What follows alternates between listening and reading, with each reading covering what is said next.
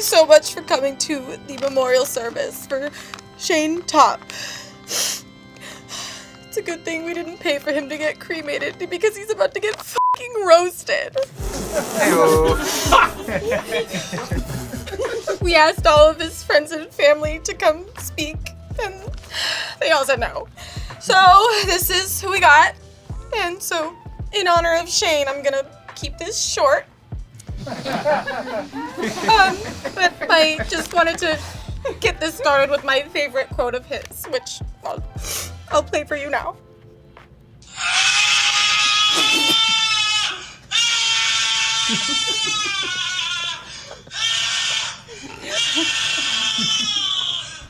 Thank you.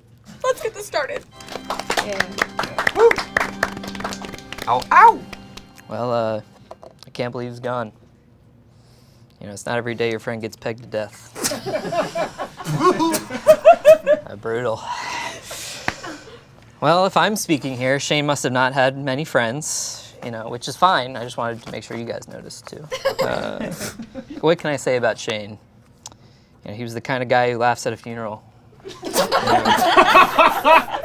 know, watching X-Files with no lights on. Chickadee China to China.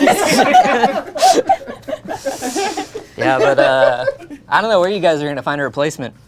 You know, another short guy who cuffs his pants and can read. It's pretty rare. You know, in all seriousness though, Shayne's the funniest guy I know. He's also the funniest guy he knows. Or knew, sorry, he is dead. Yeah. Yeah, Shayne, he had all those muscles. And for what?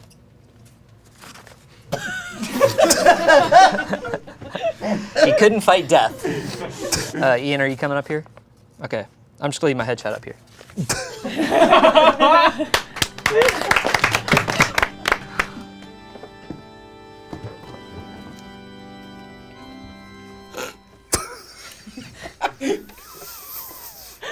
I know a lot of you guys are thinking I'm white-facing, but I'm actually a mime.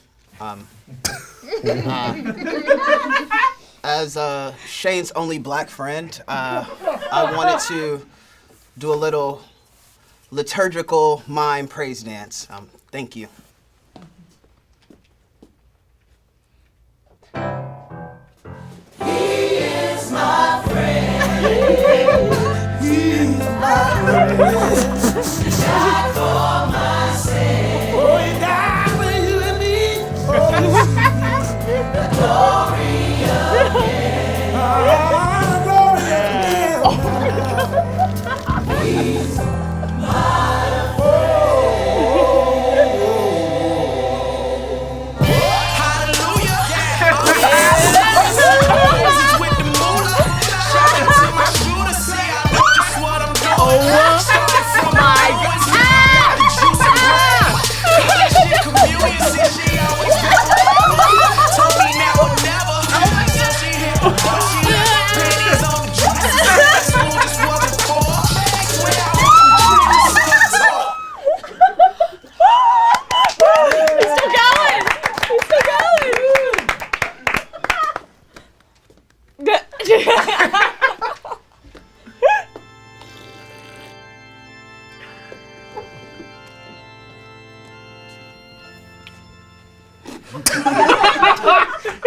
Hi, my name is Damien Haas. From what I can tell, I was a close friend of Shayne's. He always said it, but he had like a weird thing behind his eyes. I didn't really believe it.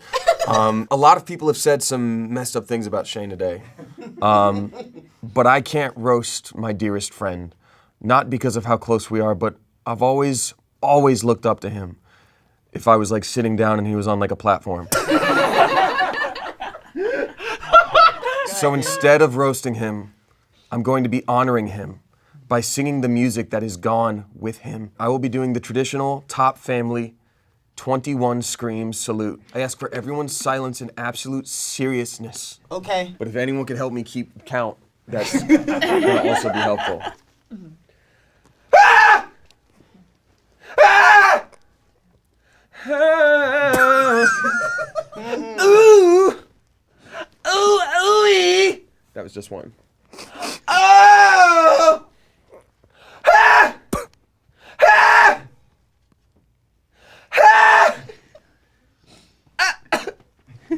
That one counts as 2. Okay, we're at 11. Oh! Ha! Ha! Ha! Ah! Oh! Oh! Ooh! One more. Ah! 21. Ian, are you still going up after this? Okay, I'm gonna leave my headshot.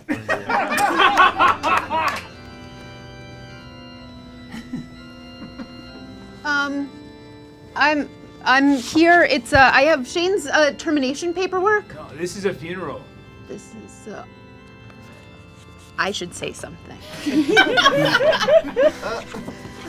On July 6th, 2015, Shayne interviewed with Smosh. He was charming and personable. He showed potential. Ian was intimidated. On November 9th, 2016, Shayne had a meltdown when someone stole his tolling shoes. He was sent home early. August 2nd, 2017, Shayne files a complaint against the coffee maker for being racist. March 10th, 2017, Shayne recommends Damien to join the cast. Ian was intimidated.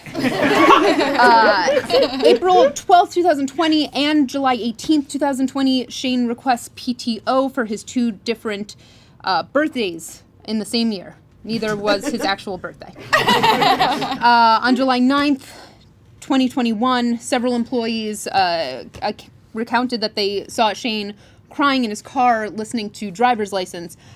Shayne came into work late. He said there was traffic. July 19th, 2021, Shayne broke his ankle. We found out it was purposefully in an attempt to actually feel real pain for once. January 15th, 2022, Shayne forgot Courtney's name and instead continued to call her Lady Shayne. And then on March 1st, 2022, everyone complained about Shayne ruining the kitchen after making sloppy Shaynes, which is just red meat and Gatorade. I'm sorry for your loss. I do still have this paperwork, though. Well, okay. There you go.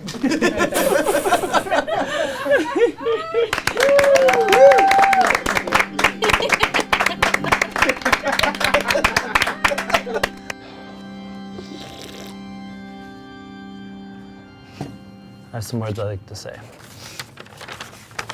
I didn't know Shayne Topp very well. Or really at all. To be honest, I didn't really care to. I think he has a sister. No. I'd like to think that Shayne is looking down on us or looking up at us, probably looking up at us. Yeah. And he would all want us to know one thing.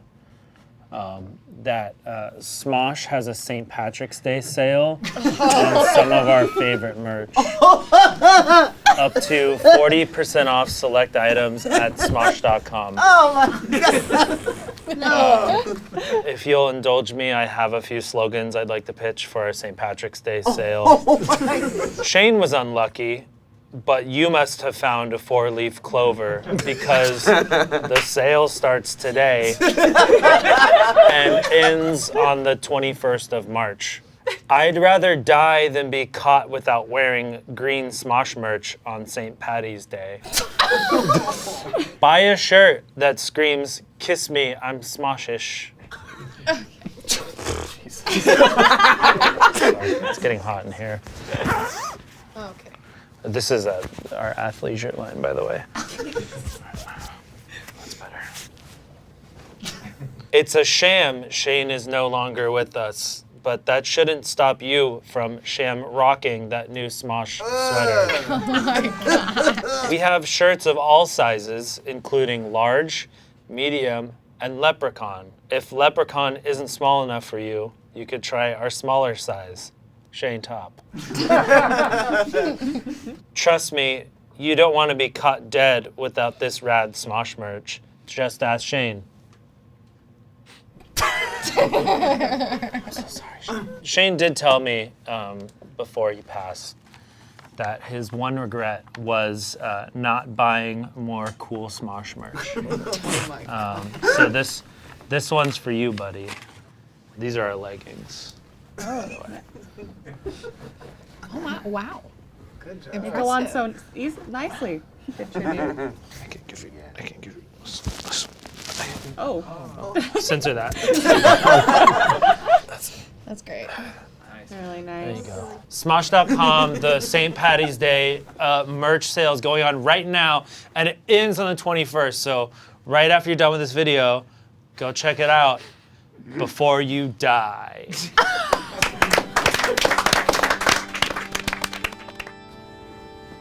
That's too bad.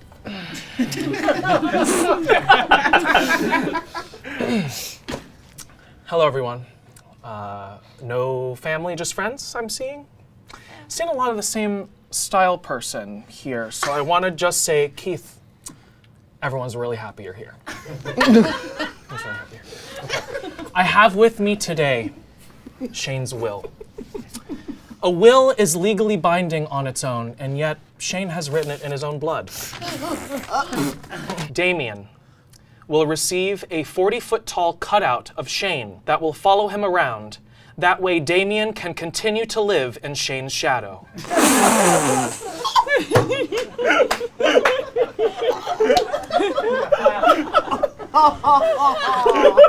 To Spencer, Shayne leaves his dying houseplants. He hopes Spencer can keep them barely clinging to life the same way Spencer has with his own body.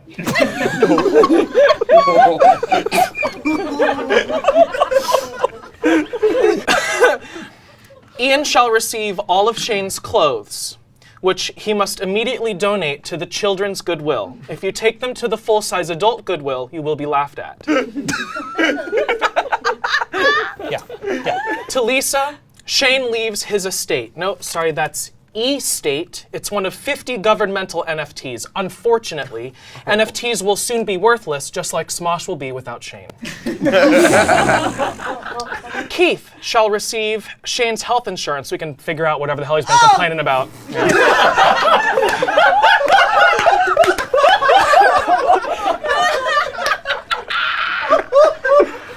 You. Courtney shall receive Shayne's custom scented candles, including the scent he loves to smell the most, his own shit. To Tommy, Shayne leaves his books. He says, "Ooh, I'm a big brain guy who reads," and Tommy's a stupid fucking idiot whose vocabulary is itty bitty because he hasn't picked up a book in a literal decade. He actually wrote that. And I'm not going through anything right now. His final requests are that his remains are not used as Smosh merch, although he knows that, like everything he's ever done, it will be. His closing statement is this. On Goldberg's, I made $1,000 per minute of television. Therefore, I have $50 hidden inside. It just ends there. Wait a second.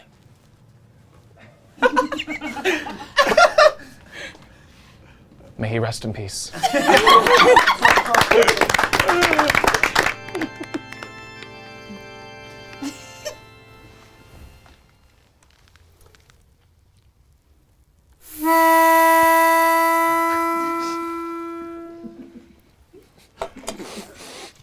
An influencer asunder, 6 feet under. We'll all miss the lad named Shayne Robert Topp. We won't be forgetting a lad who loved pegging, all the things that he put in his anal canal. He brought so much beauty to getting pegged in the booty from a strapped-on young lass and a bedroom pal. Now that Shayne is gone, let his legacy live on. Won't someone please peg my anal canal? Won't someone please peg my anal canal? Everybody! Won't someone please peg my anal canal? Again! Won't someone please peg my anal canal? One more time! Won't someone please peg my anal canal? Won't someone please peg my anal canal?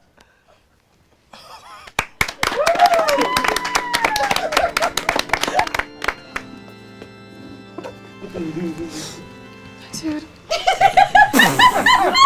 It's my dude. It's my man right there.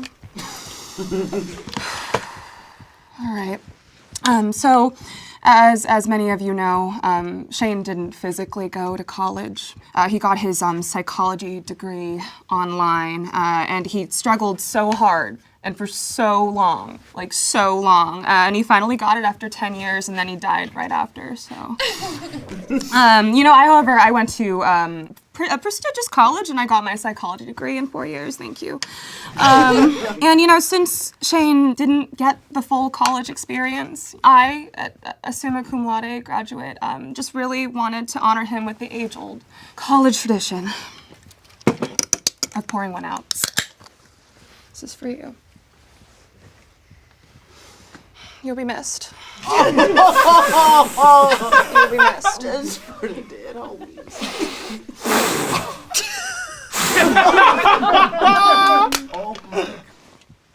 You need to be buried with LaCroix.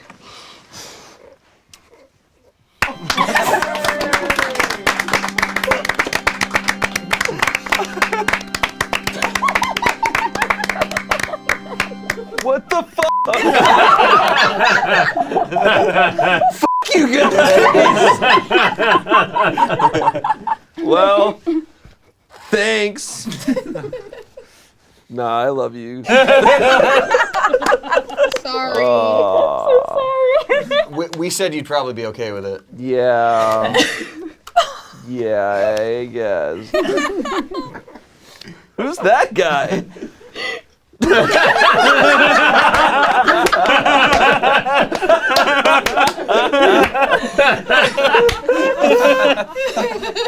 Oh my god. Okay.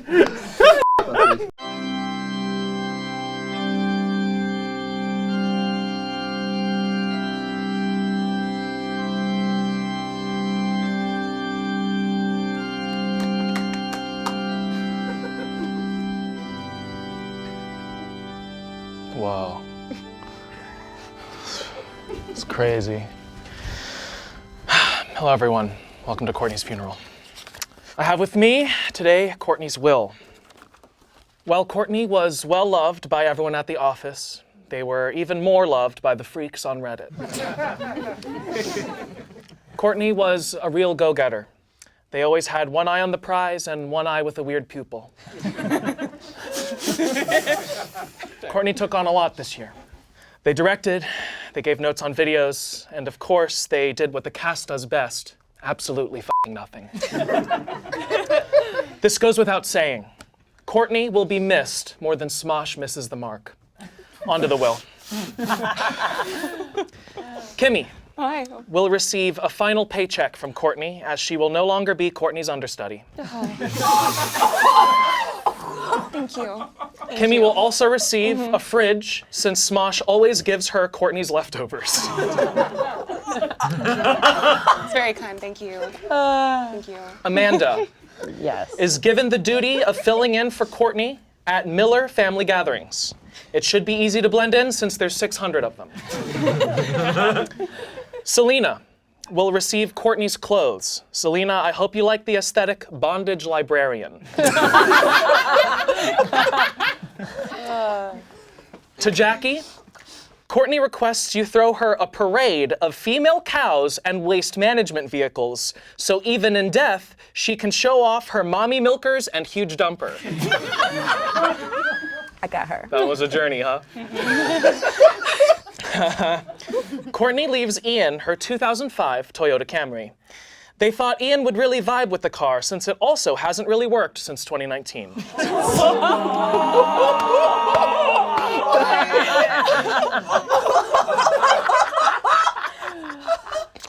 Courtney gives Tommy all of their costumes and wigs. They hope with them, Tommy will create even more funny characters that the writers will ignore. Courtney leaves nothing to Shayne but this message. They were elated that Shayne had come back to life, and they hope he can do the same for the Smosh main channel.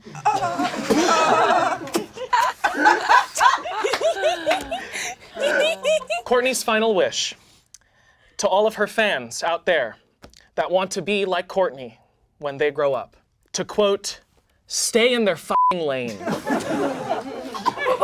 We actually have here with us someone who couldn't make it, but they are calling in via video. Take it away. Hey Courtney, sorry I couldn't make it to your funeral. There was a sale at Marshall's.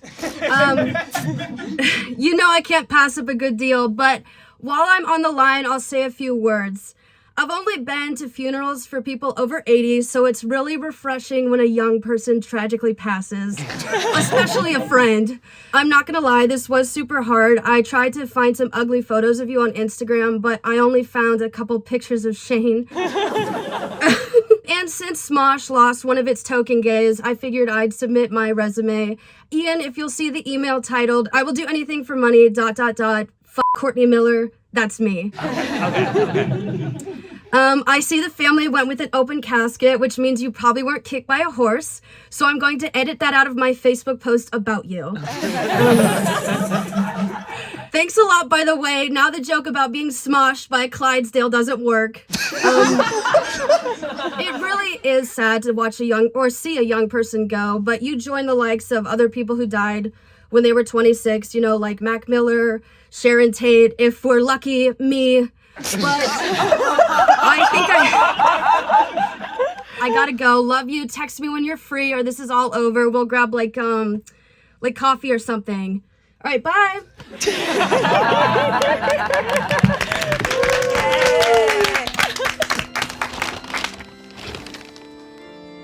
My bitch.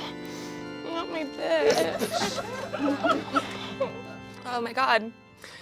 Wow, I'm gonna miss Courtney so much. We have so many memories together. God, I remember when we first became friends. Courtney and I met in high school back at Rydell High in 1952, and she was the leader of our friend group, the Pink Ladies. At the time, she felt like she had outgrown her relationship with her ex-boyfriend, Johnny Nogarelli, that arrogant, chauvinistic, and rather immature new leader of the motorcycle riding T-Birds, which led into her singing Cool Rider. It was great, it was beautiful. The next evening, we enjoyed a romantic twilight motorcycle ride, which included a kiss. Cut to the talent show. Courtney and the Cool Rider again, clearly Michael in disguise. Courtney, Sharon, Paulette, and Rhonda. Oh, and also me, Kimmy. I was there following in a car. It may have been cut out, but I was there. God, I miss those girls. Seal the deadly drop. Ooh, ooh. Deadly drop. Ooh. And we all thought Cool Rider, aka Michael, had died. Ooh. The school year ended with a luau, where the Cool Rider reappeared. He revealed himself to be Michael. Ah! The credits start rolling in yearbook style, just like in Grease 1. And Courtney and I have been besties ever since.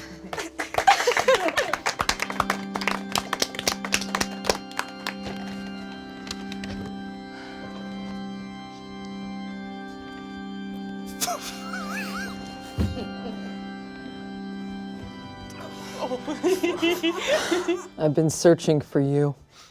Can't believe I didn't catch you in time. I hope that you are rotting in hell. 'Cause I've been through hell trying to find you.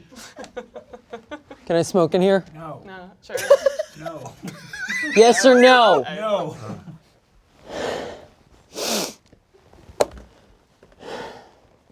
My job as a detective is to hunt down serial killers and dangerous criminals.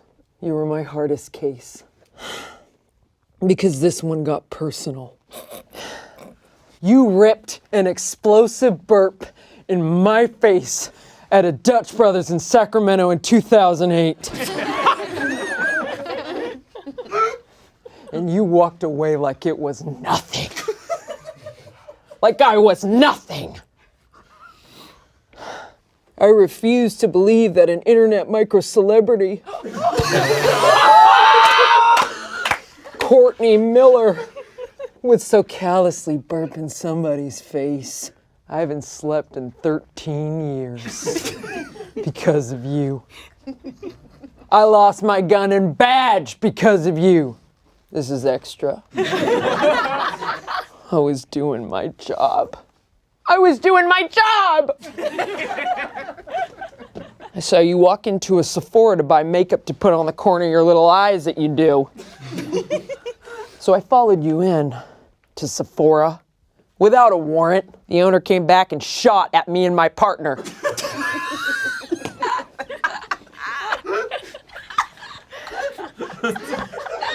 My partner, Rodrigo, is dead!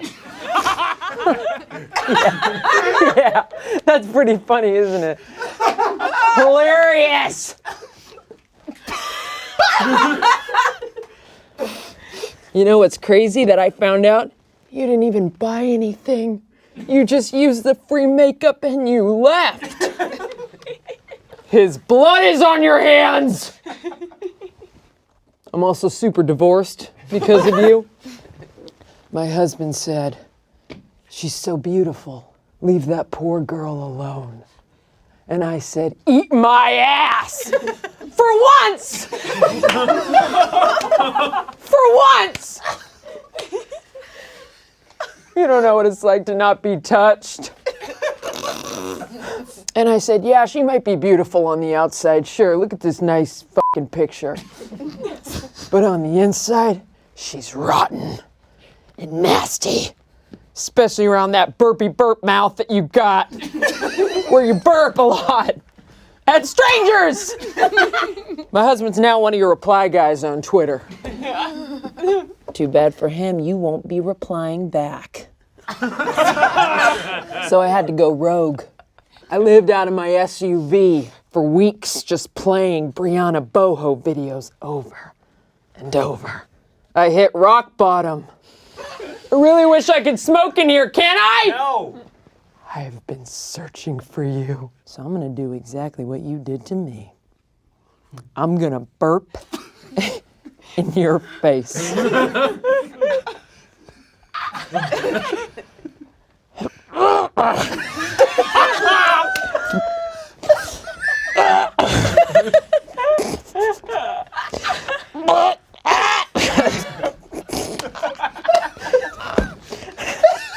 Do it! Just do it!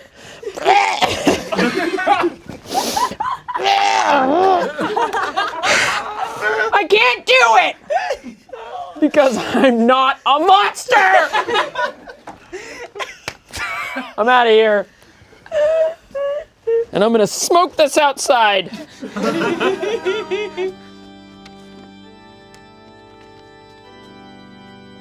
My condolences.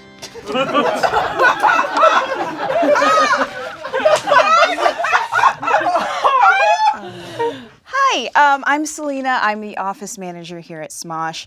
I actually didn't know Courtney very well. I mostly just had to tell her to stop parking at the handicap spot. But I know she was beloved by her loyal fans, so I put together some things people have said about her online, and I'll read them now. Too hot to be so goofy. At Co-Mill, stop hiding your feet. We will find them eventually. Courtney Miller probably stank, but in a hot way. I'm jealous of girls like Courtney who are confident even when they look, sound, or act gross and dumb. Courtney Miller is just not funny. It really sucks. Wait. I thought there was more to that. Okay, this one's my favorite. This one is in all caps, so I'm gonna scream it. Courtney Miller, I am begging to smooch me, you please. I am free Thursday. And Courtney Miller, please retire. Your shit is played out, and it's honestly just sad at this point. Take a fucking comedy class and grow up. Oh. That one's actually from Shayne. Thank you so much for having me. This meant a lot, and I really feel like I'm finally part of the Smosh family. Bye!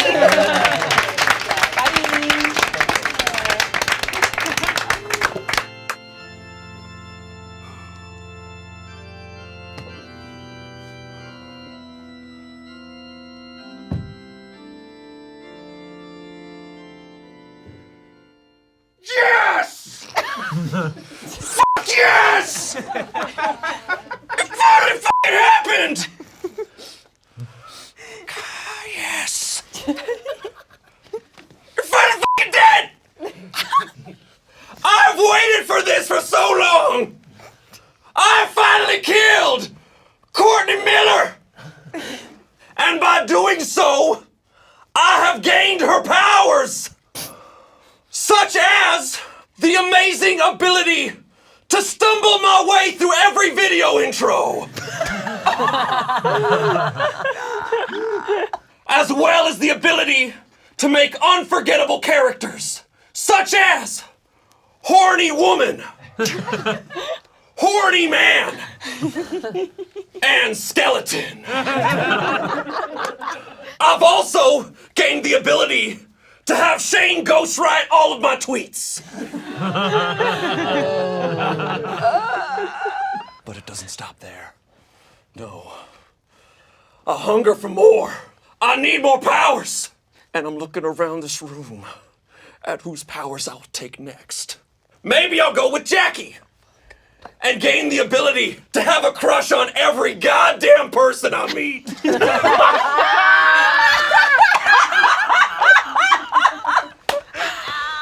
The ability to become the human embodiment of the Freeform channel.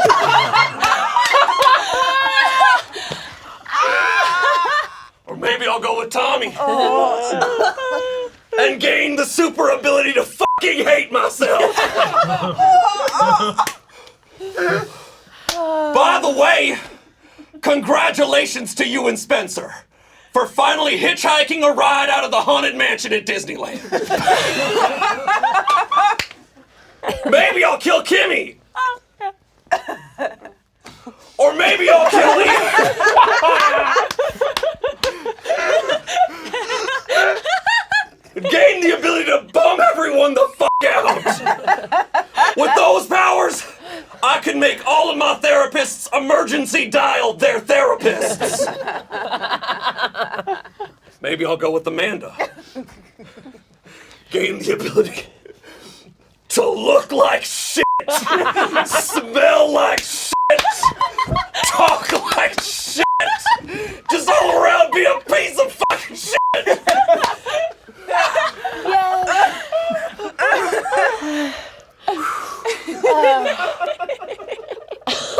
What's up, Selena? Thanks for your help last week with helping embezzle funds from this YouTube channel. Before I go, I have a couple things I gotta say. One, I got merch in the store. Oh, God. Smosh.com. Pretty good shit. And my last word.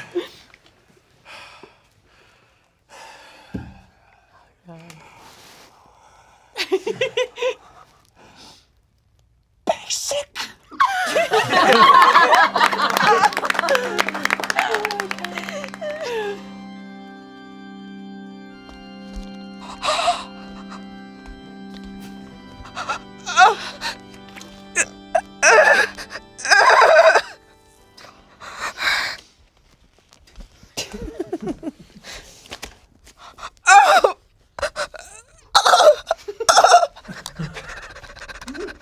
My heart hurts knowing that Courtney Ruth is no longer with us and that I never got to read this piece to her. This piece is titled Courtney Miller, A Dairy Tale by Jacqueline Uwe. Thank you. Fade in on a blustery Thursday at a local dairy farm in the heart of Los Angeles, California. A cocoa-skinned, towering goddess of a woman named Maggie pushed her way into the barn. Her breath caught when she happened upon the most breathtaking species she had ever seen. Not a cow, not a goat, but a medium height, roughly 5'5" cornucopia of a woman. The woman's hair was the color of freshly chewed straw thrown up by a horse, with brown roots the color of dirt that newborn piggies rolled around in. Her eyes the color of a freshly born bluebird covered in its mother's placenta. A farm-fed woman indeed, with a personality screaming, I wish I was home right now. The woman introduced herself. Hi, I'm Courtney. Want some milk? She takes in Courtney's magnificence. Courtney dons thigh-high purple leather boots with a 6-inch heel. A sliver of pale, milky white skin peeps out between the boot and the cut-off culottes she got from her grandma. On top, she wears a cut-off green tank that reads, hello? All expertly strapped into a seatbelt corset bustier stolen from a local baby's car seat. Overcome and overheated, Mackie starts to choke. Courtney slaps her across the back, flap, flap, flap, to help her find her sweet release. Mackie passes out. When she comes to, she's in an identical seatbelt corset bustier, purple thigh-high leather boots, and a cropped tank top that says, goodbye? What's that sound? To her right, she sees Courtney's cow-cut hair through the window, bobbing and weaving in perfect time. What is this angel up to now? She finds Courtney on the porch, churning butter like the rent is due. Up and down, up and down. She works to create the most luscious cream east of the Mississippi. Courtney looks up at Mackie. Why don't you sit a spell? And gestures to the churning station she already set up for Mackie. Mackie sits down on the wooden throne. Follow me. Courtney works the butter churn up and down and up and down. Mackie follows but can't keep up. Up and down, down, and down, up. The rhythm is off. Courtney pulls her calloused hands and puts them over Mackie's to help her. Down, up, churn, churn, churn. Flap, flap, flap. Fade to black. End of cold open. This was my TV pilot I wrote. If anybody is in the industry, I feel free to take a copy. Rest in peace, Courtney. I put my headshot on it.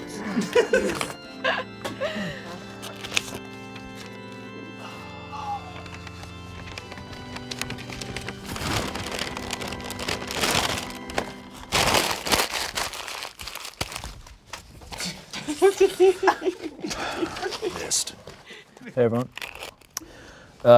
I'm Johnny. Some of you may know me as the guy that Courtney was obsessed with. I'm her crush from middle school. It's kind of a big deal to her. You know, when Courtney died, I was really kind of bummed because she was my fallback. She was like my fallback's fallback. But, you know, I always knew I can count on her if I ever got really desperate. So anyway, her dying was really a benefit for me because it gave me inspiration. As you all know, I'm a musician, so I made a song. You could have been my makeout girl. I could have been your makeout boy. We could live in a makeout world and play with all sorts of makeout toys. Your desperation pushed me away. You were a nerd, but I was cool. Now that you're dead, you won't hear me say, I wish I kissed you on the last day of school. Courtney, 6 feet under, crying in the rain and thunder. And it's Johnny and Courtney for never. Johnny and Courtney no more. Johnny and Courtney for never. Dying's what exes are for. I'm sitting alone so late at night, eating Carl's Jr. chicken strips. Then I got a call, you took an angel's flight. I cried into all my dips. Carl's Jr. has amazing dips. Barbecue and also ranch. We could have been the perfect pair. I guess we never had the chance. Courtney, 6 feet under. Chicken from Carl's Jr. And it's Johnny and Courtney for never. Johnny and Courtney no more. Johnny and Courtney for never. Dying's what exes are for. Everybody now. Johnny and Courtney for never. Johnny and Courtney no more. Johnny and Courtney for never. Dying's what exes are for. Dying's what exes are for.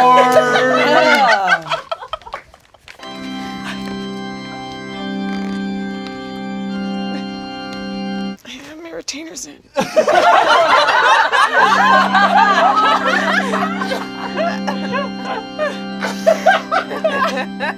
Who the hell are you?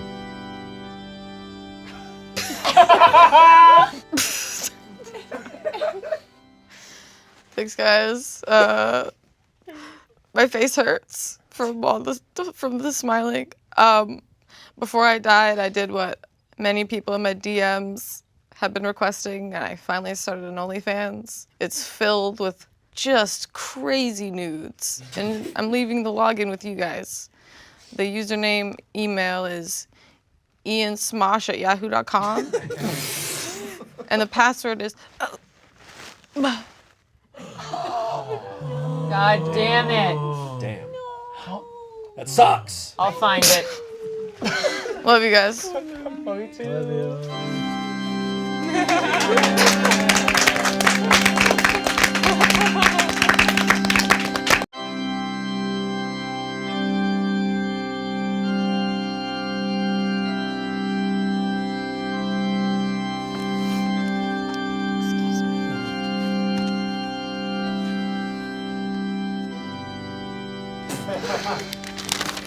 Tis I, the bondage librarian at this funeral.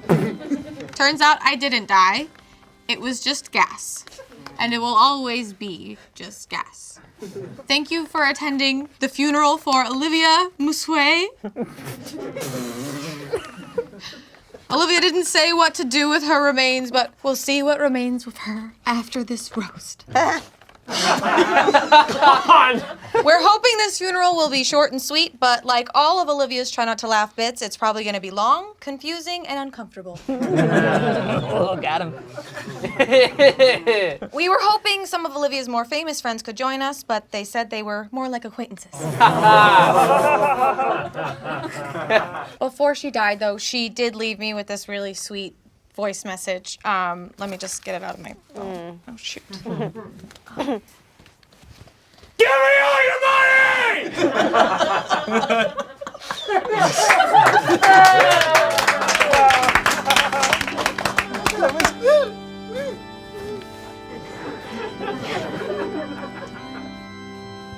Hello, everyone.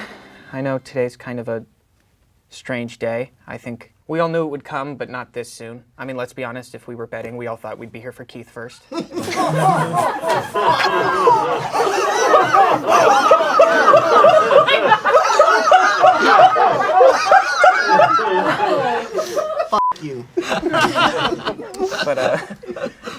in the end, no, we're here for Olivia, someone who's actually surprisingly healthy. She likes juices and shit. Really surprising, honestly, that she didn't die in a car accident, but it's not why we're here to talk. Olivia was very spiritual.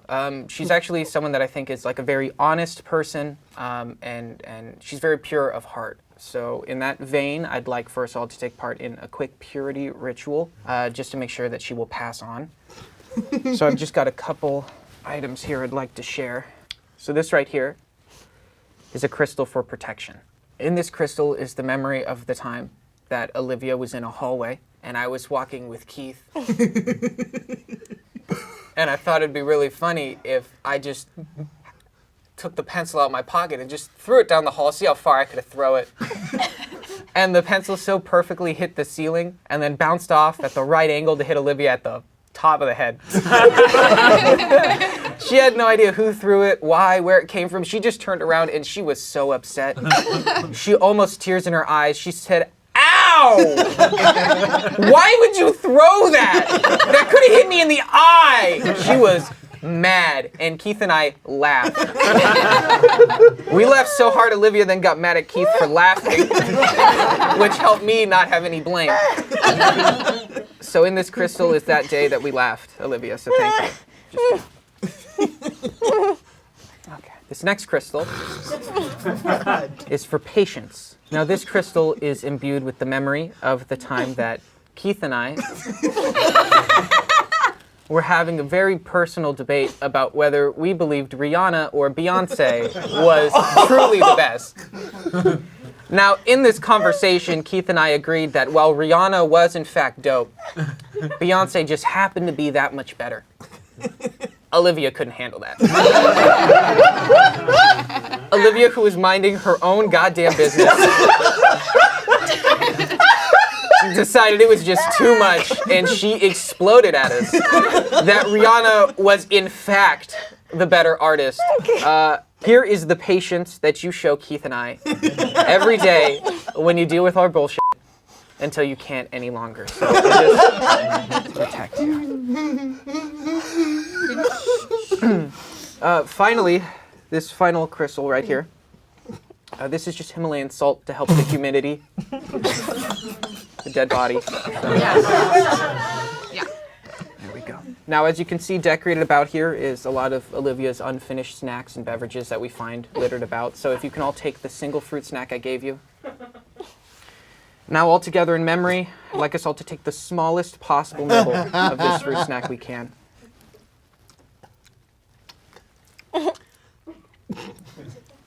Thank you. Thank you.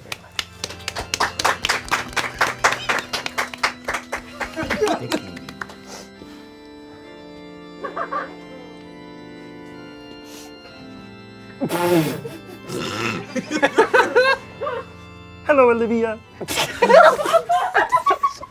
I don't know if you can hear me now, but it's me, Ariana Grande, one of your many famous friends. We met on the set of Scream Queens, and we bonded when I helped her file a restraining order against a toilet. And since then, we've had so many great memories. When we'd go to Erewhon and see what fruits we could swallow whole. Sometimes we would go to Six Flags and ride X2 and unbuckle ourselves halfway through and just hold on. Sometimes we'd go to our favorite escape room, the Getty Center. And we'd spend days trying to Getty out of there. God damn it. I hate you. I'll miss you, but I must confess I have a secret. All of these years, I have not been who I've been saying I am. It's been a disguise. I don't know if you'd like me if you saw who I really was, but I have to now. I have to reveal who I truly am. I hope you will forgive me, and I hope you will like me.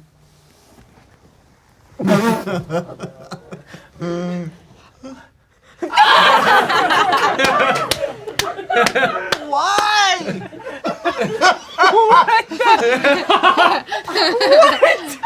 Quiet, please. That's right, Olivia. It's me, Kermit the Frog. Kermit! All this time I've been inside this skin suit, pretending to be Ariana Grande, doing an impeccable impression. I'm sorry for lying to you, but I love you, Olivia. I felt we always had a rainbow connection. That was genuine. Goodbye. Tell you what.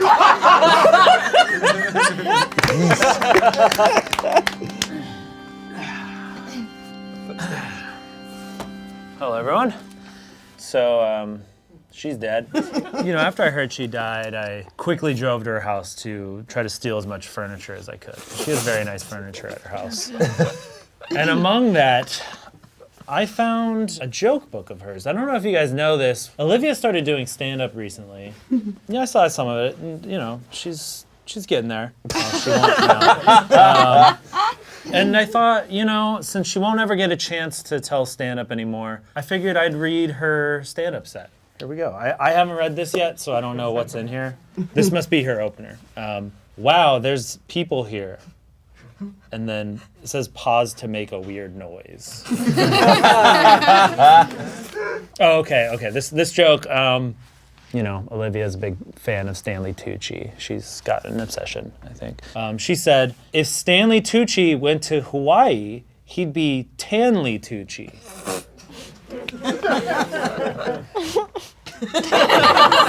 Okay, this next one is just various noises that she wants to try out.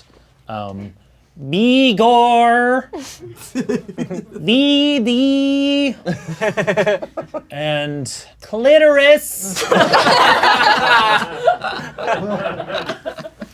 My boyfriend's name is Sam, which is one letter away from ham. I like ham. Ham, ham, ham. Hold for applause. I really hate butterflies. I think they're ugly, they walk weird, and they have no use in society. Oh, did I say butterflies? I meant white people.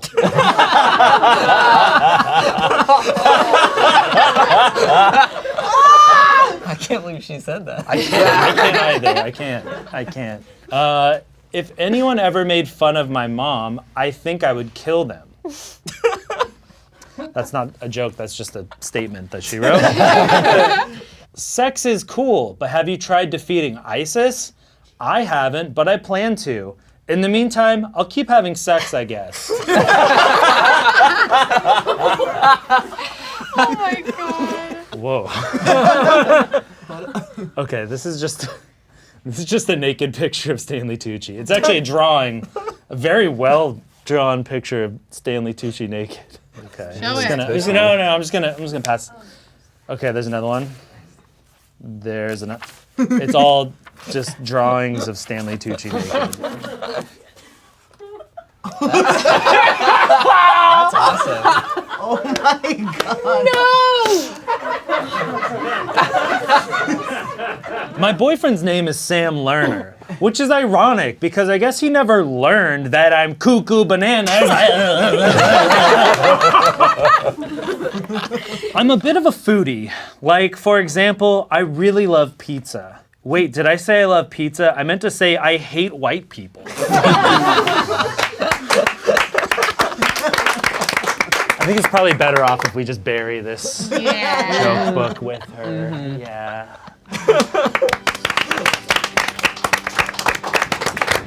Well, what up, everybody? It's me, your boy Augustus. Olivia. I always knew one of us would go first. My services were needed today, not for Yelp reviewing, but acting as a sin eater. That's right. Though Olivia may be small and light, she is plump with sin that she has gathered through her life. I will be eating a meal today over the corpse to take this sin into my own body. I am already too dense to rise up to heaven, so I might as well make sure you've got a clear path. Garçon, bring in the meats and grains. Thank you very much, Garçon. One day I will learn your name. All right, what we got going here? First, we're gonna set up. Don't want to get anything on your nice single tracksuit. And endless supply of new shoes. There we go, it's a little picnic. I'll be reading out a list of sins here as I eat the most heavenly food, spaghetti, directly over her body. Oh my god. What the fuck? Oh, y'all are about to see something fucking weird. All right, here we go. Oh my god. Sin number 1. Olivia was responsible for crashing the housing market. Which is what she calls driving her SUV through an unoccupied subdivision. She cheated on Erewhon with a supermarket chain that I'm not wealthy enough to pronounce. Many of you may not know this, but she is addicted to prescription glasses. She didn't prepare for Try Not to Laugh once, and then every other time after that.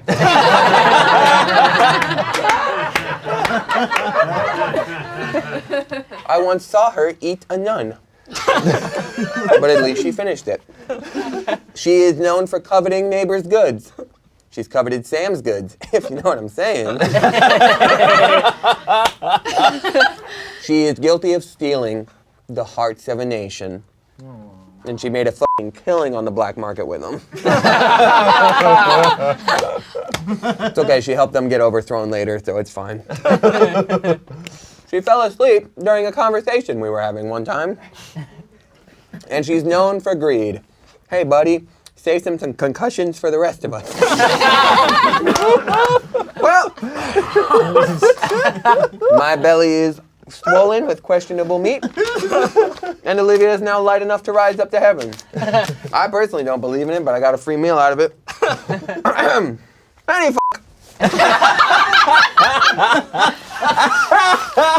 Have a good one. And if we end up in the same spot, fight me. I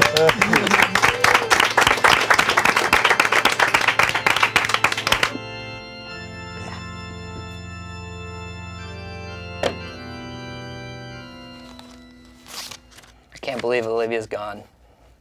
I never got to meet her hot mom.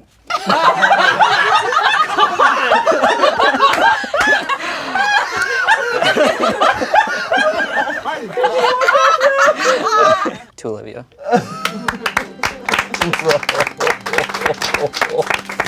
That was really good.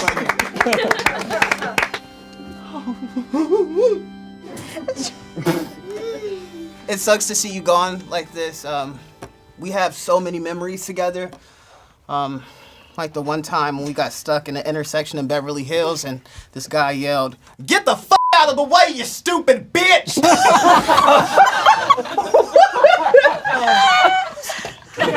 I'll never forget that, and I'll never forget the song you made, "Life's a Party, You're a Boy." That's okay because you're meeting my mom. My mom doesn't care.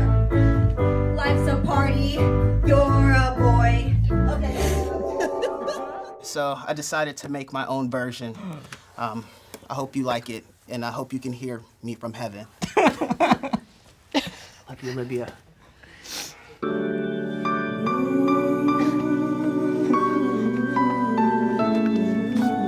That's okay because you're meeting my mom. And she's nice. My mom doesn't care. She don't give a fuck. Life's a party, you're a boy. Life's a party.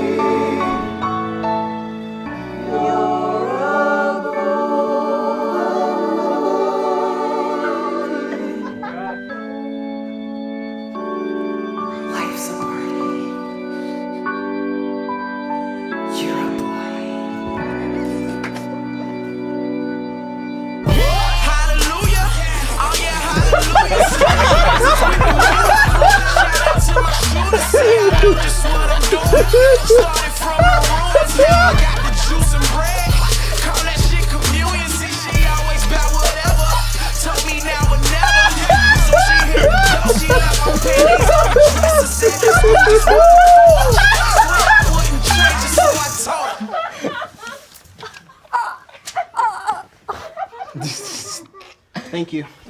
She's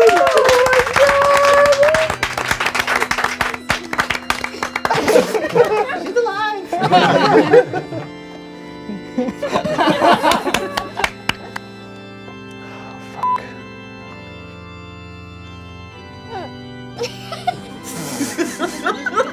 Do you mind if I slip into something a little more comfortable? Yeah.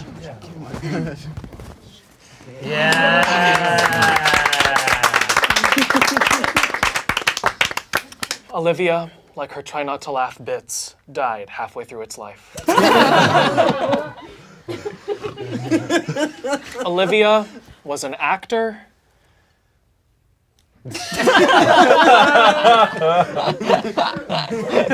As always, I'm here to read the will of the deceased. In the spirit of Olivia, I'll try my best to make sense of this and ultimately fail.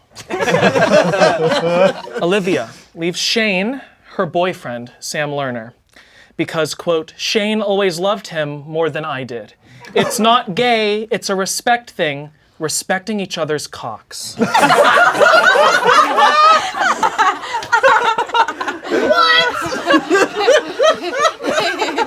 No! Olivia leaves Tommy and Olivia doll so he can finally hang out with Olivia like she said we would.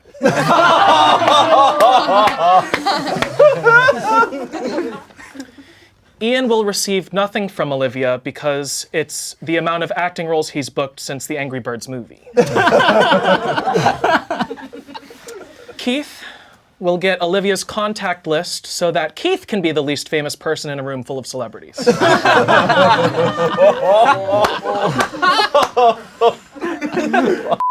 To Damien, Olivia leaves a pendant that's very dear to her.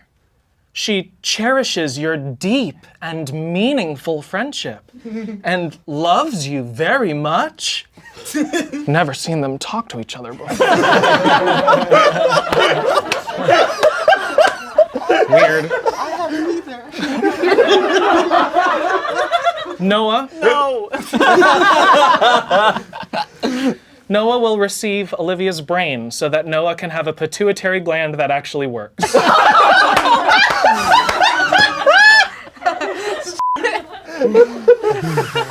And lastly, Olivia leaves Courtney her industrial padlock since Courtney is also insecure. I need to borrow that too, actually, if you don't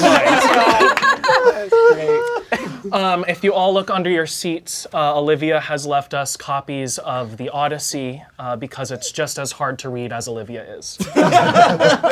We will all truly miss Olivia. Let's honor her by doing her favorite pastime. Looking down on our phones and ignoring everyone else in the room. Oh, y'all are still here? May she rest in peace.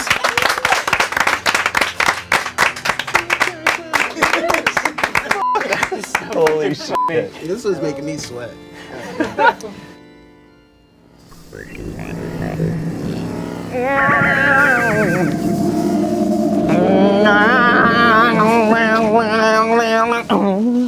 Greetings! I am an alien from planet Sway! Olivia's home planet! You may recognize me in my human form! A comedian that your boyfriend knows and that you talk to maybe once or twice. You don't know me that well, but we mourn the loss of Olivia Sui. Sway. Sway, we cry using our last name, Sway. You see, Olivia was sent to planet Earth to capture the illustrious Sam Lerner. So we could kiss him? We want to kiss him so bad! You see, on planet Sway, we love ABC's The Goldbergs. Season 2 is our national anthem. You were sent to capture. He's supposed to be dead. You were sent to capture Sam Lerner, but he captured your heart, which on planet Sway is located in our cold, empty, vacant eyes. Sway. We all do that.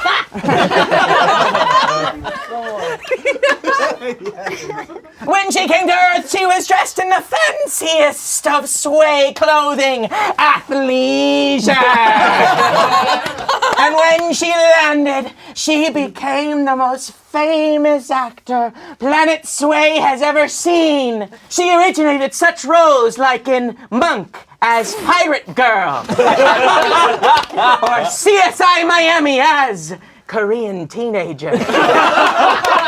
A true credit. Look it up. Look it up. Oh my God! Yes! We miss her so, but honestly, I don't know how you guys didn't figure out she was an alien.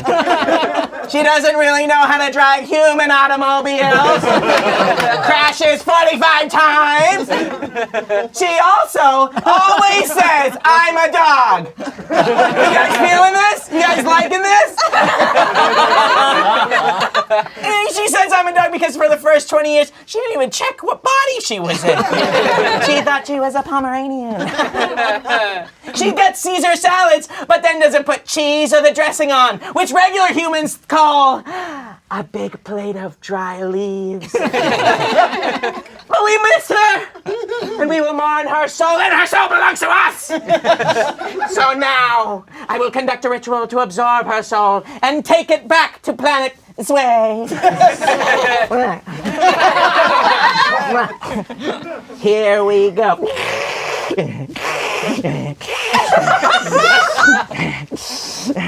This is great to do in front of a bunch of people that don't know me. It's heavier than I thought. Oh no, her soul is taking over mine.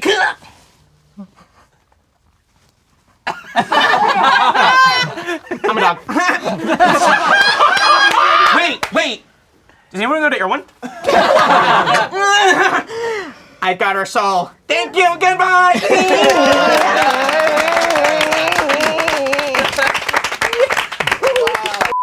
Also, who is that guy?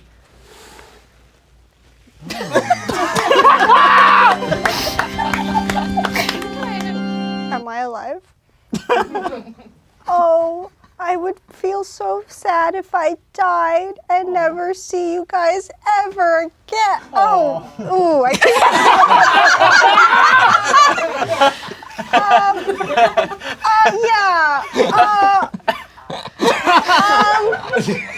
I'd probably die. Thank you guys for being here at my funeral. I was gonna say I like white people, but then someone told me not to say that. I love my friends, and I have to go back to Planet Sway now. I'm a dog. Bye.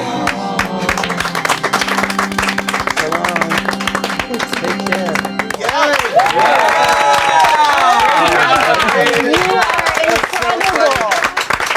This is our third interaction. Third. All right, cut.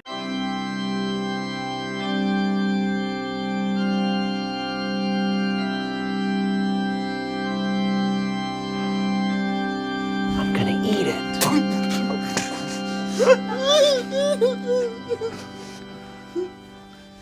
What's up, guys? It's me, Noah Grossman from 2016. You probably recognize me from my show, Put in My Mouth, and the hit Smosh series, Part-Timers. The show where I literally f*** a ghost. Nobody remembers it? Well, at least I didn't get paid for it. This is weird, so, what's up, Sacramento? Wow. Oh my God. Smosh is still around. That's crazy. And I'm still here. We must have like double the amount of subscribers by now, right? I mean, this place is awesome. This studio is so cool. Courtney, I love how you've rearranged the place.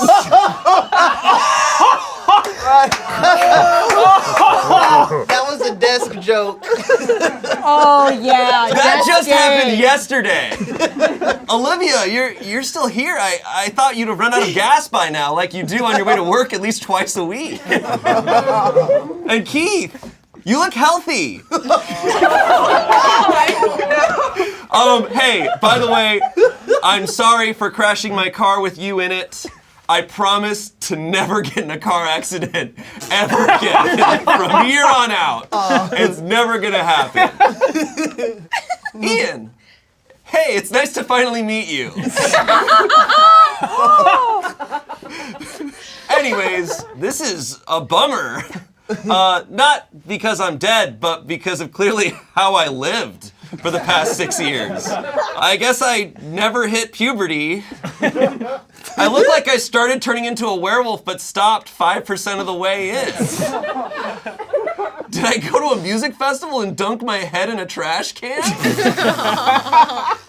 Where'd I get my clothes? Forever alone? Man, this sucks. I guess I gotta send off with one last thing that we all do in 2016. Justice for Harambe.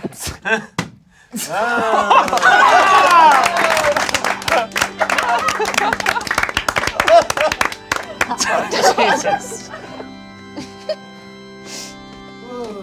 Oh! Shit. I'm not drunk. Like many of you here, I am Noah's only black friend. Shout out to Jackie. Jackie, if you're in line to be Noah's black friend, stand in line. God, seeing Noah like this isn't right. It doesn't feel right. Something's missing. Can we,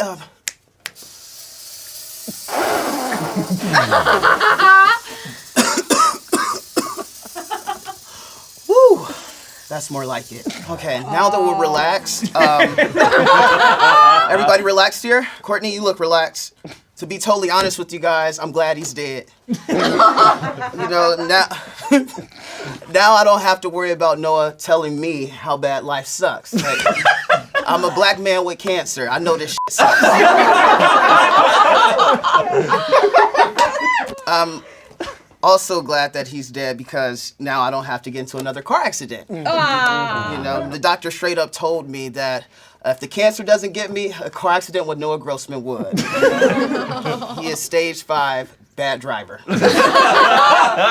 And speaking of car accidents, I'll never forget the first time we got into an accident. It was a crazy day. We had been working all day, busy. We're stopped at a stoplight, and I think we were like listening to R. Kelly on the low, and Noah just started dancing, and he closed his eyes, which prompted him to put his fucking foot on the gas. At 2 miles per hour, we ended up just hitting the back of this car, and then it was, the second accident was way worse. We were going like 45 miles per hour on the highway, hit this family in a van. Happened to be a Jewish family, by the way, so we practically hit Noah's cousins. Yeah.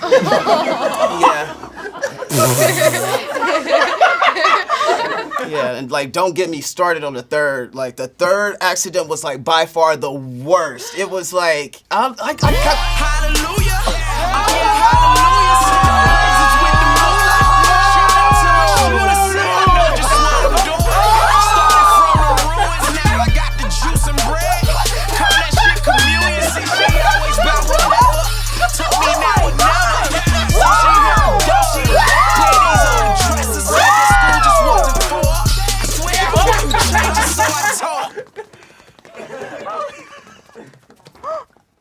Thank you.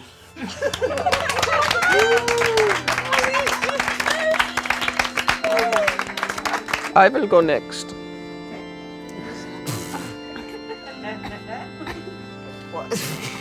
Hello. My name is Wolfgang Amadeus Cox Arquette Love Hewitt.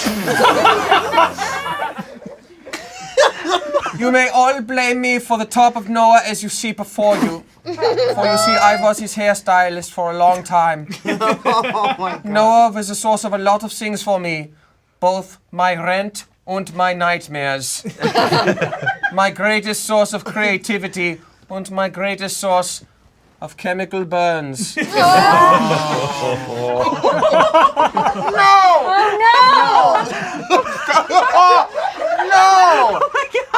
I have more bleach in me than an anime from the 90s. This guy knows what I'm talking about. What can I call Noah other than a human mantis shrimp? Because he sees more colors than the rest of us combined. Oh my God! As I try to reach in my pocket for my notes, I am stricken with unbelievable pain. Oh no. But it is nothing compared to the 3 a.m. calls I would get from Noah. He would just pick up the phone and say something like, green. And I'd hear a voice like Tiffany say, please come back to bed. And he says, I have to do this. I have to do this. And then so would I. Noah paid great money. I don't know what kind of day rate Smosh has for him, but I do know that it all went to me, so thank you very much. I probably see Noah more than his family does, because look at him. A lot of people would say that your hairstylist is a lot like a therapist because of how much they listen to you. I would say I'm more like a psychiatrist because of the sheer amount of chemicals going into both of our bodies. Ow.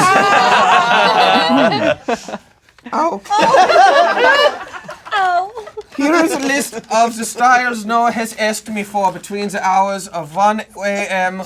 and 7 a.m. at the drop of a hat. The Fruity Pebbles. The Infinity Gauntlet. Fruit Stripe Gum. No, they made it different in the 90s. Look up the one from the 90s, and I want that. The Joker, but like a teen drama. The discontinued Pepsi Clear. The concept of refracted light. In edible arrangement. The Eye of Sauron. And a hyacinth macaw. I had to look that one up. Noah asked one more thing for me before he would be laid in the ground. And that is one last style of his beautiful, fucked up hair. I will honor this now. Oh my God.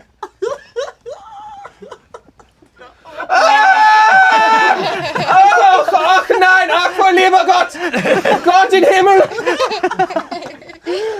Yeah, that's about right. Good night, sweet prince. I'm sure we will both end up in the same place and I will fight you there. Oh my God. Oh my God.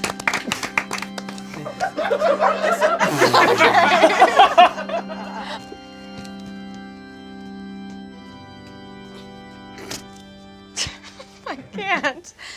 Sorry. Noah Grossman, the skinny legend. You know, before I hosted Eat It or Eat It, I was actually food girl on the show that he hosted, Put in My Mouth, where we tortured his fetus tummy with various unusual foods all across the board. It's because of that show that I refuse to eat foods on Eat It or Eat It, and that's why I host it, because I opted out.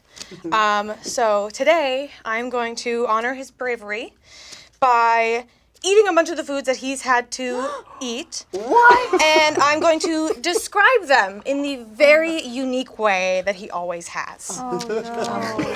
Garçon? No. Oh no, the bucket. Shame. Oh no. Where's gonna throw up? Oh shit. First up, buffalo wing soda. Ew. Ew. No. Oh, this tastes like what I imagine the bottom of Shayne's fridge tastes like. Let's see next. Oh, a classic. Habanero pepper. No! Oh my God, this takes me back to Spicy Marg Nights with Ian when you do that weird burp talk thing. You do that. She's so brave. That's. Ooh. Careful around the eyes. Crickets.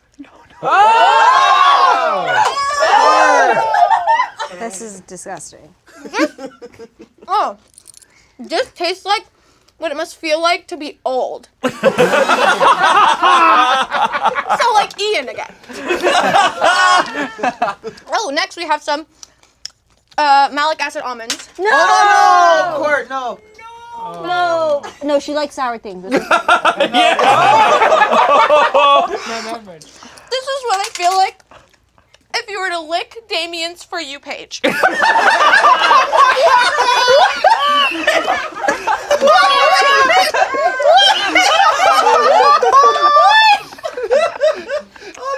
Oh! A lot of sensations happening in my mouth. Oh my god. Anchovy paste. What? No! What is this? Oh! Court, no. Oh! Oh my god.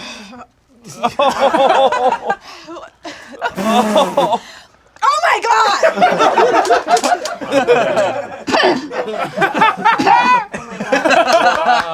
Why did you do this? Why did you do this? Oh, because some weird producers at Defy contractually made you do it? Okay. So I just need to wash it down. You're so cool. I wouldn't want to end this bit without a classic, a true classic, because nothing says put it in my mouth like a seasonal treat. So I'm just gonna eat this.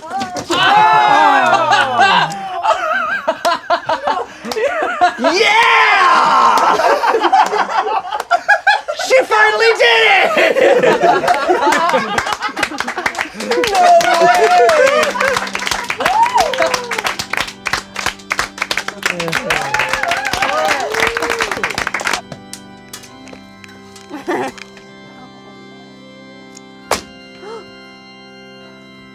Can't believe he's dead. Actually, I can. I'm sure the U.S. government had nothing to do with it.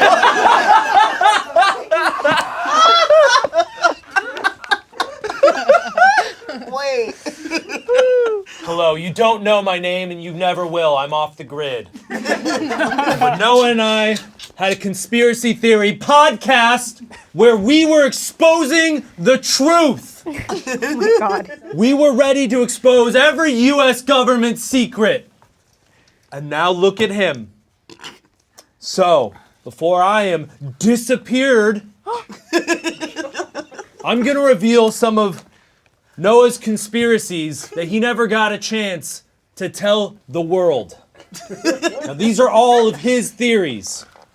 I was merely an accomplice. Oh my god. So these are some of the theories that he had about himself. All right, his first theory was, I'm in a Truman Show type situation, which is why nobody invites me to things after work.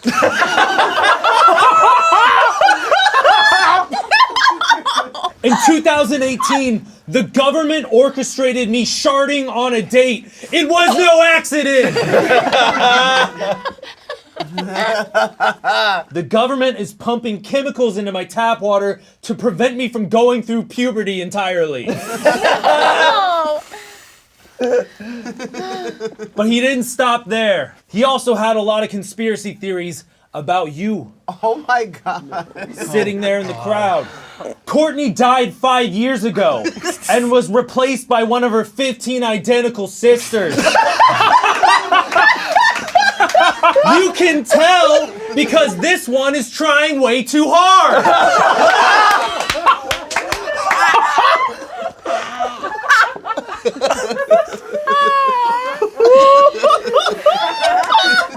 Damien doesn't actually like anime. He's part of a government project trying to reduce the population by creating the most unfuckable person.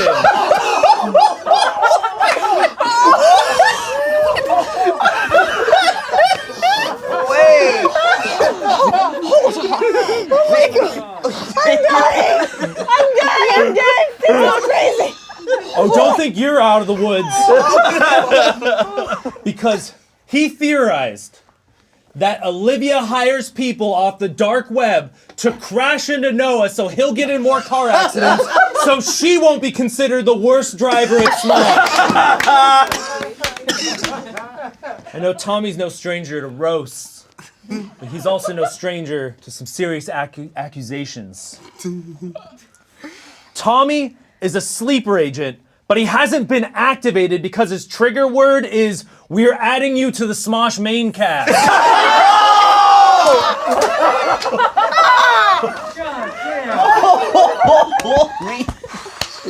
It's okay. It's okay. Noah had a lot of theories about his best friend. This is the main one. Keith is white.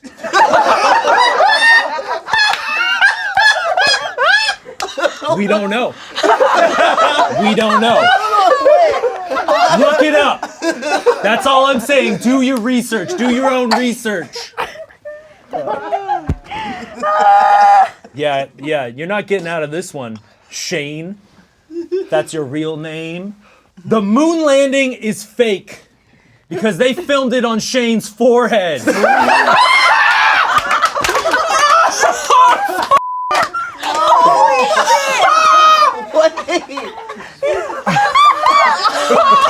It's not even that big.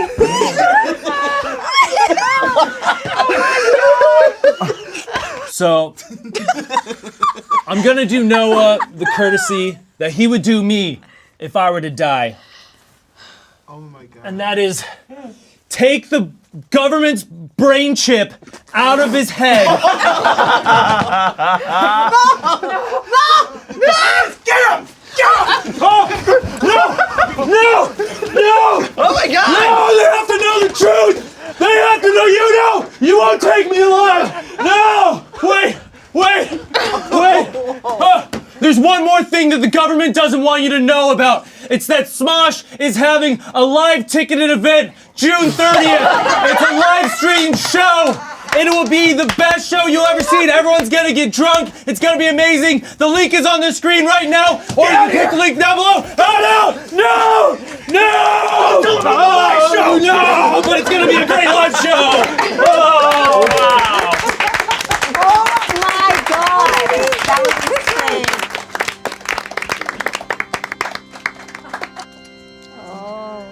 This is so sad. Noah and I are not very close. However, we have had a few interactions that are usually text messages, and I would like to share my favorite. Oh no. Oh God. Noah, are you on your way to the office? No, I just woke up. Fuck.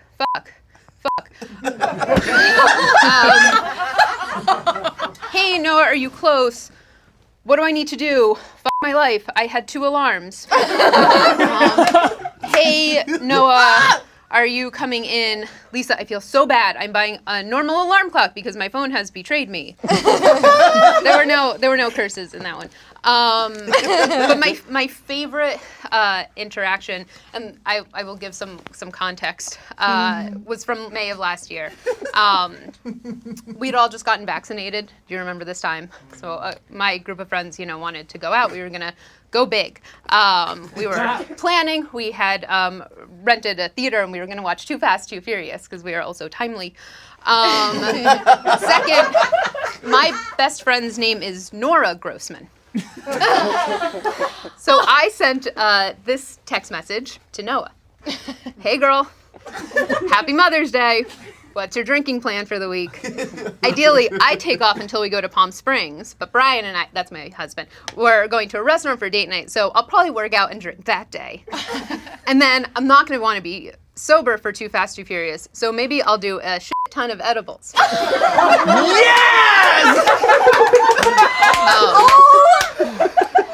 Noah wrote back and said, sorry, Lisa, wrong number. And I explained, no, this was meant for Nora. This is my best friend. But now that Noah's dead, I want to let you know that wasn't a mistake. I'm a grown adult woman. I don't make mistakes. That was on purpose. I thought maybe you'd want to come to the movie with us, and that was my way of inviting you. And now we'll never have that chance. Next time, I'll text Courtney. It's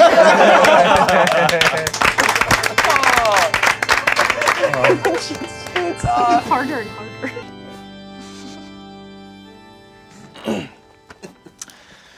Hello, everyone. I'm not sure why I'm always the one that has to read the will, but once again, I have it here in front of me.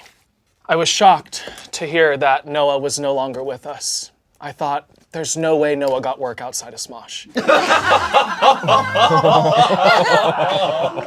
Noah was one of our most unique white guys. Without him, all we have is Shayne number 2, Origin Shayne, and Sad Shayne.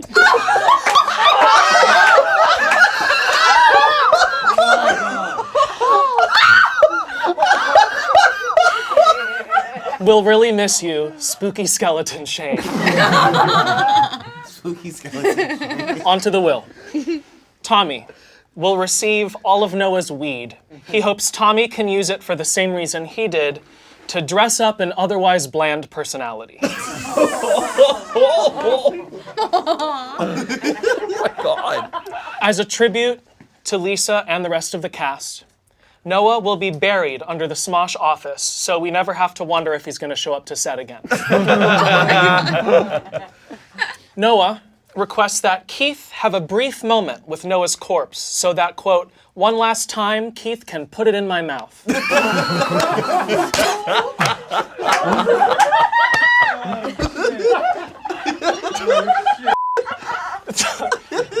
Damien will receive Noah's entire Twitch audience. So Damien, please enjoy your single new follower at Noah Grossmom. She can't use Twitch. Noah leaves Ian some Play-Doh, since Ian's childhood was also taken by Smosh. Hold on. Oh, sorry. Damn, I didn't know. Noah's final words are this. I still get my day rate for this, right? This concludes another one of my will readings. And let this be a lesson to us all here today. If you do one single good thing on Smosh, they'll make you do it again and again until you're bad at it.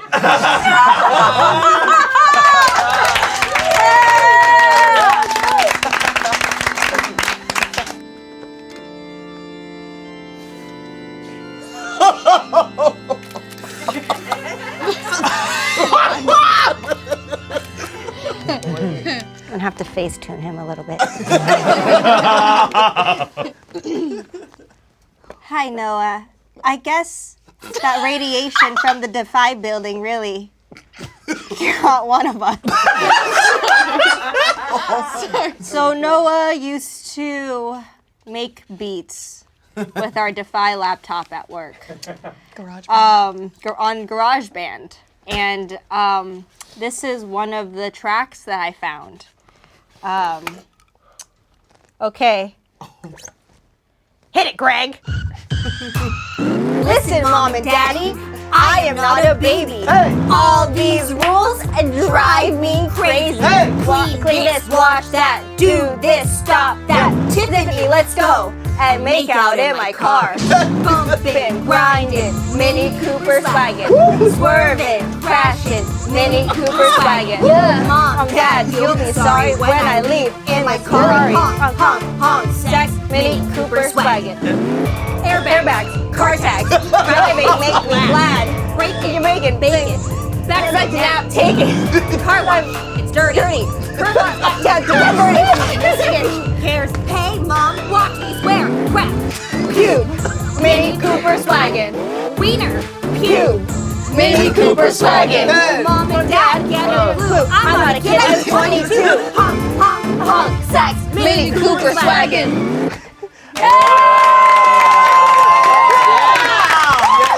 Oh my God.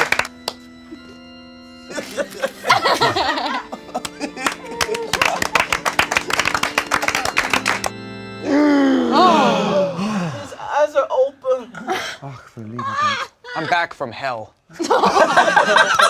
Yes. Yeah. Oh no. No. Don't take off your pants. Don't do it. Oh God. I figured it was only reasonable, after hearing all of these roasts, that I could roast you all back. All right, we're gonna just start with the writers. Let's just get them out the way. Patrick, you look like you exclusively fuck moms. Exclusively. Oh my God! Yeah. Wait. Jeremy Elder, our other writer. There you are, Jeremy, playing the role of FBI agent today. Your mustache is wider than your mouth. Yeah. No, for real. Jeremy, your mustache says one thing. Yes, sir, I am the assistant manager at this Marie Callender's. Hold on. No, for real. All right, let's move on. Here we got, Ian. Let's talk about Ian really quick. You can skip me if you want. Ian, though, a lot of people make fun of you for kind of being like a Debbie Downer around here. You know, sometimes you say some things, people are like, oh, Ian, man. But quite honestly, I really like that about you, because it takes a lot of flack off my back. Honestly, with you around, I'm now rated the 3rd biggest asshole here. And that's right behind Tommy's. Oh no! Tommy, let's talk about you. Tommy, you look like if an umbrella wished to be a real boy. Okay, let's move on to Olivia. Olivia, I don't know if people know this. Olivia, you're beautiful, you're talented, but you're really smart. You're actually the first bilingual member of the Smosh main cast, which I think is really, really interesting. For anyone who doesn't know, Olivia speaks both Mandarin and complete and utter nonsense.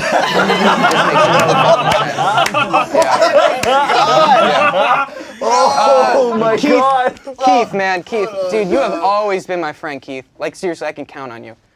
Unless I'm counting on you to answer an email, right? Or count on you for a ride to the airport.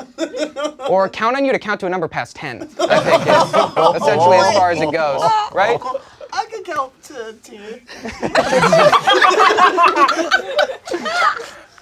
Courtney. Courtney. This one's simple, Courtney.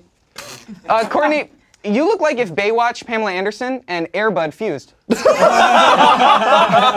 except that fusion is much less successful than either one individually. Yeah. Oh my God. Yeah. Now we're getting to Shayne. Oh, fuck. Shayne. Now, Shayne, I've known you since I was 13 years old. That's pretty crazy to think about. Like, you've literally seen me grow up in front of your eyes. And then at eye level. And then well above your eyes.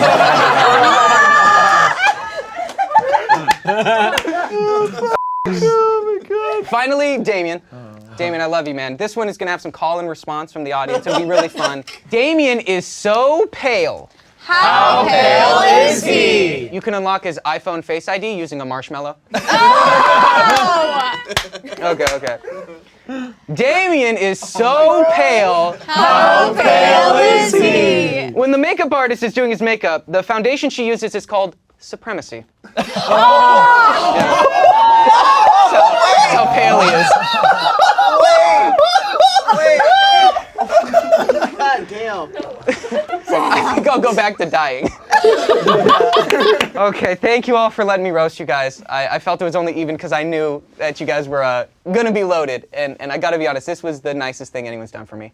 Yeah, you guys are seriously like my friends, my family, and it really meant a lot that each of you kind of had your own individual bit that you could kind of call on our relationship. Yeah, I didn't know what to expect, but this went above and beyond. So seriously, thank you, everyone. Yeah, you all are incredibly funny. Thank you. Before you go. Hey! Yeah. I'm gonna eat it. I didn't ask! Oh. That's one part of it. I do have one question for y'all, though. Who the hell is that guy? Yeah. Respect.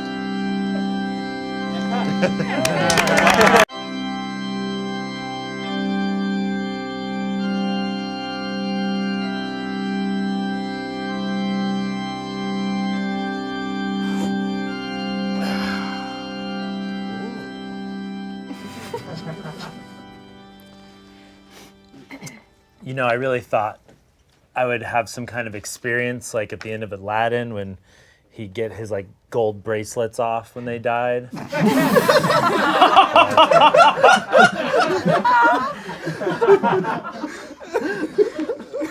not. Still here.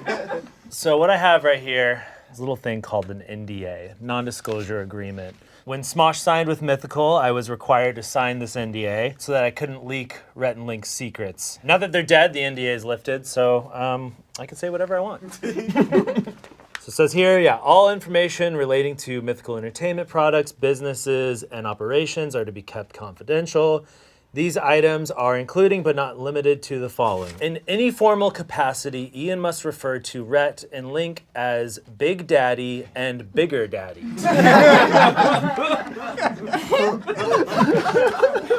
There's just a little background info that they didn't want leaked. In the beginning, Link agreed to be the shorter of the duo. They were originally the same height, but they wanted more diversity.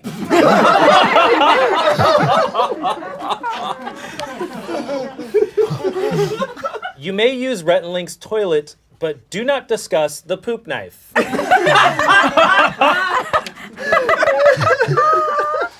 little more background information. Rhett donated his chin to charity in 2004. Ian is required to stay single while under Mythical, which is why I don't have a girlfriend. That is why. Rhett's last name is actually And Link. The person we've known as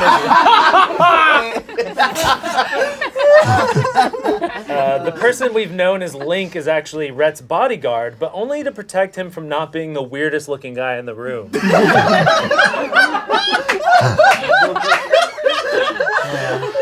And this last one has an MP3 link to it, and it says, "You must not mention Rhett and Link's unreleased country song." So, let's play it. One time we kissed each other's wives.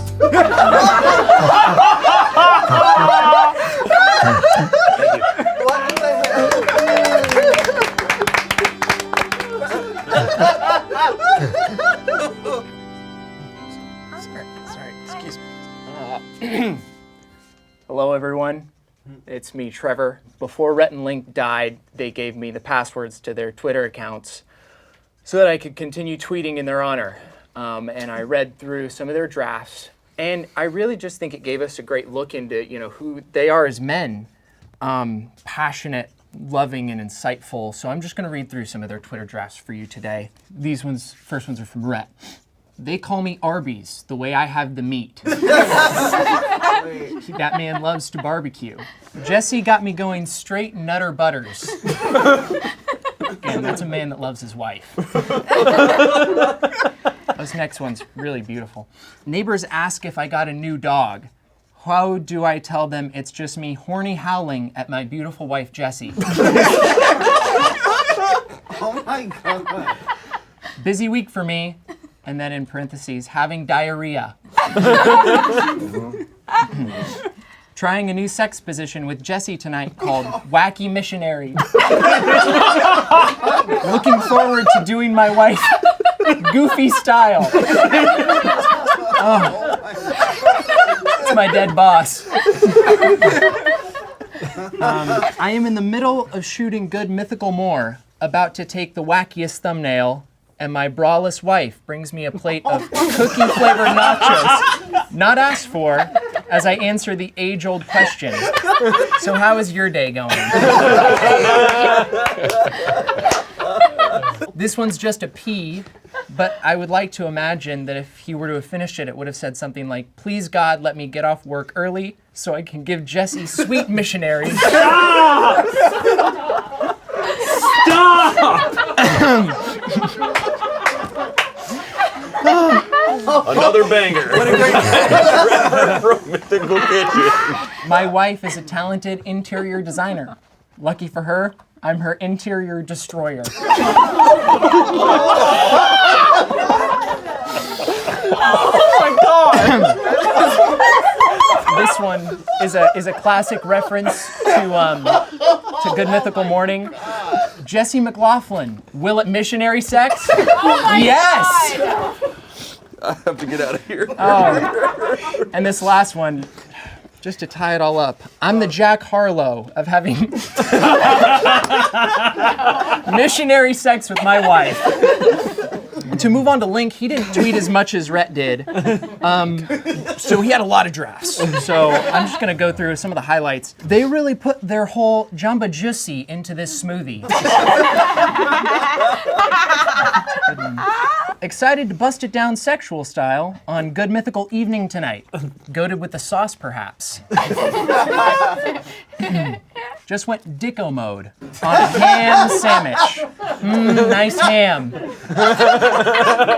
Just made a core memory of giving Trevor a swirly. It's my first day.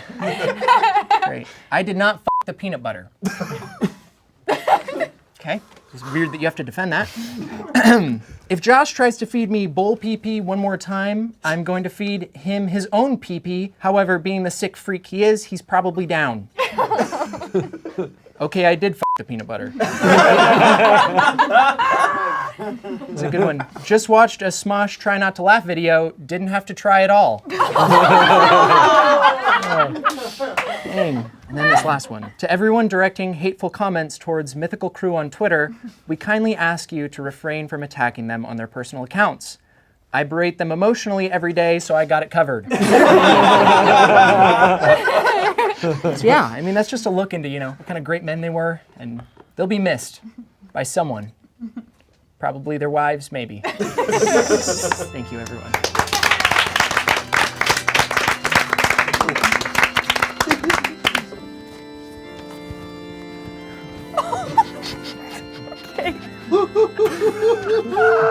I was tasked with performing the autopsy of Rhett and Link. I know many of you don't know me, and there's no need to get to know me. These are by far the two most fucked up human bodies I've ever inspected. And I typically do autopsies for beached whales. Rhett and Link both have the livers of an 84-year-old moonshiner and the internal intestinal tracts of a 14-year-old gamer. Being in the same room with their dead bodies is technically a biohazard. Nobody should be in this room right now. Nonetheless, I have been asked to share the findings of my autopsy with you all. Their stomachs are what we call a medical anomaly. Inside, I found blood, bile, worms, fish eyeballs, bull testicles, spaghetti jello, pig anus, and Arby's. There were so many anuses in their stomach, I had trouble finding their own. We discovered completely new life forms living inside their stomach that had just begun developing language. These organisms had begun to build tiny hovels out of French fries and Cinnamon Toast Crunch, but they are now dead and we will have no chance to examine them. It's not sad. It's a fucking monstrosity. Based on all the artificial chemicals in their system, me and the coroners actually have a bet going on about their bodies called Will It Decompose? I have $2,000 on no. Link's hair is more akin to a Lego piece than human hair. We used a buzzsaw to crack through the pomade alone, but didn't find very much beneath it. Link is dumb. When inspecting Rhett, we shaved his beard and were completely unable to find a chin. Fortunately, we attached a new chin using the same glue that holds Link's eyebrows in place. A glaze has fallen over both of their eyes. This is a natural human response, trying really hard to look enthusiastic about things you really couldn't give a shit about.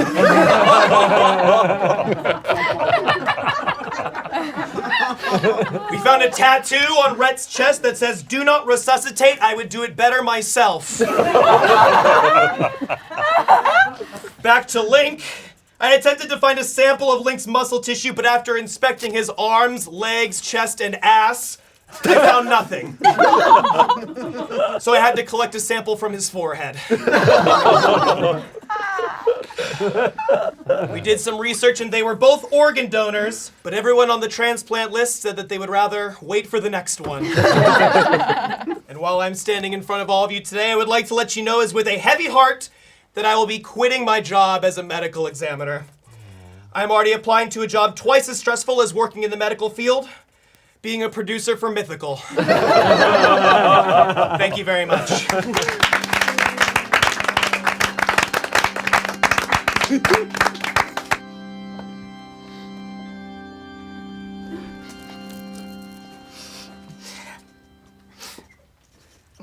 can't imagine my life without these guys.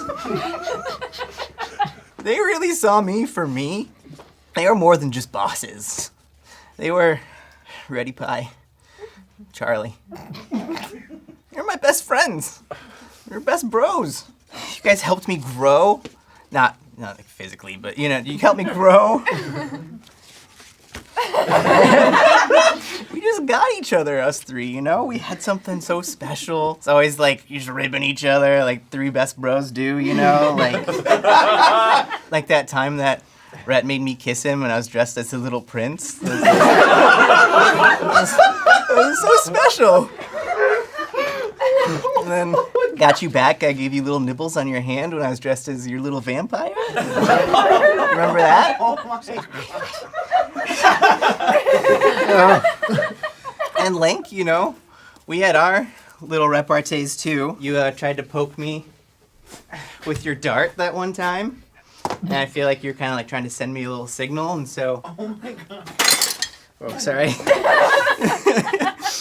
I'm getting a little warm as I'm thinking about these moments that we had. So I returned the favor by giving you my little beautiful dulcet tones, right? That's what you called them.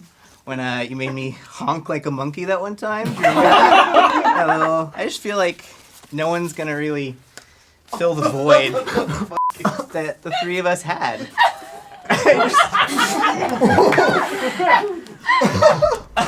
Who could come up with such fun, like, little back and forth things like smearing peanut butter all over my face? Or while I was acting like a decapitated zombie? Like, that was only the kind of thing that, like, three best friends can do, right? Like, you and I, we had something I don't think I'll ever be able to recreate. I feel like we were just able to care for each other in a way that no one else could. That's why I used to like to get naked and go in your office. Like, when you think about it, I don't think Mythical started when you two became best friends. I think it started when we became Mythical, established May 2014.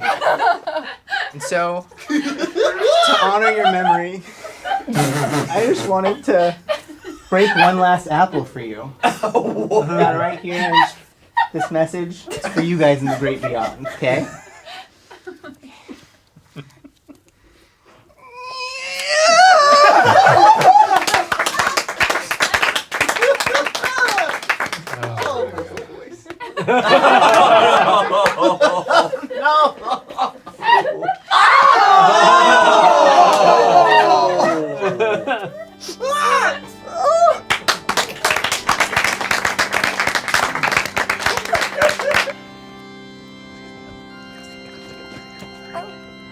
So much bigger in person.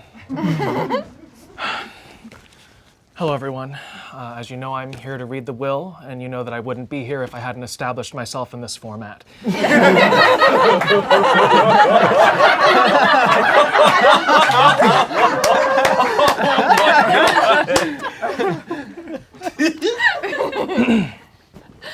Two communities have been shaken today by the loss of these men. The artist community will dearly miss Jason Momoa drawn from memory.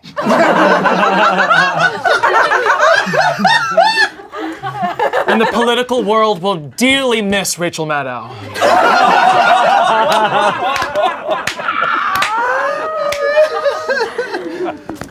Without Rhett and Link, YouTube will never be the same. What will 38-year-olds put on in the background while they consider going outside for the first time? Without Rhett and Link, what would YouTube push as recommended videos to make the other videos look just a little bit better? Without Rhett and Link, what content can carry on the legacy of sit at table and food at table? It is truly the biggest loss that the YouTube community has seen since Smosh turned down all of my sketch pitches. Unfortunately, I never met Rhett and Link. And to think that they've passed me in the hallway many times. I have today with me their joint will, which they wrote together because they knew they'd only be successful as a duo. Oh, hey, Ian.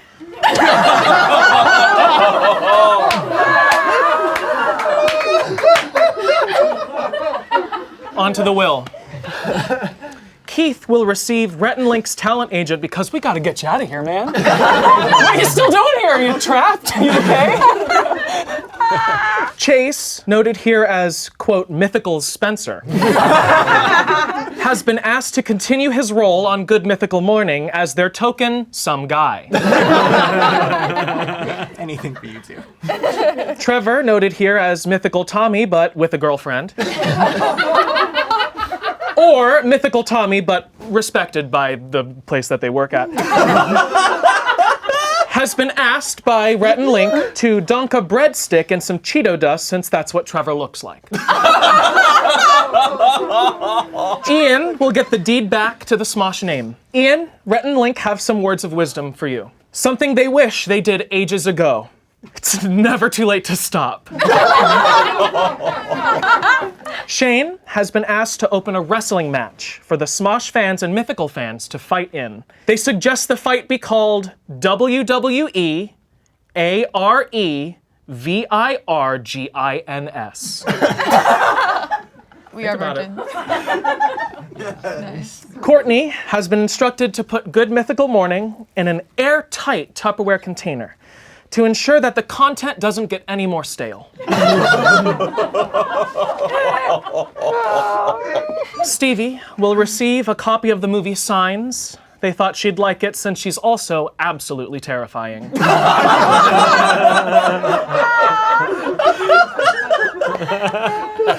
And Tommy will be terminated immediately. That makes sense.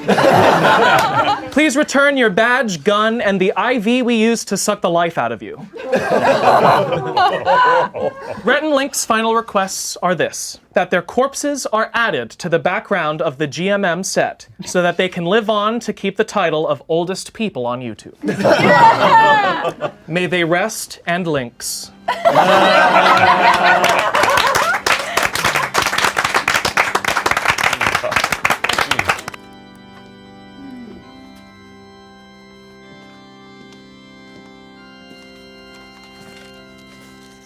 I'm absolutely devastated today to be speaking after Tommy.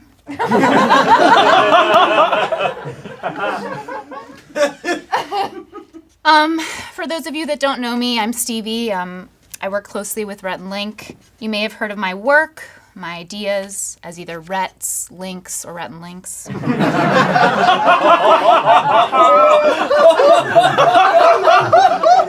Before he passed, Link reflected on not being for everyone. He was known for putting his foot in his mouth. In fact, just weeks ago, he apologized to me for saying I'd look really good pregnant.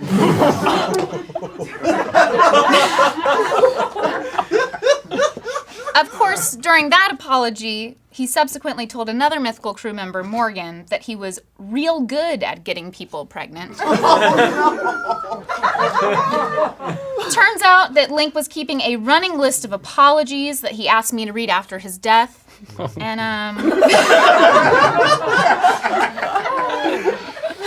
he gave me the list last week, which is really, suspicious. It's like weird. So here it is. I, Charles Lincoln Neal III, want to apologize to the following people, places, and things. To anyone who has been standing within several yards of me when I've chewed anything ever. To Alaska Airlines Flight 312 premium cabin crew members and fellow travelers, I was letting out little poots the whole time. To caterpillars, I'm sorry I said you'd never amount to anything special. And there's a lot, so I'm gonna kind of speed through. I'm sorry to the entire latex industry, Wendy of Wendy's, the traveling ensemble cast of Dear Evan Hansen, anyone who had to sit behind my hair at an event, Jesus Christ and Associates, my shower, for all of the weird shit I did inside of you. To the young girl I saw struggling to carry a large basket full of precious baby kittens, so I said, let me help you with that. And I grabbed the basket, but then I tripped and the basket flew and the kittens tumbled out across the road just as a high school marching band was headed towards us. But they were a blind high school marching band and they were all wearing golf cleats. To the blind high school marching band, I thought it'd be funny to switch out your normal shoes with golf cleats. To the kittens, I was letting out little poots the whole time. I'm sorry to albinos, left-handed people, Rachel Maddow, right-handed people, cryptozoologists, all the jars of peanut butter I never got to fuck, anyone who owns a snake, every busboy at every restaurant, anyone trying to merge on the highway, Old Navy customer service, people who clap on roller coasters, tweens, gingers, tween gingers, and or gender tweens. To Rhett, for never confessing or acting upon my completely real homoerotic feelings for you. Man, I always wanted to do anal with you. And other gay stuff like blowjobs and kissing hard. Specifically us doing blowjobs and kissing hard because we are two dudes.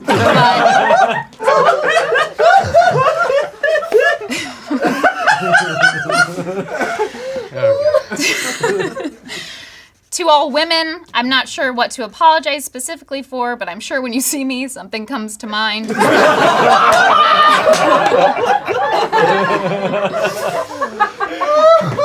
And to everyone at my funeral, I've been letting out little poots this whole time. Well, that was a lot. Oddly enough, Rhett also gave me a note to read on his behalf, and surprisingly, it's also a note of apologies. I, Rhett McLaughlin, being of the absolute soundest of minds, would like to issue the following apologies. I'm sorry that I'm better than all of you.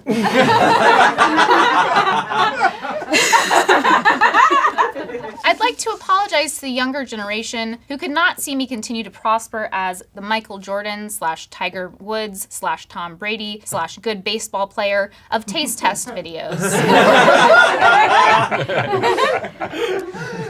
I'd like to apologize for this video that you're all currently watching because it's not as funny as it could have been without me being able to speak. And I'd like to apologize to Link for never doing gay stuff with him too.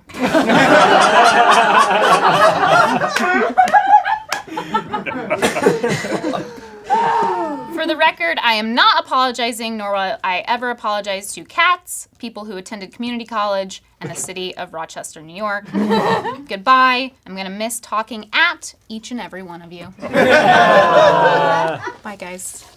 Apologies accepted.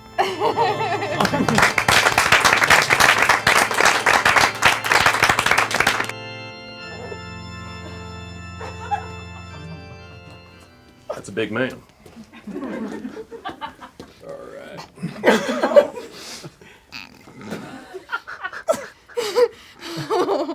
Hold on. Howdy, y'all. I'm Merle Haggard. And I'm Lionel Richie. Hi, y'all. I'm Dolly Parton.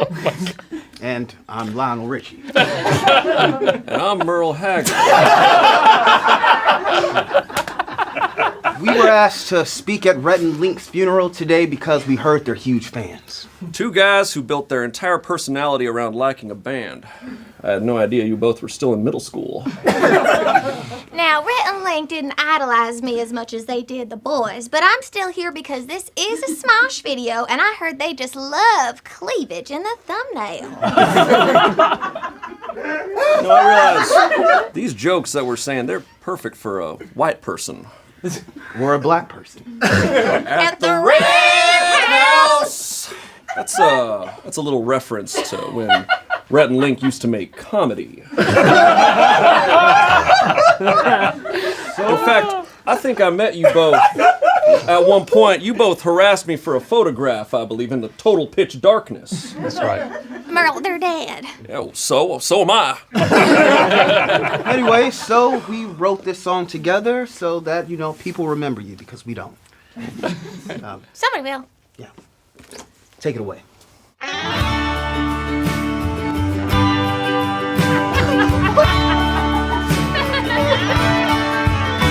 They told us 2 legends have been laid to rest, but we looked through your channel and we're not impressed. I worked hard as hell and made 38 hits. All your hard work just gives you weird shits.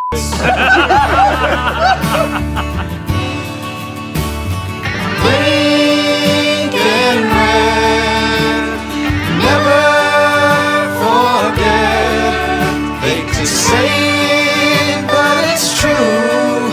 If we knew you, there's no way we like you. I built Hollywood and I funded Moderna. You built your brand on if sex dolls will burger. You covered my songs, easy and hello. But if you asked me permission, that's an easy hell no. Link and Rhett, never forget. Hate to say it, but it's true. If we knew you, there's no way we like you. Yeah, there's no chance in hell that we. Hallelujah! Yeah, hallelujah! See my praises with the moonlight. Shout out to my homies. Just what I'm doing. Started from the ruins. Now I got the juice and bread. Call that shit chameleon. See, she always bad whatever. Told me now or never. So she hit it. She left my panties on the dresser. Said that school just wasn't for her. Swear I wasn't clever, so I told her.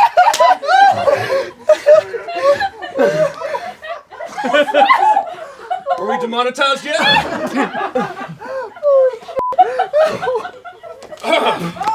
didn't know what was happening. I just went with it. This is just what I wear. Wow.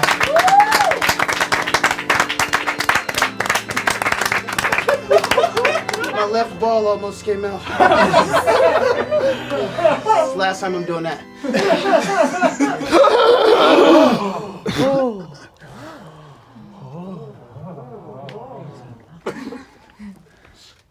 Hi.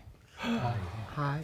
I would say I'm surprised that I jumped back to life during my funeral, but I've been doing keto.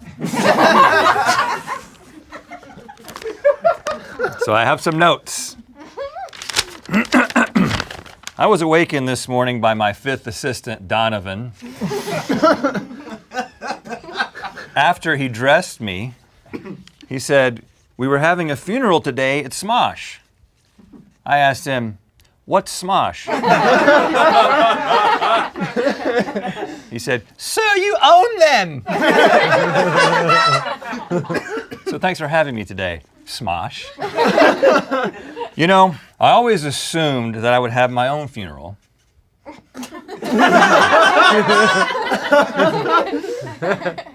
But Link had to be here for this too. That little fucker. You know, Link has gotten himself into trouble a number of times throughout his life for speaking without thinking. But I've never held that against him, because if my brain moved as slowly as his, I wouldn't make my mouth wait on it either.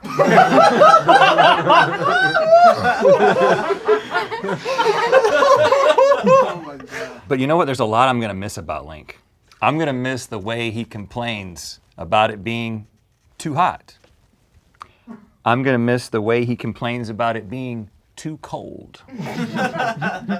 I'm gonna miss the way he says, "Can you not talk so loud?" when I'm not talking loud. You know, he lived life aggressively. So I'm gonna miss the way he aggressively chewed his food. Even pudding, as if it is alive and must be subdued.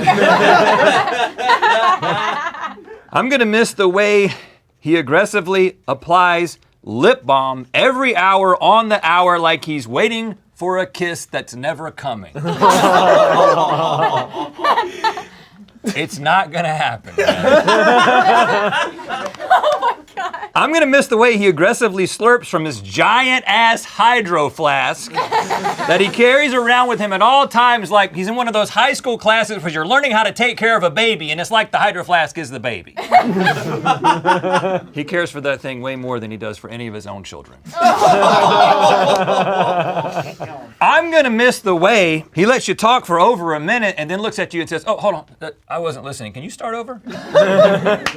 He hasn't heard a damn word of this speech. I'm gonna miss the way he meticulously picks food from something he's eating, like a tomato on a burger, and then offers it to you. That's not how it works. It's not that I like tomatoes so much that I want tomatoes that come from your burger that you pick off of your sandwich with your damn hands and then offer to me. That doesn't make any sense. And if they have food in heaven, he's gonna do the same damn thing in heaven. So you know what? If they do have food in heaven, send me straight to hell! I'm really gonna miss him. I'm gonna miss Link.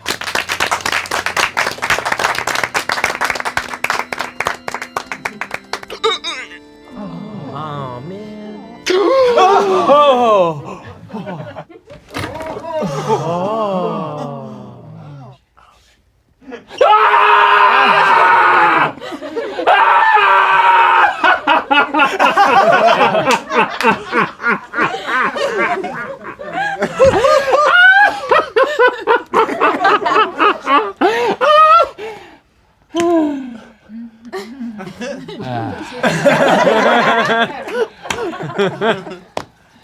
I did it.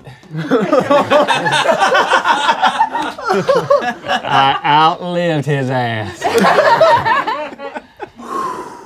Was not prepared for this at all.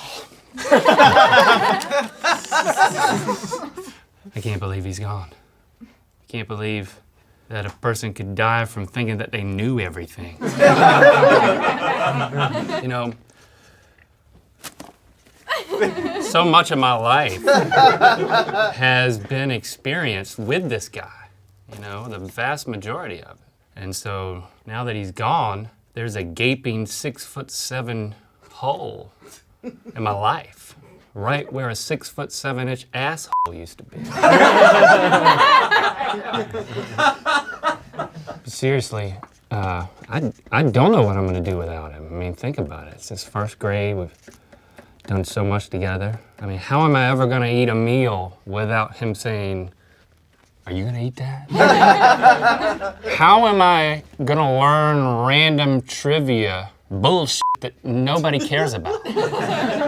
Like just last week, he told me, "You know, I think my dog comes from a line that was bred in ancient Egypt in order to pleasure Egyptian princesses." What am I supposed to do with that information? What was he doing with that information? I always admired him, and I'll always admire him for his drive. This guy lost his virginity to a mattress. And the mattress said he apologized way too much. I wasn't there for that. It was 2 mattresses.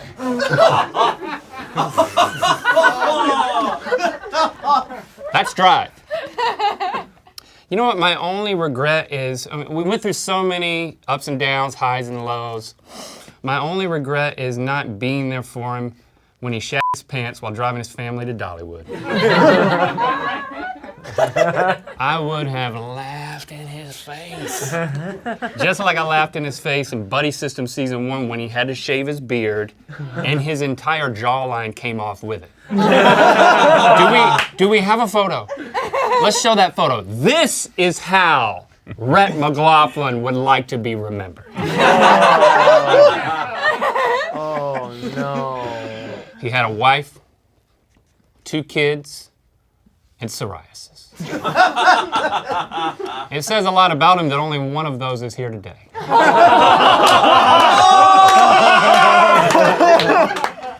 But you know, he never complained about his psoriasis. because he was too busy constantly complaining about his long-ass back hurting. Meanwhile, I'm the one bending over backwards in every single episode of Good Mythical Morning to make him come across as likable, talented, and occasionally funny. Now, good buddy, I want you to know. Yeah, let me. You're crying. He's crying. Get a close-up of that. It's actually a freaking tear. Talented, man. You're dead. Shut up. I won't be far behind you, I promise. Just kidding.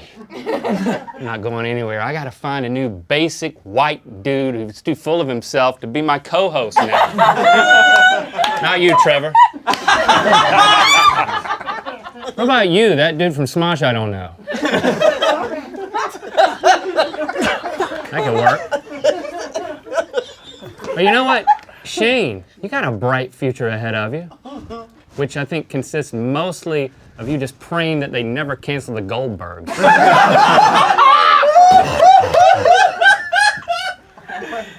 Could be Ian. If not, it could be, well, who's kidding? I mean, I know you do it, Ian. Right? But if I ever look over at you and you're closing your eyes saying, "Oh my God, you're so funny, Anthony," it's over.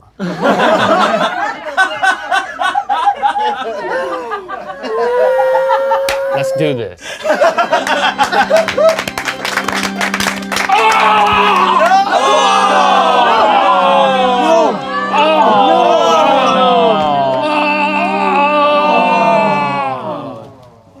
Rats.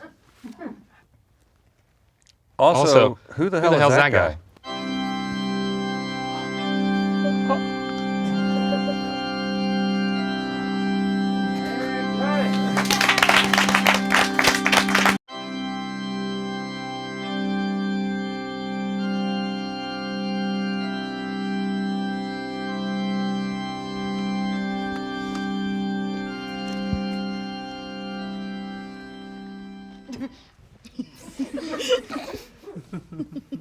Just wow. We really worked him to death.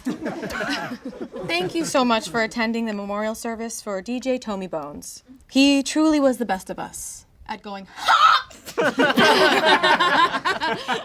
Since coming out as pansexual in 2019, I really looked to Tommy as a role model in the LGBT community.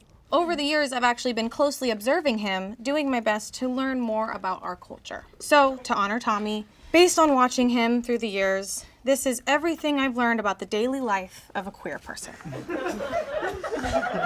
At 9:27 every morning, the gays are supposed to call their psychiatrist and ask about changing medications.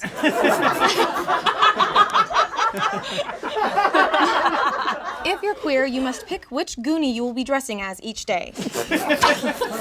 Tommy likes to lean into the Fratellis. God damn it. You're also supposed to drink 5 coffees before 3 p.m. The violent shakes are just part of the vibe. You know a gay person is practicing the ultimate self-care if they are doing their daily mantra, "I just got a lot on my plate right now." Your road trip playlist must include trash music from all the ladies of the 80s, and your regular playlist should sound as close to a Yamaha keyboard being thrown at some pots and pans as possible. Oh my God. It is socially acceptable in the queer community to go live on Twitch at 2 a.m. to make remixes of yourself crying to 9 viewers. Yes, Queen! It's also acceptable to never eat the production catered lunch because you brought a weird paper bag of salad from home. Slay! On Wednesdays, we leave the house looking like dehydrated G.I. Joe.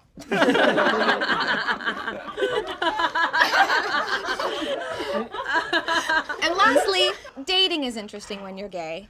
But it's awesome if you date someone who looks exactly like you, except if you got more sun. Thank you, Tommy, for teaching me everything I know. Slay the house, Mama Boots Queen. I've just got a lot on my plate right now.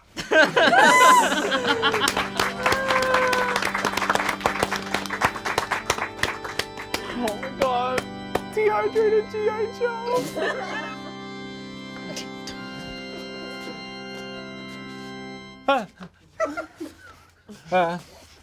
Hello, everyone. I'm gonna make this really quick because my vacation just started. If you don't know who I am Tommy's anxiety. God damn it. That guy really put me to work. You know, I didn't really expect it. You know, I've done work for brain surgeons and hostage negotiators and bomb disposal units. What does Tommy do? Social media for a YouTube channel? Boy, did he put me to work. It's really a relief now that he's dead. No longer will I have to make up people that hate him. Or make him say yes to things that he definitely doesn't want to do. Or force him to search for his name on YouTube comments. Or making him delete old tweets. Or looking at old pictures to see if his hairline is receding. And, you know, I gotta say, like, that one was really one of my favorites. That was some great work of mine, that headband that he would always wear to, you know, hide it all. Honestly, it was kind of a collab between me and BD, my good bud, Body Dysmorphia. There was also internalized homophobia. You know, we were a f***ing pair, man. You know, we were like Siegfried and Roy, but not in a gay way. That's what he would say. You know, I really love that guy. No homo. That's also what he would say. There was also self-worth. You know, he was around a lot in the early days. I haven't seen him around very much ever since he started working at Smosh. I don't know where that went. You know, it was a lot of work, and now I'm going on vacation. I booked a cruise. Gonna go there and remind everyone about the coronavirus. But really, I can't wait to get back to work, and there's a whole slew of people here that I think I could work really well with. So, if you're looking for new representation, I think we could collab really well.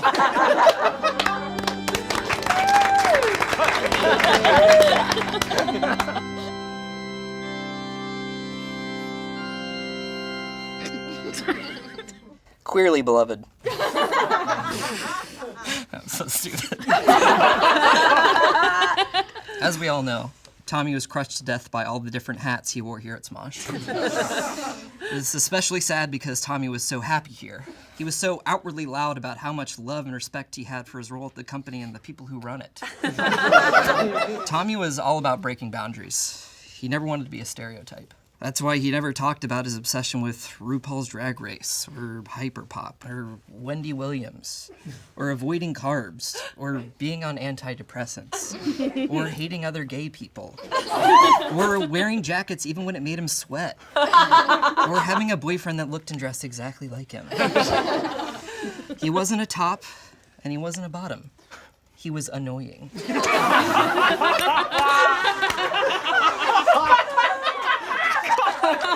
And he had just started a SoundCloud too, breaking the record for the oldest living man on the platform. I mean, what can we say about his music? It was so perfect for those opportunities when you needed the cheapest sounding music possible. Tommy's music had more instruments than a middle school marching band that wasn't allowed to turn people away. Those childbearing hips of his gave birth to such incredible music.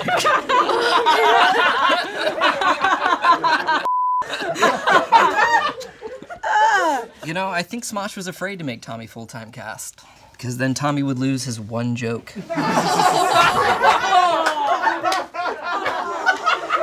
But don't be sad. Ghost Tommy is in great company with Kiana, who ghost wrote 50% of this funeral. Well, in loving memory of Tommy, I guess I'll be gay now. Yeah! Wow. Slay the boots down, house mama, work. Charlie XCX, snatch my wig. Oh my god!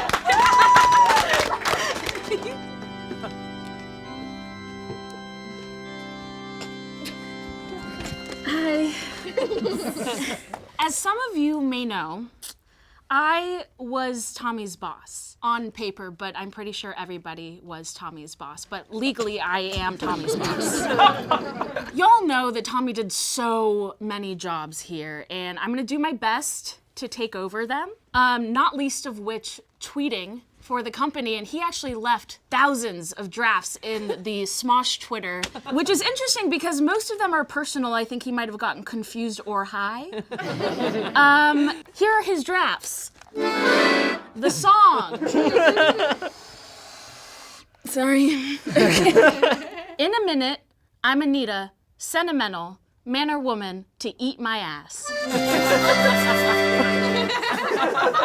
That was a good one, and that was for us. Smoke weed every day, derogatory. Not me switching my prep and my Adderall.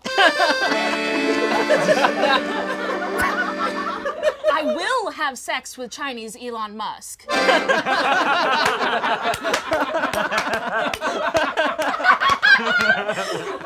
Oh, this one was nice. This one was actually for Women's History Month. Do you ever just stare up at the moon and cry? # women's rights.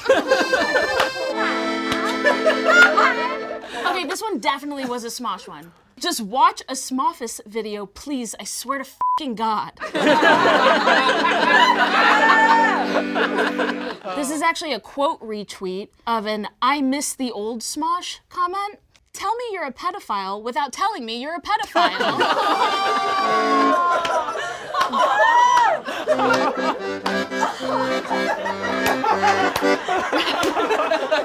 Spencer is an ideal straight white man because he's gonna die any day now. Spencer has tried every dating app except Psychology Today. Noah changes his hair almost as much as we change our thumbnails.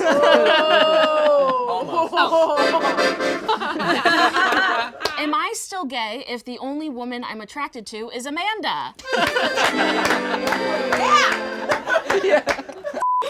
People say Ian isn't relatable, but I disagree. Everyone knows an old pervert.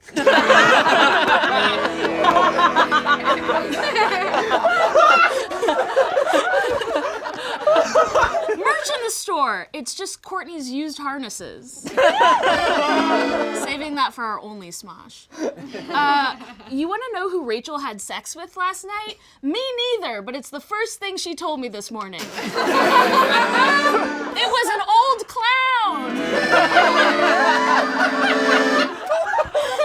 Amanda gave me the tightest hug, and now I have daddy issues again. Yeah. I love you, Tommy. And I really am gonna quit, okay? I'm really gonna go. So bye everyone forever.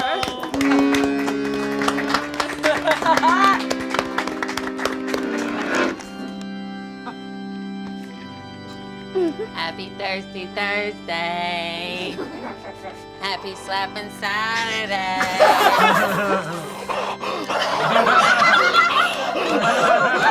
Oh my God! Happy Fat Friday. Hi. It's me, Ross, aka Jersey Queen.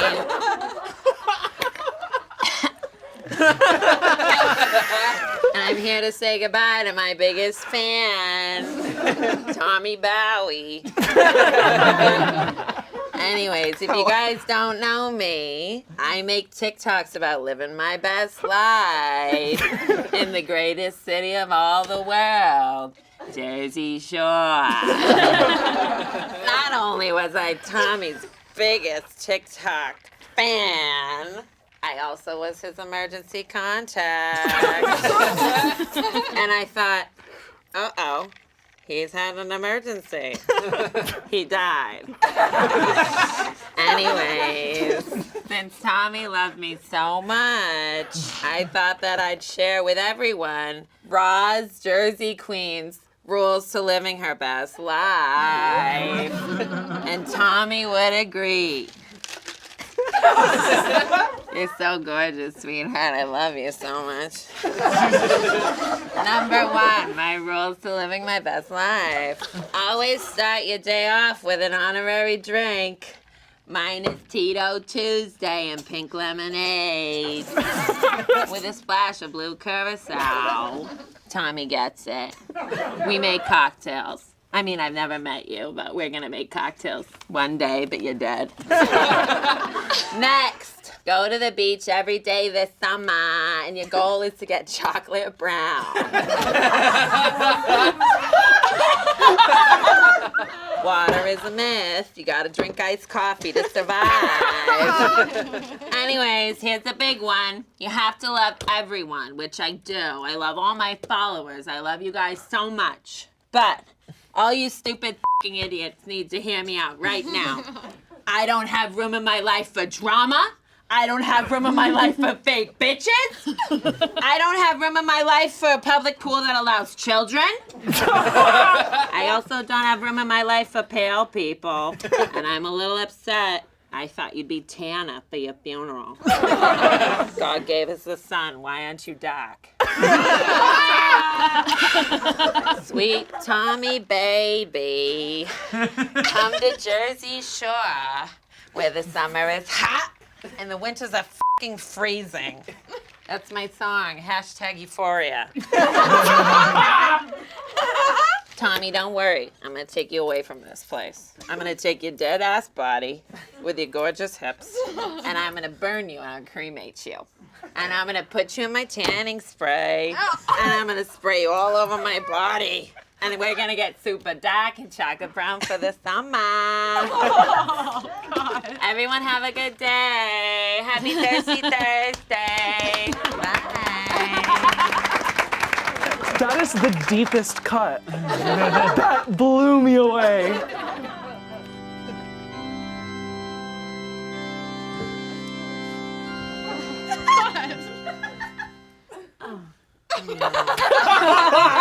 Hello, everybody.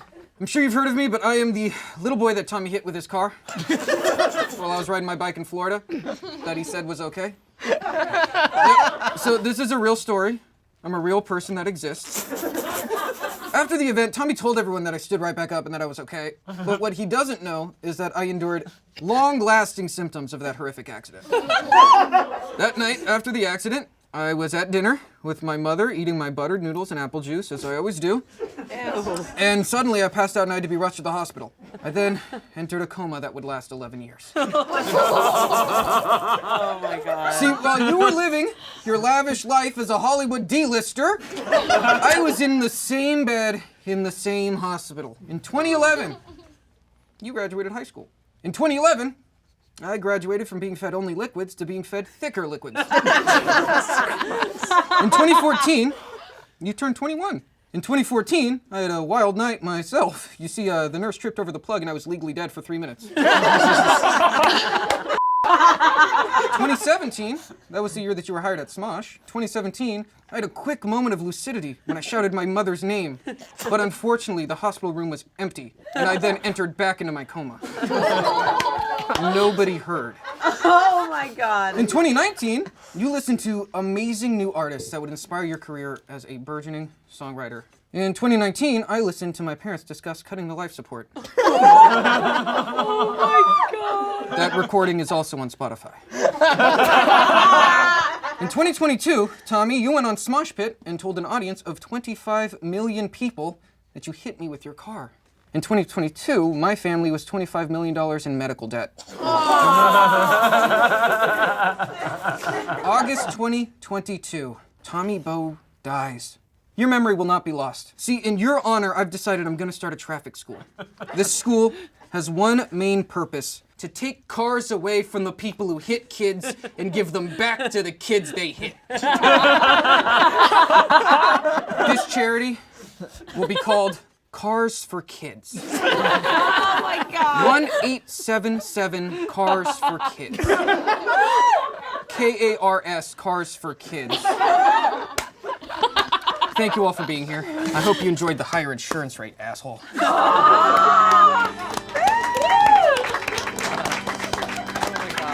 And it still hasn't gone down.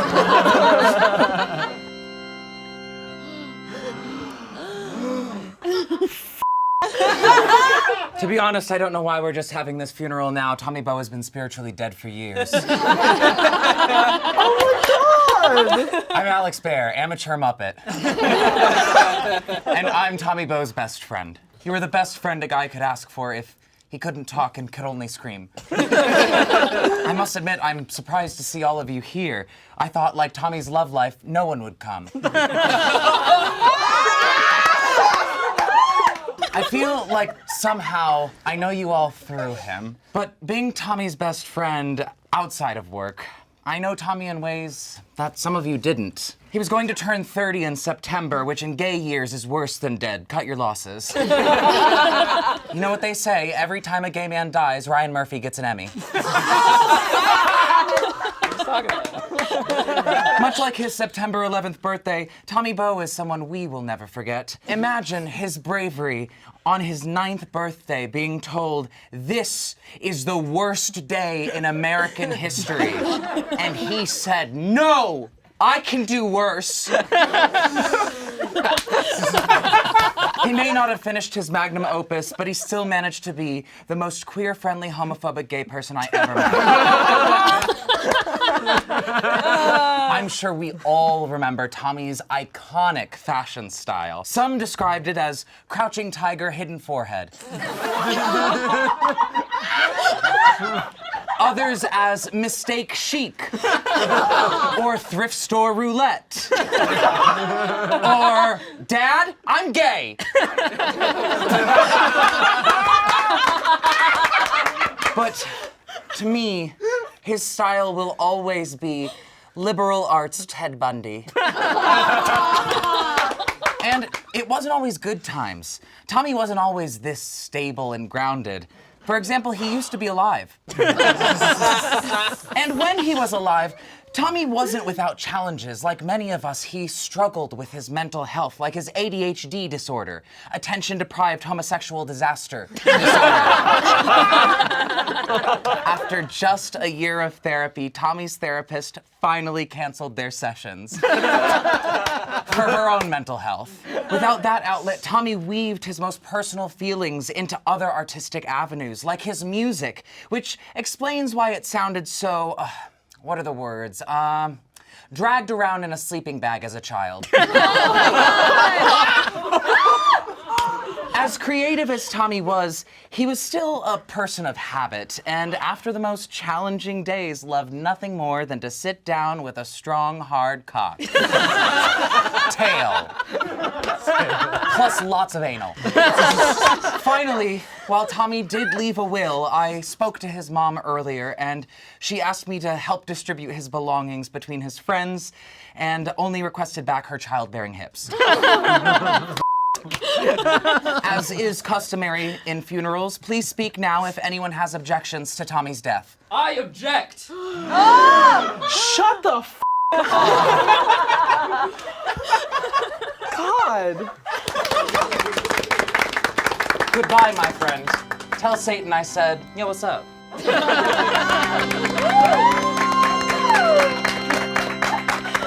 Oh, you're dead. I think I'm still coming to terms with it. But it's okay. Your little prairie dog is here. He had prairie dogs. He's from Florida. Look, I have some things to get off my chest. Amanda. Yeah. You know, I'm not sure if I should tell you this, but, you know, Tommy, he thinks you're really very funny. Which is weird, because I do too. Thanks. Courtney, everyone seems to like the way you dress, you know, your style. But me, I mean, I love it. You're beautiful, and it's like a natural beauty. I feel like the angels are taking advice. I said it. Why am I the only brave one in this room?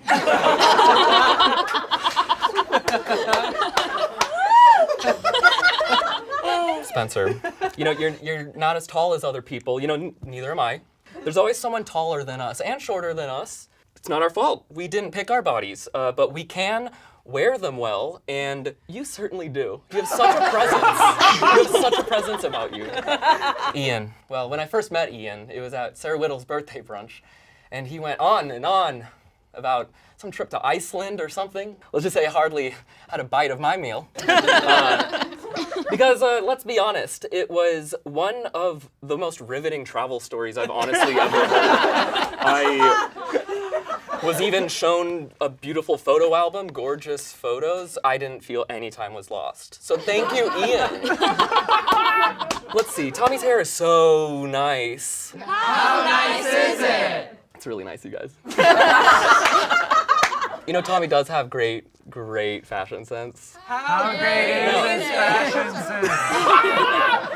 Guys, I'm talking.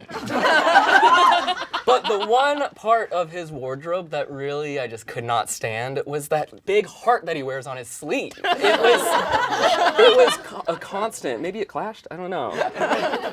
But he does have a little bit of a hairy chest, right? And so when we would go camping, people would be terrified, like, how f***ing good he looked in a flannel. Like, everyone, I'm like, let's go camping. I'm like, let's go to camp.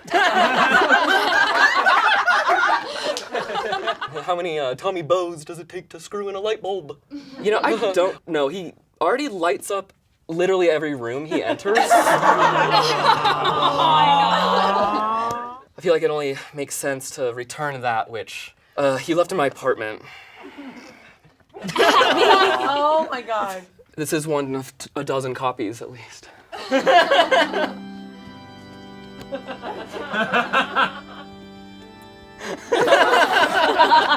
Bye, BB.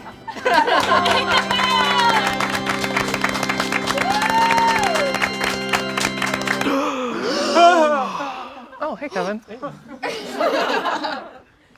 Uh-oh.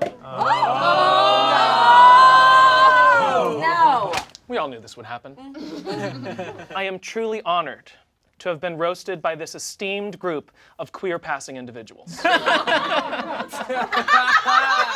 It is every person's dream to die surrounded by the friends with the least amount of testosterone.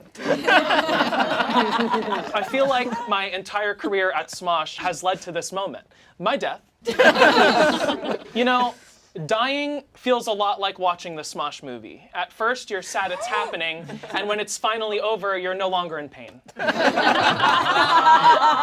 As you all know, a funeral would not be complete without a will reading. So let's get on to it.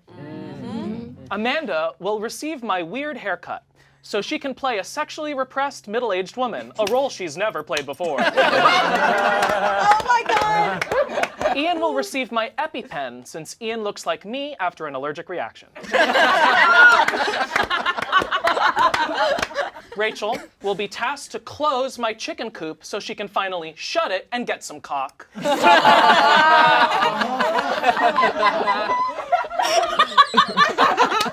Courtney will receive my gay rewards punch card. Just mention being gay 8 times a month to get a free upgrade to diverse (white).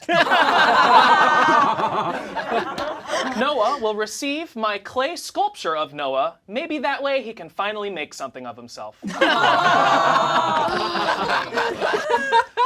And Spencer will receive my anatomical map so he knows where to put that oh so curious finger.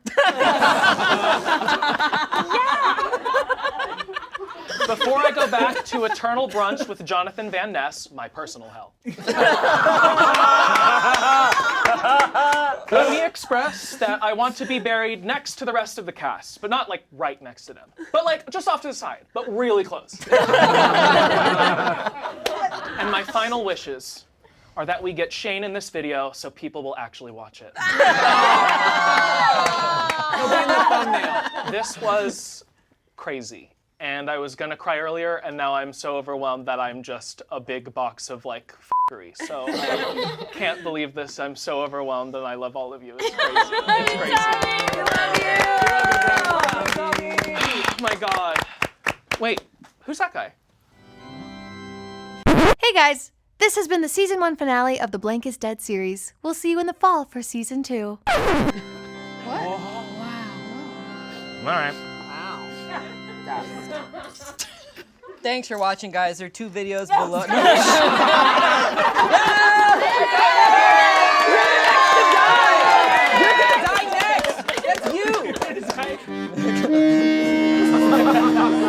good.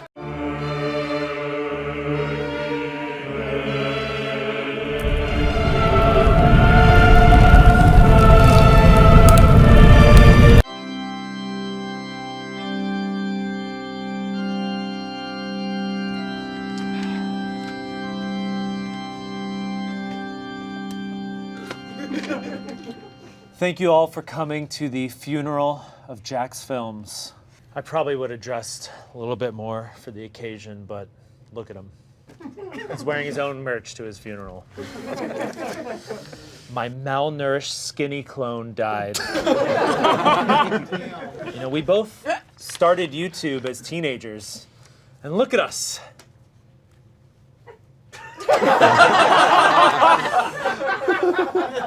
Jack Douglas was a good friend of mine. One of the things I admired about him was that he was so good at taking a joke and running with it.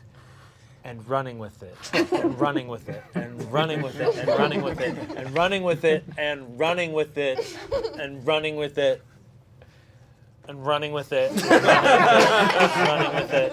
One of my fondest memories of Jack was when he, myself, Eric, internet comment etiquette in there, we went and got dollar oysters. It was supposed to be a triple date, but we didn't have any women to take. But the thing I remember most about Jack was the parties he threw at his house. Anyone that knows Jack knows that he loves karaoke. He even has a karaoke machine in his house. But strangely, his karaoke catalog only consisted of Jacksfilms parody songs. But I gotta tell you, you should have seen Tayzonday's rendition of Jacksfilms' classic song, rapping. That's a banger.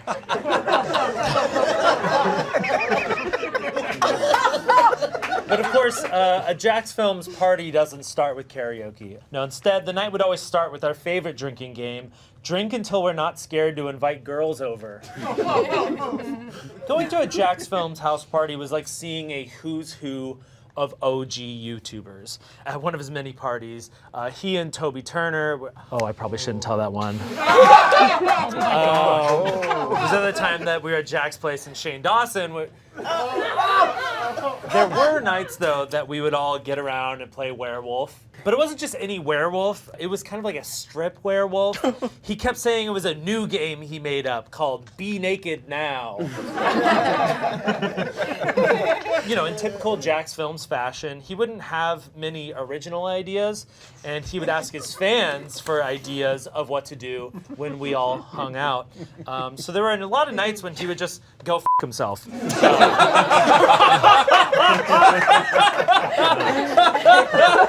Good times.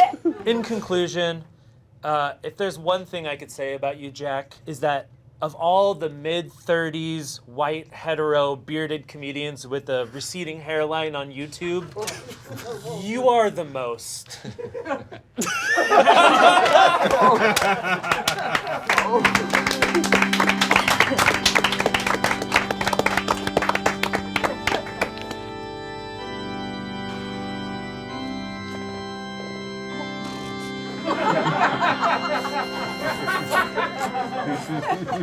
She was untied, bitch. Today we remember Jack Douglas, the man who I've glommed onto for 7 straight years. I've glommed left and right, glommed my way into just about everything Jack's ever done. In fact, I'm surprised I'm not in a coffin next to him right now. But I'm still here, though, on camera for a wildly popular YouTube channel that I've never heard of. So I'd like to spend some time now to talk about the Jack that I knew. Jack's greatest fear was to die young. So I think we can all agree that didn't happen. Did you know Jack's 3 insane little bullshit dogs haven't barked once since he passed? Yeah, it turns out they were only barking because he was still alive. I wish you could have seen it, Jack. They're just 3 normal, quiet dogs now. Well, they still eat each other's shit, and get sick from it, but at least they're not barking as they do it. This roast is proof that we all move on in our own ways. Luckily, there isn't much to move on from when it comes to Jack. He did not lead an adventurous life by any means. The spiciest food he ever ate was a banana. I was there. He licked it a little bit and said, ugh, no, too much. But Jack was the best of us. And by us, I mean boring white men with no personality. Ian, Shayne, I know you agree. We all looked up to Jack, because as boring and as white as we all are, he blew us out of the water. Jack is so white, he could be an emotional support animal for police officers.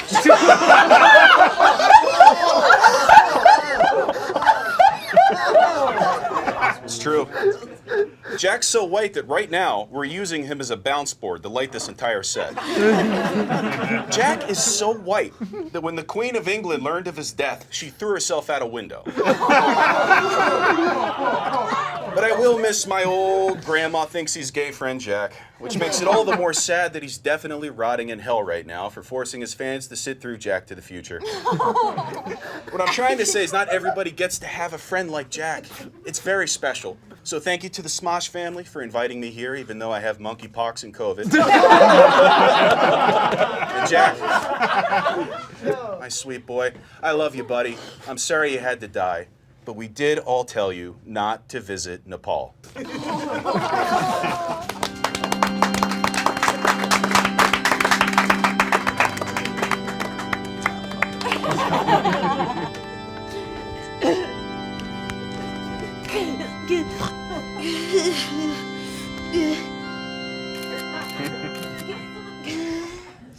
Hello, everyone. My name is Kelly, and I am one of Jack's biggest and most loyal fans, also known in the comments as Hot Irish Girl 2. And while I feel saddened and distraught by his death as one of his top bijas, I also feel like I've been laid off. I was Jack's top producer, like giving him comedic gold material for days. I answered every yesterday I asked you. Every single one. But he kept asking for more and more from us. You know, in order to keep up with Jack's demands, I went to my job and pretended to be pregnant and asked for maternity leave. They just said no and fired me. Oh, I'm a neurosurgeon, by the way. I was ready to fully commit, you know? I followed Jack's tour to every city. I still keep his app running on my phone. I even play online games with myself because no one else is on there. I used bad grammar on purpose in order to keep your content alive. I was on track to go back to school to get my doctorate originally, but then they Googled me and saw I kept spelling the word rapping wrong. But, you know, hearing myself say this out loud and like, after everything I did for you, Jack, I feel like the rose-colored glasses are coming off. Have you ever looked up something called IP rights? Those weren't fan-submitted videos. Those were writers' rooms. At the very least, I should be reimbursed for my physical therapy because my back hurts from carrying your content for so long. And Jack's got a lot of, like, young fans, too. Do you think he ever looked into, like, child labor laws? No. Jack, you're like the Shein of YouTube. And I'm not just saying that because your brand is unsustainable. Also, your head looks like a thumb. But I get why you'd rather use our stuff than your own. I mean, I've seen every single one of your originals. Also, why is your Snuggie parody still up? You say the R word in it. But like, who am I to say this is Smosh? So, oh, but also, I would love to work for you, by the way. I'm a great fan. I'd be the perfect Smosh fan. I'm great at doing things like actually falling for your shitty clickbait titles. Or watching your TikTok lives of Rachel just like kind of walking around. Or commenting another banger by Shayne Topp from iCarly. I can also be gay. Let me know if you're interested though, because I will work for free. No, Kelly, don't! You have boundaries. You literally went to medical school. You literally invented a new kind of scalpel. Boundaries. But since I learned from the best, I wanted to make sure that I, too, relied on fan comments for my eulogy. So here are some things that other people have said on your videos. He only cares about his app now, like every post is an ad for it now. I think he's trying to sabotage his own career, but not doing a very good job. I'm gay and I've never been picked. Thank you. I will not be unfollowing or unsubscribing.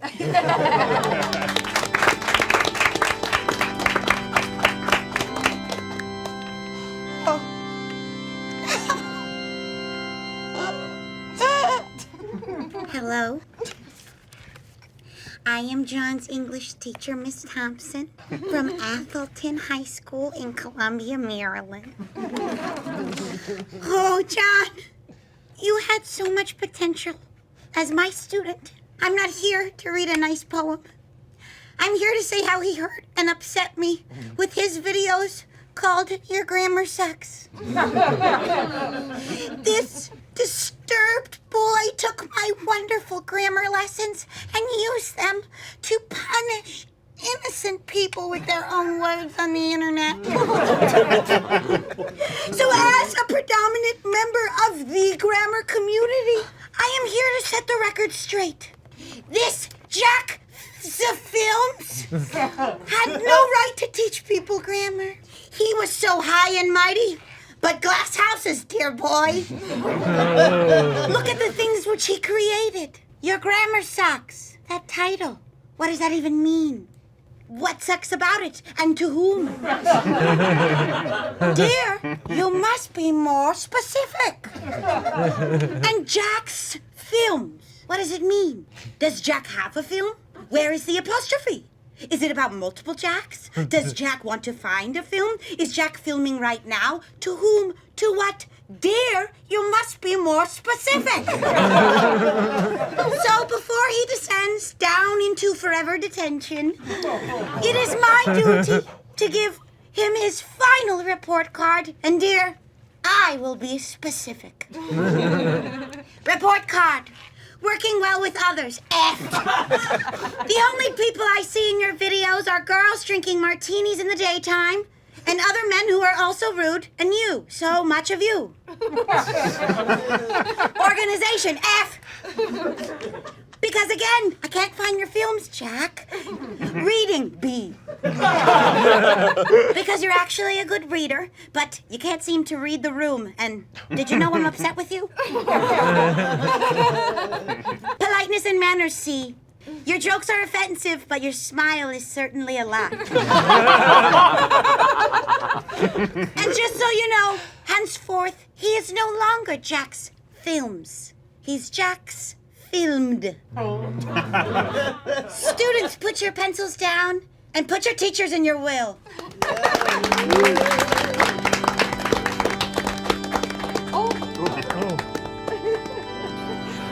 Boo-hoo. Boo-hoo.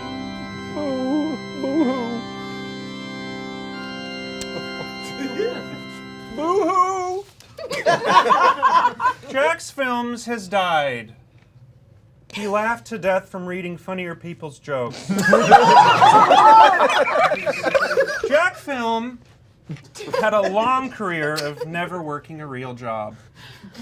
Though most people know him best as Pippin from the hit movie Bob Thunder, Internet Assassin, the only movie to make more money than Avatar. Sad that Jack will never get to see Tuvatar coming to theaters this December. This time they can swim. All your favorite characters are back, Jack. The blue one. The white protagonist. The other blue one. And Sigourney Weaver.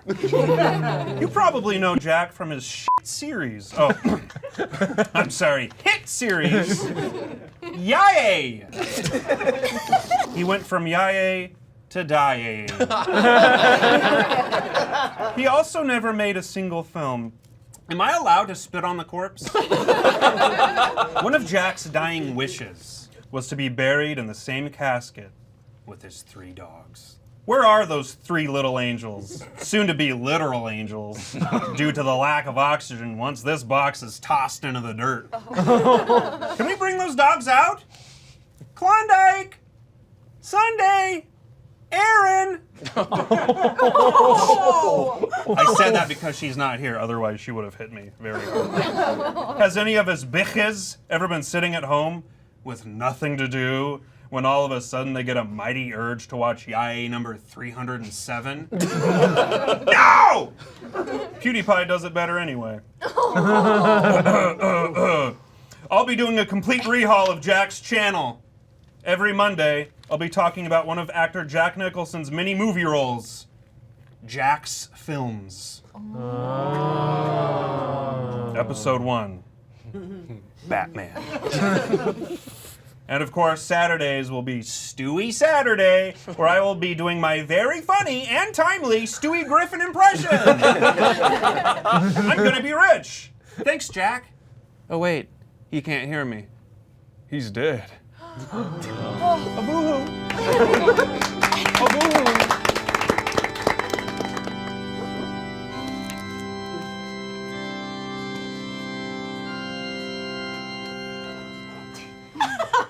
Sorry. Hello, my name is Klondike. And I am the oldest of Jack's 3 decrepit, crusty white dogs. He adopted us because we're his favorite breed.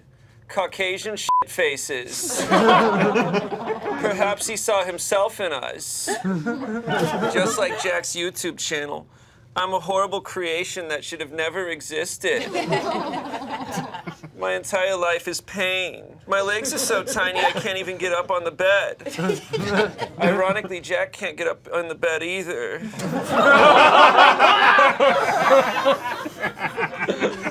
I think he named us all after ice cream because I'm cold all the time due to my tiny little heart barely pumping the blood through my body properly. I hate Jack so much. I would have rather been adopted by Shane Dawson. No matter how much I hated him, there was no escape. I had to stay in his domain because if I went outside, I would definitely get devoured. Since everything in this world wants to eat me, I am the perfect prey. One time, Jack took me to the dog park, and it was like when they bring a fajita plate out at Chili's.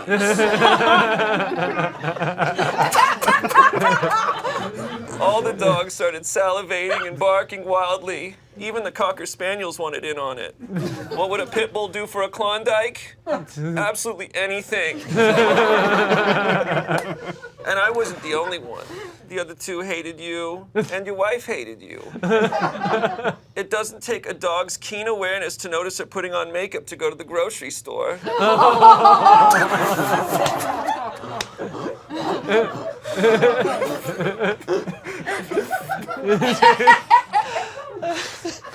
Anyways, I thought I would talk about some of Jack's favorite tricks that I could do. When Jack says sit, I would just allow myself to finally buckle under my own weight. And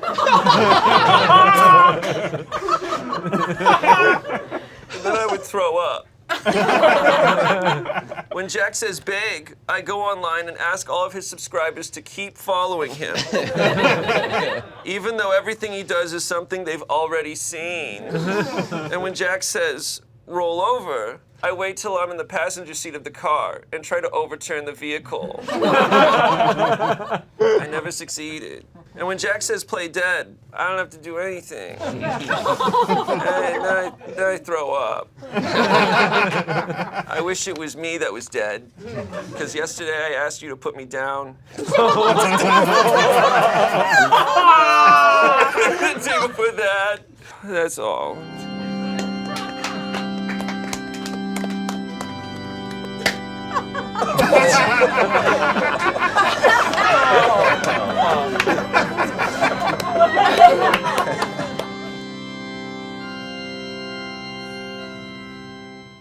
I don't know you.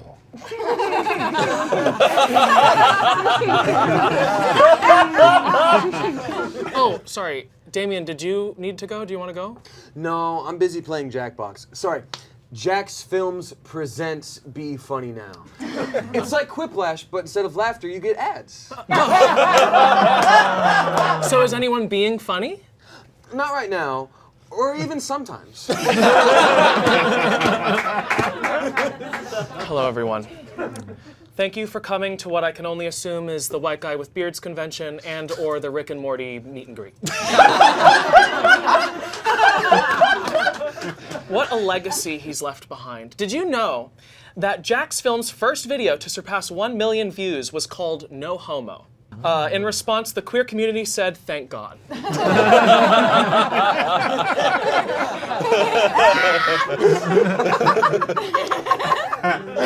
As you know, I will be reading the will of the deceased today.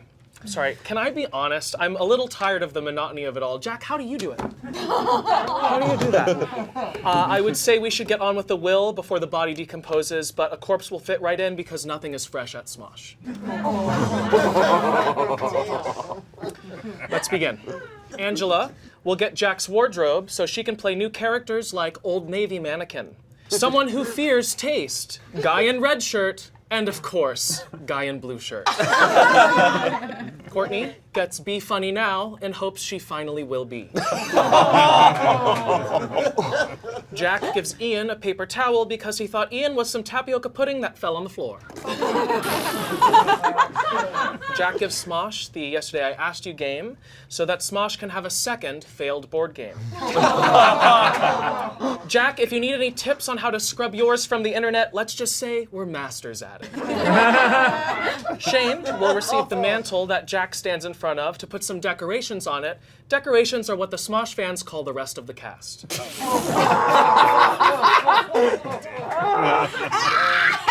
Tommy, me, I will receive Jack's voice so I can sound more gay.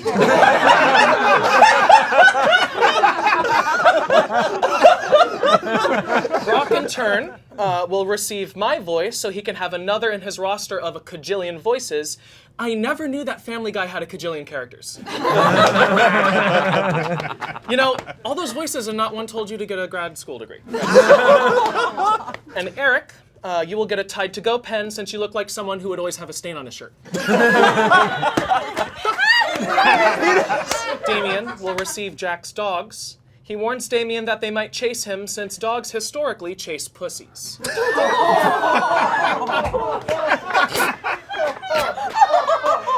He has a cat! He has a cat! Jack, we just met merely moments ago before your death. But because I watched your videos, it felt like I really knew you. We're barely hanging on. Rest in peace to the fourth famous Jack on YouTube, behind Jacksepticeye, Jack Doherty, and Jack Sparrow Best Of compilation.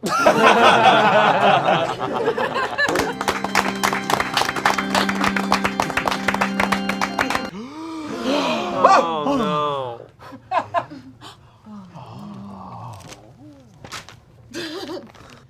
I just had the cringiest dream. I dreamt that I died, finally, and virtually nobody I love or respect or admire came to my funeral. It was kind of like one of those Comedy Central roast things, you know, just without all the stuff. And instead of getting like special guests and celebrities, I was given the 4chan equivalent. First off, Smosh, you have all this Mythical money, and all you could afford was Brock Baker? Really? Brock, you have like 3 good impressions, and they're all Stewie. And I'm sorry, but buddy, I refuse to sit here and be roasted by the guy who reacts to TikToks in a goofy voice. I don't vibe with that. I don't. So last weekend, I went back east to visit my family in Maryland. I'm sitting with my 6-year-old niece, and we're watching YouTube videos on an iPad. One of your videos pops up, and I go, oh, hey, that's one of my buddies, Brock. We should watch one of his videos. So 10 seconds into one of your videos, my niece turns to me, looks up, with a twinkle in her eye, and she says, hey, can we watch something else? That's a true story. So Eric makes me so mad I could spit. You want to know what Eric's problem is? He thinks he's so f***ing funny. And what sucks is he is, but he knows he's funny, and I hate that, you know? Nobody likes a hot girl who knows she's hot. But that's what you are. Just a hot girl. Seriously, all this guy does on his channel is read comments. Can you imagine reading someone else's comments as content? Couldn't be me, Queen. Also, what the f were you doing boxing at Creator Clash? Eric, you're built like a plumber. Stay in your lane. I'm surprised you made it all the way to the boxing ring. That's a long walk. I was ringside. I was there at the event. You may recall. I don't know, you got your head bashed in a few times. But I sat there ringside and I watched you lose badly. But I was sad. I was really sad when you lost, man. I was. I wasn't sad because you lost, but because I had money on you dying. And I lost a lot of money that night. You owe me 10 G's. All right, yeah. You should be in this coffin, not me. And speaking of dead things, let's talk about Smosh. Smosh, your whole channel is the world's easiest try not to laugh challenge. All right, which one's Smosh? Oh, there he is. What happened, man? I remember back in the day, Smosh wasn't funny with just 2 people. Now it's not funny with 40.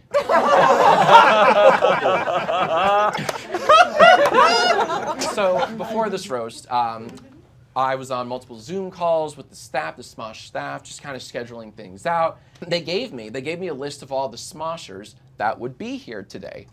Like I give a f***. Like I know who any of these nobodies are. It's fun roasting friends. I can look Brock in the eye and call him a no-talent f*** because we've been to each other's 30th birthday parties, right? But how do I roast that which I do not know? Like, it's less fun roasting, let me check my notes, Keith and Tommy. Which one's Tommy?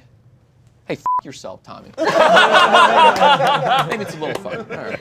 But back to Smosh as a whole, right? Here's my whole gripe with you community-based channels, okay?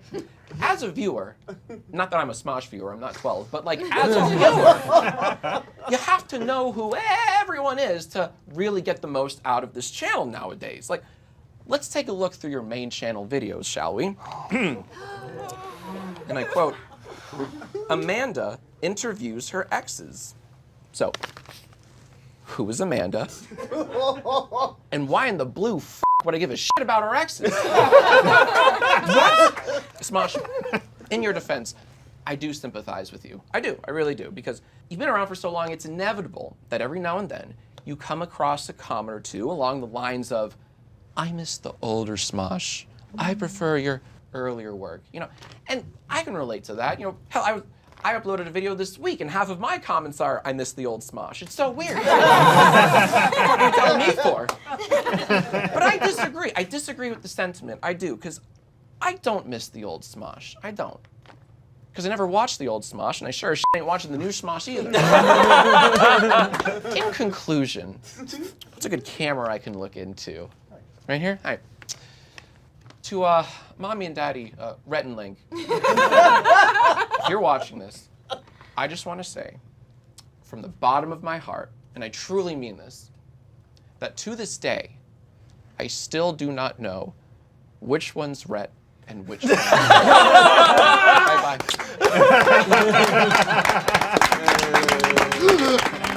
Oh, thank God. Wait, who's that guy?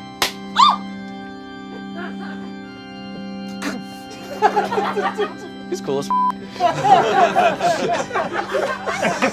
That one's Tommy.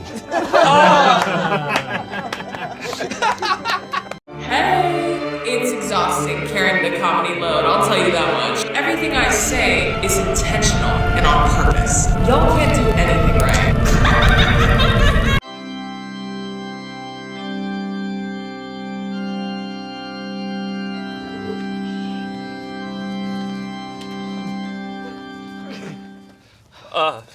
Hi, I'm Shayne. So, Drew Afualo, you are very famous on TikTok for roasting mediocre white guys. Well, I'm not afraid of you, because you're dead, so you can't hurt me. And so today I'm gonna roast the crap out of you. And so here goes. Okay, so I have to be honest, I'm not too familiar with your work because I haven't watched She-Hulk yet. Okay.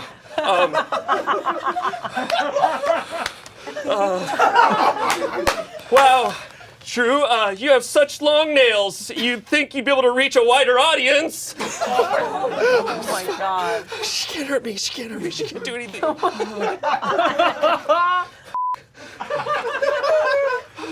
Drew? Oh no. You look like if a Muppet went to ASU. I can say that because I went to ASU. Okay. A lot of your TikToks are done on the toilet. Have you thought about looking for your personality in there?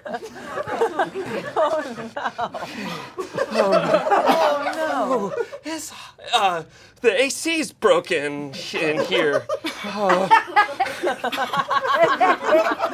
I have a picture here of Drew without makeup on, if we want to see it. Yeah, take that.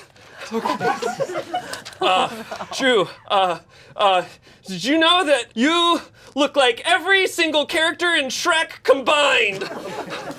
I didn't even write that one. That was written by one of our writers. She's actually a female. I mean, a woman. She's a okay. Anyways. Okay. The good news. The good news. After this, we're gonna be donating your body to a good cause. That's right.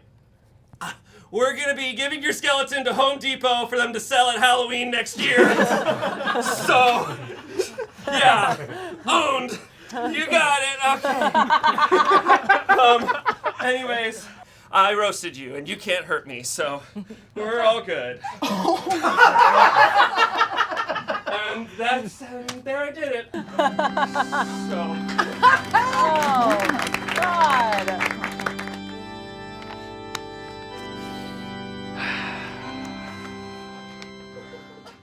Drew built an entire career going after problematic men online.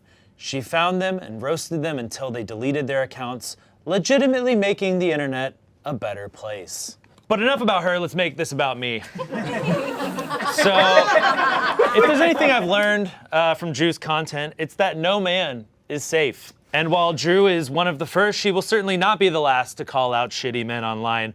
So I figured I'd get ahead of it and confess every problematic thing I've ever done so no one can come after me. First on here, I have listened to probably 30 episodes of Joe Rogan. Oh. Yeah, I know. Gets worse from here. I say mommy milkers unironically. God. I did tell some women to smile, but in my defense, they were watching Smosh the movie.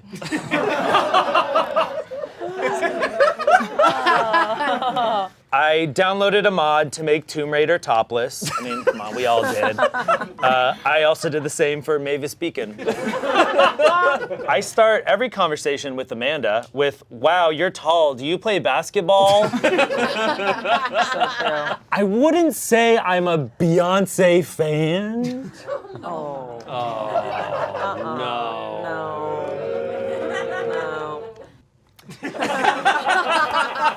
But there you go, everyone. That's everything from my past. And now that I've said it all, there's nothing any of you can come after me for. Now, if you'll excuse me, I have a Andrew Tate fan cam to edit.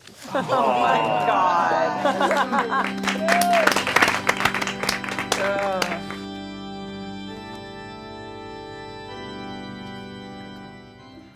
Before I begin, I just would like us all to just close our eyes and give a nice moment for Drew, okay? Okay, well, now that that's over with, what can I say? The bitch is finally dead. I know it's hard to see someone you admire and look up to dead in a casket, but if there's one thing I can say that you can hopefully take away from this funeral, is thank God it was Drew.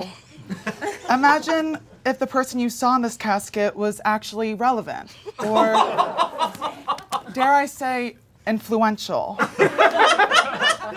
The only mark Drew will leave on the rest of the world is the makeup she left on her pillowcase. However, one thing I will say is that I do miss her scary ass laugh. Sometimes I'd be with Drew and think, oh my God, are we about to get attacked by rabid hyenas? But no, Drew was just laughing at another Family Guy compilation on YouTube. We can finally see the karmic balance of the universe unravel before our very own eyes. First, we had Queen Elizabeth, and now we have Drew. Queen Elizabeth, who will be remembered as a shitty person, but nonetheless a queen. And Drew, who will be lucky enough if anyone remembers her at all. Everyone just can't wait to spend the rest of their lives without you, Drew. Now, I can stand up here and tell all of you how sorry I am that Drew is dead, but there are far more pressing issues at hand. Now that Drew is gone, I feel it's only right to talk about the future, particularly who is going to take Drew's place. Now, I know what you're thinking. Spencer, no one could ever fill Drew's shoes. And to that I say, no shit. Have you seen her feet? In fact, before Drew's passing, she was featured on an episode of Mythbusters where it was discovered that Bigfoot doesn't actually exist. Drew just enjoys walking around outside barefoot.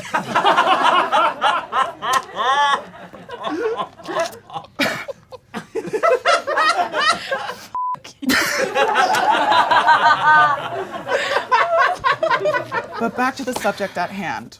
No, I could never physically fill Drew's shoes. However, figuratively speaking, I think I can. How hard can it be to sit in front of a camera and insult incels? Half the time, Drew was filming and uploading videos while sitting on the toilet. That's probably why all of her videos were so shitty to begin with. I'm actually surprised Drew managed to gain the massive following she had. It really goes to show that evolution was truly wasted on the human race. Oh my God. I personally have no problem taking the reins on all of Drew's social media platforms. I actually have some ideas for Drew's accounts if I'm given access to them. For example, deactivation.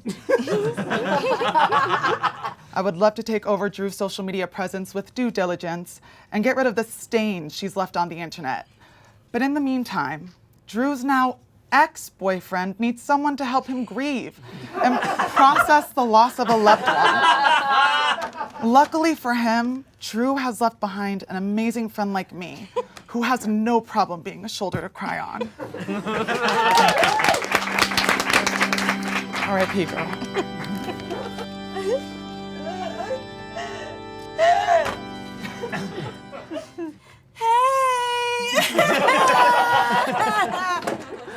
Peep the fresh set.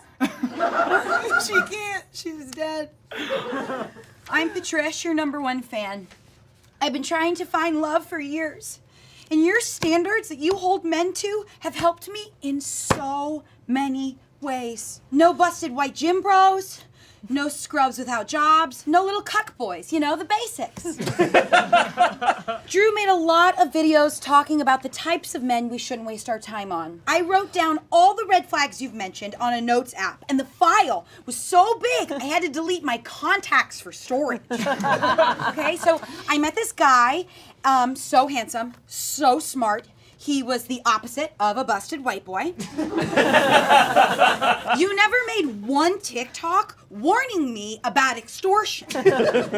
He stole $100,000 from me. But I got a role in this new movie, so check me out on the Tinder Swindler. Then I met this other guy, and Drew, if you met him, you'd be creaming your coffin right now. Just wait a minute. Handsome, check. Rich and kind, family, check. Yet again, there's something you didn't teach me. Make sure they don't eat human flesh. And he did. Guess I'll never be Miss Patricia Hammer. And that's on you. That's on you, Drew. I've been trying for so long, but I don't know what else I can do. I'm getting exhausted. Drew said no crusty white lips that are dying for chapstick, so I went and I found the moistiest boy. A moistest boy. Constantly wet. He was legally a fish, I swear to God. Drew said no receding hairline, so I found someone with the lowest hairline. His hairline went to his feet, covered in hair. It was a dog. We met on Raya. And you said all men are dogs, but does that mean dogs are men? Is it like a squares or rectangles kind of thing? Like, it wouldn't have worked out any other way because he was a DJ. Drew said no puka shells, so I found a guy who wore this really cute necklace. It was like really long and red. It was another dog. It was a leash. But don't worry, he wasn't a DJ. But he was obsessed with his mom, so anyway, we had to put him down. Always a bridesmaid. Okay, I have to go. I have a date with a bag of flour with a top hat on, and he's an ally.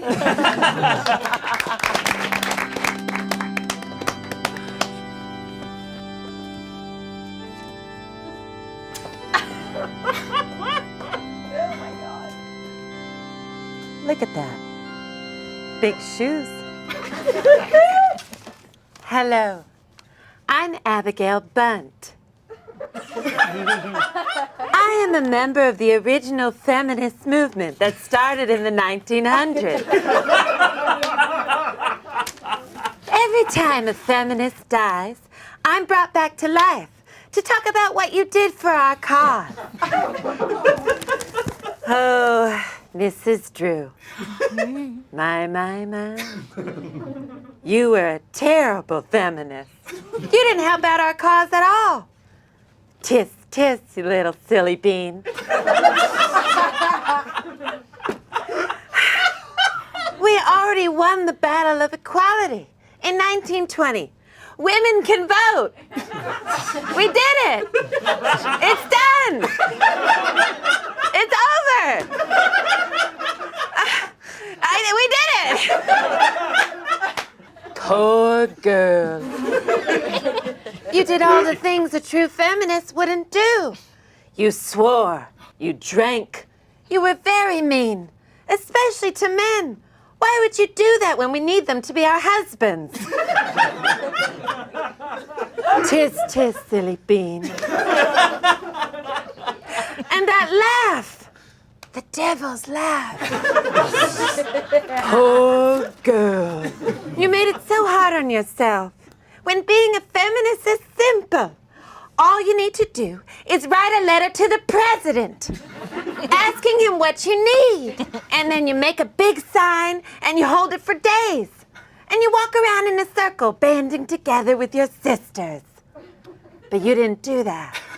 You sat on a toilet and talked about how annoying my suck-ass boy was. And how stupid his puka shell necklace was. I stood at the feet of Statue of Liberty begging for change.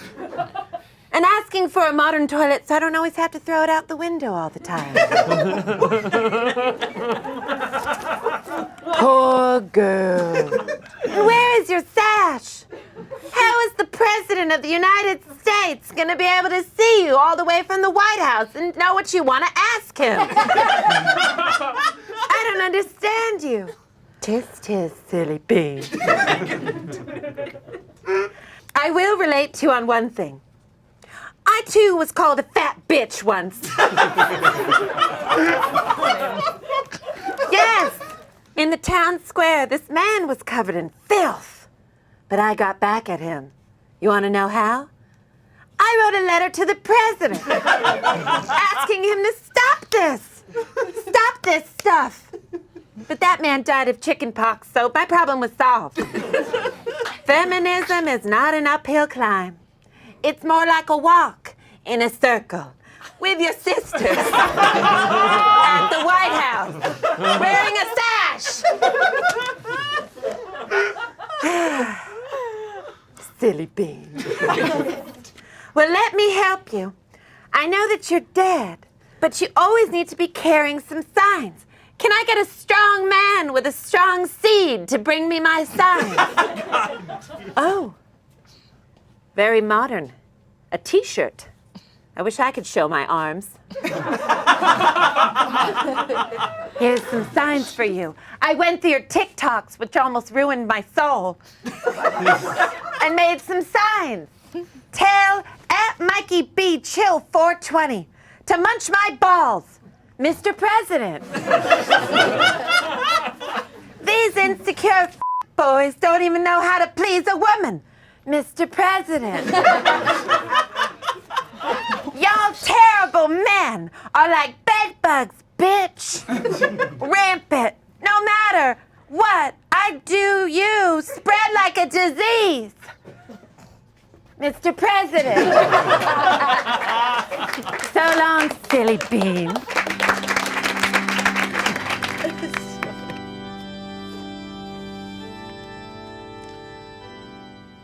It is truly heartbreaking. We've lost such a visionary. Imagine hating men. Drew Alfonso unfortunately passed away. Because she had nothing left to live for, as she single-handedly murdered every dumbass man who wasn't allowed to cry as a kid. Drew is not without sin. She will never be forgiven for appropriating white man culture by starting a podcast. And worst of all, she was a Disney adult. I'm here today to read the Boots the House Down kitty cat. I wanted to establish that I'm gay up top before her fans slit my throat. Drew gives Angela her unhinged laugh, so Angela can complete her transformation into Donnie from the Wild Thornberrys. If you don't know who that is, he's a feral child who goes... Drew also gives Angela her chunky nails so Angela can claw her way to the top of the smosh new cast. Drew asks Shayne to return to Afualo Labs. As scientists, they're still wondering how there can be an unproblematic white guy. The current hypothesis is it's because he has no personality. Drew gives Tommy her giant eyelashes. She hopes they will shade his eyes from the blinding light bouncing off Shayne's forehead. Drew gives Amanda her agent. They needed someone to fill the type of if a tree was in Mean Girls.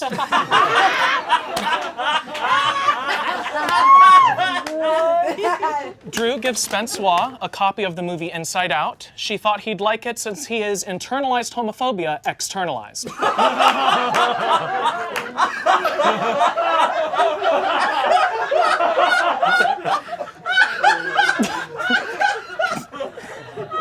Holy shit, that was a good one. Oh my god. Drew also gives Spencois her TikTok stitches so he can finally connect with a man.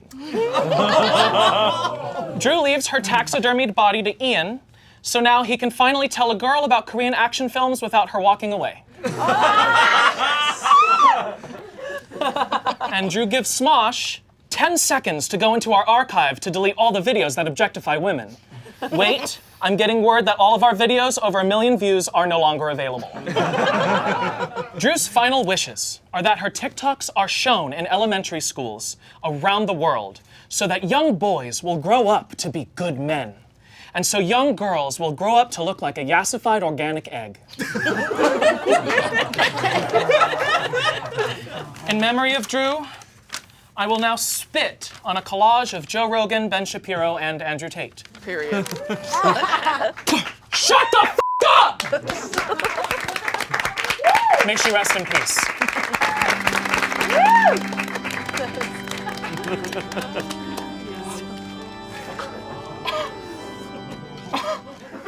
Bitch, really? Just kidding. I don't care. So,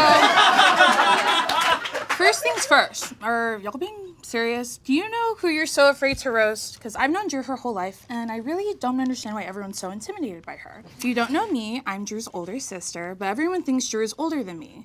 She's taller, more confrontational, but nobody talks about how I literally did her FAFSA every year she was in college, even after I graduated, and she's still in college. I was in charge of it. I don't know why.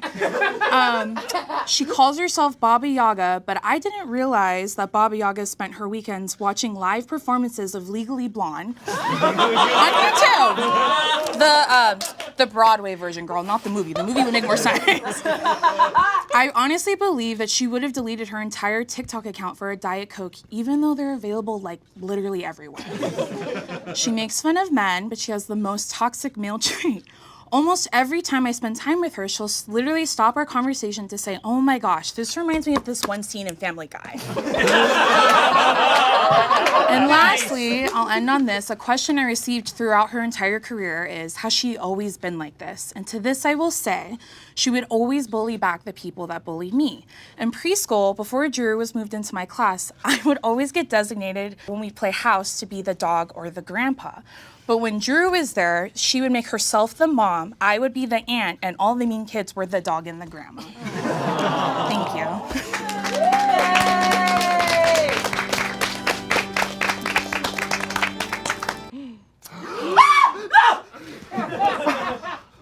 I'm so glad you guys are all here. First of all, I just want to say, this is the whitest funeral I've ever seen. This is for sure not mine. Anyways, I'll just go down the list. Okay, first we'll start with Ian. One of the original Smosh brothers, whichever one isn't Anthony. Even your bio on Instagram says it. It says that the second cutest Smosh brother. Congratulations. And you know what they say? Always a bridesmaid, never Anthony. I'm so glad you brought up your movie. I didn't see it, as did most people, I'm sure. Next, we'll move on to Shayne. Shayne, you pissed your pants. Little piss boy. That's you. A white dude who thinks taking up-close photos of their forehead on the internet is very relatable. That's a BuzzFeed quiz, babe. Love. What's funny is you could literally be Ian and I wouldn't be able to tell the difference between either of you. Are you also the other Smosh brother? Probably. You also look like someone who would announce a pregnancy with their partner and say, we did a thing. Those are the vibes you give me. Go back to shitting your pants, babe. Next, we have Tommy. Okay, love your hair. That's not the joke. I do admire, though, that you're holding on to the top of it as it hangs down. Given your genetics, it's not looking too good. I would hang on to that, babe. I love someone who lives on the edge, though. A dice roll? I love that. You also look like someone who says, aren't you going to get dressed after I've already been dressed? And I love that for you. Tell me that's not you. I mean, gay, I love it. Amanda. First of all, suffragette. Love. Will say they were not fighting for my rights. I will say that. If they were here today, they wouldn't care about me, babe. Can tell you that. Also, they're in hell, so when you die, I'll see you down there. Speaking as you personally, though, I never make fun of women, so I will say nothing really but compliments. I do love how your eyes are so large and in charge. As a bug-eyed bitch myself, yes. I love the representation. I also love that I can tell, I knew you were tall. I could tell by your Instagram pictures you were tall. Mm-hmm. Jolly Green Giants link up, bitch. Yeah. Love. Angela. Again, I never make fun of women. Even if I wanted to, I couldn't make fun of you because I genuinely couldn't find anything about you. I couldn't find one thing specific to you on your Instagram, babe. You have lots of content of other people. Are you running from someone? Jason Bourne. And last but not least, my good friend Spencer. At least I thought we were. Bitch, I love how you're so comfortable being yourself. No matter who it repels. Partners, friends, business opportunities. You don't care at all. I love that for you. Confidence, we love her. Self-confidence is important, but self-awareness, you need that. You need more of that. I also love, just like as a side note, I'm so glad you took time off from cooking with your rat Remy in Paris. As a Disney adult, I know that. I'm so glad you took time off, though. I'm sure the kitchen is missing their sous chef. I'm sure they are. Oh my God. And last, my sister, Dason, she ran off. as she should. I will say I'm glad she took time off from dating ugly people to come here and make fun of me. I love that for you. Anyways, also before I go back down to hell, who is this man? Okay. I didn't remember because, again, another white guy. You all look the same. Well, I'm gonna go back down. See y'all there.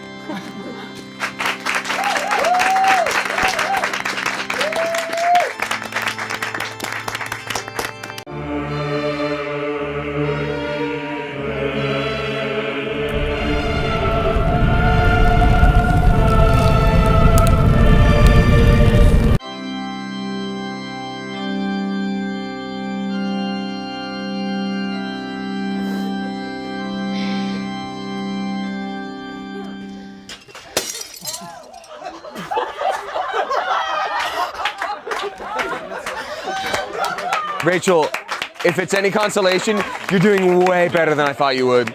I'm gonna go ahead and go home. Well, that was a good omen. Okay. I, for one, am happy Damien is dead. I'm sorry if that came off abrupt. I'm autistic and also a bitch. But honestly, I am happy. Did I love him? Yes. But that's because I love myself. Every part of Damien's personality is just a ripoff of my shit. Damien is constantly in Rachel Evans cosplay. He's Rachel coded and full-blown Rachel face. Damien was like my shadow, but not in that cute Peter Pan way, more like the Babadook. He completely stole my brand. I get a tattoo right here, he gets a tattoo right there. Okay. I am actively on a paranormal show on the Travel Channel, and he wears spooky little shirts. I'm autistic, and he's on autism TikTok.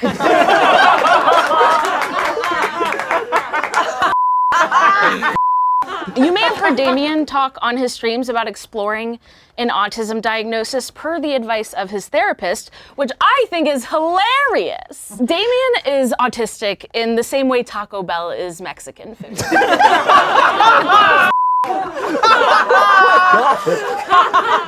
Damien is autistic the same way you visit China at Epcot. Damien is autistic the same way Ian is a comedian. Maybe. Yeah, maybe. That's not fully fair. I do believe Damien shows traits because game recognizes game. For instance, we both consistently speak about things that nobody cares about. But he certainly does have OCD. You can tell by the way he keeps repeating everything I say and do. You know how hard I've worked to cultivate an interesting persona? I was a competitive boxer. I play the accordion. I'm a literal Ghostbuster. You just painted your nails and now you're the king of edge? You want to put in the work? Try having sex with an old clown, you dumb bitch.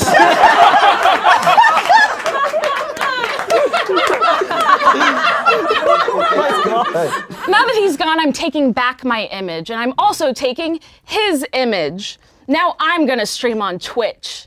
Now I'm gonna make my coworkers take several rounds of the same exact photo of me.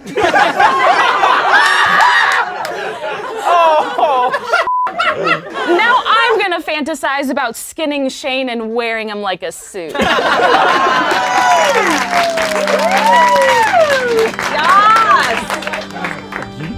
Yes, queen! Yum. Yum, yum, yum, yum. Well, gonna take a sip of my morning cup of dough. Crab stack. Crabby. I'll hold it.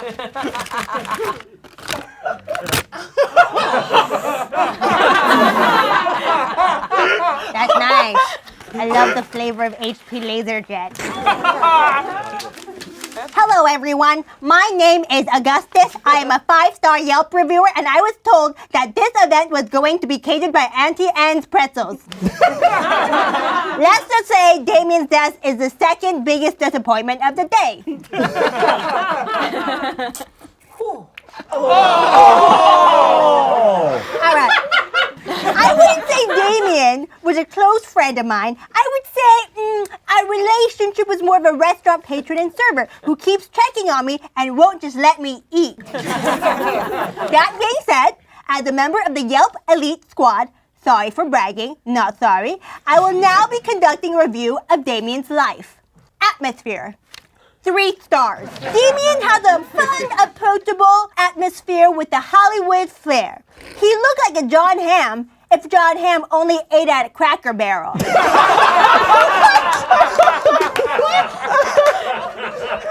Marketing. 2 stars.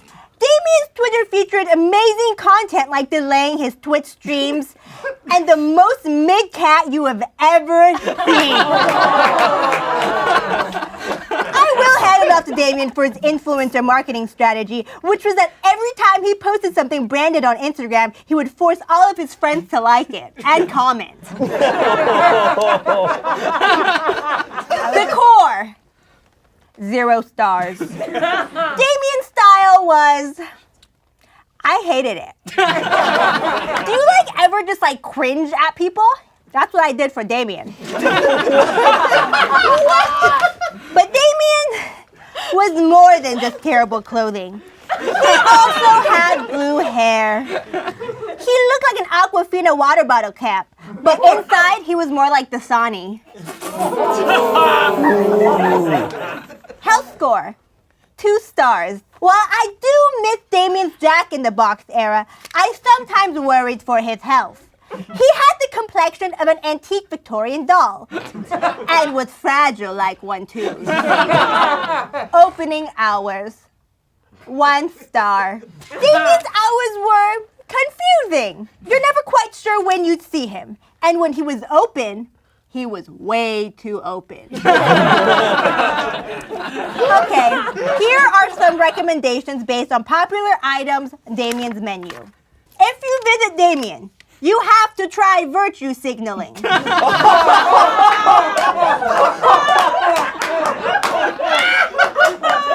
But stay away from his personal space or having any lights on in the room, or making him think that you're mad at him, or making him think you're mad at him for thinking that you're mad at him, or telling him to stop apologizing, or making any kind of loud noise, or soft noise, or any noise.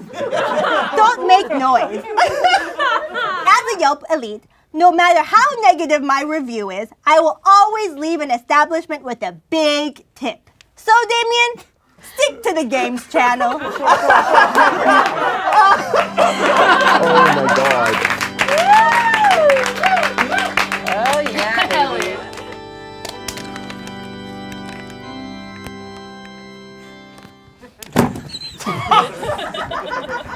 Martin Luther King Jr. inspired us with his speeches. Rosa Parks refused to give up her seat. Marsha P. Johnson fought for queer liberation. And Damien reposted several infographics made by a 17-year-old in Canva.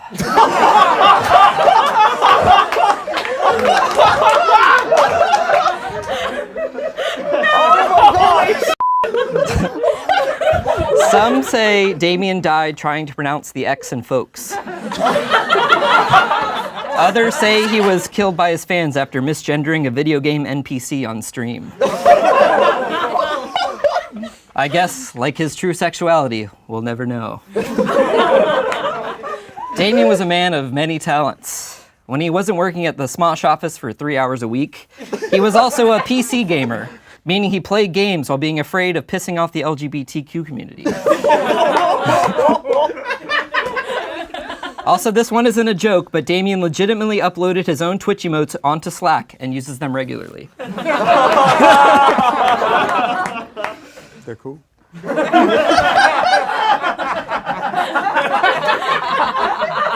Now, I don't know if any of you guys knew this, but Damien was also a voice actor. He acted for people without a voice. Oh my God. God. He was a hero for speaking up for people he had never spoken to. Damien wasn't the only neurodivergent person here at Smosh, but he sure was the loudest about it. Damien, as we know, had OCD, also known as obnoxious complaining disorder. Damien's life forever changed after discovering Halloween at age 31, which gave birth to the flattering fashion renaissance we see before us. Some say he dressed like a cyberpunk character that gets shot trying to suck his own dick in VR. I think his fashion sense could better be described as Water Gun Kelly.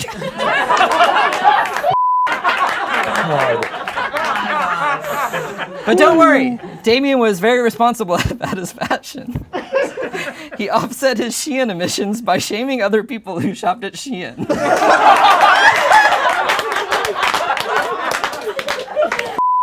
Now we need to eulogize him in a way he might have understood. Hims was such a heckin' good boy. Now Hims is doing a big dead. Now let's pour one out for our dear friend Damien, he, him.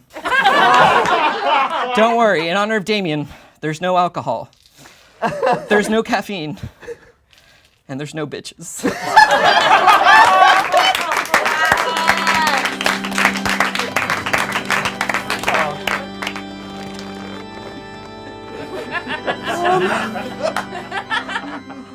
You guys got a trash in here?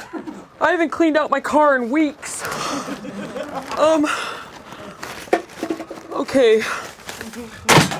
Hello. I am Damien's voiceover agent.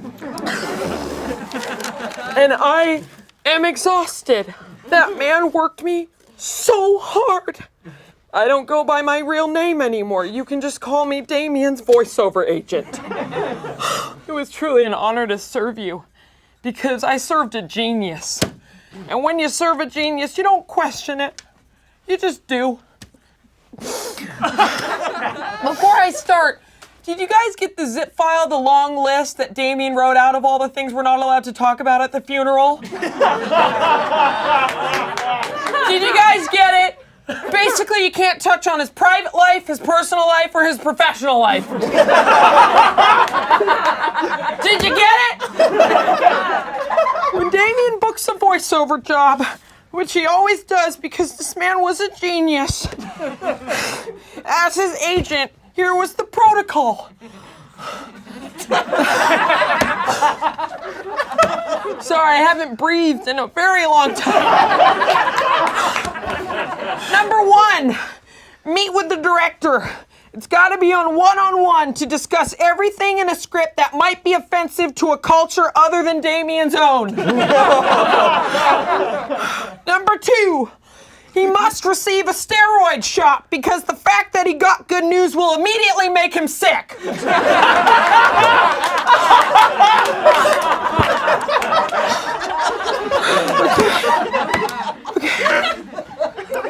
Number 3, outfit. You know how hard it was to get pants to make him look like he was in Assassin's Creed? The only tailor that does it lives in the Siberian desert. And let me tell you, I don't do well on camels. Oh my God. Number 4, dye job time. His hair must match his mood, and I don't know which mood I'm gonna get.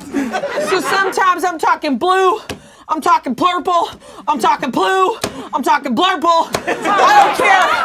It's blue or purple, or it could be both. He's gotta look his best at a job that only features his voice.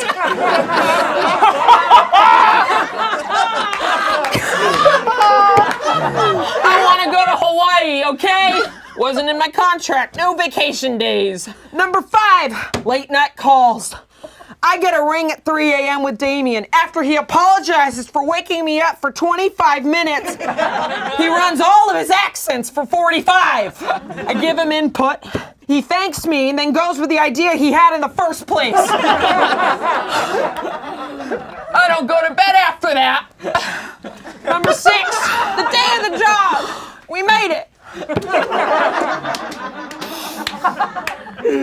warning time! Yay! The whole street needs to be silent so he doesn't get distracted. So I call in a bomb threat to every building in a 2-mile radius. You shouldn't be able to hear a pin drop. Which, by the way, Damien told me is an offensive phrase because it's disparaging to people who are clumsy and drop pins.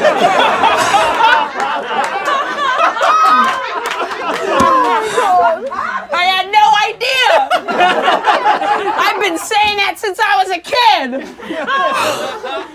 Number 7, the job is done. Finito. Champagne. Cheers. And the late night calls resume. I repeatedly say, Damien, you did a great job. I'm so proud of you. And he never believes me. But I'm grateful because if he did, I wouldn't have a job. This man got me my first house. I don't have my wife anymore, but that's fine. But you know what? All this work I put in just for him to be dead here. Well, actually, he's not going to be resting here. Per Damien's wishes, I worked my ass off to get him buried as the only white person in a Japanese cemetery.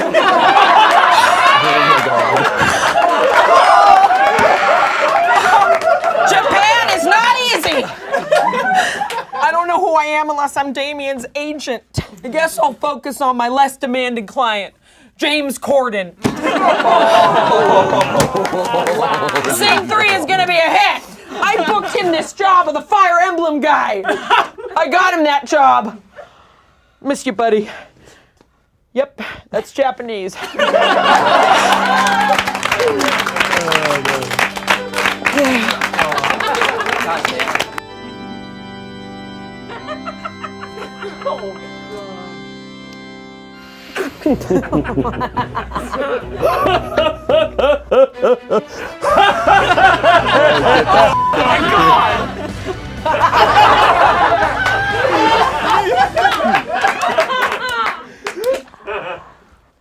Poor Damien Haas. My best friend, my anime brother, is dead. Oh my God. Finally, my coattails can fly free. Do you understand?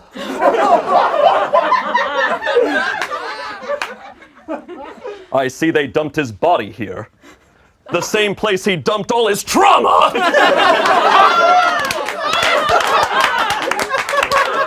I have to be honest. I'm surprised you made it this far. Damien was always very weak. Probably because he fired all his white blood cells for not being diverse enough! That's incredible. However, Damien must have had a very powerful stand. His posturing's insane! But I'm sorry, Damien. Being in half as many videos as me does not make you a minority!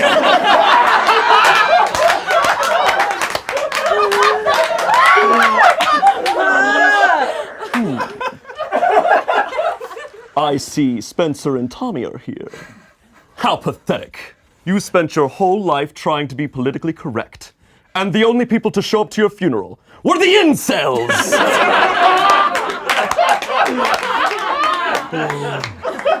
Admit it, Damien. You gave it a valiant effort, but in the end, you're just like me. A privileged Disney-ass white boy!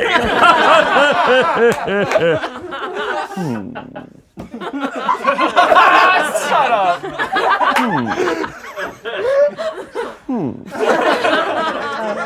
And just look at that purple hair. You know, Damien models his image after characters he's voiced over. Strange. I don't recall him voicing over an annoying piece of shit.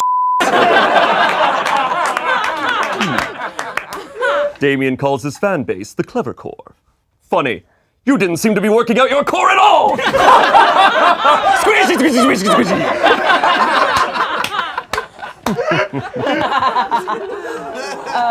And of course, how could we forget? Damien loved anime. And in many ways, Damien was like anime. Just kidding! Anime's awesome! And Damien f***ing sucks!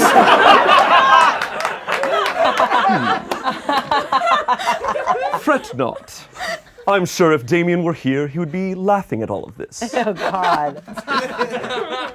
After all, he often said our jokes were very similar. They just made merch about mine.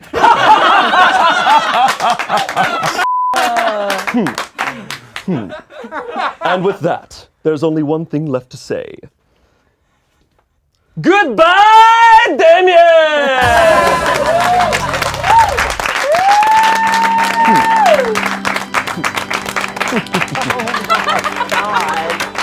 About an eighth of our audience is going to love that.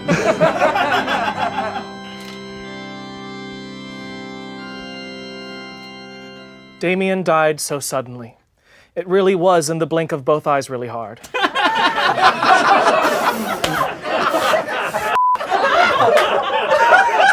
Oh, baby. Oh, yeah. Damien was known for a lot of things. He was a supporter of women.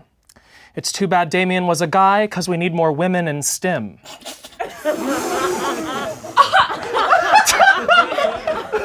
He cared so much about everyone and everything, and if the lights were too bright and if we were all too loud. Damien was so focused on justice. He was basically Batman. He would jump to action as soon as he saw the virtue signal. Damien had many prized possessions he was unwilling to part with, but there was something Damien was willing to give, like unsolicited advice. And of course, some other things. Amanda will receive Damien's voice acting talents so she can use a voice other than this one.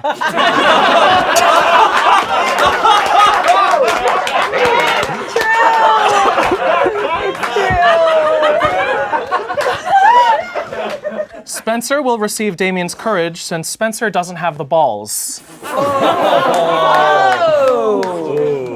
It's true. It's true. True. Olivia will receive Damien's twitch, but don't worry, there's meds for that.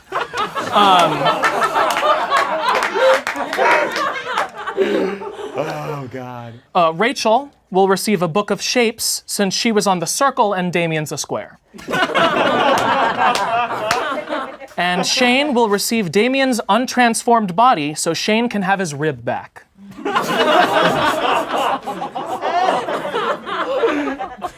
Unfortunately, Damien is now dead. No longer will he be a shining example for people of colored hair.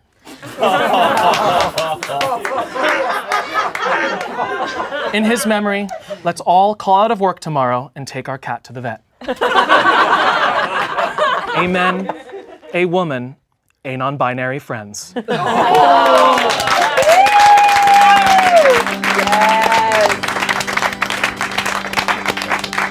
Oh my God. Oh God.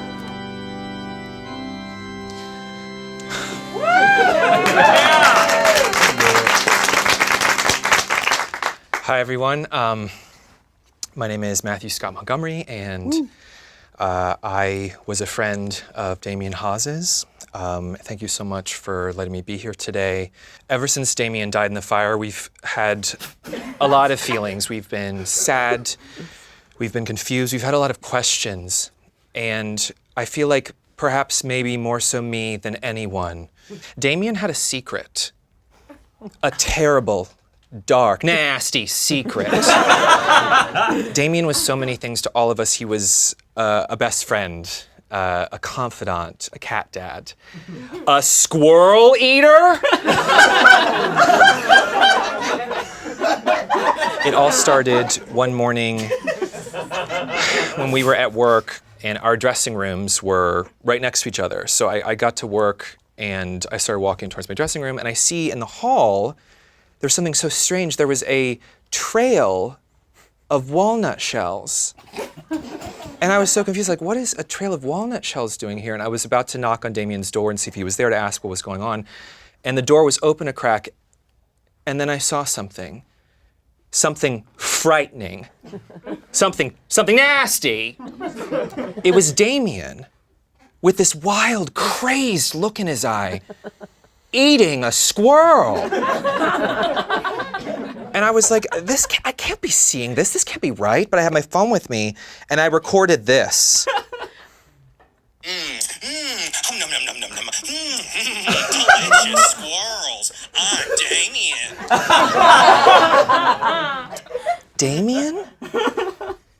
A squirrel eater? Luring squirrels to his dressing room with walnuts? It didn't make any sense.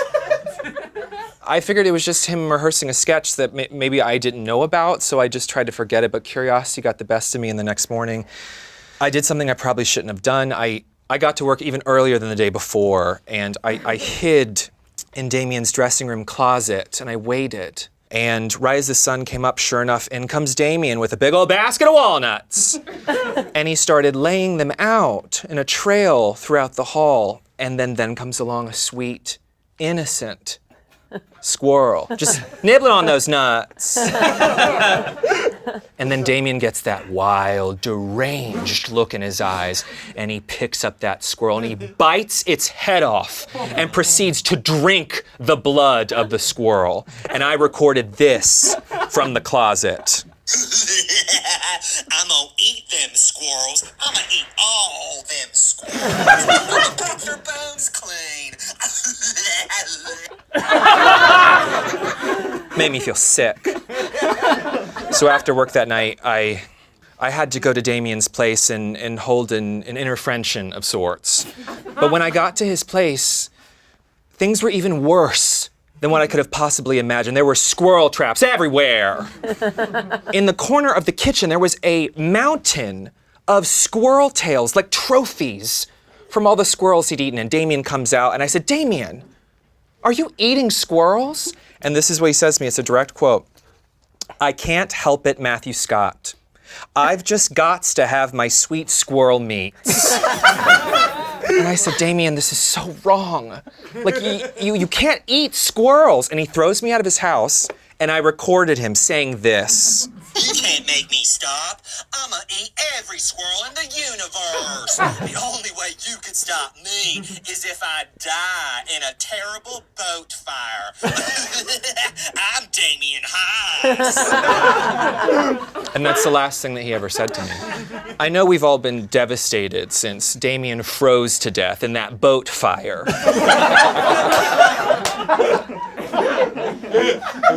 But with Damien gone, at least we can rest knowing that he will never eat another innocent squirrel. And Damien, I have one final thing I want to say to you. I know what you did. I know what you did. It makes me sick. Makes me feel sick. I'll see you in hell, Damien Haas. I'll see you in hell.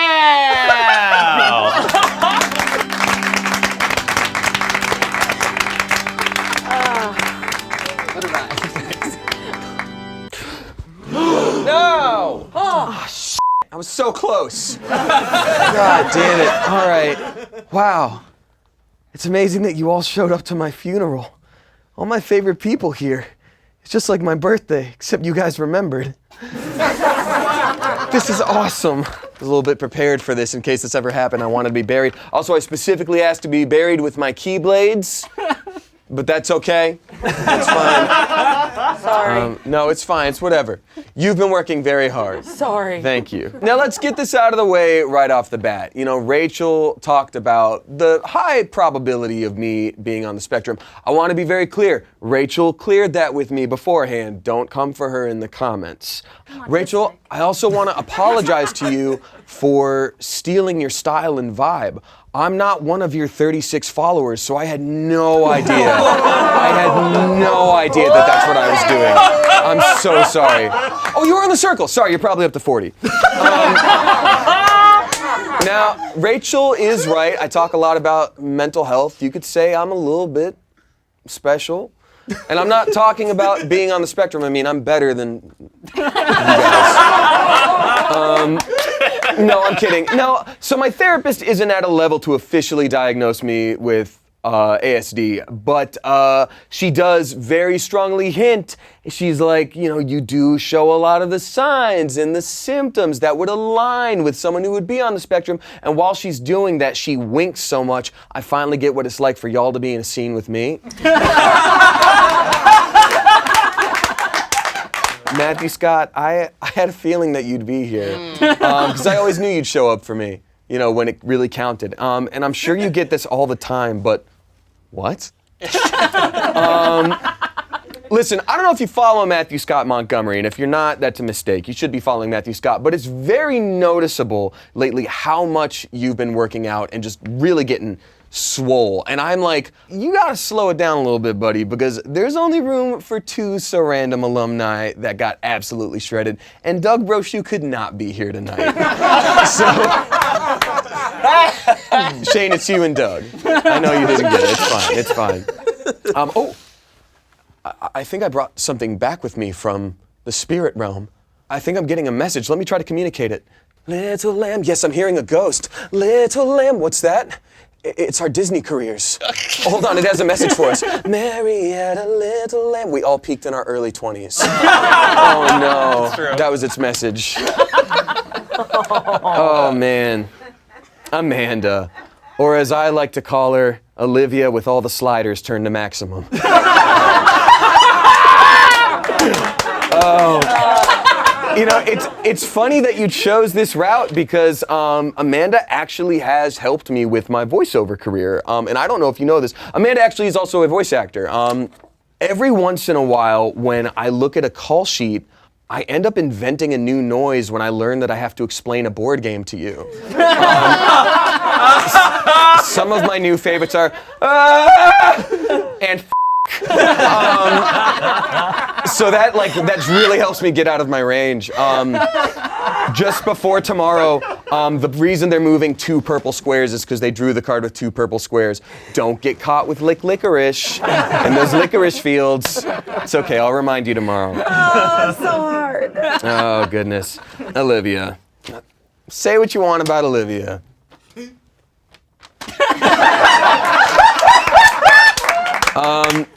Olivia, if I had to sort of sum you up as a person, it would be like if you were binging a season of Keeping Up with the Kardashians and then it ends while you're kind of dozing off and then Netflix just auto-plays Cocomelon. That's about right.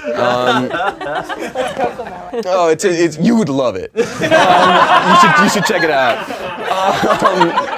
Spencer, your growth on this channel has been incredible to witness. Watching you go from making inappropriate jokes almost inaudibly once per video to making inappropriate jokes loudly and almost constantly over everybody else has been a delight.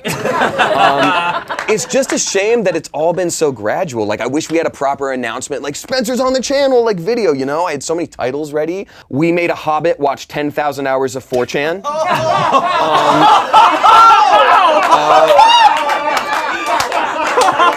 Would have gotten the clicks. Guy says pussy 12 times in a video and then has to edit it out himself. I kid. Spencer, all joking aside, shut up.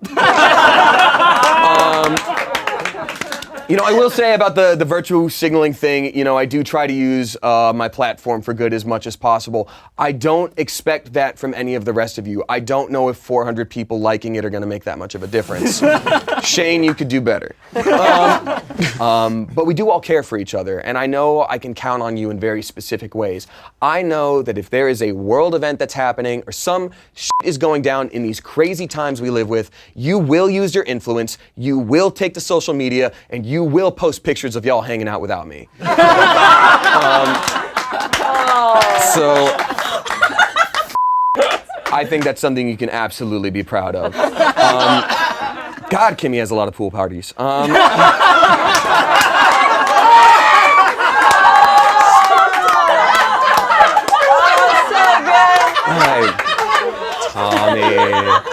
Tommy, you know what's wild? I was realizing the other day, I think amongst most of the cast and probably a huge chunk of the audience, you would probably be considered the funniest member of Smosh.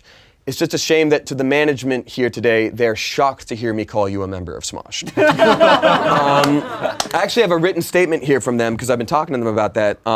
Sup Queen, slay. I know you've been trying so hard to get into main channel content, and frankly, with how funny you are, you definitely deserve it. It's just kind of hard right now because that light right there is kind of off. So until we figure out that light situation, no can do. By the way, can you write 5 chart-topping songs from scratch by tomorrow? Thanks, Lilas. All right. Oh, you know what? Saxman's funny. Saxman, you always kind of remind me of Patrick. Patrick. Patrick is like if Matthew McConaughey hatched 10 months too late. You know what I mean by that? But I would say if Patrick were here, I would want to congratulate. That would hit for you, Rachel? That's so fucking funny. Thank you. Wait. Oh, I didn't do Shayne. Oh, that's the. Oh, we have I'm sorry. To do Shayne. Best material. I had already been roasted so much, I thought it had already happened. There's so much similarity when I say something quiet and then you say it louder and everybody laughs. So good at that. Shayne, you were born white and wealthy in Florida and then immediately died white and wealthy in Florida. Or as I like to call it, the conservative speed run, any percent. You were then raised white and wealthy in Arizona, and you've had steady acting work since the age of 20. What the f*** are the muscles for, soft hands? You've never had to fight for anything a day in your life.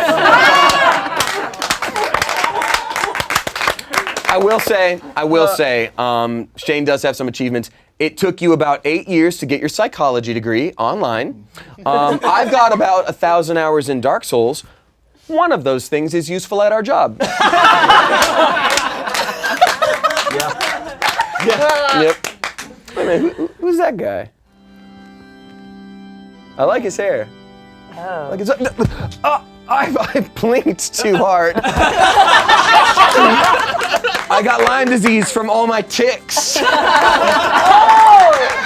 y'all missed that one.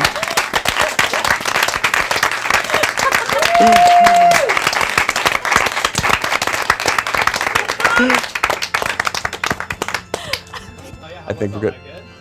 I feel good. Are you all good? Yeah, yeah.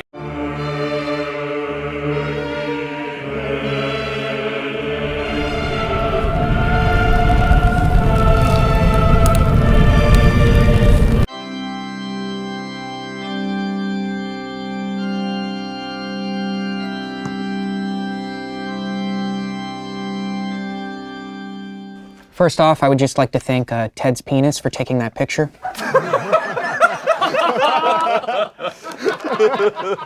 I'd like to thank each of you for attending the memorial of Theodore Kennedy Nivison Jr. That's his full name. I know that everyone thinks that Ted was this amicable, nice guy. People kind of think that about me too, but the difference is I actually am. Ted never sins. More like Ted sins a ton. And if you don't believe me, believe the data. Eddie, you joined him as you traveled across the country, ate at every Rainforest Cafe location. You know, we all had a good laugh, right? Not when you look at the environmental impact. Let's start with the carbon emissions that this stunt created. Okay, Ted drove a 2002 Toyota Tacoma across the country, and he estimates that this was a 10,000-mile trip. The Toyota Tacoma, 2002 model, consumes and produces about 404 grams of CO2 per mile. So if you do the math, that's 404,000 grams of CO2 emitted, or 890 pounds of carbon that was pumped into the atmosphere. But it was so quirky, right? Such a fun little video. Wrong. Think about the impact. The EPA estimates, and I looked this up, this is a real fact, you would have to plant 67 trees and let them grow for 10 years, Ted, before you offset your impact. Okay? You single-handedly destroyed 4.8 acres of US forest to go visit a cafe inside of a fake rainforest. That's what you did.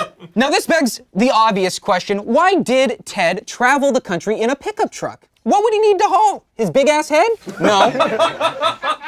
All you did was give us a viral TikTok sound and you filmed it for content. I looked up the price of gas when you filmed the video, and I know you traveled the continental US, so I averaged the price. It's about $4.17 per gallon. So the entire car trip cost, and this is just in fuel, about $1,700. Now with that money, you made a funny little video. But you also could have donated 680 meals to schools. Just saying. Now, when you... Being audited right now.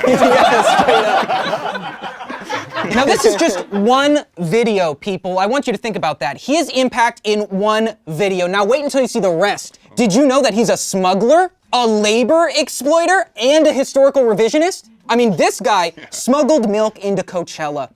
He made a video mocking people on the Fiverr app. You know, people who give their services out for $5. Yeah, way to punch up, dude. Way to really punch up on these people. Yeah, love it. $5 for a skill, and you make a video? Okay, great. 3,000 subscribers. Lucky for all of you, my conscience is clear, okay? I'm obviously a good person, and Ted is not. And that's why I volunteer to be the next Ted Cinnamon. That's right, Eddie. You and me, we're going to every single rainforest cafe, and we're also going to go to every single orphanage in America and adopt a child. That's what we're going to do. And we're taking all of them to Rainforest Cafe. I'm in, let's do it. Yeah, cool, let's do it. Now, finally, in honor of Ted, I'd like to do one final thing. Since I went first, I got the rest of this video to sit through. So, in honor of you, Ted, I'm gonna get high as Is that real? Hope you stay dead, bitch.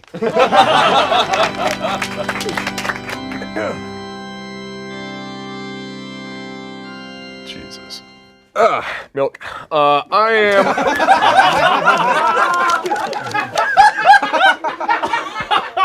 I gotta be honest, when I heard that Eddie Burback was no longer with us, I was crushed. Felt like I swallowed a cluster grenade full of hornets in my tum-tum. Then when I found out it was this giraffe of a clown, oh, I clicked my heels together in the air, thrice with glee. Hoo-wee! Saw your little Rainforest Cafe video there, champ. You and Eddie Burback. I love how in every duo there is a pretty one and a funny one. Eddie's both.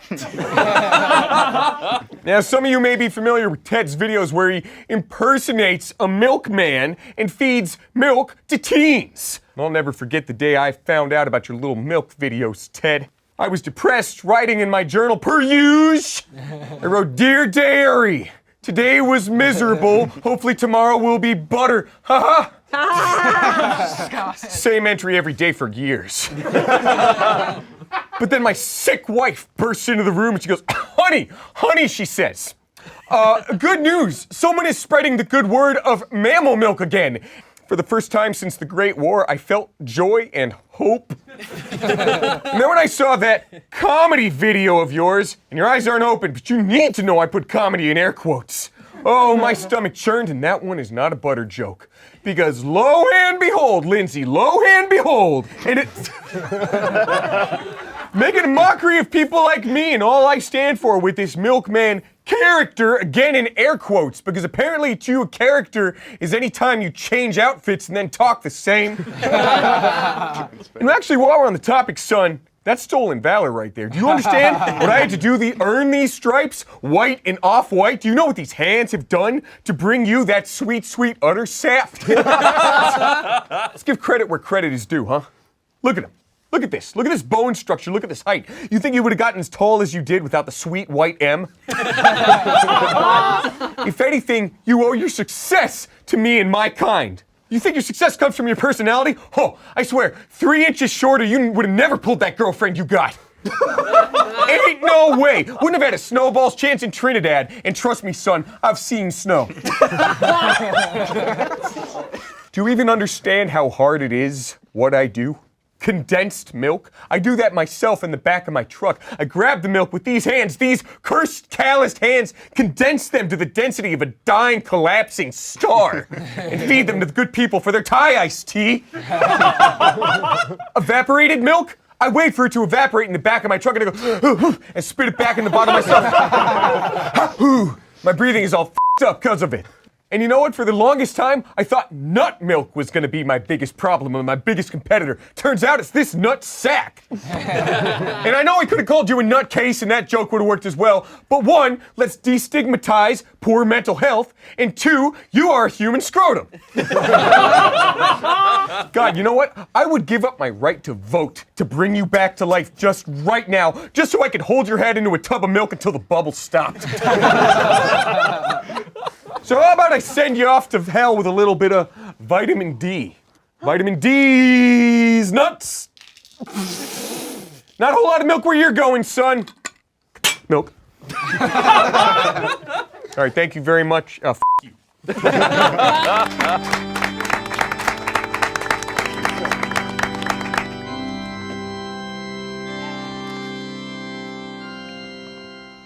What can I say about Ted? That's actually a question. What can I say about this guy? I had to Google what Ted Nivison is famous for. Nothing came up, so I was forced to actually watch his videos. And yikes. Sorry, Eddie, I know that's yours. Ted's content is what I can only describe as Ted's friends content. This guy can't make a video by himself to save his life. Which is why he's gone. Let me give you a little breakdown of Ted's videos. You've got Ted cooks food with his funny friends. Ted reacts with his funny friends. Ted does a video topic that one of his funny friends has already done. Now, some might say that's not fair. Ted does videos by himself, but I wouldn't know that because I don't watch them. I kid. I couldn't watch his solo videos because I'm lactose intolerant. Ted makes videos about milk. He makes merch about milk. He goes to music festivals and forces milk on people. I think Ted likes milk as a metaphor for how he squeezes the udders of his more famous friends.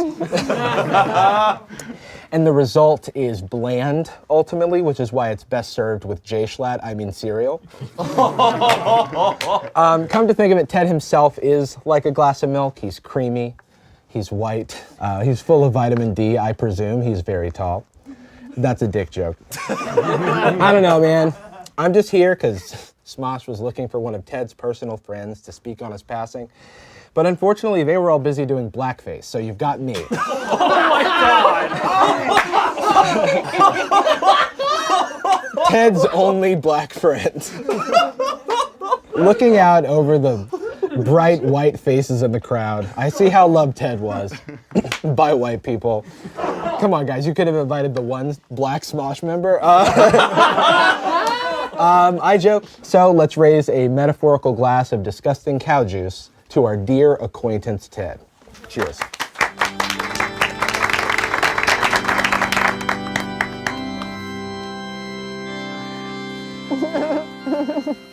My name is Dale Jungleson, and I am the CEO of Rainforest Cafe. As some of you might know, the Rainforest Cafe has been slowly dwindling due to rising global temperatures. Sorry, due to shitty food and subpar service.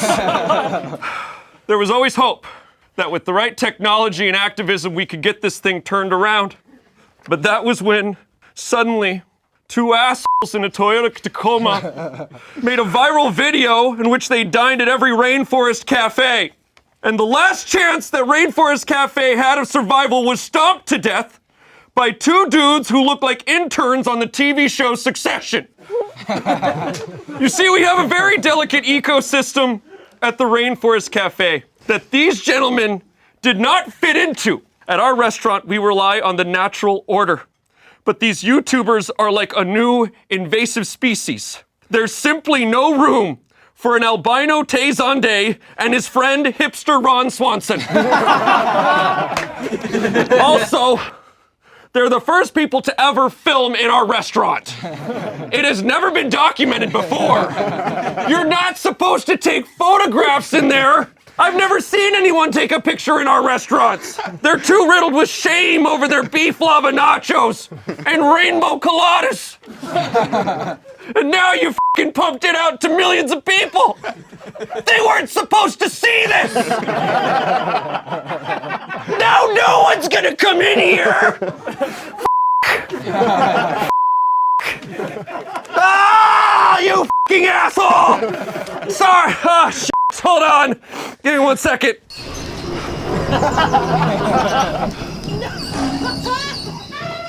Brings me back. Everybody relax.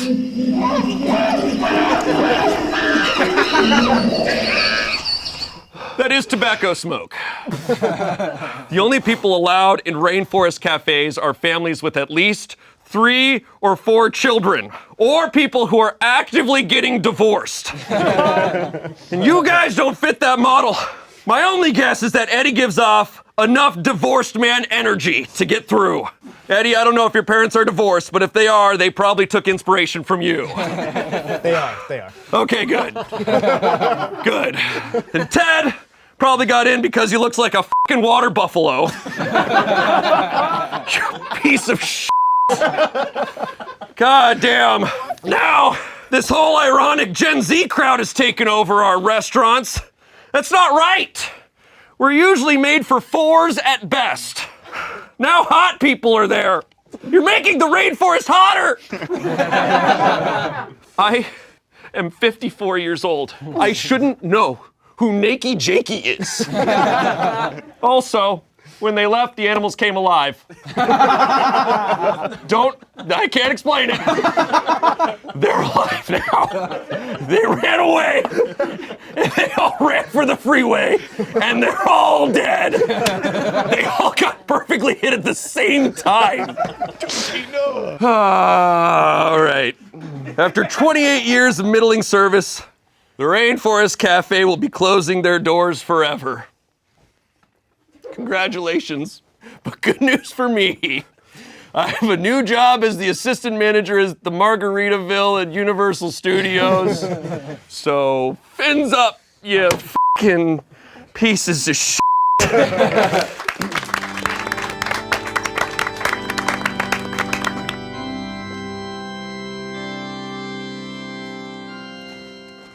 Ted? I've been told we've met. Yes. And then after doing some research, I came across your content. You spend so much time creating funny t-shirts, funny bumper stickers, but you never considered making a funny video. One particular video I noticed with the we improved fast foods and we improved ocean animals. Funny you spend all this time critiquing others, but you never considered improving yourself. So, I took the liberty of doing that for you. I improved Ted Nivison. That's how you say your name? I don't really know you. He's got a very specific look that I like to describe as white guy who wears a sombrero on Cinco de Mayo. Or the most liberal guy in his college's Young Republicans Club. What else could we do to improve on this timeless look? How about a cool pair of sunglasses?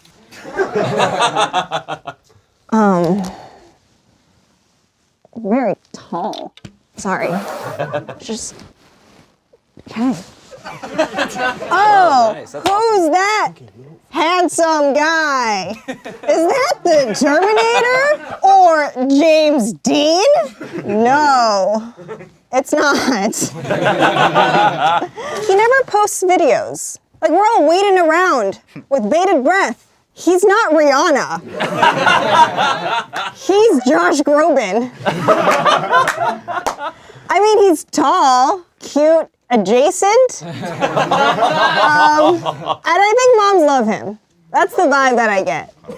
So, what can we do to improve Ted's video cadence? How about another pair of cool sunglasses? Oh, yeah. Such a tall dude. All right. Okay, so much personality. You know what's not a personality? a Hawaiian shirt. When Ted puts on a Hawaiian shirt, he looks like a swinger on vacation trying to which is different than his usual look, which is a youth pastor who's always telling kids to leave his girlfriend alone. I did a sweep of your Instagram, and there's one thing I noticed. Ted follows me on Instagram, but I don't follow him back. I'll give Ted something even better. I'm gonna report him. Rest in peace, Ted. Stay cool. Whoa, yeah. Thanks. Bye. Jakey, get the f*** out of my way. I'm gonna freak out. Don't look at me like that. You're supposed to be dead. Close your eyes. Hello, everyone. I will try to not get too emotional during this. As we all know, we're gathered here to celebrate the wonderful life of Jay Schlatt and Slimesicle's friend. If you don't know who I am Ted's much funnier and more handsome friend, Eddie Burback. In Ted's life, he cultivated a wonderful and explosive career. Frequently, I would hear the phrase, "Nobody does it like Ted." Before him, we had never seen a white male YouTuber get his start making Minecraft content, and I'm positive we'll never see that again. Ted was known to shock and surprise audiences with groundbreaking videos like, "What liquid works best in cereal?" and avant-garde videos like, "What cereal is the worst?" Those are two different videos on Ted's channel. Now, obviously, I'm joking. Ted's videos are hilarious, well-made, and a blast to watch, is what I would say if I actually watched Ted's videos. Unfortunately, I'm not a 14-year-old with a Jay Schlatt plushie on my bed, so I'm legally not allowed to. Ted and I got dinner with some friends, and when asked about whether or not he was prepared for a roast funeral of himself, he said, "I don't know. So Ted, this next joke is to teach you that your actions have consequences." Ted and I now famously went on a road trip for 3 weeks to visit every rainforest cafe in North America. Here we go. I had another bit of the joke, you just f***ed up the timing. Stay sorry. dead. You can say it again. Ted and I now famously went on a road trip for 3 weeks to visit every rainforest cafe in North America. You can start clapping. Thank you. And you know, being around so many of those themed restaurants really opened my eyes to important causes like rainforest preservation and awareness. While spending 3 weeks alone in the car with Ted opened my eyes to suicide awareness. You know, this was a little too real, so it wasn't in either of our videos. But during the trip, Ted actually almost drove us off a cliff in the middle of the night. And after listening to the Red Hot Chili Peppers on Spotify for 19 days straight, a cliffside has never seemed so appealing. Holy crap! Ted looks like if Frankenstein joined the Try Guys.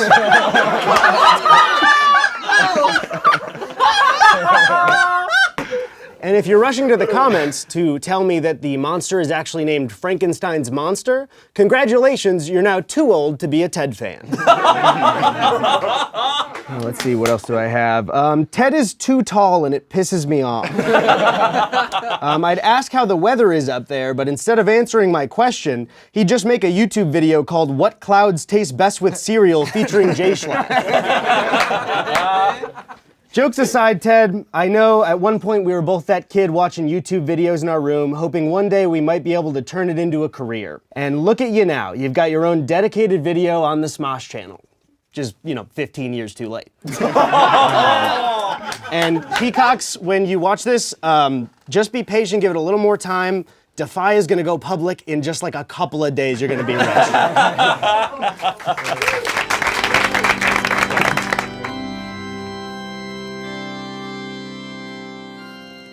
This jacket, unlike Ted, is very cool. I can't believe it. I can't believe it's not Ted Nivison. I know. Today we cry for a guy whose body doesn't look like how you think it would. A man whose voice sounds like reverse helium. Or like if the anesthesia just hit. Or like he's in a documentary in silhouette. Today we pray for a man who proves that somehow, some way, there's always room for another white guy. I know we're all shaken up by the loss of Eddie Piggyback, but I am obligated to read his will in the same way Ted is obligated to make mediocre content. Ted gives Smosh his beat-down Toyota truck since we also refuse to let things die. Olivia will receive Ted's shoe so she can sleep in it because she's so tiny. Seriously though, Olivia will receive Ted's glasses so Olivia can ice skate on them. So tiny. Okay, no, but really. Olivia will receive Ted's bedroom studio to hang in instead of the Smosh lobby so Olivia can finally argue with her boyfriend in private. But I hope she doesn't get lost in the room! Ted gives me his hair to take care of, since I'm used to hair that makes sense from far away but up close is utter nonsense. Ted also gives me his content since I too come out once a month. Shayne gets Ted's fans since Ted and Shayne are only a little hot once you get to know them. Ted would like to return to Damien the remaining milk that both of their skins are made out of. And Ted gives Noah his season pass to the Rainforest Cafe so he can return to his original family of animatronic lemurs. We, here at Smosh, will dearly miss having an actually relevant YouTuber on our channel. Ted, I hope wherever you are, you finally figured out what kind of content you want to land on, you know? Now, as is customary at all funerals, if anyone objects to Ted's death, please speak up now. I object. Oh my God.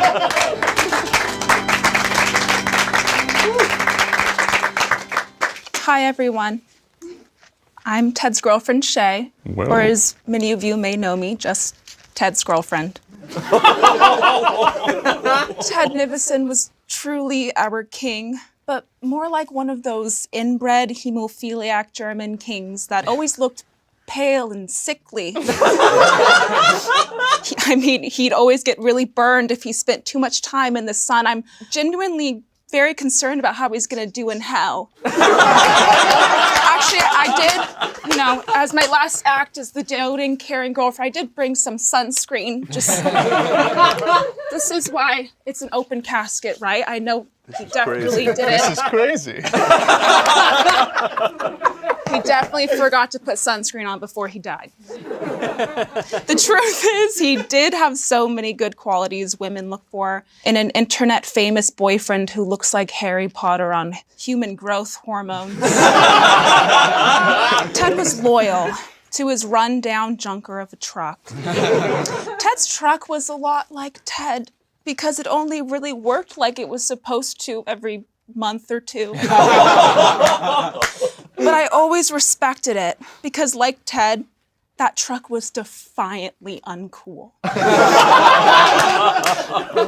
Mostly because the AC started smelling weird after a rodent crawled in there and died. That's what we think. Isn't there a dead rodent in all of us? This man cared way too much about being funny. He's like if Michael Scott went to film school.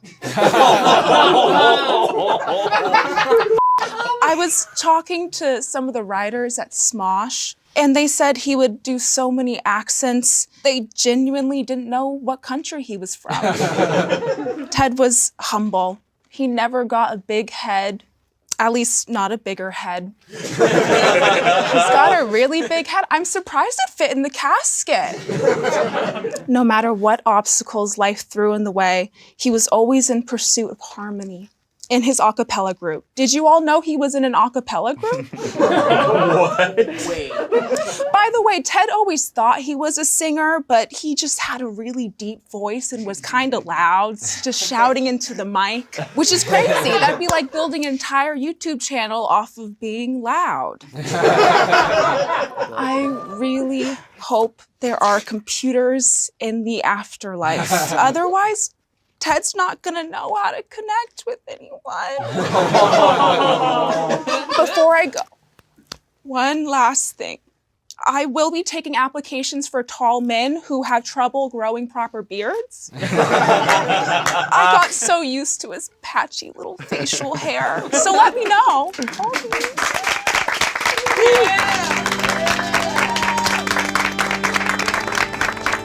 That's f***ing crazy. That's awesome. Gotcha.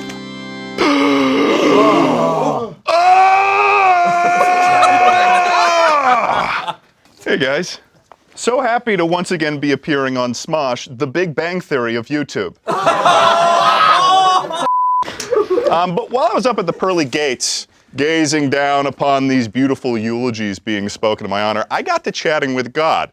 You know, the omnipotent and benevolent being that let 9/11 happen. And at some point, I got curious, and I asked him, what was your inspiration for designing these human beings down here? Like, what was that about? And he had some really interesting things to say. And let me be clear, these are God's words, the Christian God that is real, not mine. So when designing Shayne Topp, the worst member of Smosh, God was going for the classic douche look. He wanted someone that looks like the sports guy in high school Spanish class whose pronunciation was so bad it sounded like he was speaking in Simlish. Hola, mi favorito es favorite sports team es Nuevo York Jets, Mr. Señorita. Puedo ir al baño? He wanted someone that looks like the unknown extra brother from a sibling boy band that the parents forgot about. God damn. Someone that looks like he'd say that he started from nothing while conveniently ignoring that his father is the founder of Vineyard Vines. Now, with Damien, the worst member of Smosh, God went on a totally different route. He wanted someone that would really stir things up. Someone that looks like they made high school drama club their entire life. And when confronted with any woman that they had spoken to on a base level would go, "Where's my hug?"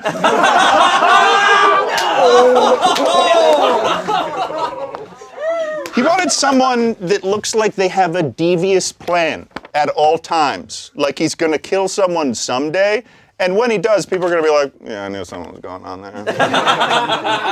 Someone that looks like he subconsciously weaves in lines from his favorite animes and thinks that he thought of the lines himself. Now, with Olivia, the worst member of Smosh, God was looking to create an anomaly. He wanted a person that defies logic and reason and perhaps even violates human rights with their presence. Someone whose comedy is like a middle school sleepover when the lights are off and you're supposed to be going to sleep, but people keep yelling random shit and people start giggling. Someone who will wear a full body tracksuit but also give the vibe that they don't know how to run. Now, Noah was a fun one for God. One, because he'd be making the worst member of Smosh, and also because he wanted to just create a bad guy. Just a terrible human being. God wanted to create the most soul-crushing, Lovecraftian horror imaginable. Oh my God. And man, he killed it. He wanted someone who looks like they're forever in the learning phase of hair dye. And they changed it so much that I had to literally contact Courtney for updated information on what color it was. Someone who looks like a canceled Minecraft YouTuber. Oh my God. And I'm unsure if this has been mentioned in the past, but I just spoke to God and Grossman, that was intentional.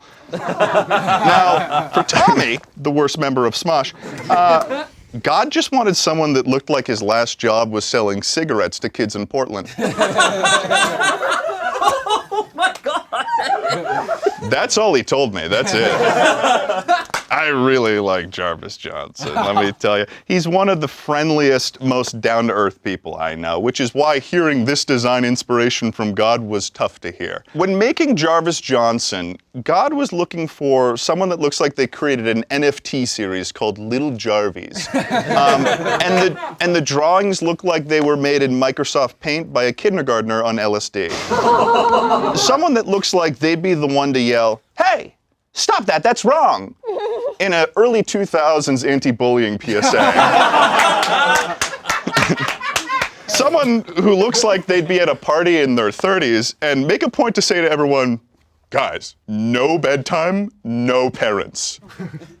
I've done that. Eddie Burback is here. And I'm delighted to see that he is keeping himself busy while attempting to remember his YouTube password. And when God created Eddie, he wanted someone that could be a 26-year-old man that looks like a 46-year-old Little League baseball coach who swears that if those kids win the f***ing championship, then Brenda will take him back. Someone who can go on the trip of a lifetime, absorbing the entire beautiful sounds and sights of the Rainforest Cafe, and still manage to make an absolute stink about it the whole way. Also, who's that sex guy? Jake? Is that Naked Jakey? What's up, man? You want to rip this? Naked Jakey's here. Oh my God, that's Naked Jakey. You want to rip it? Oh my God, it's Naked Jakey, the f***ed up love child of Scooby and Shaggy. Oh my God. Naked Jakey sounds like a nickname for the local homeless guy who exposes himself to strangers but is so friendly that the community just keeps him around. That's Naked Jakey. And that's Jakey. And that's all I have. So, yeah. I guess I'm gonna go die more. Bye. Oh. Just kidding, I'm back. Nah, I'm fucking dead. Yeah. Okay, cool. Still not watching his videos. Wow, that was cool. That was like a surprise birthday party, but bad. So that's why you need to, is that why you need to go home? Oh, wow. You can save it for home. Guys. Yeah. You can save it. Well, we were just talking about God of War. Okay, sorry, we're filming. We don't get to leave till this is done. Hey, shut the f*** up, Jake. We got 30 videos to film this week, Ted.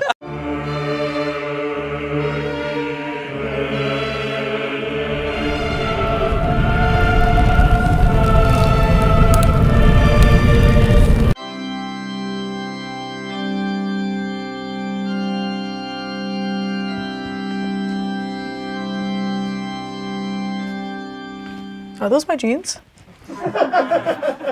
Thank you so much to everybody for attending the memorial service for Kimberly Renee Jimenez. It's a tragic loss for the Smosh community, the Filipino community, as well as the brunettes with big sorority energy community. Who knew it was possible to be so sweet you can turn into a cavity and die? Having known Kimmy for about 4.5 years, I had the privilege of watching her continue to develop her talents, as well as see her personality shine more over time. Above all else, Kimmy was living proof that people truly can change. When she first started at Smosh, she just acted so nice and had no personality. Now, I realize that is her personality.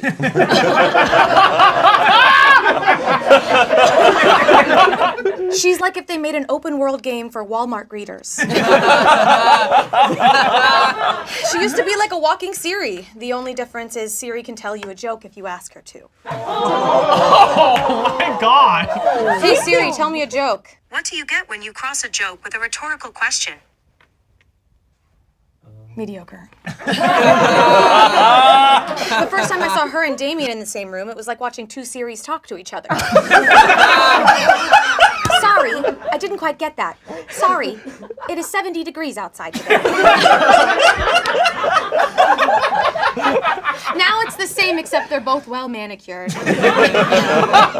We wanted Amanda at this funeral because, you know, they worked together for years at a restaurant, and when we brought it up to Amanda, she said, I literally have no stories. As an actress, Kimmy was classically specially trained, unlike her dogs. And we've all come a long way, you know?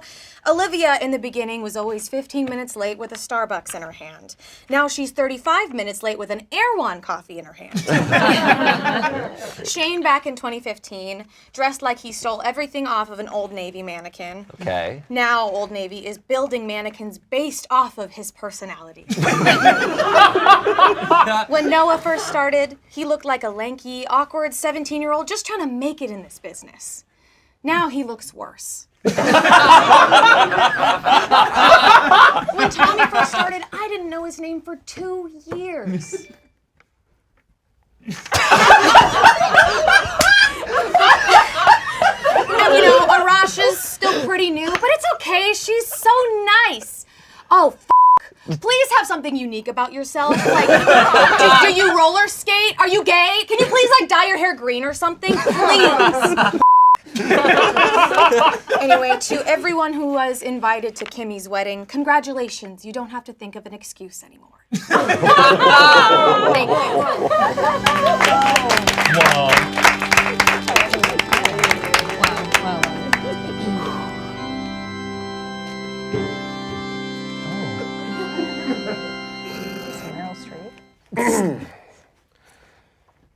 Kimmy Jimenez was the greatest actor to ever grace the YouTube screen.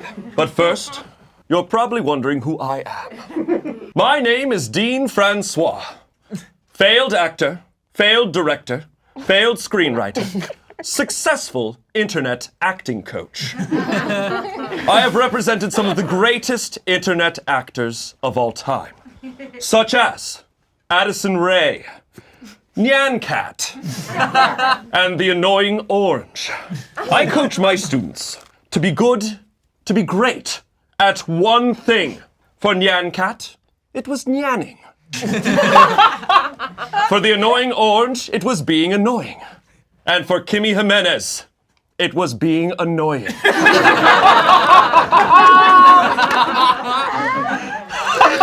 I remember the first time I saw her. I was in the audience for a play she was in. She was laughing and smiling and enunciating her sentences perfectly the entire play. It was tremendous.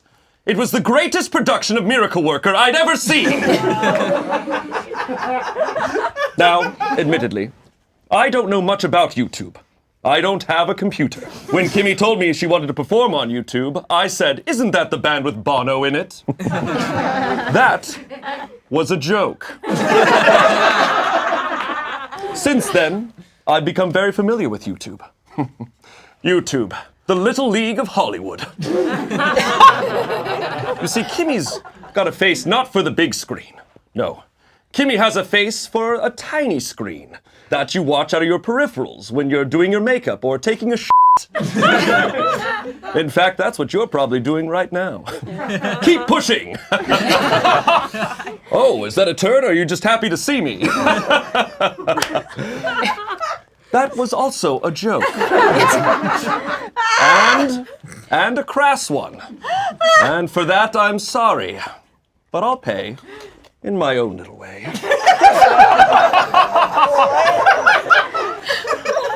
Kimmy has a very unique acting style. It's like as if a featured extra didn't leave. Now, here are some internet acting tips that I've given Kimmy over the years. When in doubt, smile. Anger, smile. Sad, smile. Only do one emotion all the time. I taught her all about live performance. During the last Smosh live show, Kimmy revealed that she once got drunk and melted cheese on a paper towel. Now, this was a big moment because it was the first time we learned that Kimmy did stuff. And an Instagram handle was born. And I taught her to stay humble professionally, which is why she always made sure to go uncredited. In acting, it's important to have personal relationships. And Kimmy, of course, has a giant, stupid golden retriever at home named Shayne. And she also has a dog I believe its name was, T-shirts. And always make sure to stay networking in this industry. Maybe by throwing pool parties. But, of course, keep the vibe cool, so don't invite Damien. That was my directive, specifically. Now, as is customary with all acting techniques, I will make eye contact with everyone in the room.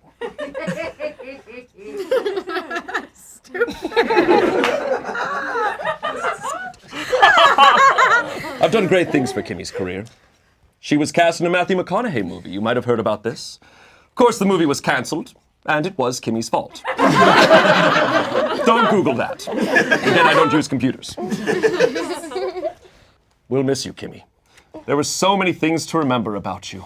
Like how you wore denim jackets and white sneakers. I wrote that joke 3 days ago.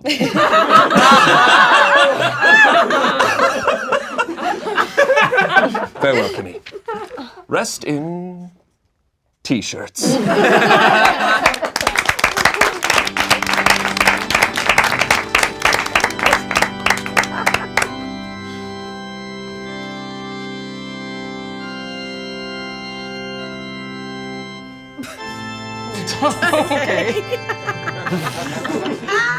Hello, everyone. My name is Cammy, but you might know me better by my pen name, Kimmy Jimenez Queen 444. I'm one of hundreds of people that go into every single Smosh video to comment on how beautiful, talented, gorgeous, elite, top-notch, high-class, and wonderful Kimmy Jimenez is. Me and my colleagues are even in the comments right now. Look! We work hard. Most people think I'm a bot, but I am real. I am real. I have a real home. I eat 3 real meals a day, consisting of whatever Kimmy Jimenez eats on Eat It or Yeet It. If she eats, I eat. If she yeets, I eat! And I am a real big fan of beautiful, elite, world-class actress Kimmy Jimenez, superstar. Crown emoji, sparkle emoji, big smile, big smile, big smile. She's beautiful. Like if Aubrey Plaza was social chair in her sorority. She's gorgeous. Like if a tiramisu was brought to life by a witch. And she's elite. Like Whole Foods. Yes, she was our queen. Kimmy Jimenez, why did you have to die? Frown emoji, streaming tears emoji, crown emoji, sparkle emoji, skull emoji. When she died, none of you wrote her obituary. Red face cussing emoji. So I did it myself. You're all welcome. Kimmy Jimenez was an incredible, beautiful baby born perfectly on August 20th in the #1 most incredible hospital in Irvine, California, to an elite father who immediately recognized her potential and grace, and a gorgeous mother who felt no pain. She went to an elite, beautiful school where she majored in being phenomenal. 100% of her teachers remember her as a joy to have in class. In July of 2018, Kimmy revived dying YouTube channel Smosh, home of unelite female performers like Olivia, Jackie, Courtney, Angela, and Amanda. Also elite performer Arasha. While at Smosh, Kimmy did everything, from being a prestigious actress to being elite. Then she died, becoming the most perfect, gorgeous, incredible corpse the world has ever seen, with a lifeless body more elite and more beautiful than any body has ever been. In conclusion, to sum up the gorgeous Kimmy Jimenez and her superior, beautiful life in one final comment, come to Brazil. Rest in peace, elite superstar queen Kimmy Jimenez.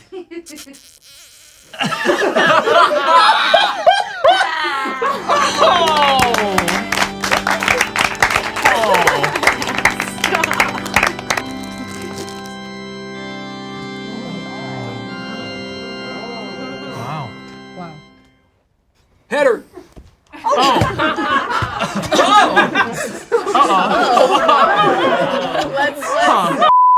Hello, everyone. My name is Paula Cleet, but everyone calls me the Crusher. Kimmy and I were twin strikers on our high school team, the Star Streaks. Star Streaks shoot high! We played back in the days of Orange County. Me and her went from youth soccer all the way up to young adult soccer. It's a good time. Now, in many ways, Kimmy and I had those classic soccer rivalries you see in the movies, right?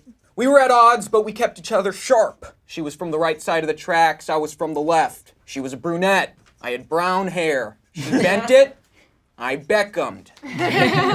But what we shared was special, all right? Because we kept each other on our toes, much like soccer balls that we often kicked into the goal. Star Streak shoot high! In fact, our team was on track to win state. But all that changed when Kimmy committed the ultimate foul and left our team so she could play for the team of Hollywood. She moved on from playing real soccer to playing pretend soccer in Claritin commercials. What a win! What a win! I mean, really, she turned her back on the team and me for this? I mean, where is the grass?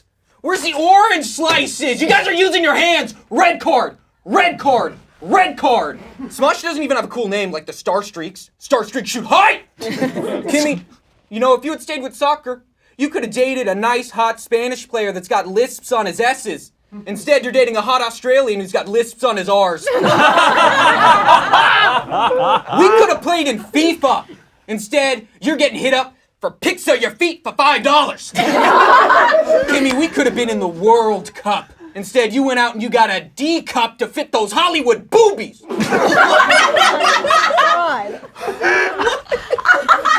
You left the field, but at least in life, there's an open shot on goal, right? So explain why you never scored. Huh? This new team that I see here, it's a disgrace. You don't even look like you drink water. Yeah. And you, are you the goalkeeper or the gatekeeper? I'm just saying that because you look like you gatekeep subjects. Yeah. I'm calling you out, white man. And you're dribbling. Like on your chin. Do that, slurp it up. Kimmy, you were so good at flopping on the field. Where's that acting in these Smosh videos? You missed out on a lot. You missed out on us going to nationals. You missed out on us going to state. And you missed out when we all crashed in the forest and we had to eat each other like the Yellow Jackets. You missed out on that. Coach wanted you to eat them. Instead, Stephanie had to. Oh my God. Kimmy, you may have made some different choices in your life and gone a different path than I did. But you know what? In the end, you ended up in the ultimate penalty box. And I don't mean the coffin. I mean acting for a YouTube channel. Disappointing. I will say this, though.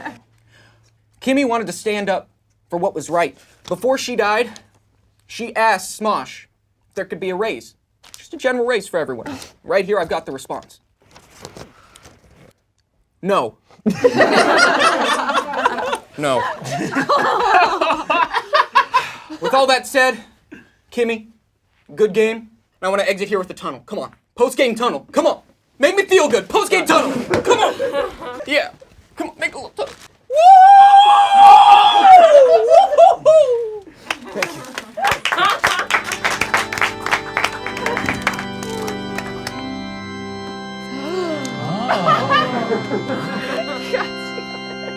Surprise. Good morning, everyone. My name is Dana, but most of you probably just know me as Kimmy's best friend, Courtney. You know, I think I speak for all of us when I say that I'm so glad that we are all gathered to honor Kimmy. Between her informal engagement party, official engagement party, birthday party, bachelorette party, bridal shower, and wedding, I just truly feel like she hasn't been celebrated enough this year. Her fiance, Shayne, he was gonna be here today, but he's in a deep period of grief, so he had to say sorry.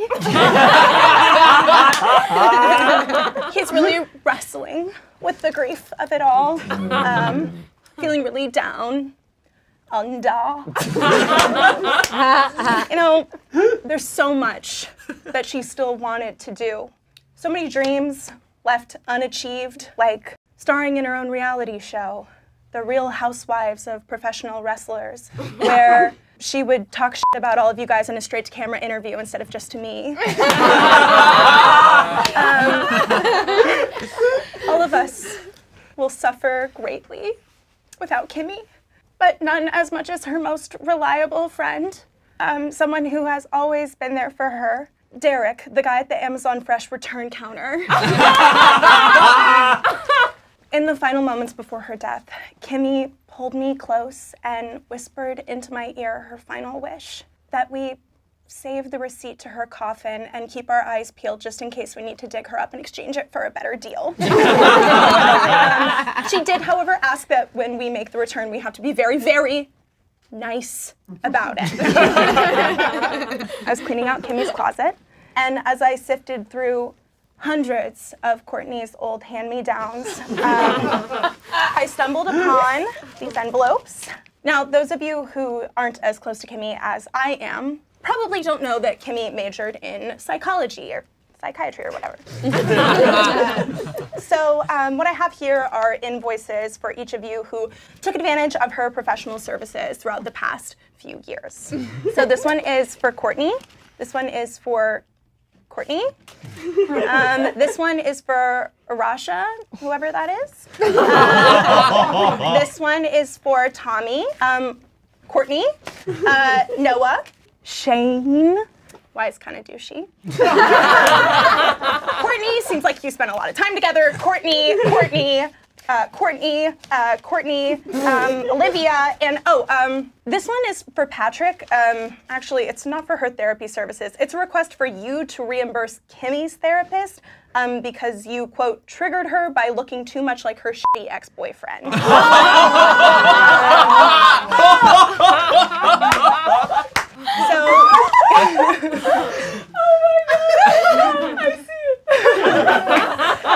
As Kimmy is dead now, all proceeds will be donated to Kimmy's favorite organization, the Union of Humans Who Are Kind-Hearted but also Passive-Aggressive, more commonly known by its acronym,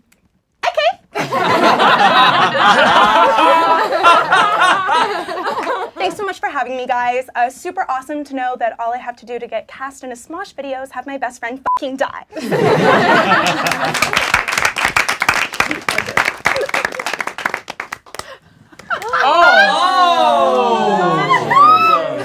Yes!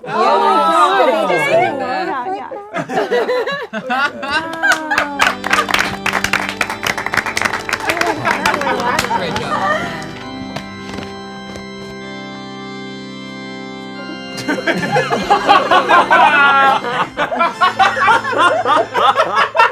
Hello.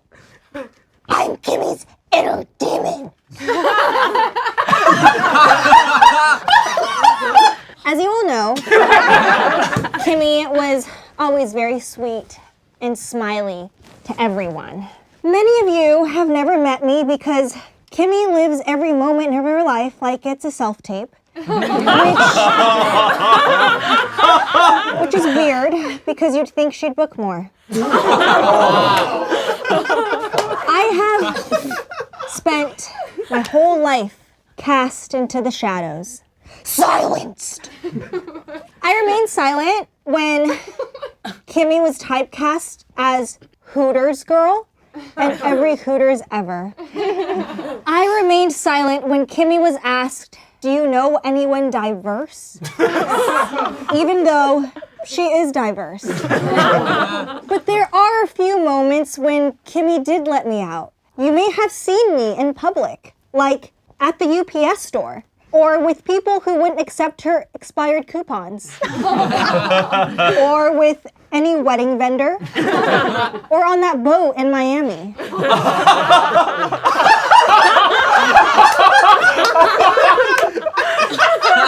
Now that Kimmy's dead, along with her compulsive, cloying need to please, I'm finally free! During Kimmy's lifetime, I got a lot of writing done. So now I present some of my passages from our burn book. Like from the movie Mean Girls, or as Kimmy calls it, misunderstood young women. Shayne, I know you love the gym, so here's a really hard workout. Trying to talk to you for more than 5 minutes.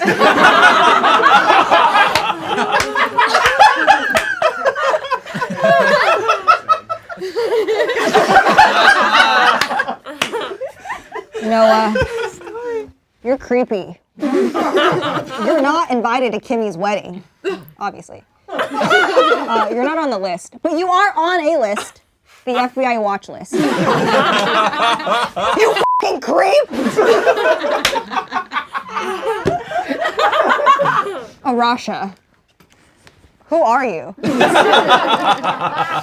You've been here for almost a year, and the only word I can use to describe you is Arasha. Courtney, Kimmy is one of your closest friends.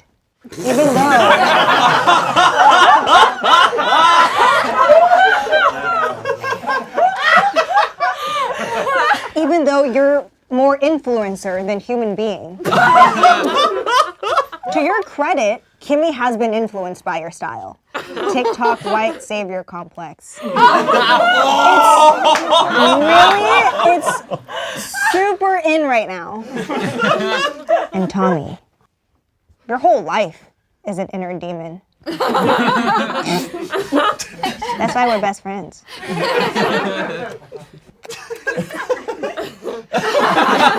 Now I'm in need of my next human vessel. So if anyone knows the following people, please have them call me Ian Hecox. Thank you.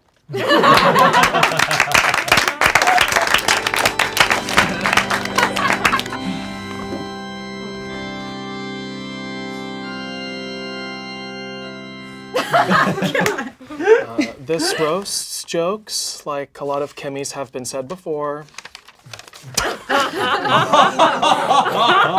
Thank you so much for being here for Kimmy's funeral. God, Kimmy, there's so much I will miss about you.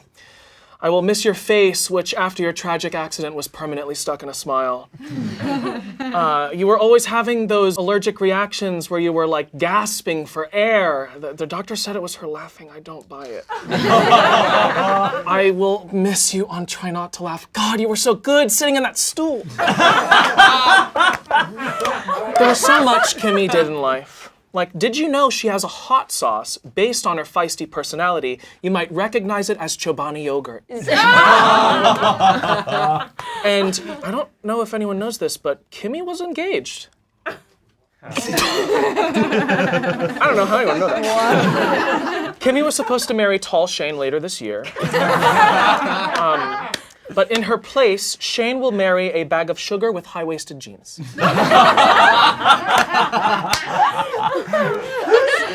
Now, Kimmy would not want us to cry. She did enough of that when she was alive. Instead, let's celebrate her life the way Kimmy would with 14 pool parties.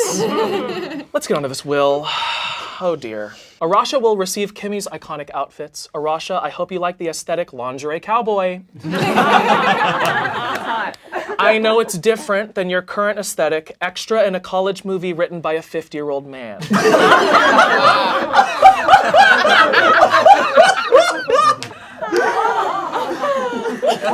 As per Kimmy's wishes, Shayne Topp will join Tall Shayne as his wrestling partner. New tag team name ideas are these. Russian nesting dolls. Don't talk to me or my son ever again. And Shayne Topp isn't the main one this time. Noah will receive Kimmy's yoga equipment since Noah's a stretched out Oompa Loompa.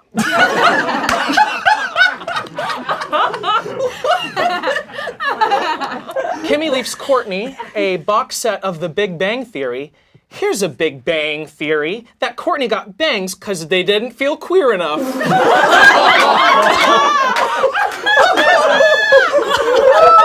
journey! I told you that in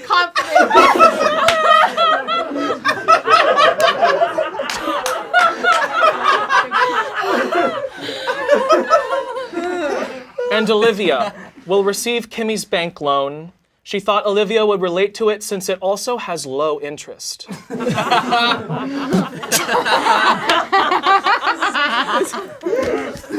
God damn. Goodbye, sweet Kimmy.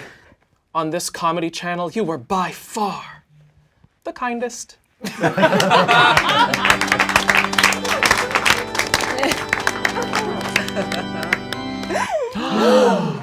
my gosh, guys! Wow! I don't know if I have anything prepared for y'all. This is crazy. Not a whole page. Oh no. Hi guys, I'm Jimmy and I'm dead like my existence on this channel. You know, fun fact, this video is gonna get fewer views than there are senators. That's cool. Pretty fun fact. Like 100? Yeah, it's pretty cool. You know, this ends my illustrious career at Smosh. You guys have mentioned some of the iconic characters you let me play. I don't know if you mentioned like cute brunette girl, pretty brunette girl, oh, girl dumping blood on people twice. That one is good. Oh, and girl with Damien. Many times. So many times. And, you know, it's not in my nature to roast people, as you all pointed out. I'm nice. But God, okay. I mean, I don't know. I guess if I had to. Olivia, stop frying your hair trying to compete with mine. Those ends are as dead as me.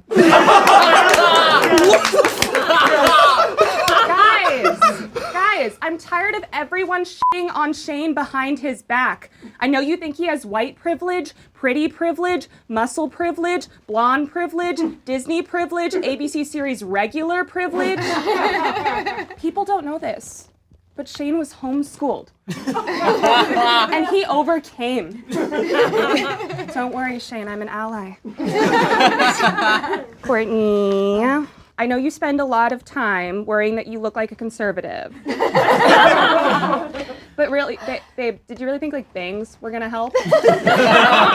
Like bangs? The hairstyle named after the sound a gun makes?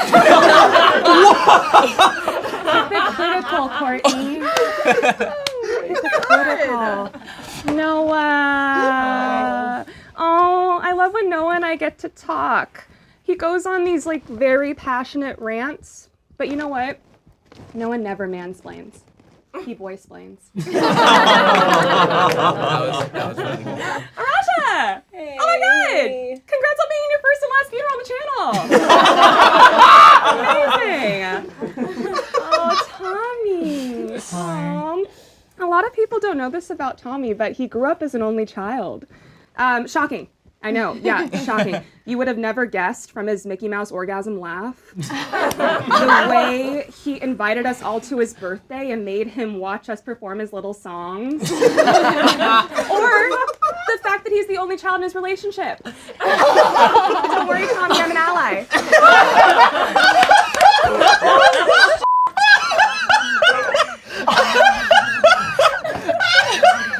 Damien, wait, why isn't Damien here? Did you guys tell him this was one of my pool parties? Oh, Damien's back there. You were invited, I promise. You didn't invite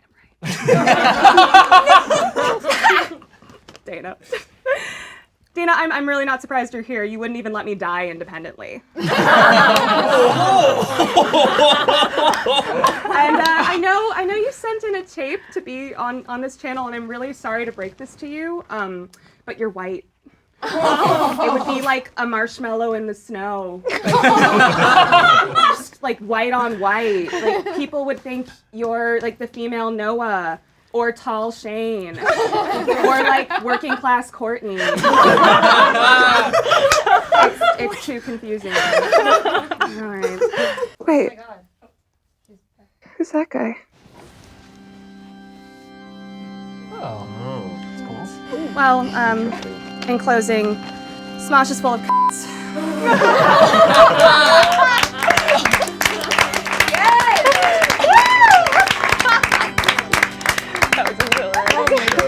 That was amazing. God damn.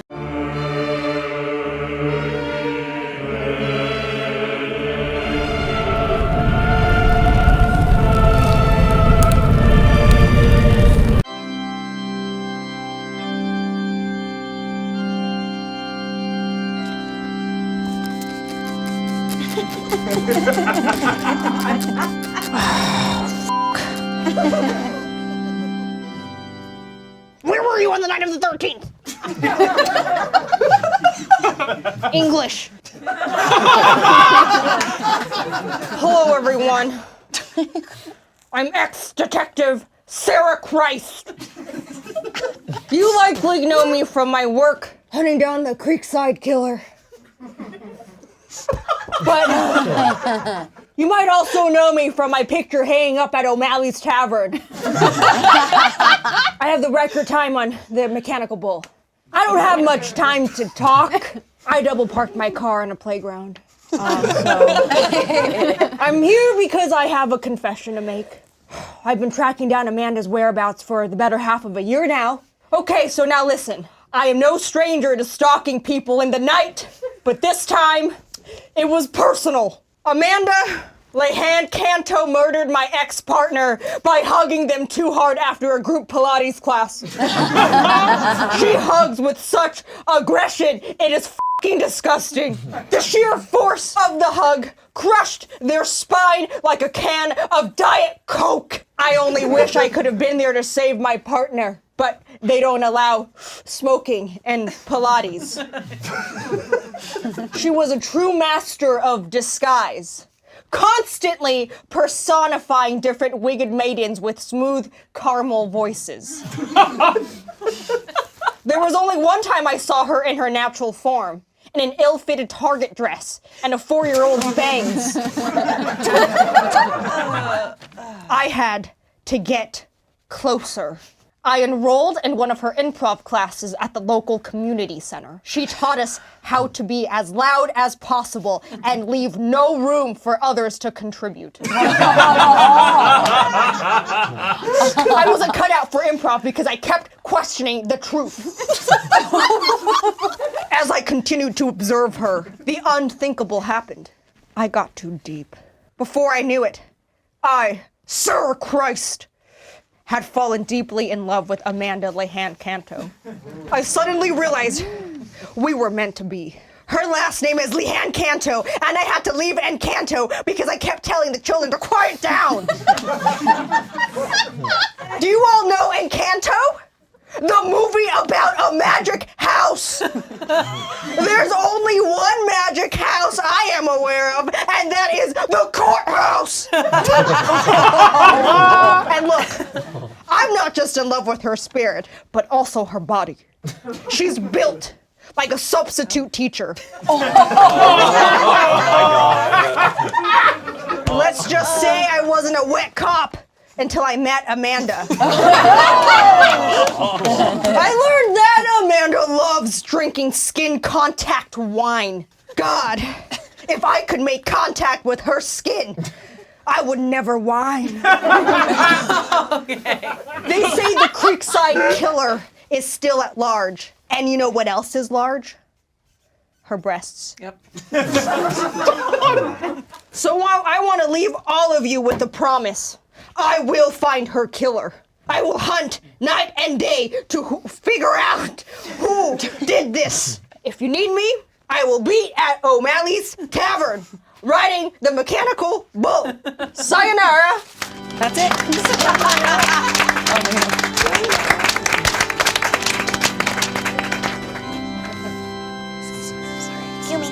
Excuse us. Oh, thank you. No. No. Zip. Zap. Zop. Zip. Zap. Pass the oink, oink. Oink, oink, oink, oink, oink, oink. Hey, Fred Schneider, Schneider, what are you doing? I'm going down to Publix to get some chicken. Zip. Zap. Zop. Zip. Zap. Oink, Oink, oink, oink, oink. Hey, Fred Schneider, what are you doing? I got your back. We got your back. Hey, you guys, how we doing? Hey, guys! How we doing? Yeah, so glad. What's up, guys? You guys all know me, I'm Hunter. And I'm Esme. And together we are Skunk Police! Your favorite improv team from North Hollywood. Stop, okay, settle down, we gotta show you. Come on, you guys. We are one of the most premier improv teams in the world. And Amanda has been our coach since we got together. 3 months ago. And we will miss her so dearly. Because she taught us everything we know. Everything about comedy. You may say she's our Lucy Ball. Our Joey Deschanel. Our Victoria Justice. Oink. In honor of Amanda, we have compiled a list of rules. We call them the 10 Amendments. And with these 10 amendments, you can achieve God-tier level comedian. We will share them with you now today in her honor. Number 1. If you don't have something funny to say, just say some nonsense and repeat it over and over like a catchphrase. Like what? Methinks nopesy. Say it again. Methinks nopesy. Nice! Number 2.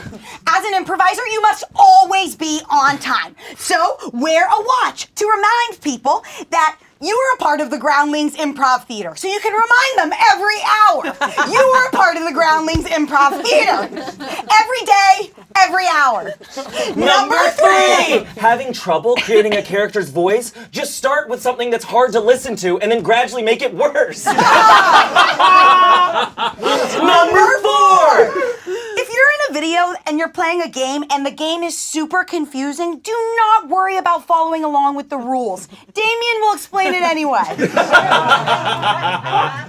Number 5. Life hack. Schedule your callback. What did you say? I said 6. Number 5. Life hack. Schedule your callback for the middle of a shoot day. You get a full day's pay for half a day's work. Oh my God, what a hack! Or flip it, and you can come whenever you want, like Noah, or Olivia, or Keith. Number 6. Irish. If you have nothing to build a character off of, make them Irish. Number 7. Social media rule. Aspect ratios are a suggestion. And if you don't have new content, just post one of those filters that tells you whatever blank you are. People love it. They're so funny. Number 8. This is just something she told us to do in our free time. Flick your bean to pictures of wigs.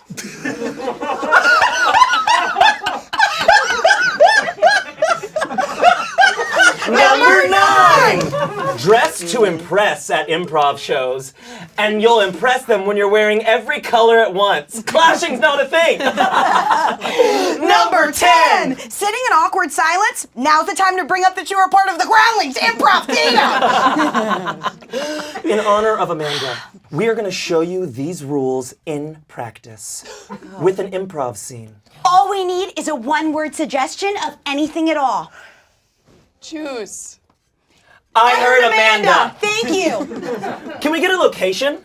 Hospital. I heard Boston. Thank you.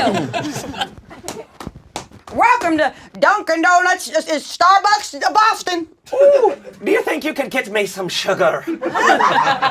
Methinks Snopesy. Well, do you think you could get me some lemons? Methinks Snopesy. Well, what can you get me? Groundlings Improv Theater scene. Thank you guys. If you liked what you saw, we have a show tomorrow night. It's under a Chipotle. At 2 a.m. Got your back.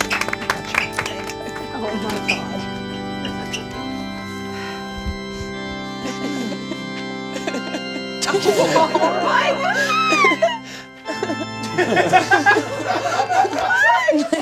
I'm sorry. It's just that this loss is really hard for me. Shut up. My name is Hepther. That is Heather with a P in the middle. And I was one of Amanda's bridesmaids for her wedding. I'm sure a lot of you are thinking, oh my God, Hepther. Which I don't know why that's funny, it's just my name. Oh my God, Hepther, what an amazing dress. I want to have sex with you. Oh. Amanda's death is the worst thing that's ever happened to me. So I hope she thinks about that for 1 second. I had so much riding on this, and then it's gone. I was going to have sex with a DJ wearing a beret. I don't know why we didn't have a backup bride in case something like this happened. Who am I kidding? I was looking forward to her wedding for months. I took 6 weeks off of work, even though it's local. And I know you're thinking, Hector, why would you do that? It's local. I needed a minute. And now I'm literally fired. I hired a separate wedding photographer to take photos of just me because I don't have any photos for Grid. I don't have any photos for Grid. And now I'm at a funeral and I can't slide to the left, slide to the right. Take it back now, y'all. I can't crisscross. I can't crisscross. Everybody, you can't do that here. I've been practicing how I was gonna laugh at the wedding speeches. Nah! The wedding is canceled, and now what do? I just have a dumb gravy dish that she wanted. Like, why did she even want a gravy dish? What is this, the Oregon Trail? I can tell we've all been affected by the loss of Amanda's wedding. Because you all have such clear roles as the type of people you would be at the wedding. Chance, you're the guy who does a death drop during the father-daughter dance. Oh my God. Sorry, it's in writing. Angela, you get too drunk and pummel a girl to the ground to catch the bouquet. Yeah. Shayne, you stand with all the cool uncles smoking Cuban cigars and drinking Pabst Blue Ribbons on the bleachers, even though you're not allowed near high school. Ian, you dance in the corner for most of the wedding, but not when Blink comes on.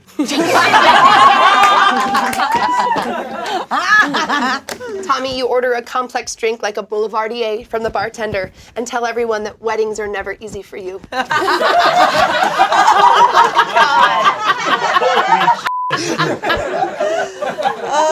And no, I don't want to know why.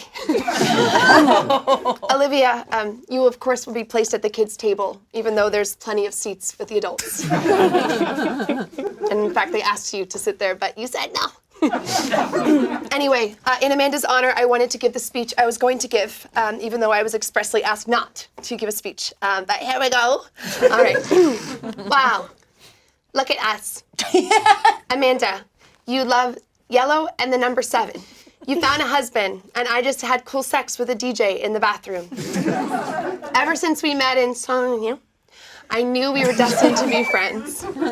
And let me just say, the vegan mimosas were excellent, and the virgin stuffed peppers were scrumptious. So cheers to the happy bride. R.I.P. Amanda. And I am going to be sending your fiance an invoice for the dress. Love you and leave you.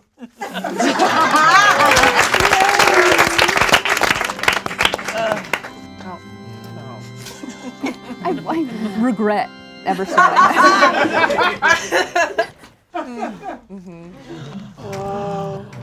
I have legs. I do want to take this time to address a serious issue. I'm Lisa, and Olivia, this is mostly for you. It's also for anybody who manages my Wikipedia. I started at Smosh in March 2020 as the VP of Production and Operations. At the time, I had some HR responsibilities. That's where the joke of Lisa from HR came from. What? Those responsibilities were then handed off at the end of that year to an actual HR team. However, beginning this year, I've transitioned into that HR team. I am now HR, for real.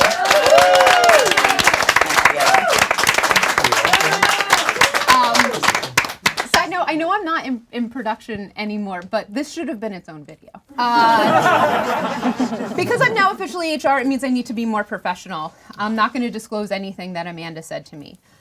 It's not how I operate. That's not how I operate. But I am going to read her file from the last HR team. In November of 2020, Amanda had a meeting with HR where she had to be reminded again, that tall people are not a protected class, and she would have to use the same bathroom as everybody else.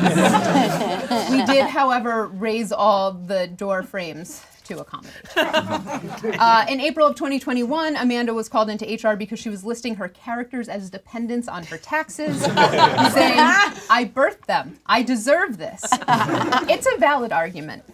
In October 2021, our shooting schedule was an hour behind because Amanda had to hug each and every crew member as soon as she walked in. To be clear, these hugs last 10 seconds. There is back scratching and a little, you're amazing, in everybody's ear. In May of 2022, Amanda was caught stealing her Joan Rivers wig from the costume department. She said it was for, and I quote, normal stuff, definitely not weird sex stuff. We all joke that Amanda's really tall. This is misleading because Amanda is not one tall woman. She's actually two adolescent twin boys stacked on top of each other. Their names are Mikey and Liam Olsen, and they also passed away. This is not the hardest funeral I'm going to. Between the studio teachers and the babysitters and the month that Mikey's voice changed, it's been really hard for everybody. Amanda, you're gone.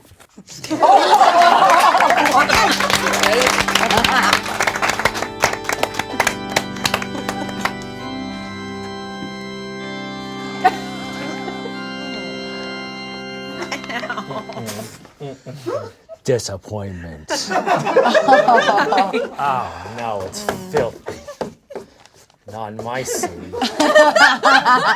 What's up, Jagoffs? As some of you may have guessed, I am Amanda's mother.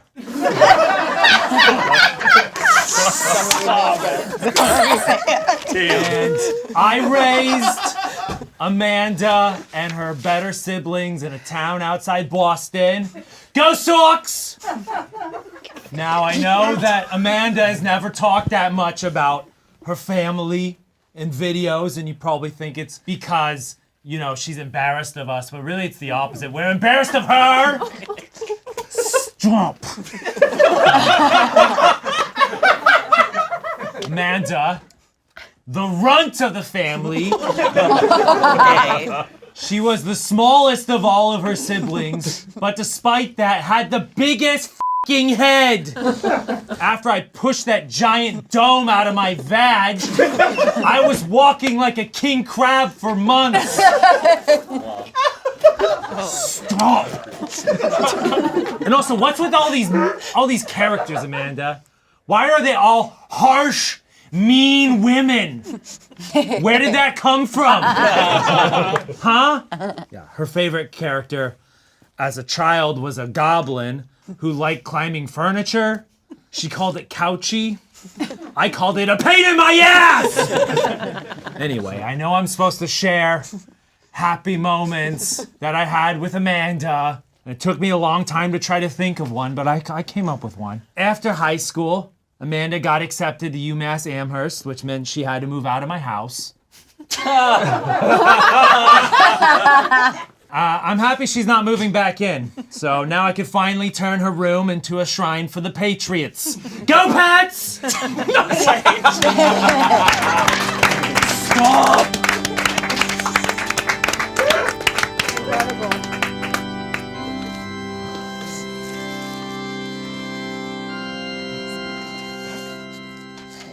I have to piss so bad, Amanda.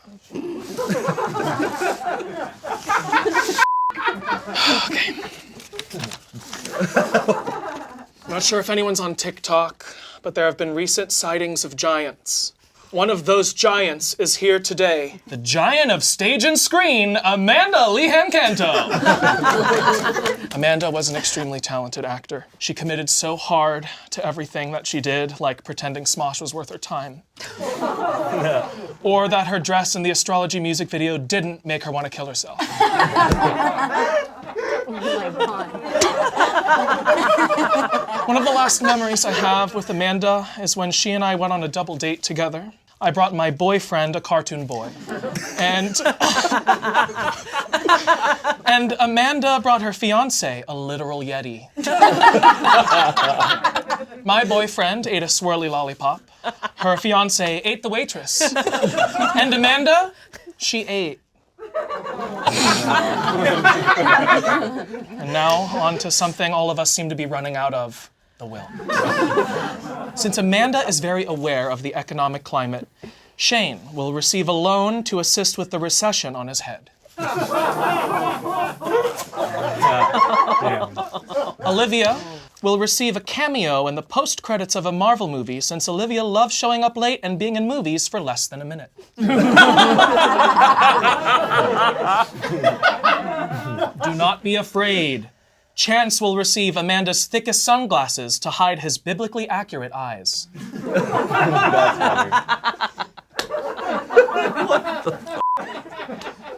Ian will receive Amanda's inability to learn board games. Here's a board game. Hearing Ian talk about restaurants. I don't know, I've been doing this every time. Angela will receive Amanda's anti-aging cream because similar to Amanda could either be 25 or 55, Angela could be 13 or a feral guinea pig. Amanda has asked Lisa, our HR person, to spare Tommy from any repercussions of being the office asshole. Amanda writes, quote, Lisa, please understand that it's not Tommy's fault that he chose a bit that works in every funeral. He is required to roast his beloved coworkers over and over again, and he often feels like he has to continuously up the ante. But Tommy loves his coworkers, his friends, and he would hate for them to think otherwise. With love, Amanda. Oh my God, Amanda. Thank you, you humongous bitch! Amanda's honor. Grab the shoulder of the person nearest you.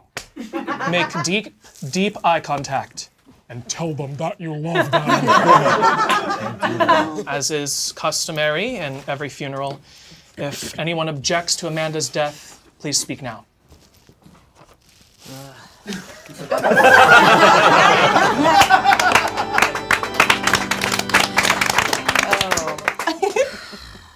I'm Steph Barkley. That's at Steph Barkley, comedian, artist, designer, poet, director, biologist. What are we doing here?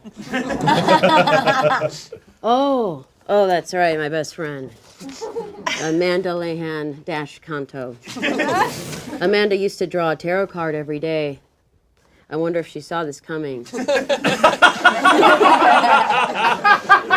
Amanda and I have watched Practical Magic 2,406 times. She's even visited Whidbey Island where it was filmed and slept outside the house where the killing of Jimmy Angelo took place.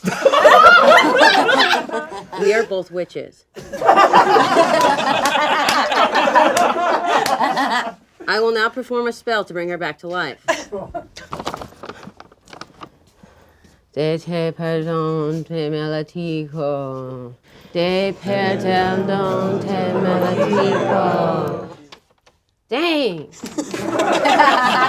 Okay. We shall proceed. Amanda always wanted a Viking Icelandic funeral, so I will now douse her in gasoline and shoot her with a flaming arrow. And push her out to sea. Someone have any gasoline? Wet cop? Oh. Dang. Ooh. Ooh, shoot, that was my last match.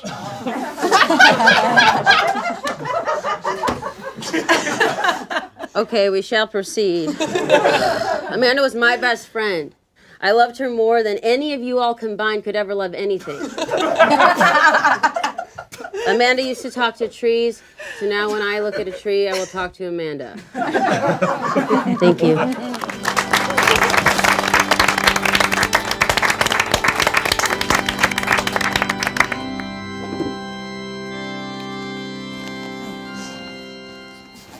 By God.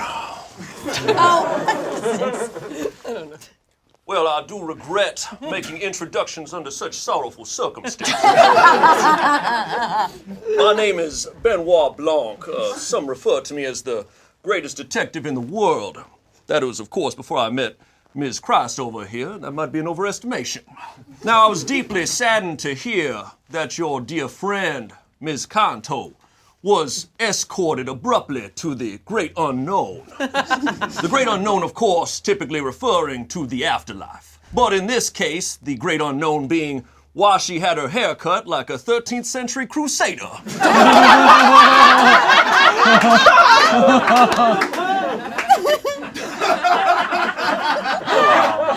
Now, much like when I discovered that Tommy was in a committed relationship, this might come as a bit of a shock. But I have reason to believe that Amanda was murdered. By someone in this room, no less. That's right. You see, Amanda met her untimely demise while doing Try Not to Laugh. She was there in the stool, with water in her mouth, ready to chuckle. And the next, she's on the ground, dead as a bag of buttons. You see, the only explanation for something like that is that she was poisoned. Someone poisoned her water that she had taken a swig of a mere 30 seconds before. But who would do such a thing? Sure, she might smell like shit, look like shit, and overall be a massive piece of shit, but none of those are reasons enough to murder her. How would someone do this? My first inclination was Ian, our knight in shining smosh merch. You see, Ian wanted to fire Amanda after he found out he had mistakenly hired someone funnier than him. A mistake he'd made 12 times before, but this was the final straw. But Ian knew he couldn't fire her, not legally, so his only option might be murder. But no, it doesn't make sense. You see, in order to kill someone, Ian would have to plan something without 5 other people doing all the work for him. Now, of course, there's Chance. Maybe Chance murdered Amanda so that she would go to heaven and give him a great networking opportunity with God. It's unstable logic, but when it comes to Chance, you don't really think of stability. Doesn't make a lick of sense. Which brings me to Olivia. Olivia has the cold, dead eyes of a killer, or someone who's just vaguely not interested in you. You see, the interesting thing about this poison that was used is it has to remain in a person's mouth for 30 seconds before going into effect, which means someone would have to do a bit so confusing, no, so befuddling, that they guaranteed they wouldn't spit their water out. But, unfortunately, this poison requires a lot of planning ahead, which is something Olivia has never done before. What about Lisa? Lisa, after being promoted to HR, had many reasons for wanting to kill Amanda. Amanda being one giant walking, talking HR violation. Maybe Amanda squeezed one too many arms and Lisa had enough. You might think Lisa can't do something like that, but let me remind you that just because someone looks like a first grade teacher does not mean they're not capable of first degree murder. You get it. Angela. See, I thought Angela could be a prime suspect. But on the day of Amanda's murder, Angela had been locked outside the building because security thought she was some sort of feral guinea pig. What's happening? It's a crime so perfect you can wrap it up and tie it in a bow. Tommy Bowe! Tommy's fully capable of murder. Now, we all know this. But poison would not be his method. No. Tommy would have beaten her to death and then kept on going afterwards, just like his bit in these funerals. Why would someone want to kill Amanda? She's perfect. Like a ruby. Or jazz music. It all just clicked into place. It's been sitting right in front of us this whole time. And at all the previous funerals. Who the hell is that guy? Mr. Saxman. You enjoy this, don't you? You murder because it's sport for you. You just like attending funerals. You're not some jazz musician, you're a certified monster. So I ask you once again, who the hell is that guy?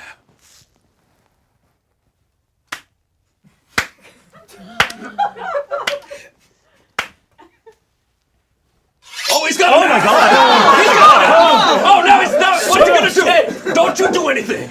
He kissed the knife and now he's walking away. Oh, he's still... Well, Miss Crouch, it seems we solved the murder.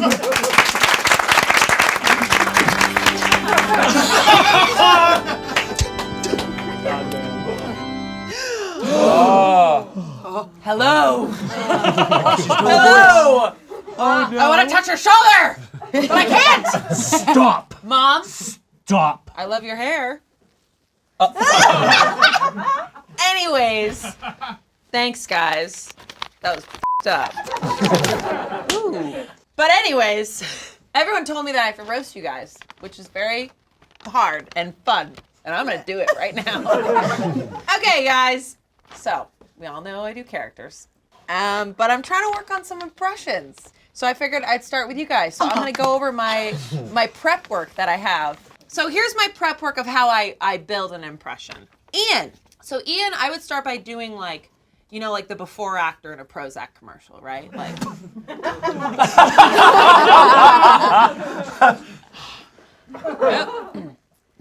Yep. And then I quickly put him in a social situation, but he talks to you like he's trapped in an elevator, even though he's not. He's not trapped, but he acts like it. You seen there's gonna be a new Love Is Blind? Yeah. They're using some of the old castmates. RR was a good movie, saw it 5 times. Open the doors! So that's Ian. Olivia. Olivia's like the girl at brunch who hasn't talked for 20 minutes.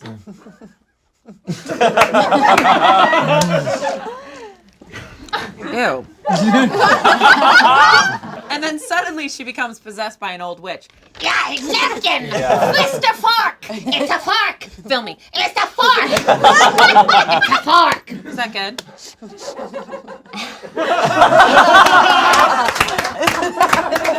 Wow. That's Olivia. Shayne. Shayne's like a dad at dinner. How's school?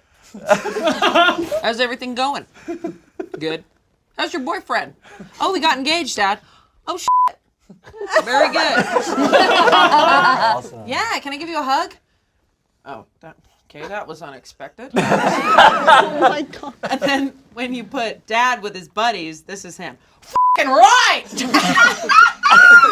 Yeah!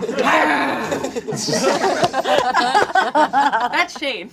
This is Chance. Chance is like, he's like your ride or die, right? Everything you say to him is important. Yes, you should. Do it. Do it now. I'll do it for you if you don't do it. Do it now. Do it. Chance, but there's also like this other side of him. It's like this networky side that people mention. Like, Chance will take you out to lunch because he heard you got in a car accident with the producer of NCIS. Oh my God, that's crazy. Your neck is all like, did you get his number? Do you have his number? You should send him your headshot and you should send mine just to make it like look casual. That's good. That's good. That's good. That's good. I like it. Angela. Angela is like a 16-year-old Italian girl who just found out someone has a crush on her. Oh my God, tell me. Oh my God, tell me. Stop. I'm dying. Tell me. Tell me. Tell me what? Tell me. Oh my God, tell me. And then when she finds out she's like a 2-year-old at the zoo.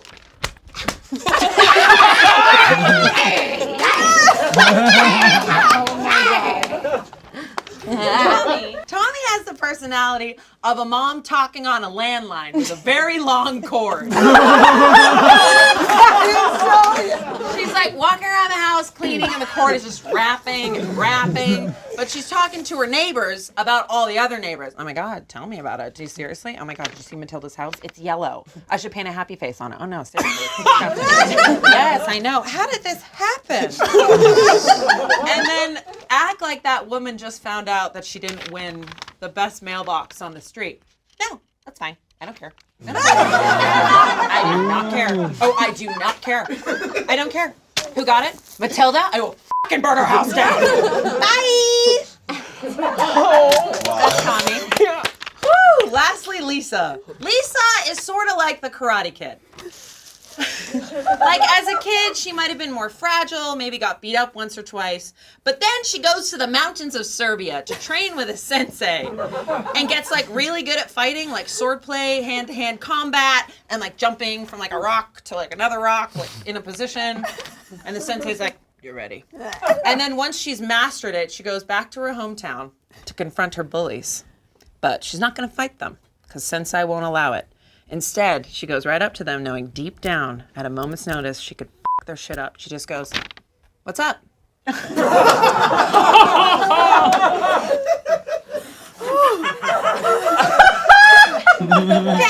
that's it. I love you all. Now I gotta die. She died with her legs crossed.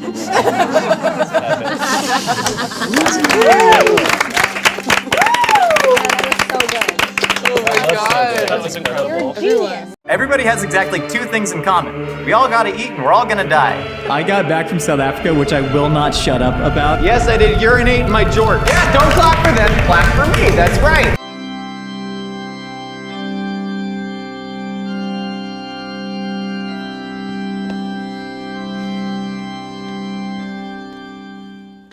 Hi everyone. Thank you for attending the memorial service of Mythical Chef Josh. Josh asked me to clarify that this is not a roast. He'd prefer this to be a sous vide, then smoked over applewood chips, low and slow for about 45 minutes. My name is Nicole, and I was Josh's friend and coworker for almost 4 years. During that time, I endured hundreds of thousands of unsolicited facts and depressing statistics. Because we were so close, it was difficult to differentiate between our social life and our work life. So instead of a eulogy, I've decided to present Josh an end-of-life employee review. We'll start with an overview of his performance. Mythical Chef Josh is 6'2", 215 pounds.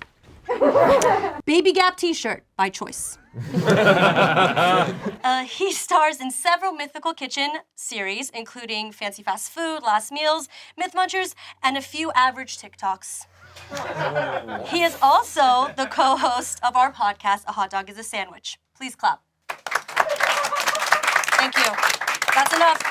But I feel like co-host is the wrong word, as he talks about 80% of the time.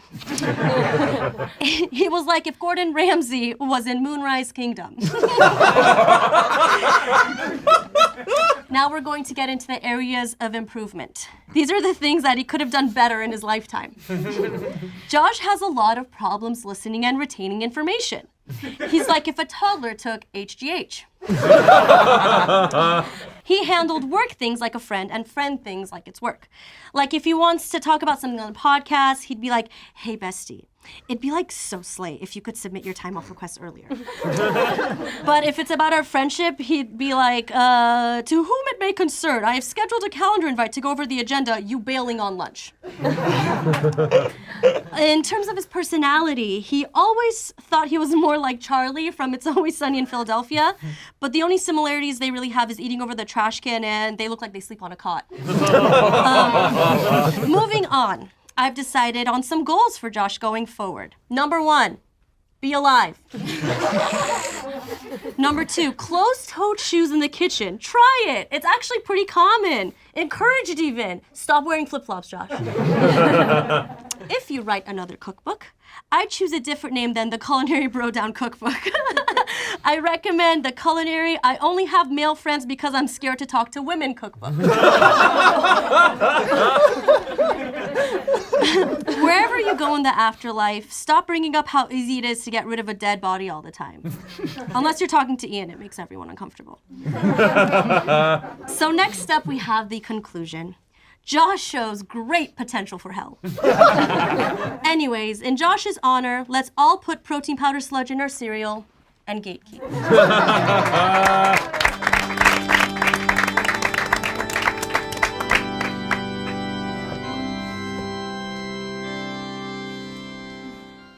I'm the medical examiner who performed Mythical Chef Josh's autopsy.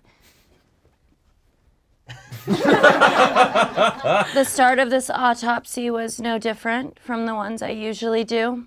That's because I typically examine the bodies of beached whales and alcoholic coal miners. Still, Josh has the most f***ed up body I've ever seen. Our first discovery was Josh's staggering amount of implants. Biceps, pecs, obliques, In fact, all of his muscles were implants. Obviously, except for his calves. Also, his personality was grafted from his ass. Look at him. The man was a machine. And by that, I mean he was technically a garbage disposal. Because all he did all day was slurp down yucky, stinky trash. I'm reading the report. That's the scientific term, yucky, stinky trash. That's what it says. Josh tested negative for anabolic steroids and off the charts for natty gains. He was fueled by something commonly found in humans, body dysmorphia. His head was full of larger dreams than starring in a YouTube channel. And his heart was exhausted from going back and forth, sucking down cheeseburgers and deadlifting 3 times his body weight as a treat. Josh's blood type was A1. The steak sauce. Josh's larynx was overworked from talking nonstop about where pasta actually comes from.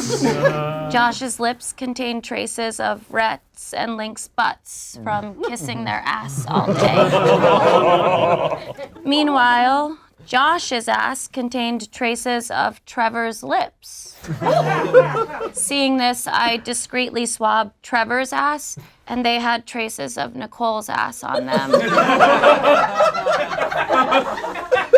And Nicole's ass had Josh's lips. The Mythical kitchen team is one giant human centipede obsessed with the melting point of Swiss cheese. Also, all of you need to watch your asses. Literally, it should not be that easy to swab each and every one of you. I swabbed Damien's ass just sitting next to him. Oddly, I only found traces of his own lips.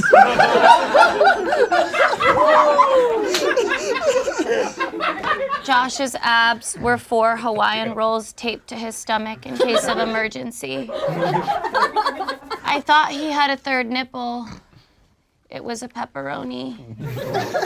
And of course, Josh had what we in the field call a pig in the blanket. By that I mean he was always wearing a condom because he was, quote, working on a marinade.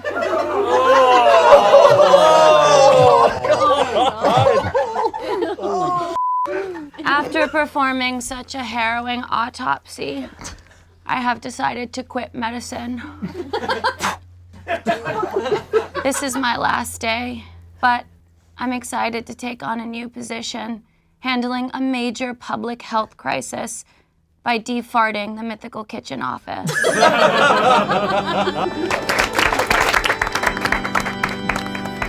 Well, I'm next, so this is so sad. Like, I barely knew him.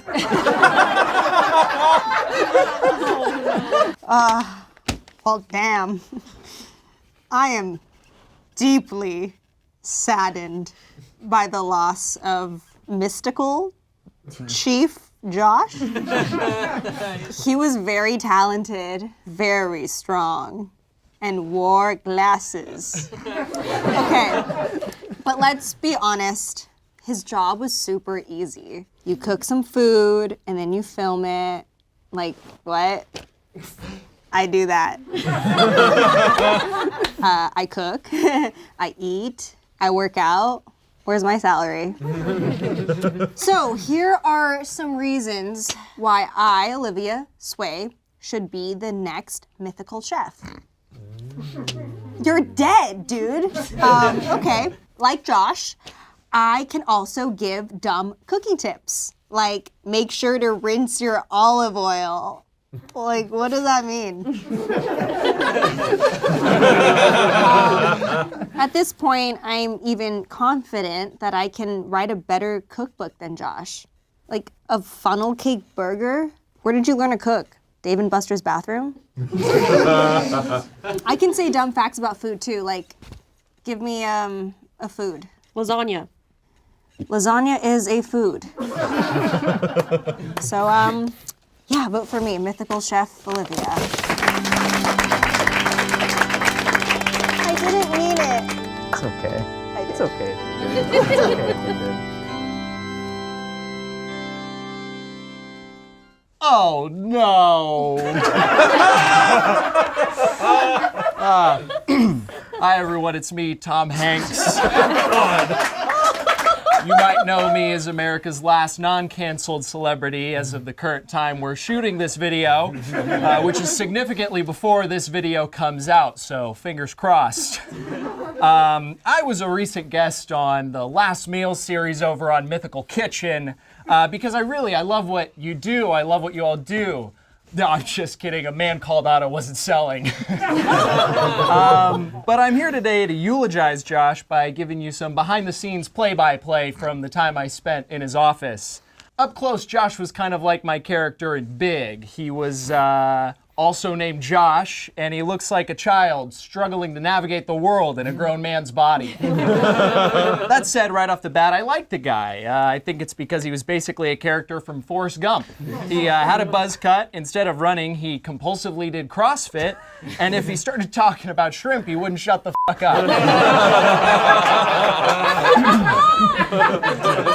Afterwards, I tried to exit the studio one way, and people said, "Don't go that way. That's Josh's fart corner." They said, "Josh will tell you it's his sneeze corner, but the sneeze sound didn't work as well as a cover-up as he thought."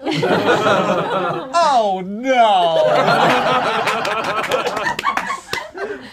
Josh tweeted about how after the interview was over, I asked him what he was reading right now, but that's not quite the truth. You see, I asked him if he could read because a producer had been holding up a sign for 15 minutes that said, "Wrap it up."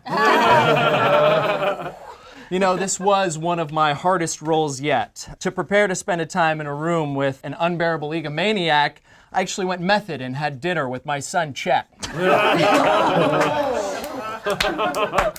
You know, didn't this used to be a comedy channel? Is it all right if I do some jokes? Is comedy okay here? Yeah. All right. You know, Josh was going to be in a remake of one of my movies. We called it You've Got Mail, Growth Hormone. Overall, Josh and I had a lot in common. I'm a great actor, and Josh really acts like he can cook. And finally, I would like to change my last words.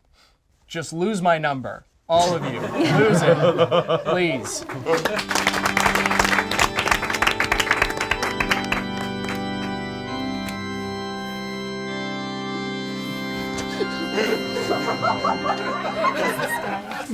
What's up, Primals?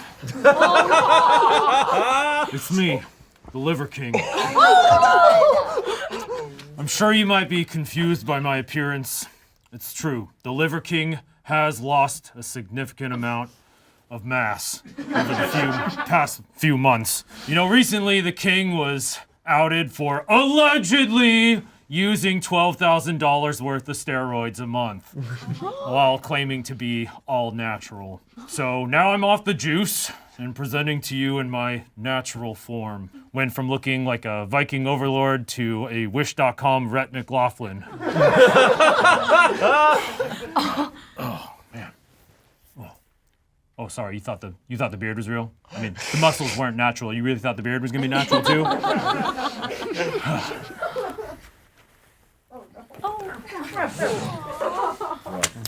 Primals want to know, how did Liver King and Josh become best friends? Well, we're both ripped and we make some of the most horrific looking food you've ever seen. We would pick up logs in the forest and he would feed me salmon made with fruity pebbles. We would exchange complex ideas like wearing backwards hats and making intolerable podcasts. Liver King has spent his career developing the 9 ancestral tenets, the 9 steps designed to restore man's connection to Earth. Those tenets were eat, sleep, fight, scam, lie, scam again, and 4 more tenets. Josh had his own tenets that he based his life around. Not to reconnect with Earth, but to reconnect with being an annoying meathead. I will now present to you Josh's ancestral tenets. The mightiest soldiers are always equipped with the finest jean shorts. All shorts should be jeans, and all jeans should be shorts. Other primals need to be constantly reminded of your knowledge. Spouting out random facts about food is way better than asking someone real questions like, how are you? Or why are you slowly backing away from me? Post more photos of yourself with food than with the love of your life. Make sure everyone is constantly aware of your presence by making loud chewing noises on camera. Be sure to travel to all different parts of the world. And if you can't do that, just post forever about that one time you went to South Africa.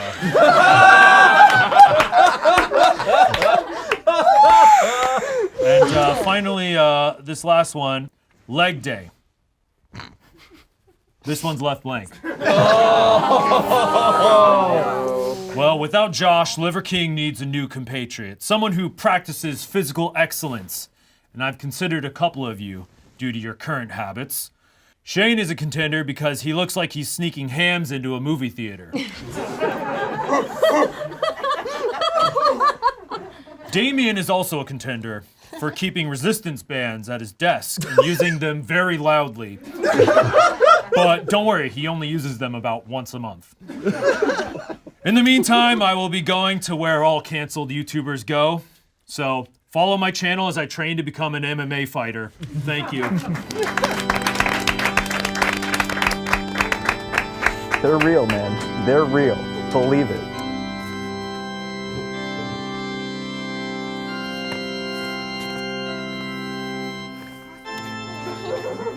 I'm world famous sports commentator Linda Ball, and you're watching with all my 3 microphones because I got to make sure the TVs, all of them, can hear me.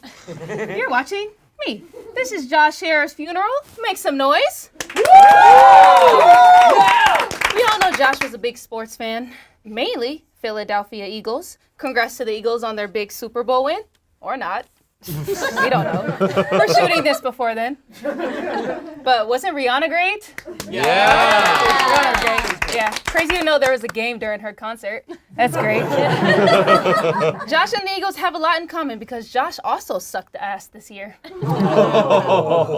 there ever been an internet celebrity chef with more muscle than Mythical Chef Josh? He makes Julia Child look like Julia Baby. His physical abilities were absolutely immaculate. Josh was a track and field star at the great UCLA, which coincidentally stands for Uncool Loser Asshole.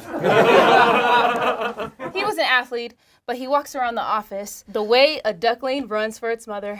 I mean, watching him intro a video is like watching Michelangelo intro the Sistine Chapel. I'd be curious if any of you have heard the extended version of the show's intro, Mythical Kitchen, where dreams become food, food becomes shit, and shit becomes smosh content.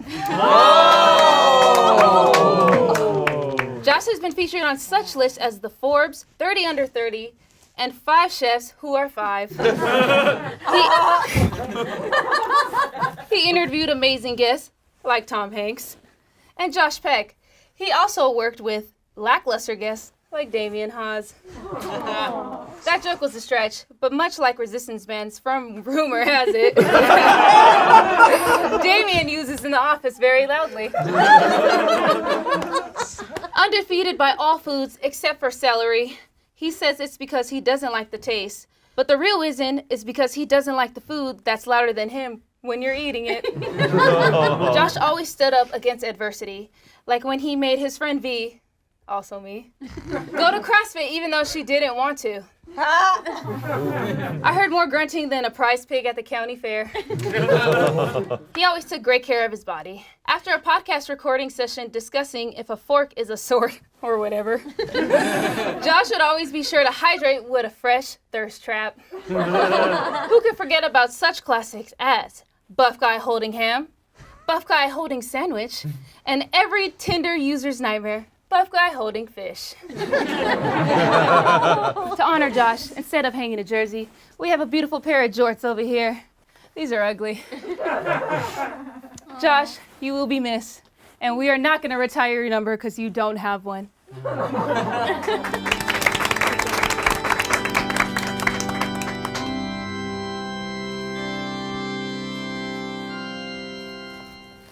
Josh has finally passed.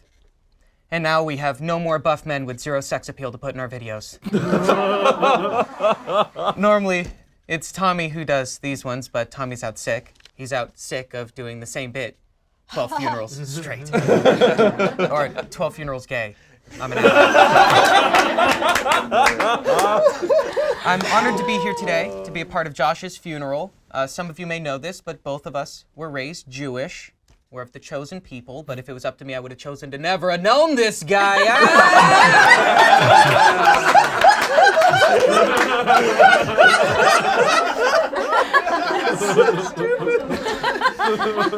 In line with Jewish tradition, before we bury the body, it must be washed. Luckily this morning, before he passed, which was in the afternoon, Josh bathed in his daily bath of pasta water and creatine, so that's also the smell.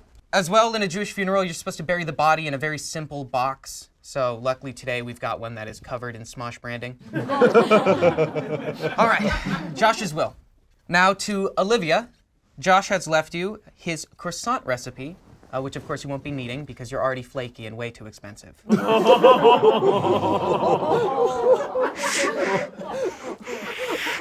Ian, Josh has left you his paring knives because everything you say is dicey. As well, he left you his knife sharpener to help with that dull person. You know it's coming. Yeah, we all know it's coming. It's not a funeral without one of these. Your personality's dull. Shayne, Josh has left you his teaspoons because you've got little spoon energy. V, even after Josh's passing, he's requested that you keep your job in the Mythical kitchen. We know that you were hired during COVID, and it's insanely obvious that Rhett And Link had no taste when you came through.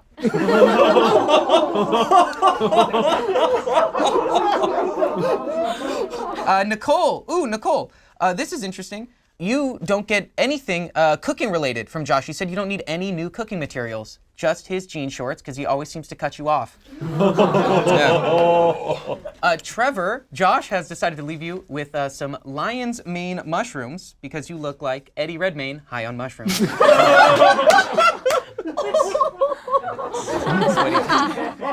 Arasha, you will receive a pot of boiling water because most people can't stand being in contact with you for more than a few moments. Sorry, I felt bad in the middle of saying it. This one, Damien. Damien, you will receive Josh's corner office so that you can finally use your resistance bands freely, which for some reason you thought was a smart idea to use next to the writers who write all of the jokes for the funerals. Josh, you will be missed, and it's safe to say that hiring you was the best decision Mythical made since finally kicking Smosh out of their office, so thank you.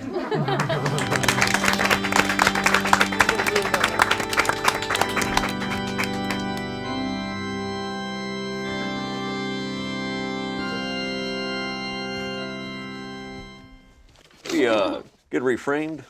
A little tall over here. Ding dong, this chef is dead. Mythical chef Josh has met his untimely demise. Let's talk about that. Hi, I'm Rhett. I'm a big man.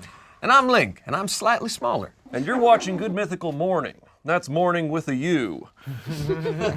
Today we've been given the task of eulogizing our former employee, Mythical Chef Josh. Now, we're all sad to hear about the untimely passing of Mythical Chef Josh. When I heard the news, I was doing goofy missionary sex with my wife. I reached my arm over to the living room and grabbed my phone and saw a text that Josh had died. You know, when I had heard the news, I was saying... Now, when I was in school, I played point guard.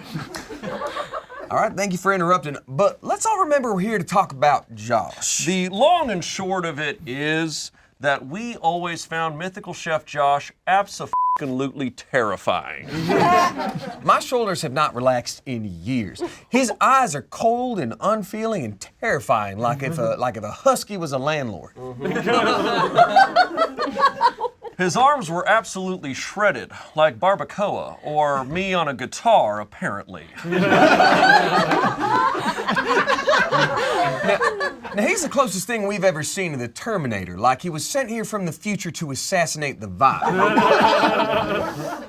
But just because we feared him doesn't mean we have to miss him. Kind of like Damien's resistance bench, which he's definitely not going to do anymore. It's a shame, too, because he did them every day so quietly next to the loudest f***ing talkers in the world. As they spoiled every episode of every show the day after it came out. I have heard. Have you guys seen Severance yet? Oh my God. Now, frankly, I don't know what we're going to do without Mythical Chef Josh. Yeah, who's going to help us run our food podcast? Everyone knows the best part about food is listening to someone talk about it with zero visual aid. All right, well, so let's just settle this right now, all right? Hot dog is a taco. Taco's a type of pizza. Pizza belongs in your glove compartment, and I am pissed off. Yeah. Without Josh, who is gonna blankly stare at us like a cardboard cutout in front of an army recruitment table? You know, before he died, Mythical Chef Josh is the one who helped us pick all of our video titles by drawing things out of a fishbowl. Now we're gonna have to do that ourselves. All right, let's see here. Yep. Okay, we've got Will It Taxes. Let's go here. What's the best napkin?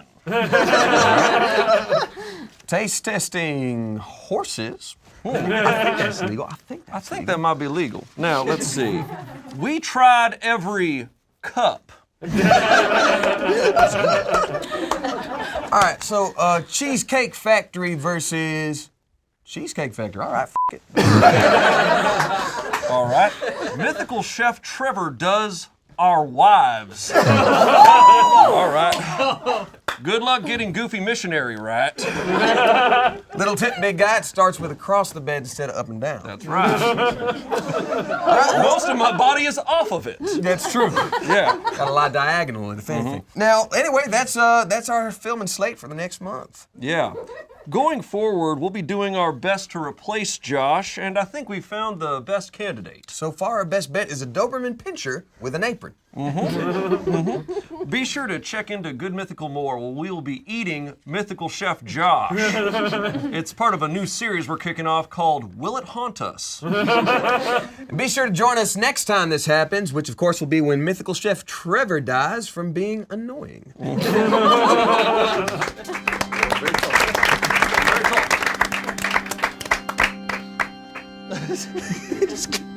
Where the f*** is my pre-workout?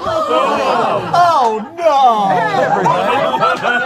I am briefly alive. Actually, all the creatine and trans fats just put me into a brief coma. I will die again. But meanwhile, I just wanted to say something to y'all. One, Rhett And Link, this is by far the most we've ever talked outside of the Mythical office.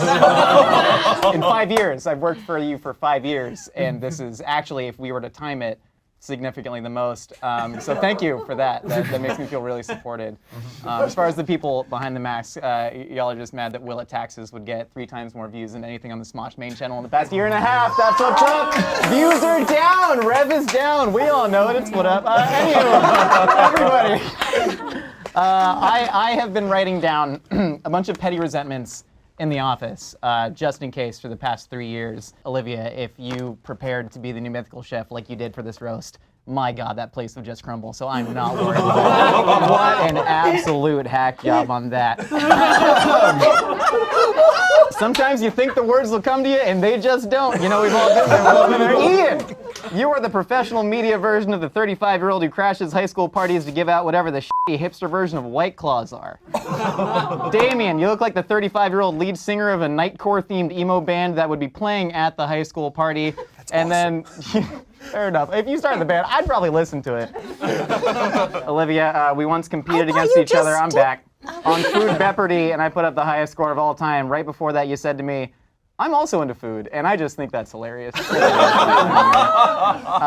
Shayne, I didn't know you were a real person for like 6 months. I just thought it was Courtney doing a bit. I was like, wow, ASU Online, weirdly specific. I would have chosen Pepperdine Satellite Campus in Irvine. Noah Grossman. My Jewish grandmother said she couldn't imagine being more disappointed with a grandson's career choices, and then I showed her a picture of you. Congrats, you will never be able to get buried in a Jewish cemetery for no specific reason either. They'd just be like, oh, like a vault, get him out of here. Arasha, great to meet you. That was hilarious. Unreal. Just great stuff. Cool, all right. Trevor, if you were born any time period other than the current moment, you would have died before reaching puberty. That frail disposition would have been wrecked by cholera or manual labor, maybe even just a light rain. Nicole, if you say you didn't grow up in the, quote, nice part of Beverly Hills one more time, I'm gonna start the fucking Occupy Mythical kitchen movement and camp out next to your desk. V, I know you steal my ground turkey out of the fridge. I know you steal my ground turkey. That is not communal ground turkey. I bring that ground turkey from home. It is bought with my money. Stop stealing the ground turkey. And who the is that guy? Me. I'm Lily. I'm Saxman. And I'm sad that Josh is dead, but I'm excited to see him finally go to hell and reunite with his parents. And that is my out.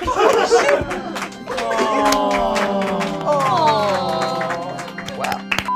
Can I be alive? That was a really great time. That was super fun. Thank you everybody for I know how to talk to women. It's just sometimes I get nervous. Have you ever thought maybe they're afraid to talk to you? You know, I'm mulled over the possibilities.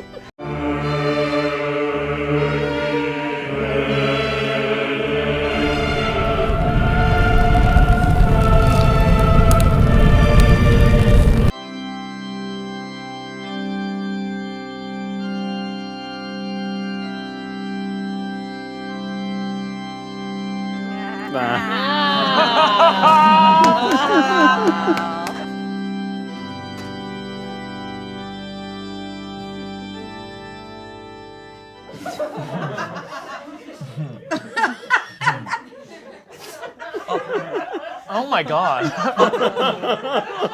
Hey there. Don't be alarmed. I know what you're thinking. Is that Garrett up there speaking at his own funeral? Don't worry. It's not. You're not seeing double.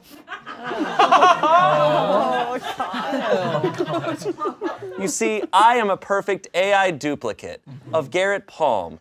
I was designed by the government in a secret project to make sure that every YouTube channel could still appeal to hipsters over the age of 40. As you can see, I am just like Garrett in every single way. Absolutely perfectly identical. Our team pulled many influences for my design, including a kindergarten teacher who lives in an RV. And a guy who eats at the cafeteria in a grocery store. I have been preloaded with many personality traits, including vegetarian. I have also been taught many of Garrett's most popular catchphrases, including, what? And I'm still working on the laugh. I can't.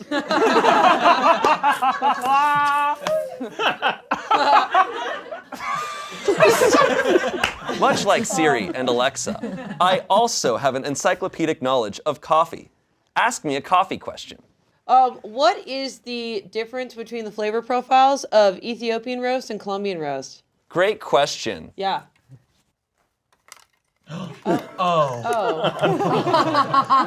Don't be alarmed. Okay. It's not a bomb that I will activate. Simple. Of course I know the answer to that. But I don't need to tell you. GarrettBot has many improvements on the original Garrett model. Features such as good at sex. Double penis size, coming in at 4.5 inches. Oh my God. Actually does stuff at work. And cool. As an AI, I am constantly learning to be the most maximized version of Garrett.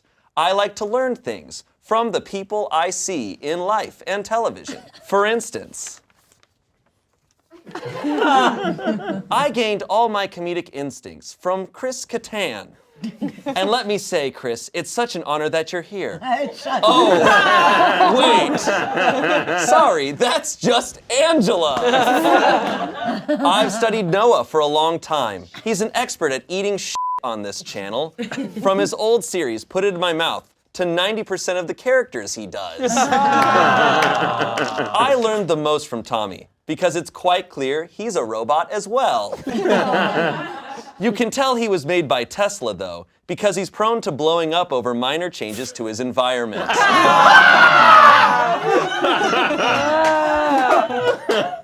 Great. On Eat It or Yeet It, I have based many of my meals off of Amanda, mainly because she looks like shit, smells like shit, and is overall a massive piece of shit. Thanks, man. Yeah. I wasn't able to learn anything from Chance because Chance and I couldn't be more opposite. For instance, you're black, I'm a robot. You're gay, I'm white.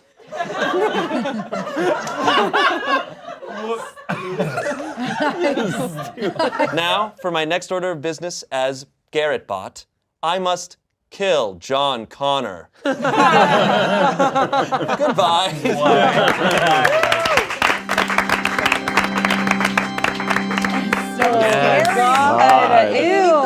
That's not good. That's scary. Ethiopian and Colombian art roasts. Boo!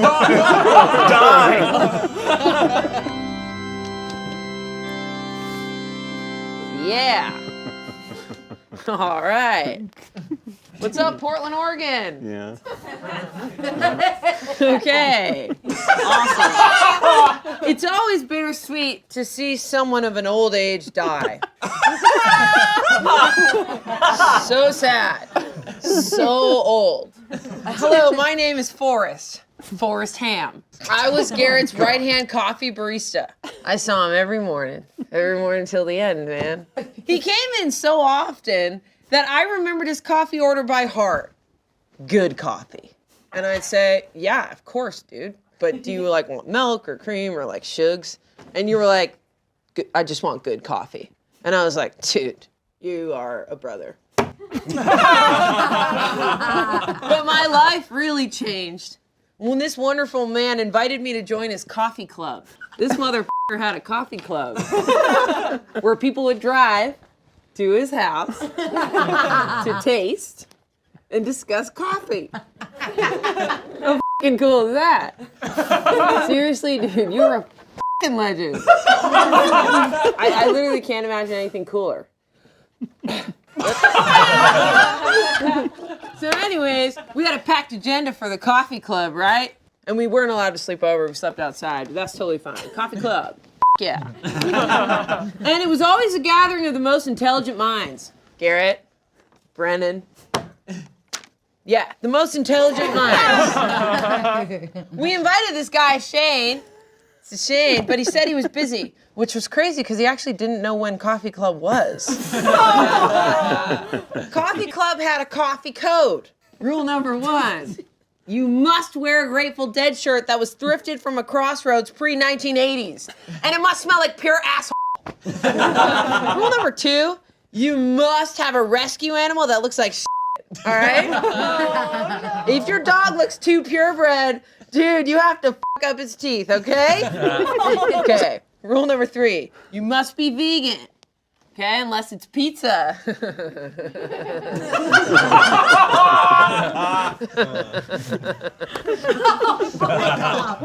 Rule number 4, drop acid. We did it. We dropped acid a lot. Oh, sorry. We dropped malic acid a lot. We saw some shit. We saw some crazy shit. Like your dog was swimming. Okay. All right. I should probably go. I'm brewing some Folgers right now, which is what I call needing to use the bathroom after I drink some real coffee. And here's your coffee, buddy. I love you.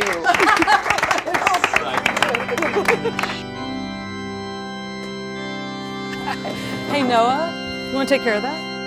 You got it? You got it. You got it.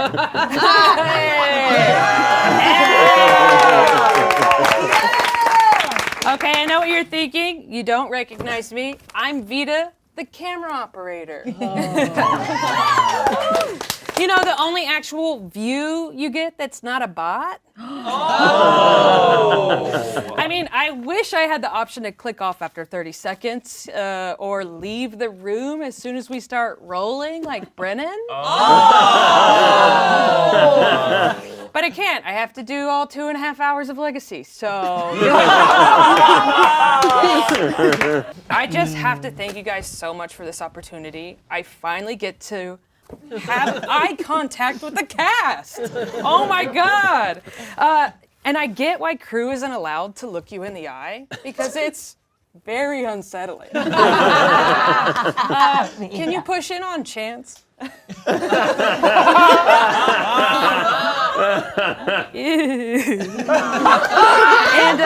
for the audience at home, you might be familiar with my work, such as following Angela around in a close-up while she runs around the set going,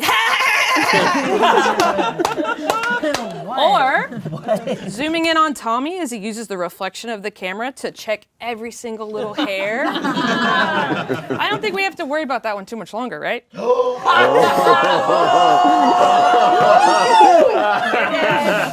It just takes up a lot of time. You're dead. Yeah. Or my most impressive work yet, being able to frame both Amanda and Shayne in the same shot. It's hard work. It's tough. It's hard really work. hard. Yeah, there's 5 feet of separation. Yeah. But what you may not know about me is I'm actually a real life friend of Garrett's. Yeah. He got me hired here, and some might even say me being hired was the greatest contribution you gave to Smosh. Right after, hold on, what I wrote it down. What was it, burger but cold? Okay, Chance, is that right? You know. You're familiar? Okay, got it. So I've known Garrett for years through improv, and I know what you're thinking. Wow, Vita, you have more improv experience than the whole cast combined. I do, and I'm not bitter. I'm not bitter, because I figured it out. I know exactly how this place works now. You guys don't do improv. You don't do comedy. Okay, everybody just repeats the individual catchphrase you were given by the merch department. Smosh.com, right? Anyway, it's so sad that he ultimately passed from choking on that clam dick. But before his untimely passing from choking on that clam dick, we were all so sad that he had to go from full-time to part-time. It was sad because we wouldn't get to see Danny that much. Anyway, the worst part of Garrett's death is that we didn't get to have a Garrett episode of Guess Who Slapped Me, especially after he had the most iconic Try Not to Laugh bit where Alex slaps what chin you had. Everyone was excited to think about slapping you. Even Kiana, as soon as the rumor floated around, she started training like it was Creator Clash. And it kind of would be if Garrett had created something. Oh! And I know you're thinking food poisoning does not count. Oh, wow. But anyway, before I go, and I have your attention, your eye contact, I have a few camera notes. Oh, boy. Notes from behind the camera.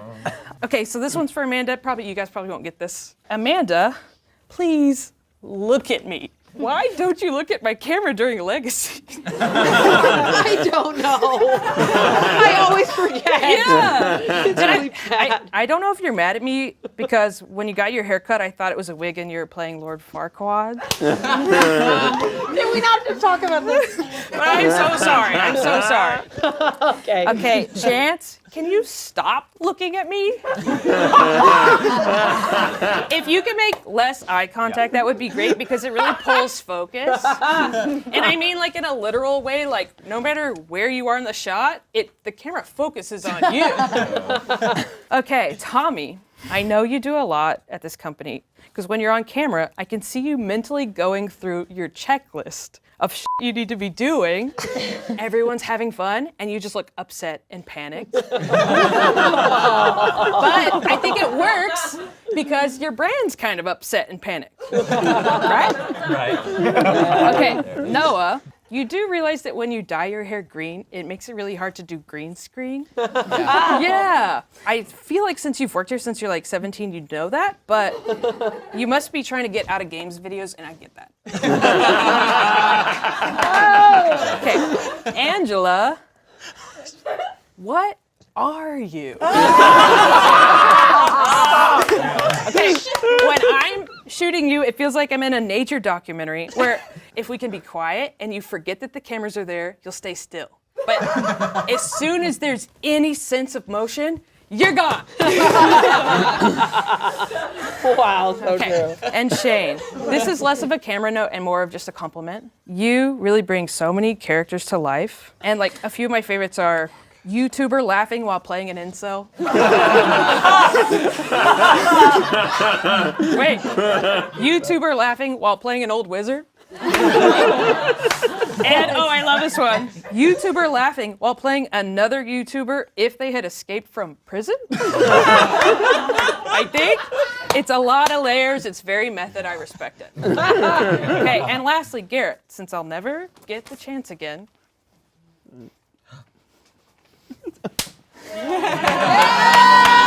Oh my God!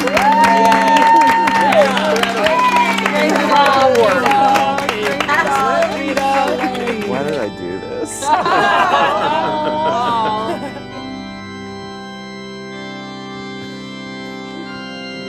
These are really my muscles. Hi there, everyone. It's me, young Garrett. 21 years young. That's right. I teleported here from the summer of love, 1969. Mega groovy. So right now, I'm just a young hippie from Portland, or Seattle, or something. I don't know. Whatever. I'm here to make art. That's what I'm gonna do. Art that changes the world. Art that takes years to make. So first off, in 5 years, I'm gonna move down to LA, pursue my dream of becoming an actor, inspired by, of course, my favorite actors, Moe, Curly, Larry, Shemp sometimes. See, I'm gonna be successful and famous, and I'll never have to explain to my family what I do. You know, I'll never be a failing actor on a YouTube channel who is stuck behind the scenes frying bull penis. What's YouTube? Oh my God. A little something I'm working on. In 10 years, I'm gonna have a job where people are nice to me, okay? They appreciate me. And they also love the boba that I make for them. What's boba? A little something I'm working on. Now, 15 years from now, I have a plan to give back to the world. I'm gonna start something just like Doctors Without Borders, except I teach improv around the world. I have so much that I'm definitely gonna do with my illustrious life, my one and only life, but here are some things I'll never do. Let me list them for you. I'll never drink coffee, because I'll be so hyped with my youthful energy, I won't ever need to be caffeinated. See, I'll never be the oldest person working at a media company. Or on my improv team. I'll always remember that at 35, you just stop.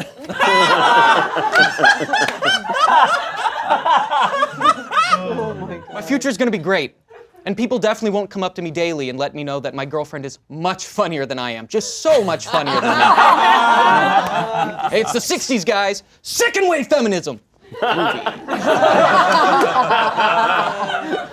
matter what, I definitely don't see myself ever working for a two-partner investment firm where I help manage funds and then sort of just careen through my entertainment-adjacent career, ending up on a YouTube channel where I'm semi-fired from my job, and Smosh throws me a funeral because they're running out of actual cast members to cast. Yeah, it couldn't be me. What's Smosh? A little something I'm working on. Anyway, I've got to go and find the elixir to come down from this acid trip back in the summer of '69. We're on the moon, baby!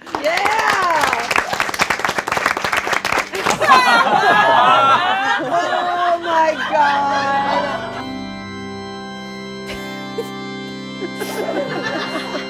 I'm Garrett's widow, I guess. We were never married. It's just so nice that Garrett died as he lived, being made fun of by a bunch of people he thought were his friends.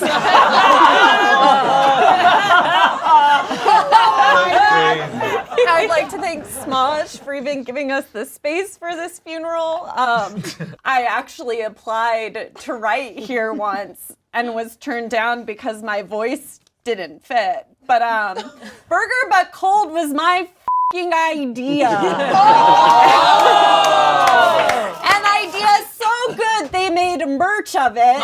And Vita brought it up to make fun of it, but sometimes the dumb ideas are the best ones. Thank you so much. I guess my voice wasn't the issue, it was just paying a woman for her ideas. But this is about Garrett, or as his parents almost named him, Kirby or Bjorn. What?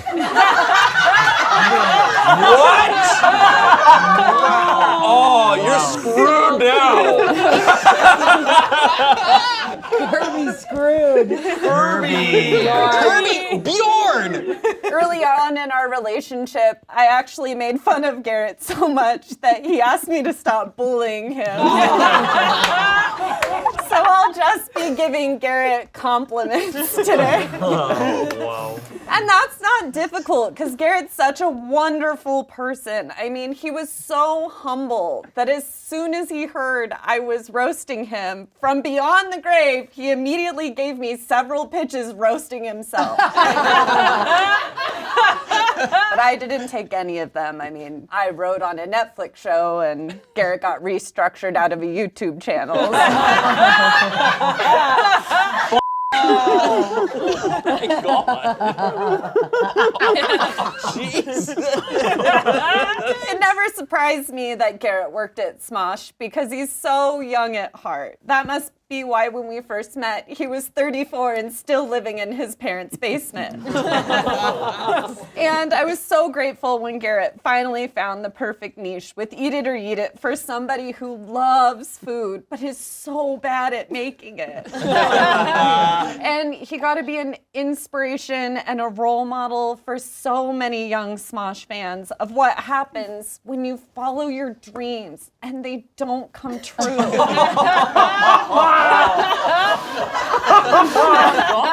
But Garrett was a wonderful and supportive partner. He always made me look good by being less successful than me. Garrett and I both identified as writers. We had that in common, but we had different styles in that I wrote and Garrett did not.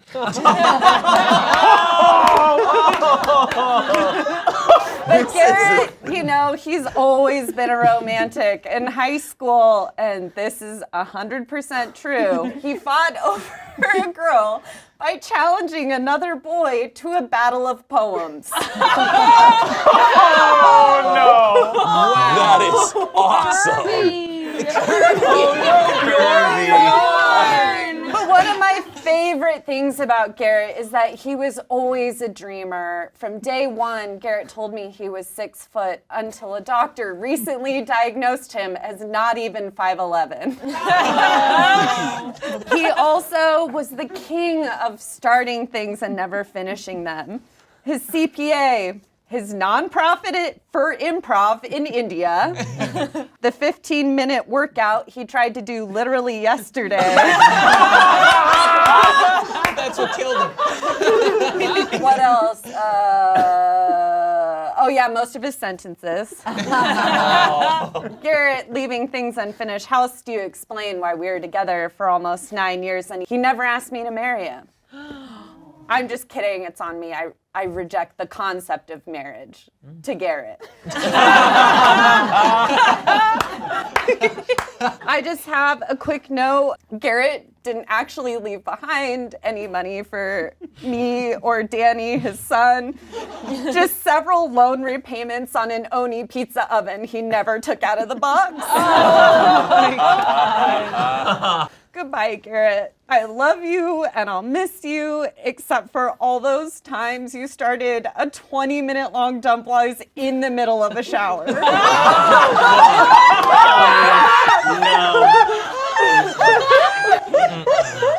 When I smell the swampy scent of a plant-based turd, I'll know you're with me. Thank you so much.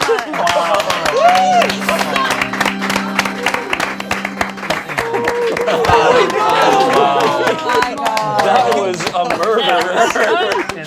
He's dead twice. Yeah. Big time. Yeah. He killed Garrett, Kirby, and Bjorn.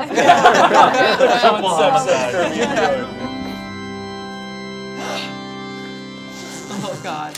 I have a very unique relationship with Garrett. When I first started working here, I was very excited to meet like-minded comedians and skilled professionals. Who I wasn't expecting was a 5'9" devil who looks like a Muppet went to UC Santa Cruz. Am I being too mean? Let's not forget that this man here forced me to eat cat food and filmed it. Okay? That video is just out there for the world to see, and now I could never run for president because of it. I remember when I first met Garrett. I was immediately greeted by this little scraggly creature with f***ed up teeth and his dog, Danny. On my first Eat It or Eat It, I asked, when do they replace this food with the fake food? You know? Like the food that's not gonna send me to the hospital. They never switch it! Okay? This moldy Mr. Rogers has made a playground of hellish food. Okay? And we're all his little lab rats. How is this shit f***ing allowed? Okay? He may look jolly, but his beard is full of soy sauce and garlic paste and deception. I bet you're so f***ing proud of your meals, Garrett. I bet you go home to your beautiful girlfriend and your moldy carpet of a dog and you say, oh, wow, I had an amazing day. I made a girl in her 20s who's so pretty and hot throw up in front of her coworkers. And I bet you love your little Garrett cam. Well, let's see how much you love your Garrett cam when I shove it up your ass and down your throat. What? He's dead. Shut up. Before I went on Eat It or Yeet It, I was sent an email from Garrett asking what sort of food boundaries I had. I didn't realize that I had to put cat food. Maybe you should send the form again because I should answer a little more detailed. I wouldn't want to be anywhere near a big pile of disgusting dog shit. But then I guess Garrett couldn't be in the video. And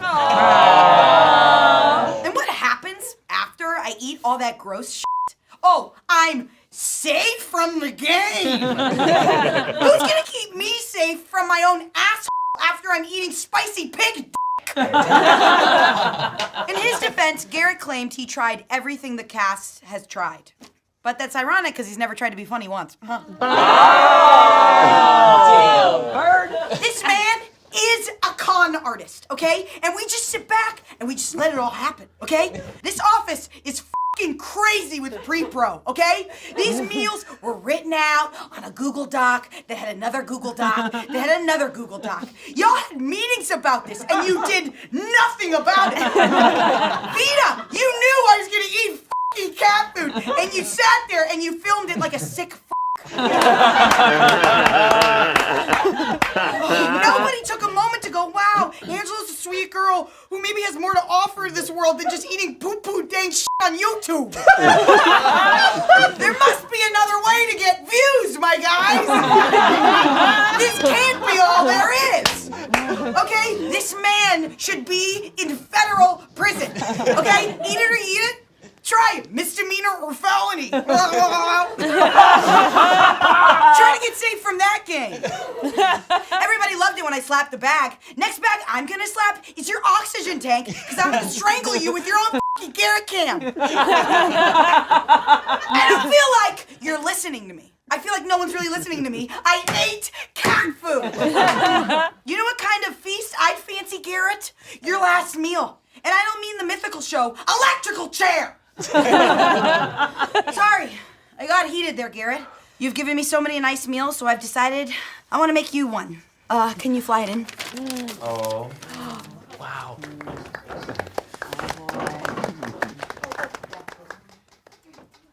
A knuckle sandwich!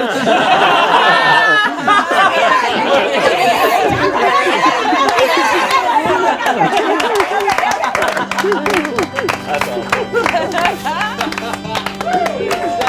f***ing White King.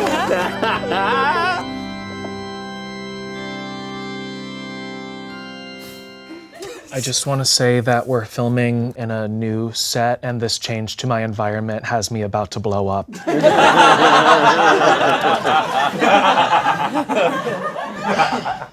Where were you when Garrett died? I was with Garrett and I handed him a Starbucks and he took his last breath. Many people didn't know Garrett as much as he so desperately wanted them to. One thing he is known for is being the madman behind your favorite eat it or eat it foods like, oops, this melted my teeth off. Garrett also had a dog named Danny who loved trash so much that he cried when Garrett was too far away. Garrett was a shapeshifter of sorts. To some, Garrett was like if a tumbleweed was embarrassed. To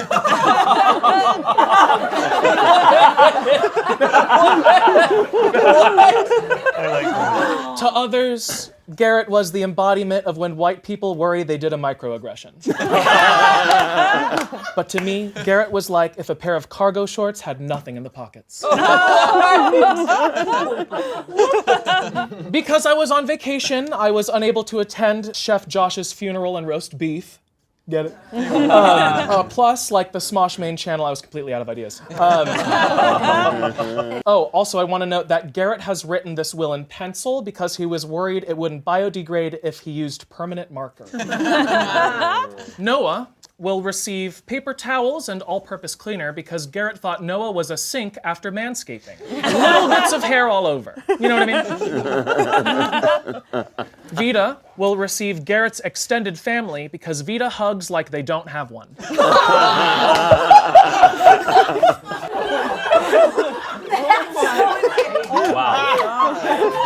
How did you even come up with that? Amanda will receive a microscope so she can keep exploring her femininity. You got it, girl. Keep looking. On the journey. Tommy, thank you for putting me in here. Tommy will receive some whiskey, which seems to be his main supplement during his bulk. Shayne will receive Garrett's PR person because Shayne has never been canceled, unlike the show he was on. Rachel will receive sole custody of their dog Danny because she gets off on caring for scrappy, unemployable creatures that are ugly in a cute way. Chance will receive Garrett's Hasbro tabletop game since Chance is a hungry, hungry bottom.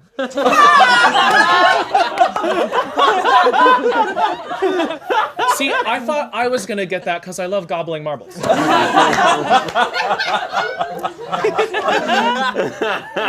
Angela will receive one of those wind-up teeth toys since Angela is like if a mouth had legs. You wish.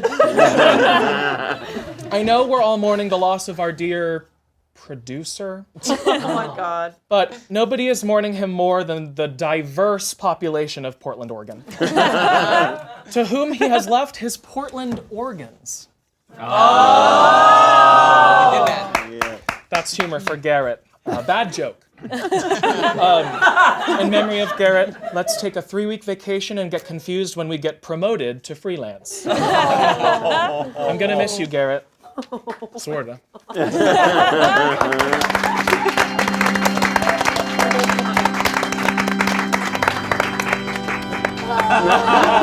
Oh, it's gonna be okay.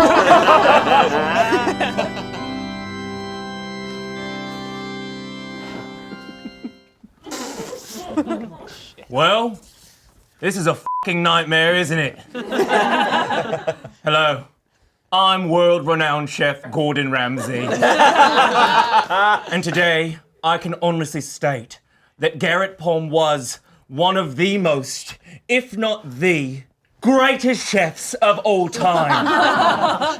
His recipes had such creativity and zest that was a great juxtaposition to his personality. I discovered Eat It or Eat It when I was Googling people desperate for attention and a paycheck eating clear foods. What I saw was utter brilliance surrounded by crippling incompetence. It's strikingly sad that Garrett was never recognized for his brilliance. He never got a Michelin star. He never got a Hollywood star. He could never afford a subscription to Stars. He shared one with Rachel. Garrett reminds me of myself. I enjoy looking down on people. I enjoy putting people down. I sport an unstylish hairstyle. I know what it's like to be in a room of yammering monkeys. But Garrett's creativity is in a league of its own. I mean, how many times can you use malic acid and agar-agar in a dish? Seemingly limitlessly, right? Because it's almost every episode. Before he died, I actually reached out to him to collaborate on a few recipes, and he didn't respond to my emails until I said I was Kiana. And we managed to create recipes inspired by some of the cast and crew. So I will share them with you today. Shayne's short rib. Put short rib in a slow cooker for 8 hours with some beef stock that's a little too beefy for my taste. Don't add a single herb or spice, and voila! You're done. This recipe is bound to not be a conversation starter. Amanda's beef tartare. Oh. Inspired by how raw and undercooked most of Amanda's characters are.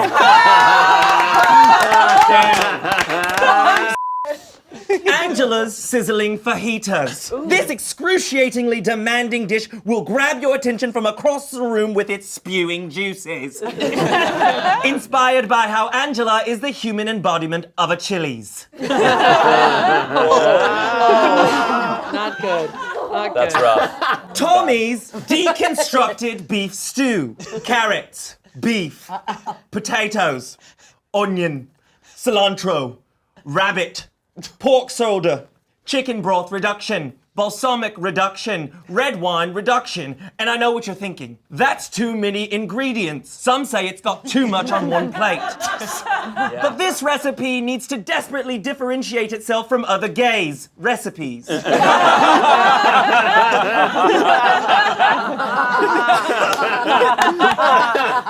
Noah's shepherd pie with rainbow shard. Because Noah looks like he should be herding sheep at Coachella. Vida's beef jerky, inspired by how damn jerky her camera movements are. Rachel Van Ness's hot dog, because Danny, the dog she and Garrett share, is hot. Yeah. If these recipes are too complex, well, I have something that none of you are bound to mess up. So, let's make a couple sandwiches. Amanda sandwich. It's a millennial sandwich. Angela, functional alcoholic sandwich. Tommy, chronically online sandwich. Noah, Sid from Ice Age sandwich. Give me the rest of the food. Yeah, right? Damn you. You mother. Vida, Ellen DeGeneres sandwich. Rachel Van Ness, better half of a sandwich. And, oh, would you look at that? 3 pieces of white bread sandwich. Bon appetit. So good.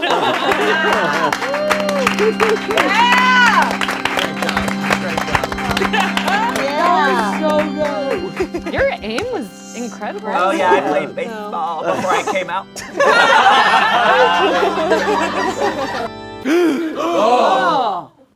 Oh, wow. Oh, guys, that was great. That was really good. I really enjoyed that. It was very fun. I loved it. Okay. God, you guys really were desperate for guests, scraped the bottom of the barrel, and here I am. You know, there's nothing like being made fun of by the company that took away your health insurance. I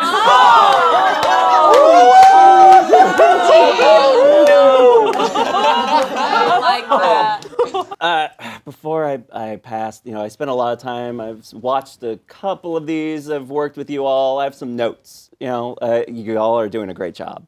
So these are just nitpicky notes. Okay? Chance. Yeah. I've enjoyed seeing you take full advantage of the opportunities here at Smosh. You really know how to work a room, or the important people in the room. Just one request, please stop referring to Eat It or Yeet It as a networking dinner. Shayne, you need to work on your grind. Your coffee grind! No. You make coffee. Okay, some of you may know that Noah was just in another car accident kind of recently. Noah, I know you've been through a lot, but that doesn't mean you have to punish us with all of these extra Twitch streams. All right? I can only donate so much to car payments. All right? I mean, I haven't actually donated anything yet, but... Angela. 4 years ago, you borrowed a hot dog costume from me. I have it. I have to give it back to you guys. You have it? Yeah. I mean, no worries, no hurry, but I'm sure the bit was killer. Sure it was a really good bit. That's real? Oh, that's real. I literally completely forgot. Vita, so when I referred you to get a job here, you were immediately beloved and utilized to your fullest potential. What's that like?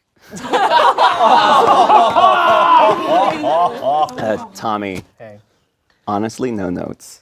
You're such a gifted editor, and I can't wait for you to keep editing for years and years and years and years, your whole life.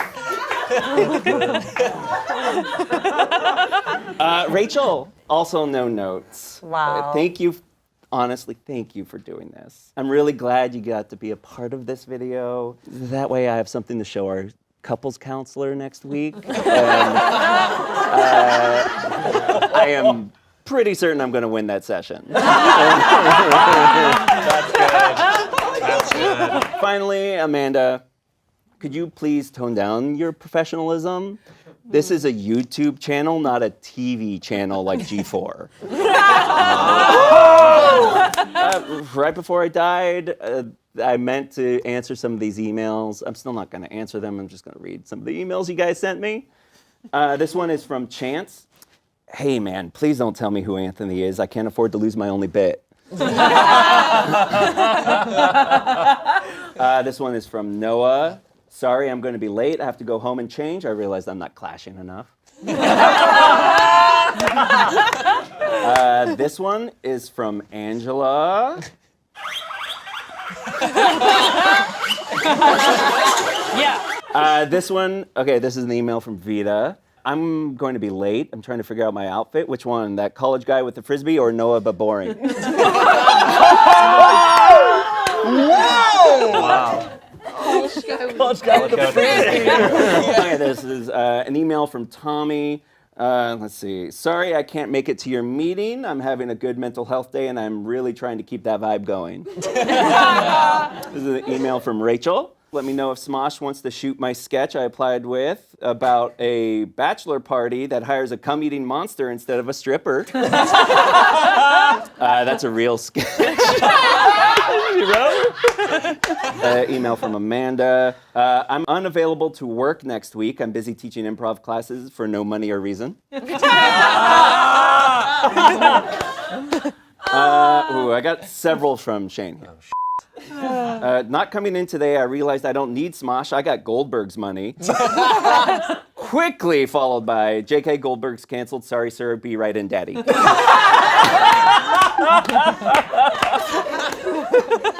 Totally Shayne's email. Thanks for taking my dumb idea and making it a much better show called Eat It or Yeet It that actually makes money on the channel. I also have one for Ian. He doesn't seem to be here right now, but when is he ever? So,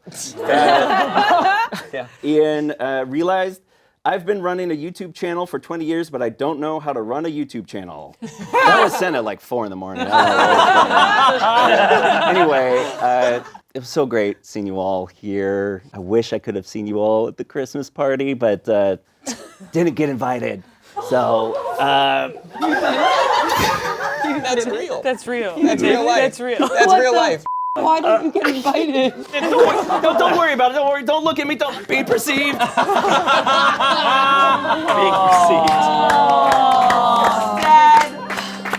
Airing grievances on camera? That's Tommy coded.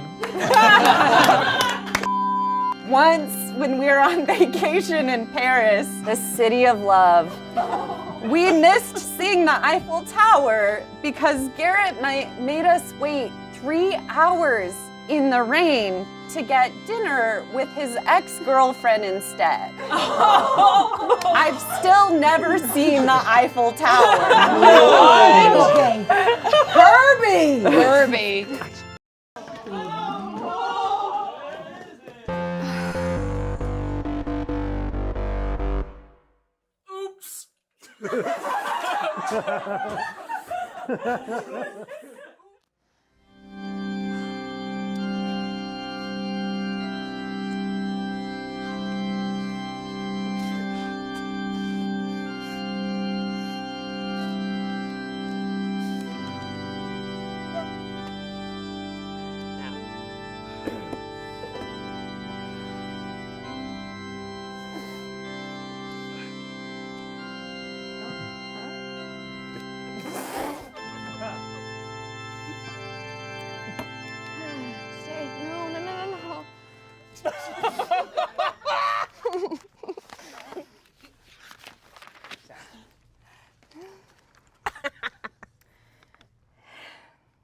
Thank you so much for attending the memorial service for Ian Andrew Hecox. I know that none of you would have shown up unless you truly cared about being paid a day rate for this. Woo! Ian was truly one of the greats. He did intros.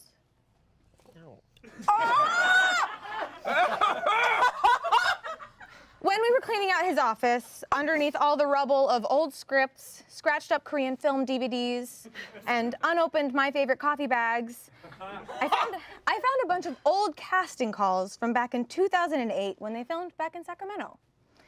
Since I've had the honor of being cast as so many different roles here, I wanted to pay homage to all the other roles that women were casted as in Smosh videos over the years. Oh boy. Yeah. By reading off the names of the roles that Ian and Anthony were casting for back in the day. So these were the names that were in the scripts. Hot girl. Dumb hot girl. Running dumb hot girl. Hot girl for thumbnail in parentheses, boobs preferred. Hot girl who can call out premise of the sketch. Magic girl who comes to life and loves to loser. In parentheses, not for the video. Oh my God. Hot girl, man voice. Okay. Hot doctor, in parentheses, bonus, if you're a real doctor, I can look at this weird lump on my leg. I don't have health insurance yet. Stop. Hot girl who can tell me she's proud of me and that I have a place in the world, in parentheses, not for video. Oh my God. Oh boy. Kathy Bates look-alike, except if Kathy Bates wore bikinis all the time. Oh. Okay. Never. Ugly girl, edit, hot girl. Hot girl with big jugs, in parentheses, the drink, not the boobs, but also the boobs would be great. Some of the requirements of the job. Must be comfortable wearing wardrobe that was thrifted from Goodwill in 2005. Must be willing to share an air mattress with an ant colony in a Sacramento college frat house. Must not know what SAG-AFTRA is. Not the union. You freaking got him. Must be kind of into the bowl cut. Must be boobs. Must be twerk. And you know, so much has changed then. Now I get to play roles like hot guy, hot dumb guy, hot but ugly guy, and hairy YouTuber burnout with a fetish for tacky cars. Oh, I'm sorry, that's Ian's role. I'm so sorry. I love you, Ian, truly. And hey, look at the positive side. You can't be any more of a downer if you're 6 feet down in the ground. Nice. I hope you go to hell, though, so that you can finally meet all the tyrants and warlords you admire so much.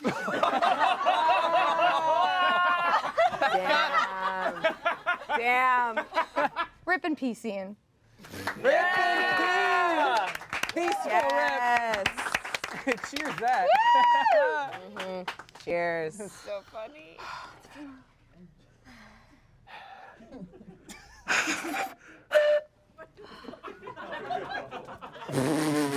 Uh-oh. Where's that?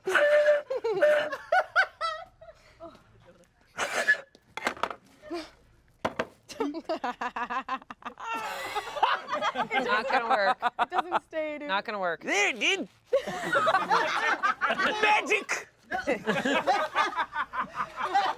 Oh, God. Wait. Well, hello there, weary travelers.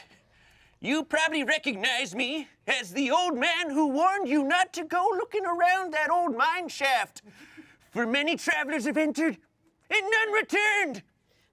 But what you probably don't know about me is that for the past 18 or so years, I've been Ian Hecox's business manager. Oh, no. Oh, God. Oh, God. Yeah, that's right. Ian was always my most consistent client. I knew no matter what the project was, if I sent him in there, he was gonna give 50% every time, which was also my commission rate. I still remember the day I discovered him.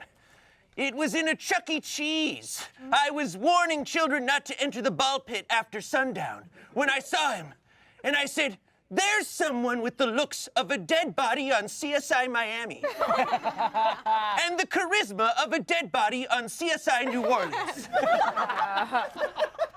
And I thought, that's it. And sure, he was just a sad, pathetic loser, but I turned him into a sad, pathetic loser with a YouTube channel. In fact, I'm responsible for most of Ian's greatest successes. For instance, one time, he found me in the bathroom with a celery stick up my ass, f***ing a pink sprinkled donut. And he said, "What are you doing?" And I said, "I'm brainstorming." And that's how we came up with Boxman. Thanks, Man Spider. And when Ian and I were writing Smosh the movie, I said, "Ian, let's put our heads together. Let's burn the midnight oil and give it everything we got to make sure that this movie is very bad."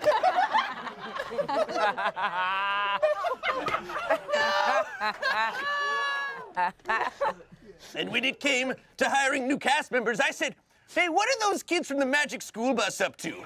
I bet they're unemployed and desperate for work." And they were. And finally, my crowning achievement. I'm the reason Anthony left Smosh. Oh. You see, he found me in the bathroom with a celery stick up my ass, eating a pink sprinkled donut. And he said, "What are you doing?" And I said, "You're fired."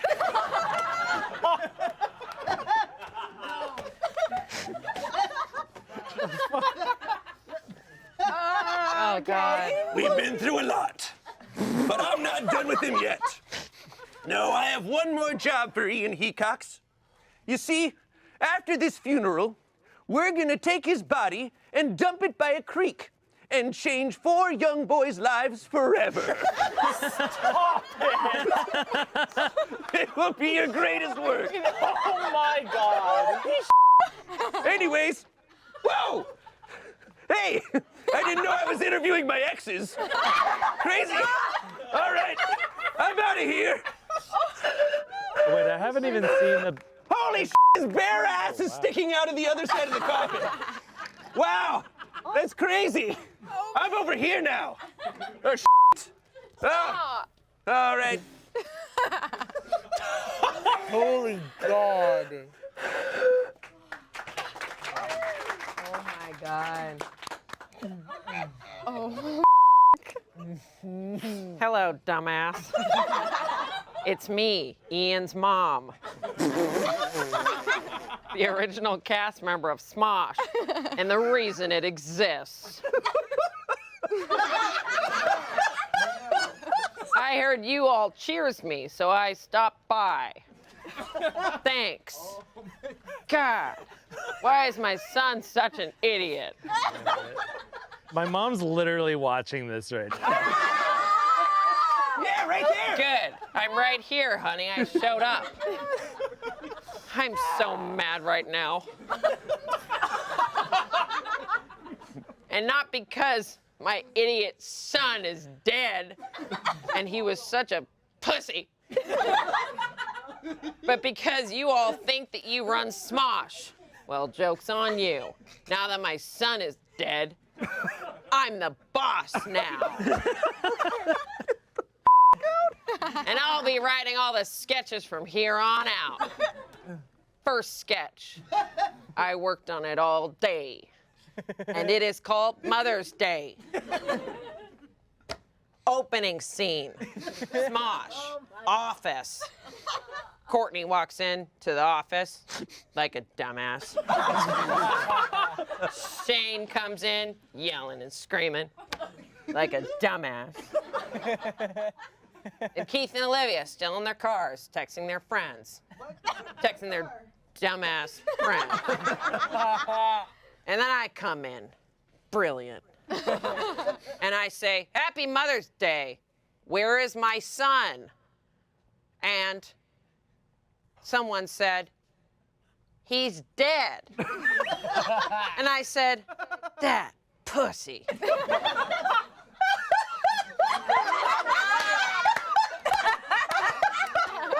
End of sketch. Despite being an incredible actor, I was never formally trained. Can you believe it? I'm a natural talent. I was born with it. Guess it skipped a generation, you dumbass. So I'm gonna start by doing some acting lessons from here on out so I can make this channel soar. Okay. First of all, watch me do what I do. And when I tell you to go on the count of 3, you do it. Okay. Okay? Okay. Thank you. Okay, acting lesson number 1. This is what someone looks like when they're mad. Okay, your turn. 1, 2, 3. Dumbass. My turn. This is what someone acts like when they're happy. Okay. Oh, wait. Yeah. Okay, your turn. 1, 2, 3. Dumbass. Okay, my turn. This is what someone looks like when their son has just died.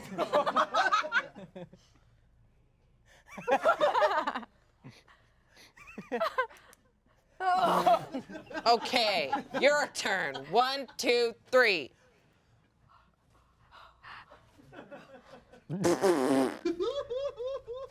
Massa mesa. Dumbass. Thanks for letting me speak. This is the most emotional and vulnerable I've been in my life. Oh, God, why is my son such a pussy?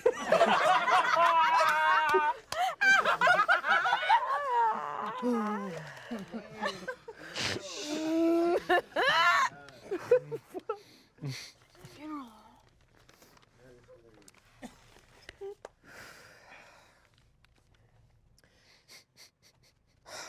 Hi, everyone. No. Very sad day, very sad day. If you don't know, I'll let you know. I am Ian's therapist. That's right. I've been years.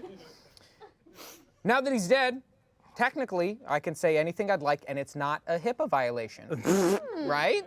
So I decided to come with a couple of things that he's talked about in session, which is actually really cool because here are a lot of the people that he talks about when he's in his therapy session. So I thought I'd just really quickly go across some of the people that I see in the audience. Shayne, there you are, Shayne. Yeah, Shayne, it was really weird meeting you in person because, like, I guess you're kind of strong, but I just don't see what Ian was intimidated by. He would always talk about you, man. Weird. Oh, Courtney, there you are. I recognize you. He often referred to you as Pushy Bimbo number 1. I think, right? That was often the role. Oh my God. I think that was the role that you often played, or at least you said. You know what I mean? As we're going through. You're killing it. Further. Dead. Who do I recognize here? Oh, Jackie! Jay, of course I recognize you. Hey, I hope it's okay that I'm here, because I know we're on for 10 a.m. tomorrow morning, right? I hope you don't show up too hungover. You're gonna be good for tomorrow's session? Yeah, okay, cool. Okay. Who else is in the audience here? Oh, we've got Amanda! Yeah. Amanda, there you are. He referred to you as Pushy Bimbo number 3? That's fine. Yeah, I'm not sure. True. I'm not sure who number 2 was, but I'll figure it out soon before the end of the night. And I'm sorry, I don't think you. Yeah, you're hiding. Yeah, you. I don't think Ian ever mentioned you. What's your name? What's your name? Tommy. No, it doesn't ring a bell. Yeah, he never. You knew him, right? You must have known him. You're here. I imagine you knew him. Anyway, as Ian's therapist, I thought it would now, technically, because I'm legally not bound to anything, and I'm being paid the hour anyway, I thought it would be fun to share some of his secrets, or some of the, I guess, methods that we would go through our therapy session. So I'm going to do something called a Rorschach, something like that. So I'm going to show you guys some ink blots, and I just want, first thing that comes to your head, just shout it out. Right? Just want to know what you think. What do you think when you see this? Batman. Peach. Batman, peach, elephant. Yeah, so when I showed this to Ian, he said, that time I told my girlfriend I cheated on her when I really didn't. I don't, at least he said he didn't. I don't know. All right, let's go through another one really quick. Oh, yes, this one. Okay, yeah. What do you think when you see this? Guava. Definitely celery. Definitely celery. Yeah, it might be celery. So when I showed this to Ian, he said, that time I almost sold a German man my socks because I needed money, I was 19. Does that ring a bell? That was Anthony. But Anthony. Oh, Anthony did that? Yeah. We sold it for $200. $200. Okay, good. Good to know that's a fact. That's a fact, everyone. You can buy those resell on eBay. Don't worry about it. He complained that it didn't smell anymore. Oh my wow. God. A real complaint. A real complaint. Shut the up, corpse. And finally, we've got this one. It looks like Taj Mahal. I'm so sorry. This actually isn't an ink blot. This is an ultrasound. This is going to be my baby boy. This is Logan. This is Logan, everyone. Say hi to Logan. This is going to be my first son. Yeah, Logan. Good luck with that. Sons are tough.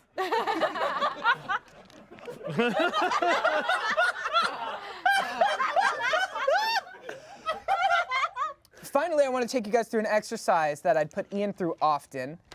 This is something that, it's more of an art therapy exercise, so we often do this with children. Now, my normal clientele is prisoners, and that's why Ian fit in perfectly, because he's not all there.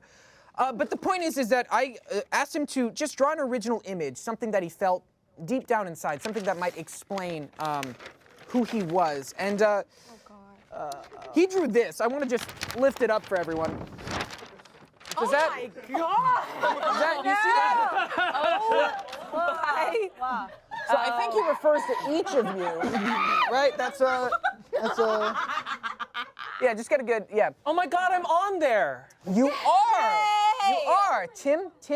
Yeah. You're Tim. You work in IT, Tim. right? Yeah, I remember you. Yeah, Tim. This beautiful piece of artwork was actually titled My Business Model. Yeah. Interesting. But anyway, I'm not going to take up any more time. It would cost you about $650 more, so I'll get off of here real quick. But I just want to say thank you for inviting me, and if you want to know anything about Ian, I'll gladly share. Yeah, thank you. Yeah! Sorry. Oh my God. Are you okay? Lyrics. I'm sorry. Oh my God. It's not over. More of that to come. Okay, we're Put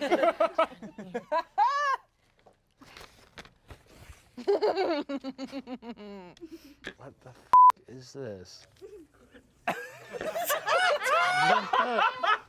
This is what I'm most afraid of for some reason. What is this? Oh, sorry. Hello, everybody. I worked on Southwest Flight 3020 nonstop from Los Angeles to Sacramento.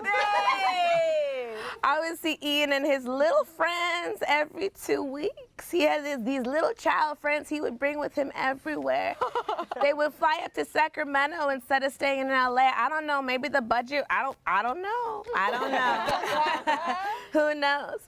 It was crazy though, because every week I would see them. I have very fond memories of them. I'd see them in LA and they would be so excited to do comedy, so overjoyed.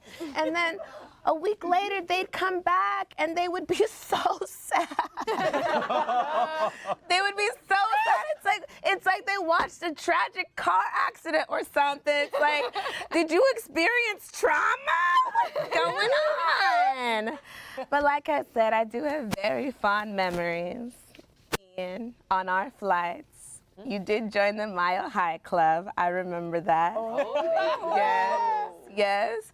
Everyone, masturbating does count. That's right. Yes.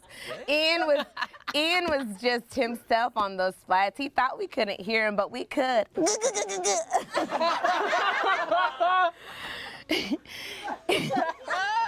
Ian would watch Schindler's List on the flight. In both directions, you know. That movie is a little bit longer than the actual flight.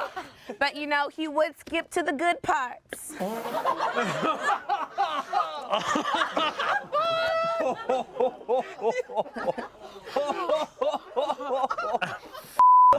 But let me tell you, everybody was on that flight. You know, Noah was there, you know, that little unaccompanied minor. Every time he was on that flight, we had to get a special cleaning crew because he would put everything in his mouth. That dirty little boy. You know, Shayne, I'm actually surprised to learn that your name is Shayne because your mom would just refer to you as Mommy's little money maker. While she was pounding drinks in the back. She's a sweet woman. Courtney, you did leave your diary one time on the plane. Oh. And I took a little peek at it. You are a clever girl. You had so many great sketch ideas. And I never saw any of them on the channel. Not a one. It was crazy. You know, Keith, you were also on that flight, and every time you would come up, you would give me a head nod. Like you weren't a part of that group, but baby, you are part of the group. You are part of that group, baby. You know, I am sorry I had to delay the flight so many times. You know, we did have a lot of mice on our flight sometimes. You know, even the rodents are trying to get out of Sacramento. Ian, I just want to say goodbye. Goodbye, Ian. I'll always remember you as the most famous person to come out of Sacramento. Right behind Brie Larson, Jessica Chastain, Colin Hanks, Sam Elliott, Greta Gerwig, Lisa Ling, Joan Didion, and Anthony Padilla. And don't worry, baby, you are now free to move about the cabin. Hey! Yeah! Killed it. That was great. I guess I had peanuts for everybody. Yes. Okay. Oh my God. You can't hide that. It didn't work. I heard it. They trade. Uh-oh. I'm almost out of drink. Oh boy. You're dead.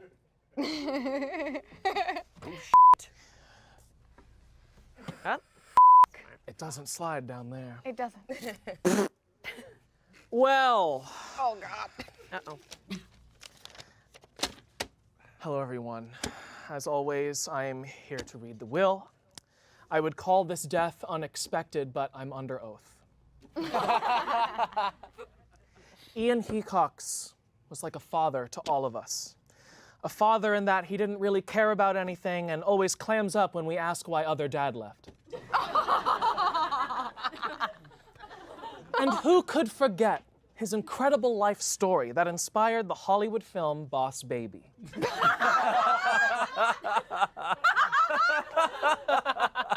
He taught us a lot. He taught us that you truly can do anything if you establish yourself at the beginning of a billion-dollar platform.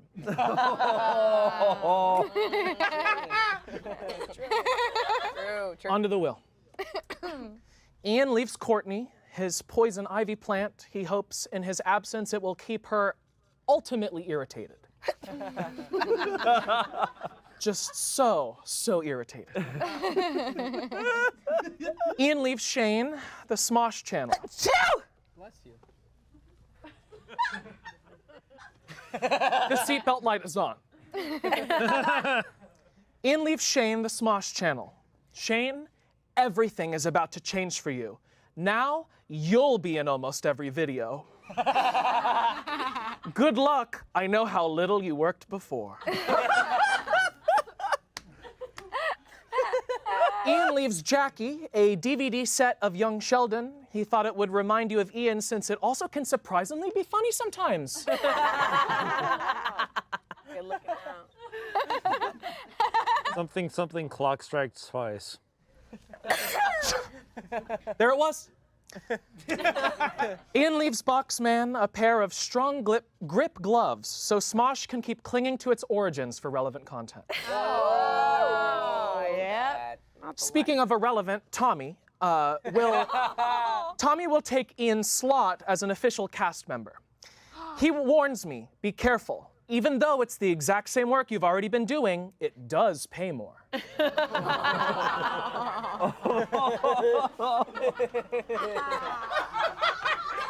Oh. Yeah. Ian leaves his estate to his girlfriend, a 1942 Ford Mustang. Ian loved their opposites attract dynamic. See, a car has a hard body and actually goes somewhere. He said he had a soft body. Ian's final requests are that we share the Smosh analytics page so we can keep being bummed out. Yeah. And, of course, let's all take a moment of silence for Ian, or as he knows it, what happens after he tells a joke. Oh! You all laughed. You weren't supposed to. Thank you.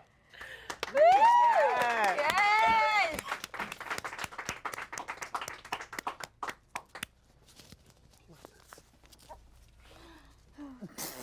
Uh-oh. Oh, Jesus. Oh my God. Okay. Oh boy. Uh-oh. Oh God. There he is. Man spanner. Get it, Greg!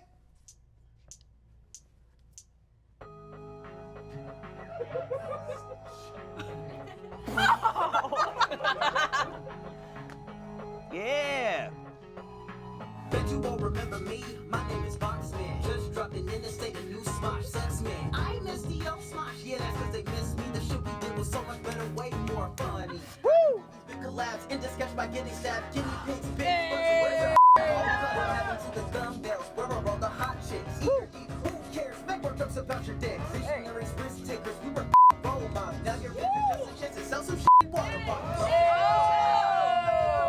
It's what you get from moving out of court to Sacramento.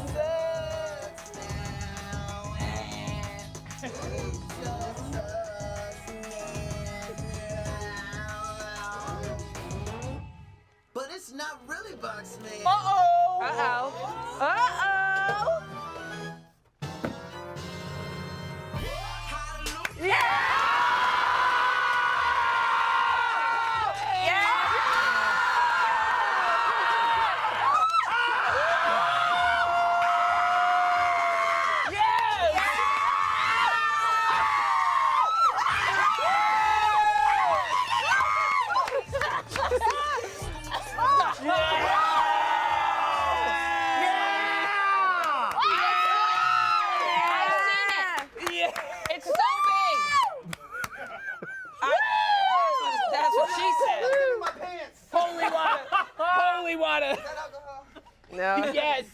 Yes. I'll drink it off your body.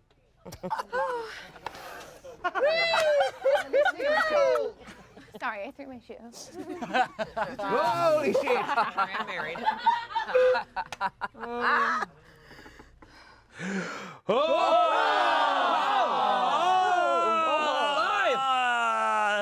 Thank God.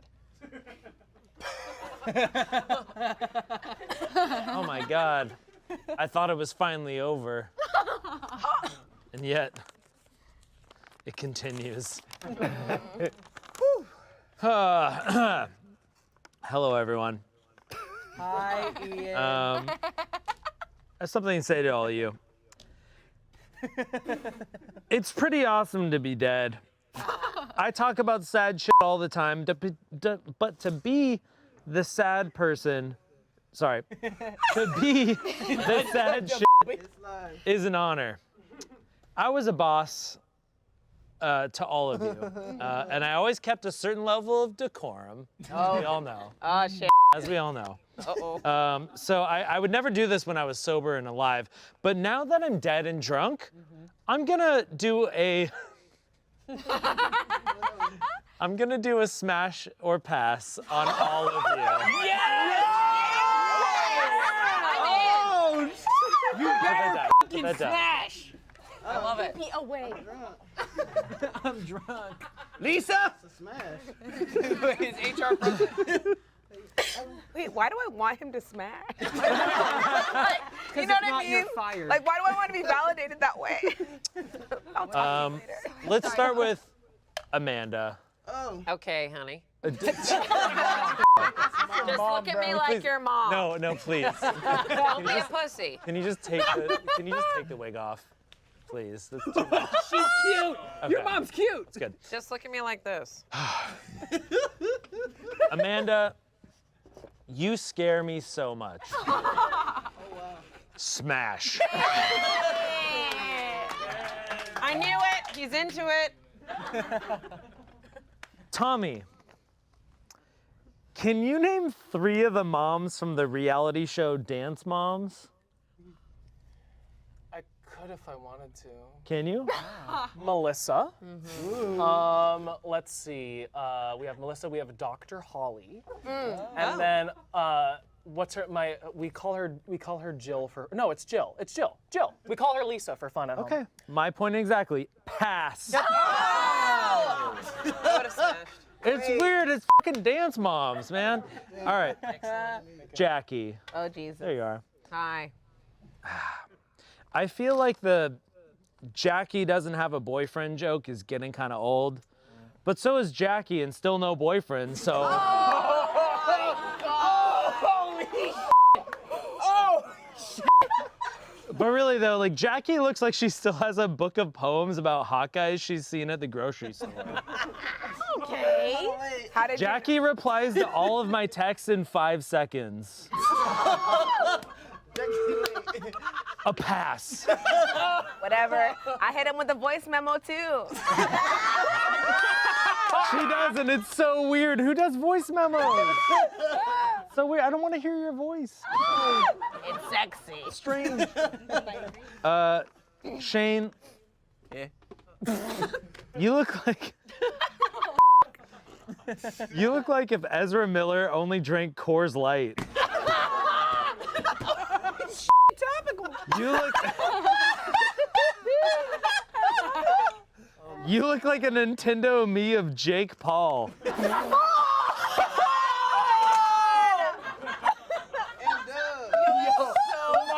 Pass. Holy. That's fucking awesome. Now let's move on to Noah. Look, I met Noah when he was a kid, and it's. You should start with that.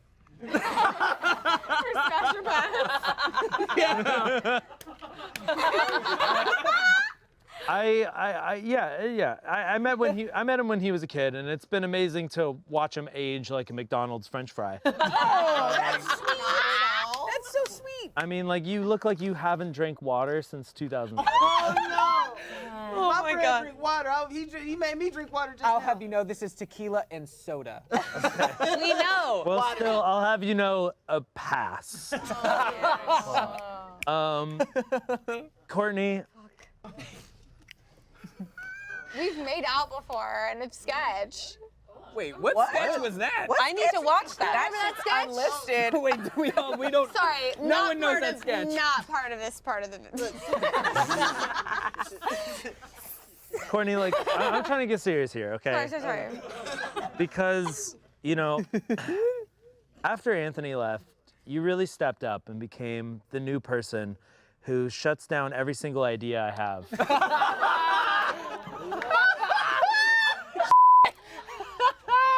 So, that's gonna have to be a pass for me, dog. Valid. And finally, Keith. What up? Hey. I don't want to short, so be nice. Oh, I'm gonna be nice. Like, look, I really just. Oh my God. I want to offer condolences on the horrible disease that is being friends with Noah Grossman.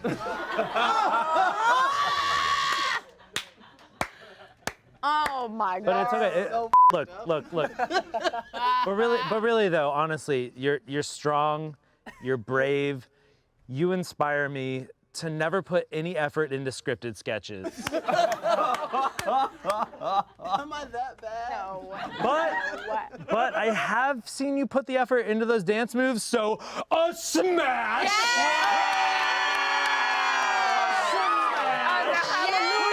Shout out to my shooters! My tumor popping out, so don't. Oh my God. That's real. But really though, like I want to thank you all. This honestly was an honor, and I see myself as sort of a parental figure to you all. Except unlike your real parents, I actually watch your videos. Hold on, no, my mom watches us. And my dad. He see me stripping on here. Hi, Daddy! Hi, Daddy! Hold on, wait. What you got? No, that's my dad. Okay. That's your dad. Okay. Hold on, wait. Okay. Okay. But that's I think that's about it. But wait. Who's that guy? What? Oh. Who are the? Oh. What? What the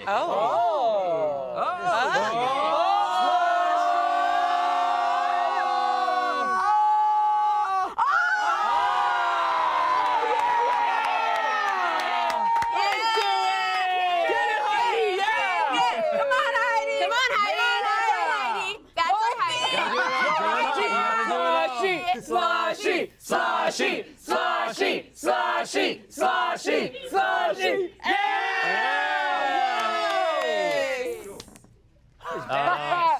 Goodbye. Bleh.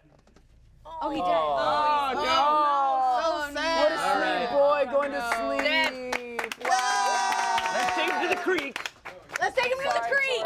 It's okay. So sorry you're dead. Yeah, you know, we all knew it was gonna happen. To Ian!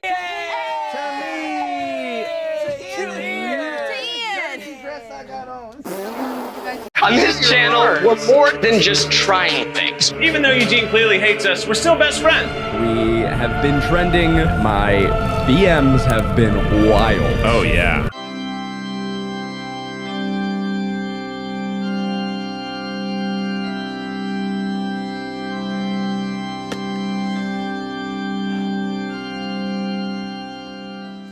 Hello, everyone. Welcome to the funeral roast of the Try Guys. I am Redacted. I am a podcaster and truth seeker. I just like to quickly plug my podcast called Why the Government is Trying to Kill You, sponsored by Squarespace.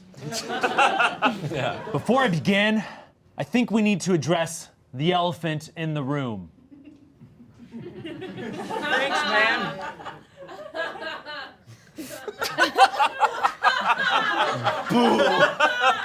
On to the reason I am here. I have committed the past 10 years of my life uncovering conspiracies about the Try Guys, and today I am going to reveal all of them.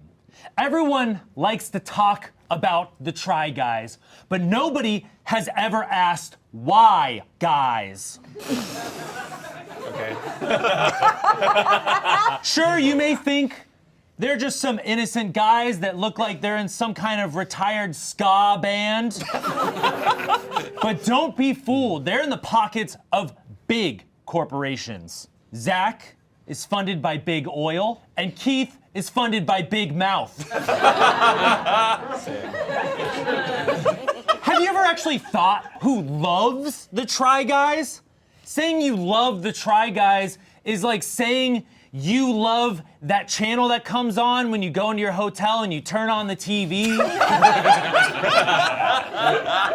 No, the Try Guys are at the front of every major government psyop. As we all know, the CIA funded modern art to increase patriotism. The CIA funded the Try Guys to decrease patriotism.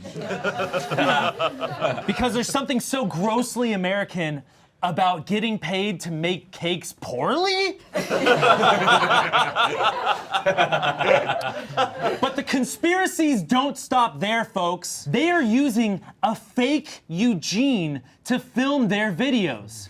Yeah, that's right. I know it's very hard to tell, but if you look closely, you will see that when Eugene isn't there to film, which is often, they're using a scarecrow with concealer. Now, surprisingly, that scarecrow puts in just about as much effort as Eugene does, so it's really hard to notice. I mean, just look at their series. Eat the Menu is to promote obesity. Without a Recipe is a psyop by the Barefoot Contessa to sell more cookbooks. And their vlogs, well, their vlogs are just plain bad. Now here's another truth bomb. The Try Guys movie and Keith's off-Broadway production were a conspiracy for the Try Guys to lose thousands of dollars. That's good. Look, you can find out all these things if you just pay attention. And much like the Try Guys, you have conspiracies. That's right. Shayne Topp is trying to do the splits in the hopes that his balls will finally drop. Stupid. I love it. Arasha was born after 9/11, which is a government conspiracy to make me feel old and really bad about myself.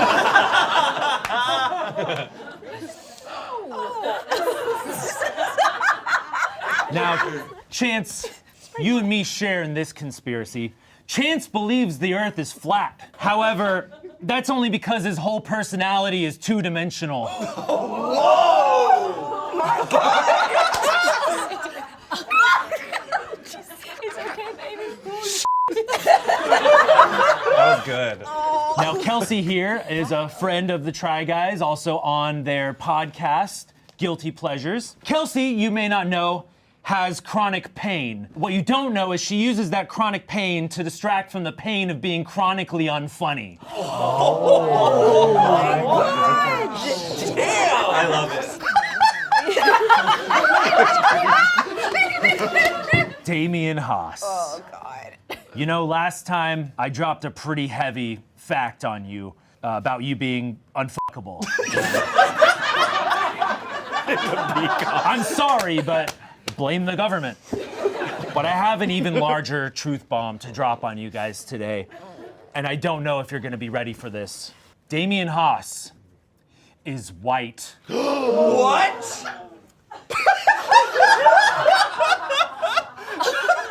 Is this how you tell me? That's about it for me, but I just have one more important thing to share with everyone that the government does not want you to know. Oh. If you go to smosh.com right God. now, there is a new great roast shirt that you can purchase. Get your bag, It's bitch. pretty awesome. It's pretty awesome. Now, stay safe, and I hope you're watching this through a VPN.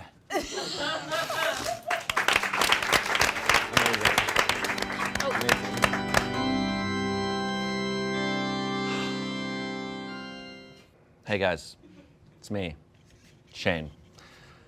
No characters this time. Just me. It's a real shame.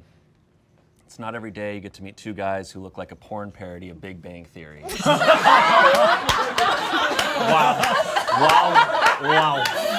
Holy I haven't told a lot of people this, and I'm gonna be really vulnerable here, but ever since I was a little boy, my dream was to be a try guy. I mean, these guys were like kings. Being a try guy was at the top of the pyramid of boring white guy careers. I mean, they could walk into any restaurant, like, you know.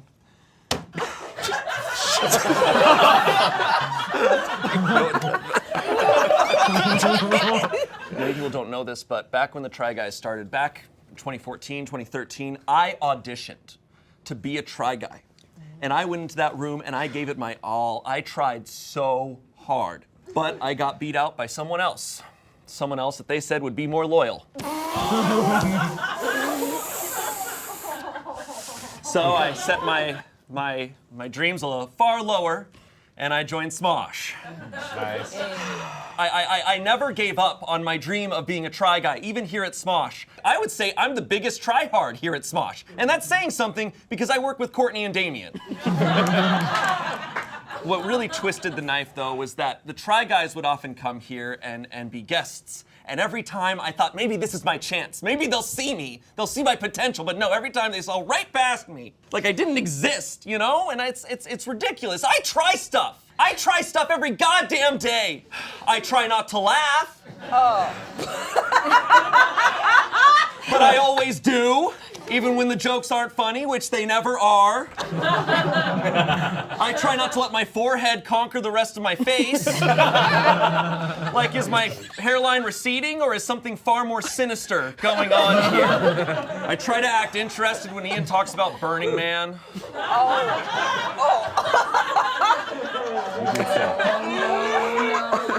I try to understand Damien's obsession with crows. Yes! Oh, sorry.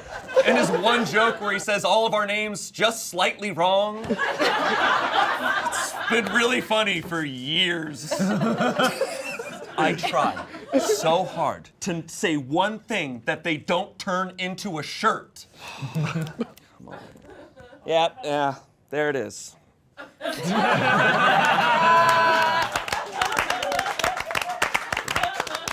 My life is a prison I can't escape. Yeah.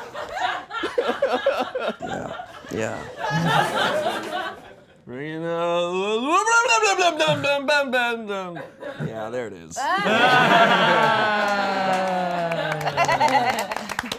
would do that. No, I get it. I'll never be like you. I'll never look like the adult version of, do you have games on your phone?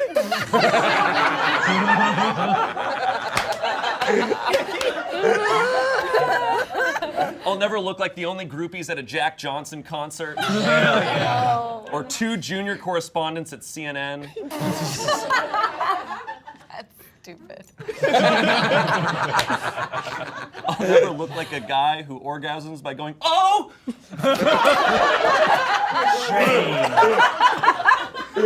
I'll never be like Keith, who looks like a creature from Attack on Titan. I'll never be like Zach, who got MRSA. Okay, Mr. Genius.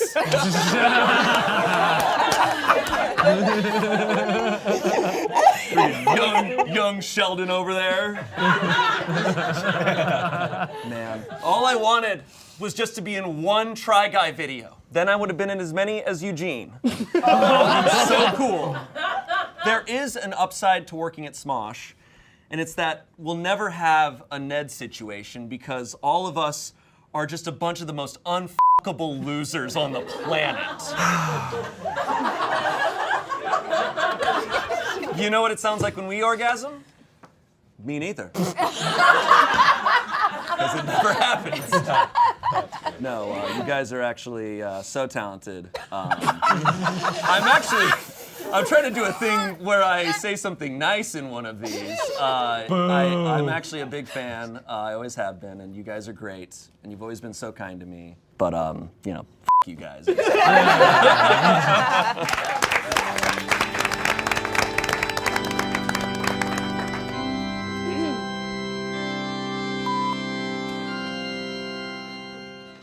I'm Kelsey. I host a podcast with the boys called Guilty Pleasures. My boys, they're gone. It's so sad, but let's be real. At least now their wives can finally start dating within their league. I mean, seriously, Zach's wife is a pediatric ICU nurse. Like, she literally saves children's lives, while Zach is putting things up his butt for children to watch. Now, I don't want to brag, but Zach's wife once did say that if Zach had to have sex with someone on camera, she would want it to be me, because she knows how incredibly unattracted to Zach I am. I mean, is it just me, or is it wild that his dead body somehow makes him look more f***able? No. I will actually miss Zach, because we did have a lot in common. We both suffer from chronic pain. I don't really know if that's a surprise, though, because Zach somehow managed to make an invisible illness incredibly visible. I couldn't tell if this was his funeral, honestly, because he's looked dead for years. Zach's greatest fear in life was not being respected by the world and his peers, but buddy. He was unironically obsessed with the movie Trolls, but I just think that was him just trying to reconnect with his people. Zach had the most sensitive stomach, which he blamed on his Judaism, but I just think he was weak. He never likes to eat anything exotic, which is how I know his Peruvian wife, Maggie, never gets her pussy eaten. How dare you!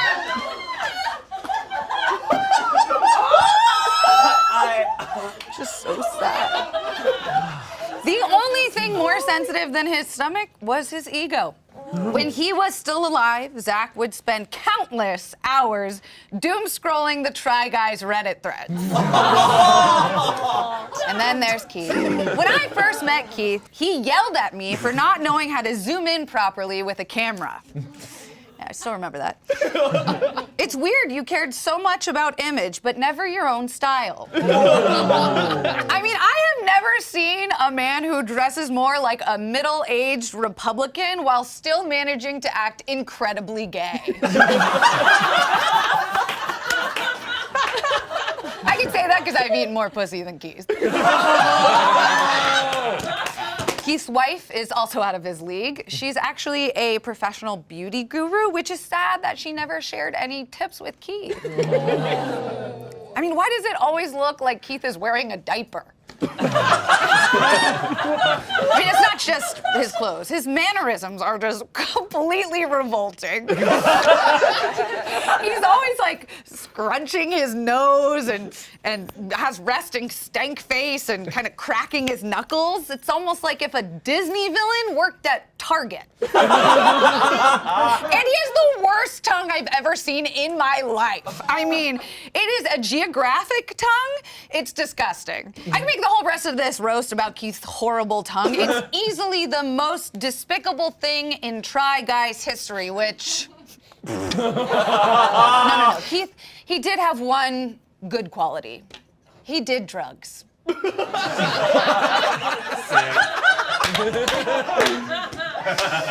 you ever did acid, Keith was the best trip sitter until he started to morph into like a haunted puppet. Then it was just terrifying. Keith wanted to pursue musical theater, but that would require him to actually come out of the closet. The Try Guys will be lived on by their book, The Hidden Power of F***ing Up, which is like if you asked ChatGPT to write a book after dropping it in the toilet.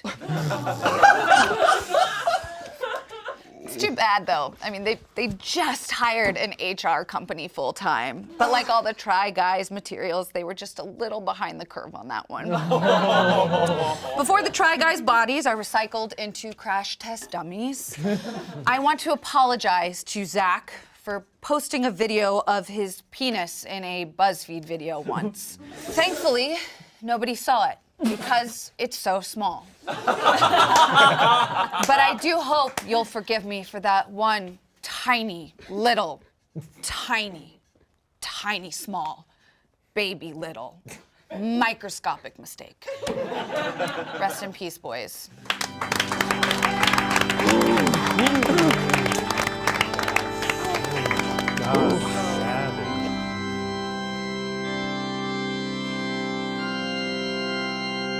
I'm coming back for you later. Come on! I love it. I love it. Yep. I saw your tiny penis.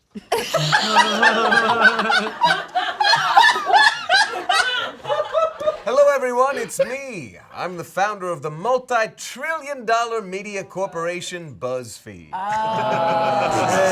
I'm a bee. Never thought you two would be the first one of us to die, huh? Well, look at you now, dead. But I'll be there soon. In 2006, I was just a humble little bumblebee with a dream. A dream of making content that could kill as many brain cells as possible while still legally being able to call ourselves news. Speaking of which, I'm sure you've all heard by the time this video comes out, and as of yesterday while filming it, we got rid of our news division. We're fine. Our website was responsible for breaking such classic news, hard-hitting journalism as 15 gifs of baby foxes that make you go, aww. And quizzes such as, tell us your favorite ice cream flavor and we'll tell you which ice cream flavor you are. Safe to say, our company for quite a time was getting a lot of buzz. Feed.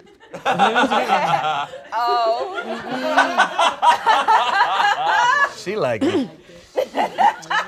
We decided to expand into the video realm of things eventually, going after the demographic of 18 to 25 brain cells left. Enter the Try Guys.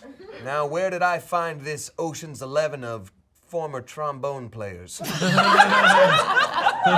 Well, I went where anyone would go, the bread aisle of a grocery store, where these two were looking for new personalities. They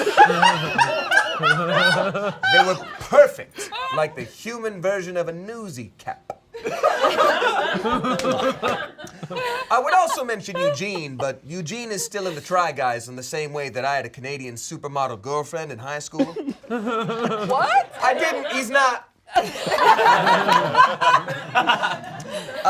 We were thriving, and my chess club Justice League was doing their thing. They were doing hard-hitting subjects like food, drinks, and the differences between men and women, the two genders. Now,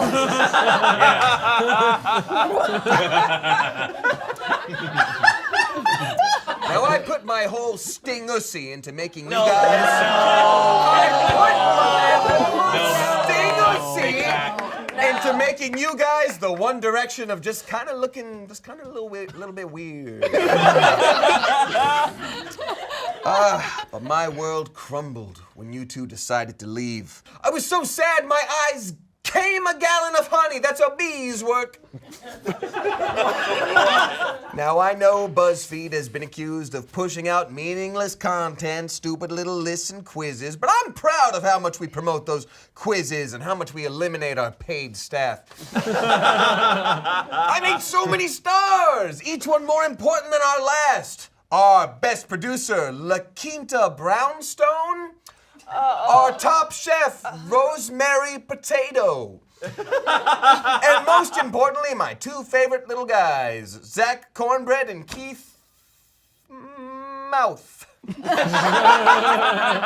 Zach, I feel like I'd make more jokes about you, but I think they'd go right over your head. Oh. Because you're just a little tiny little guy. Now, I'll be honest, when you left BuzzFeed, I would have killed you on the spot. But we bees only get one sting, and I'm saving that for Sophia Night Guardian. Now, for old time's sake, let's get one little list in here, right? 10 reasons why Smosh is bound to fail. Number 1, Ian.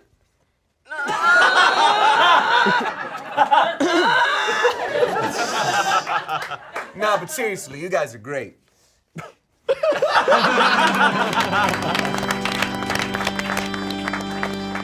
That's later. That's for later.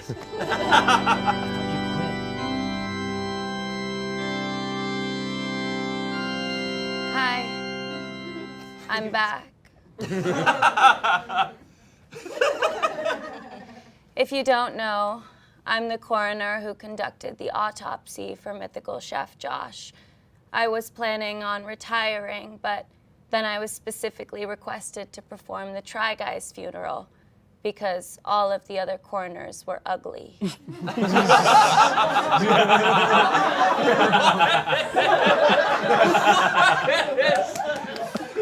I don't know anything about the Try Guys, but I've been told that they're famous for doing stuff. However, according to my findings, there's a few things they didn't try. Cardio. Weightlifting. Yeah. Getting any sunlight. Having sex without crying. And being funny. Whoa. Doing this autopsy was almost as grueling as watching the Try Guys documentary. But nevertheless, she persisted.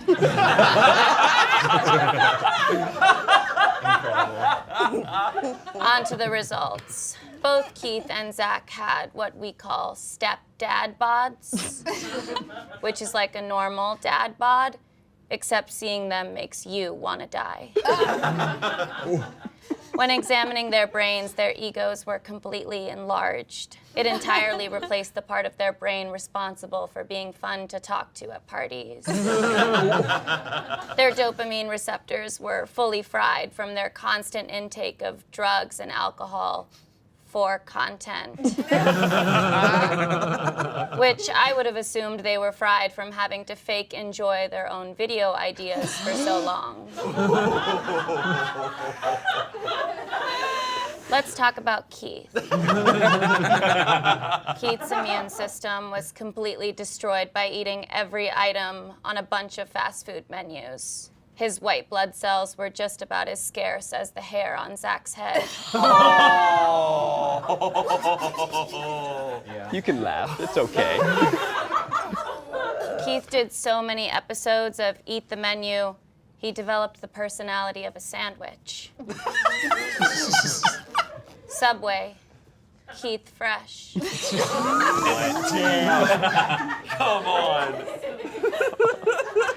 Keith's abdomen showed signs of irritation from when they did a video simulating the pain of childbirth. This had very negative effects because now he's annoying. Finally, there was Zach.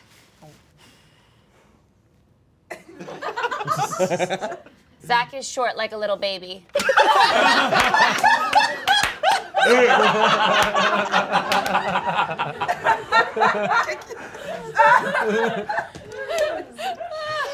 When Zach was a child, he almost lost one of his balls because his nutsack got twisted. Thank God he didn't, though.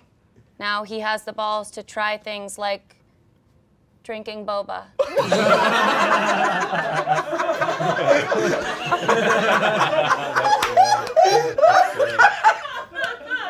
On a more serious note, Zach was diagnosed with ankylosing spondylitis. And if you don't know what that is, it essentially means he had to make several unbearable vlogs.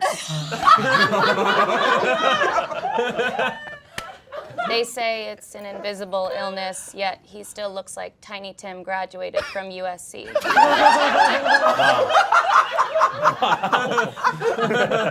When examining Zach's foot, I noticed he recently had MRSA. Okay, genius. Now that it's over, I can finally move on to my retirement. I'm going to pursue my dreams of spelunking through all of the world's largest caves, starting, of course, with Keith's mouth.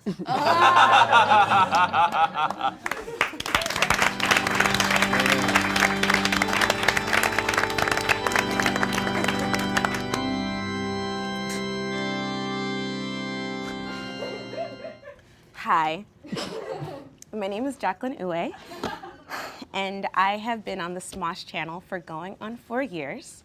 And as a cast member on this channel, I really make a concerted effort not to, lean into racial stereotypes. I try to avoid like the angry black woman motif at all times. But I've been a Try Guys fan since 2014, and I do have some questions. So if everyone is okay and everyone feels safe in this space, would it be okay if I speak candidly about the Try Guys? Is that okay? Mm-hmm. Great.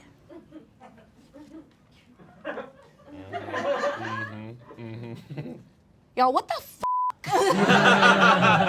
No, really, what the f*** is going on the channel? Look, I'm telling you, I watch every Saturday.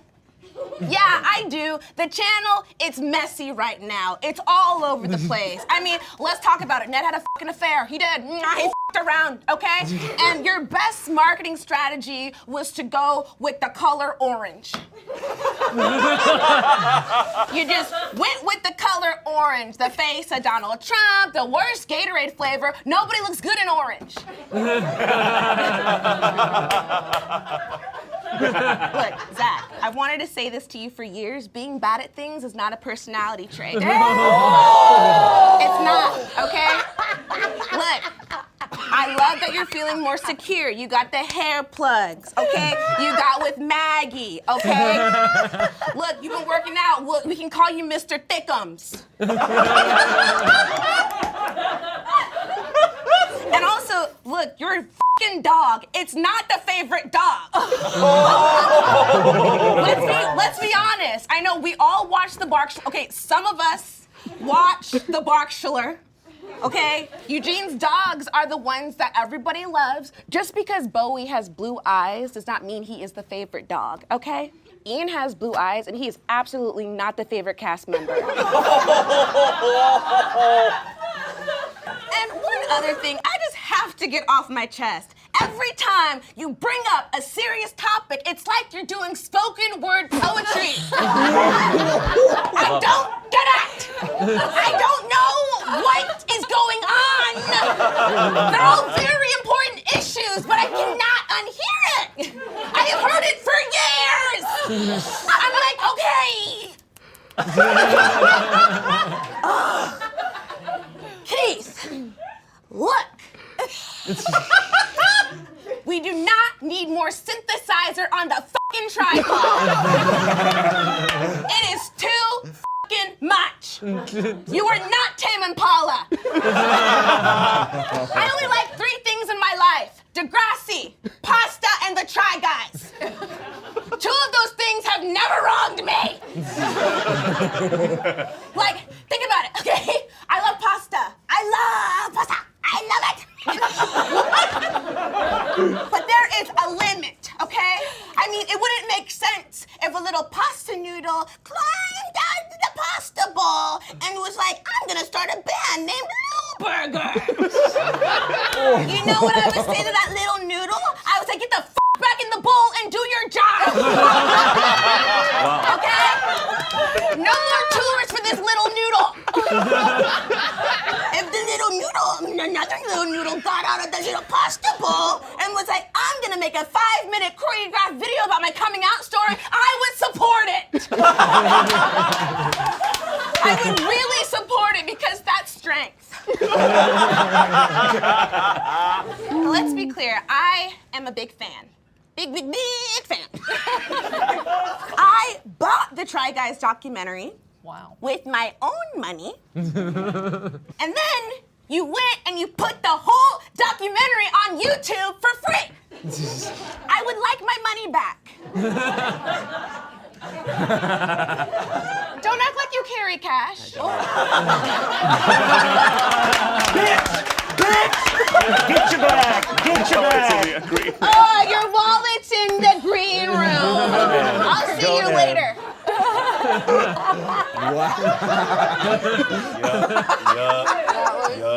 So true. Lioness. You know you don't have money in there. You don't. I've never carried cash. He doesn't carry cash. Look, a real fan knows. Another question I have. What is stopping you from making Quasi a try guy? Yeah, I'm asking the fucking questions that the people want to know. The man is charming, he's charismatic, and I love the way that he says sandwich. I love that man. I know he's married. Look, you guys need more support, okay?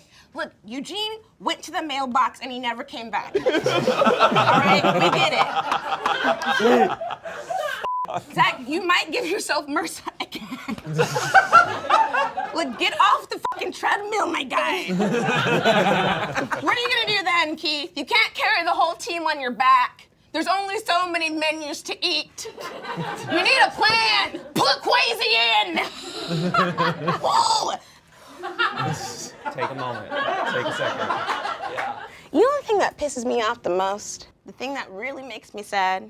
Y'all don't even fucking try anything anymore.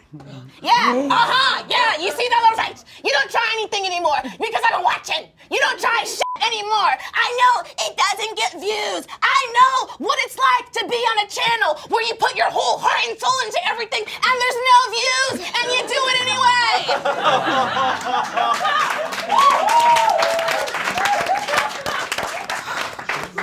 Anyways, I cannot wait for more content.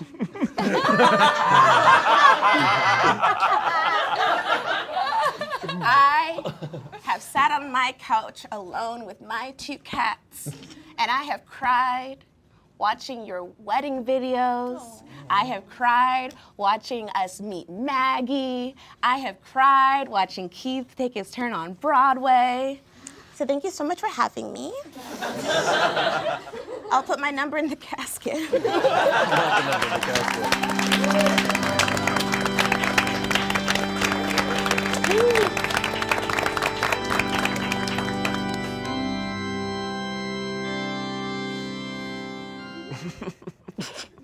Try and fail, but never try to fail.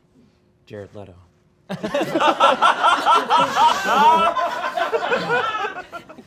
Hello, my name is Chance, and I'm honored to be here as the only guy who has tried guys in this room. I think. I hope. The Try Guys finally got to do the one thing they never tried, dying. And while they are gone now, they will be deeply missed by white people who can't afford dropout TV everywhere.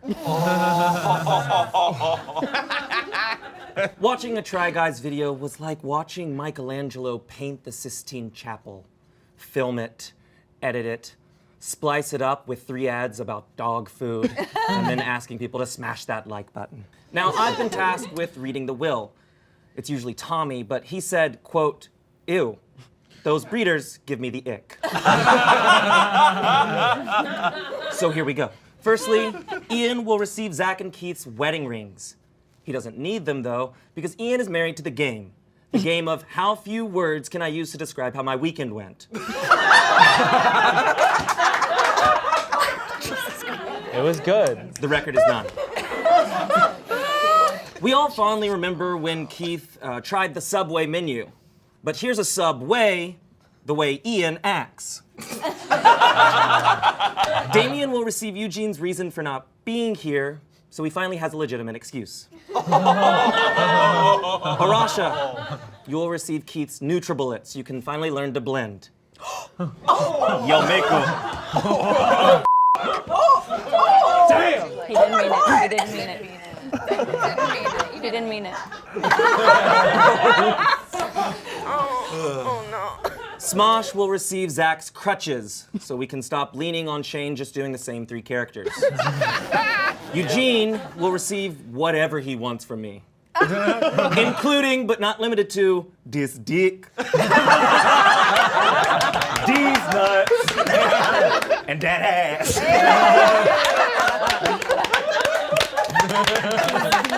Jackie will receive the rights to the Try Guy show without a recipe, because Jackie's already producing her own show without a filter. Kelsey will get the Try Guys podcast, The Tripod. If you don't know, tripod is actually a nickname for a guy with a huge penis, but the Try Guys should have gone with a more fitting title, Pop Socket. I will be receiving Eugene's number, please. We will all miss the Try Guys, and I'm supposed to say something nice here, but I didn't know Smosh, so ain't no way I know the Try Guys. Thank you. As always, if anyone objects to this death, please speak now or forever hold your peace. Guess who decided to crash the funeral?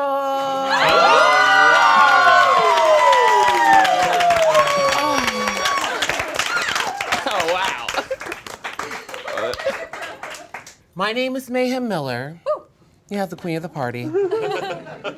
You may know me from RuPaul's Drag Race Season 10, All Stars 5, and of course, the Eugene's mother. Yeah. He gets all his beauty from me. Where is my Eugene? Oh, well, thank God he's not in one of these tacky caskets. Oh my gosh, I mean, where are my people? I mean, what in the Willy Wonka of the content factory is this?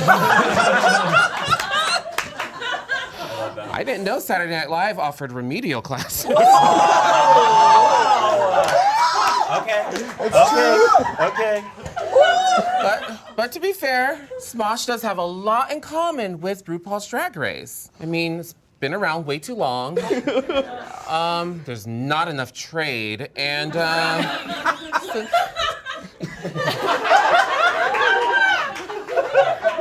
there actually is trade. Sitting over here trying to get a man. Hold on.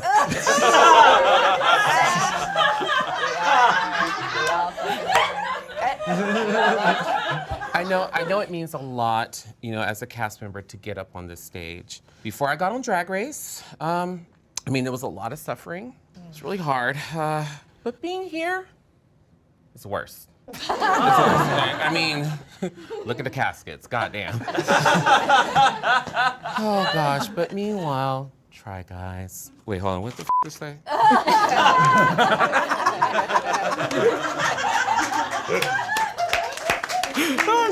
Hold on. Meanwhile, Try Guys, your content is pretty good. No!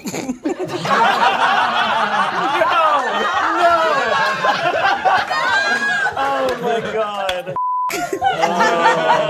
Oh man. You guys write good shit. Your content is pretty good. Clearly somebody already snatched Zach's wig.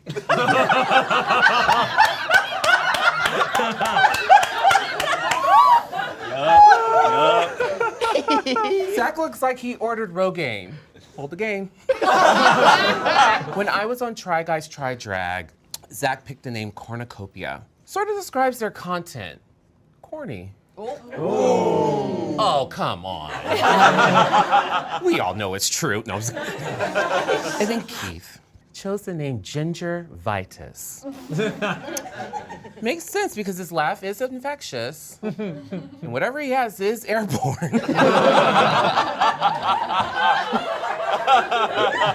Go ahead, move on. Reposition it. Look, Zach and Keith, like, you are both bottoms, but unfortunately, my darlings, you are in the bottom two of the Try Guys. Oh! So the time has come for you to lip sync for your life. Or don't, because you're supposed to be dead. But. All right, I gotta go crash another party, but I'll see y'all next time. Bye.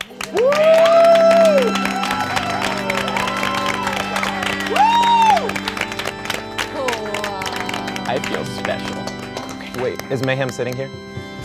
I can see on your face if you want.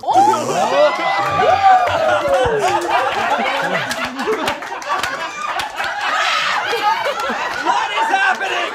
Does our insurance cover this? Oh, shit. Oh my God.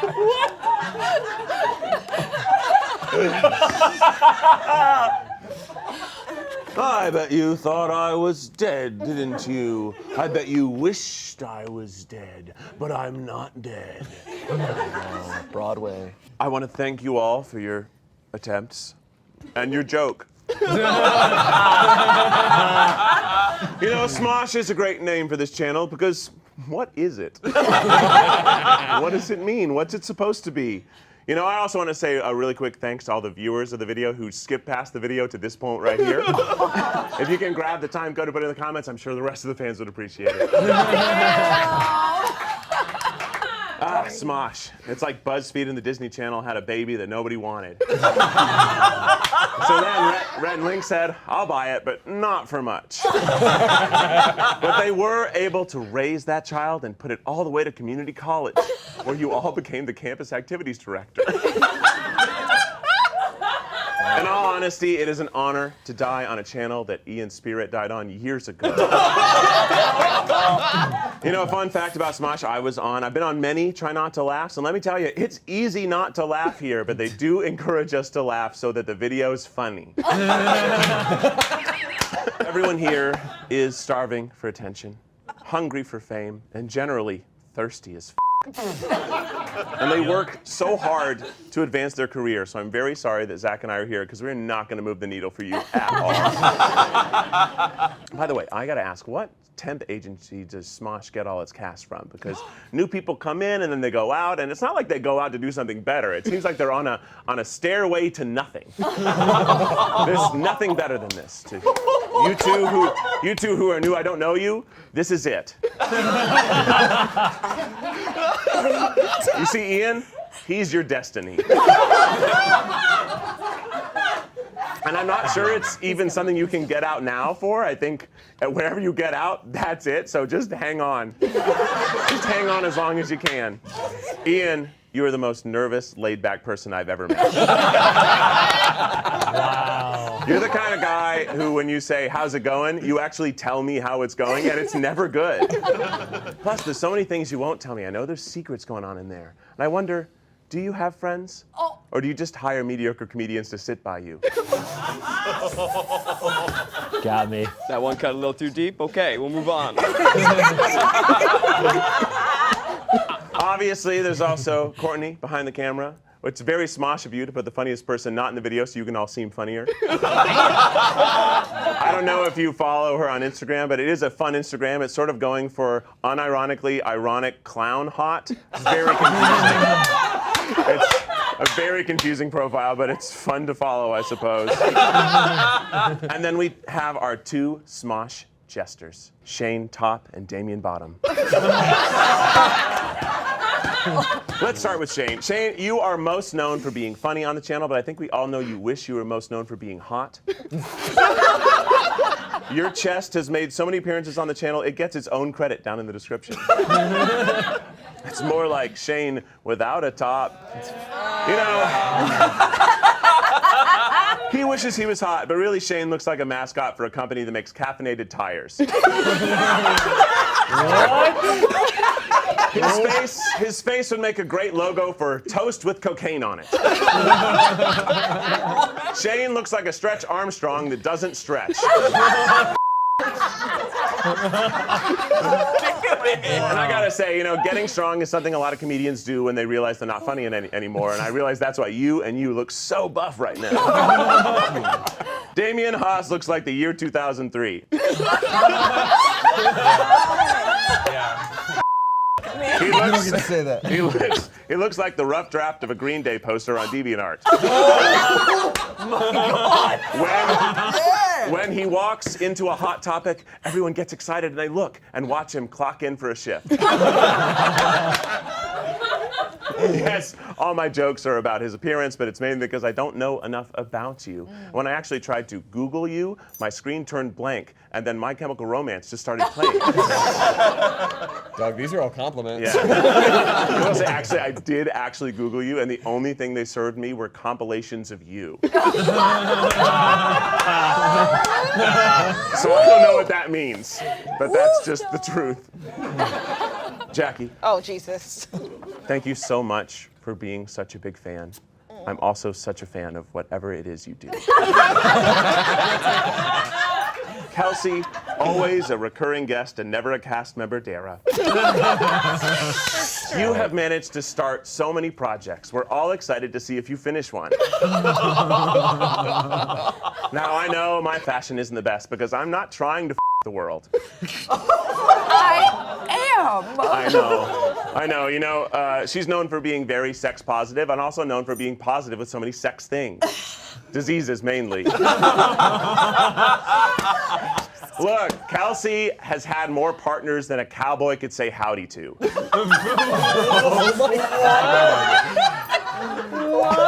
That's not bragging, okay?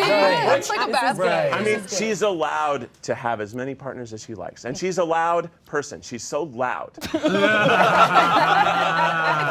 Just so disturbingly loud. It's so true. Also, I know that Smosh recently had, by the time this posts, their live sleepover party. And as a business owner, I gotta recommend you do not allow sleepovers at the office. That's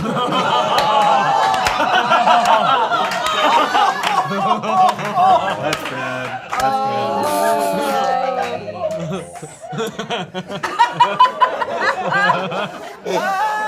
Also, while Kelsey was mean, she sure was mean to Zach, huh? I've never been happier to not be closer to you. It's true, we're not very close. Anyways, it's really not.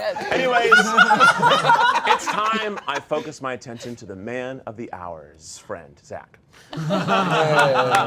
You know, I figured just like we do in our videos, I'll go first so you have some last minute extra information to write some more jokes so you can steal the ones they cut from me.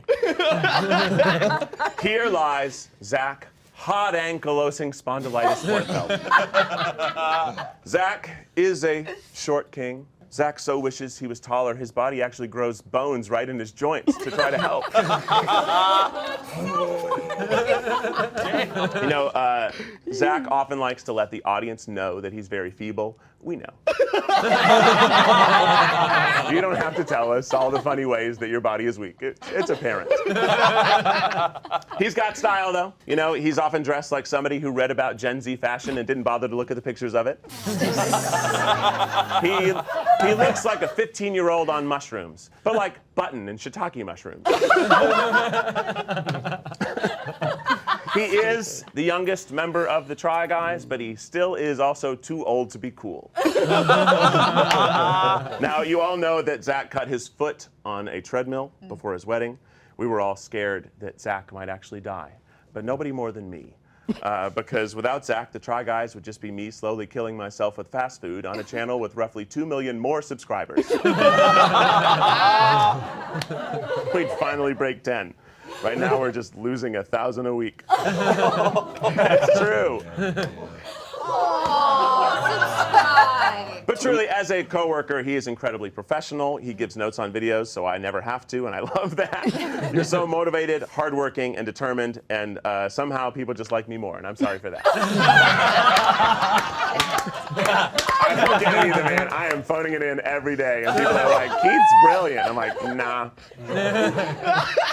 It's unfortunate that due to our looks and size, people always will assume you to a sidekick role. You may appear as the Robin, but we both know you are the Alfred to my Batman. You are the brains of the operation, and I'm the one projecting an emoji of my face into the sky. To be honest, the Try Guys and Smosh roasting each other on the internet is sort of the saddest thing on the internet that you'll ever see. So, thanks for that.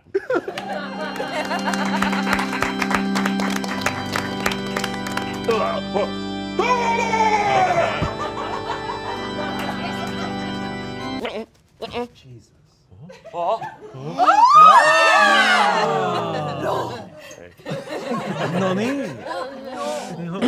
I would have memorized this, but I don't respect any of you. Let's hear it one more time for Keith, who tragically died crushed by the weight of his own massive ego. It's really not his fault. His jokes were bad. He grew up in Carthage, Tennessee, and no one taught him how to read. Classism joke. Thank you all for being here. It's really cool to see how much work goes into something so mediocre. So there's like 40 people in this room. That's why you're not making any money. We are, of course, sorry that Eugene couldn't make it. He had more important things to do, like not being on dying channels, which is also why he's not in as many Try Guys videos anymore. Yeah, that's true. Ian, you know, people say they miss the old smosh, which, why? Watching old smosh is kind of like being stuck in an elevator with two Mormon kids who just discovered sugar. Smosh is like if SNL reproduced with its sister for 7 generations. I've never watched a sketch show that made me go, wow, the writing on all that sure is smart. Damn. No, I mean, look, Ian is a YouTube pioneer. I was trying to write a joke about how the pioneers got cholera, and Smosh is like the comedy equivalent of cholera. You know, we'll workshop it. Sorry, workshopping a joke is when you have an idea, and then you like try and put it through the ringer, you make it, never mind, we'll talk about that. But hey, Ian, I've always liked you. I feel like we can relate to one another. I also know what it's like to be the less popular member of a group, which brings me to Damien. Damien, I pitched a bunch of jokes about you and they made all the writers go, aww.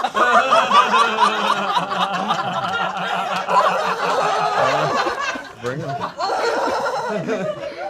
Damien has a side hustle modeling cloaks because the only article of clothing that would allow him to model is the one that covers as much of him as humanly possible.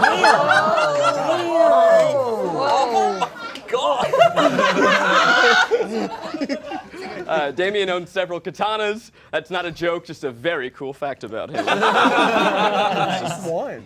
He has a hair that screams, I have personality. No, really. All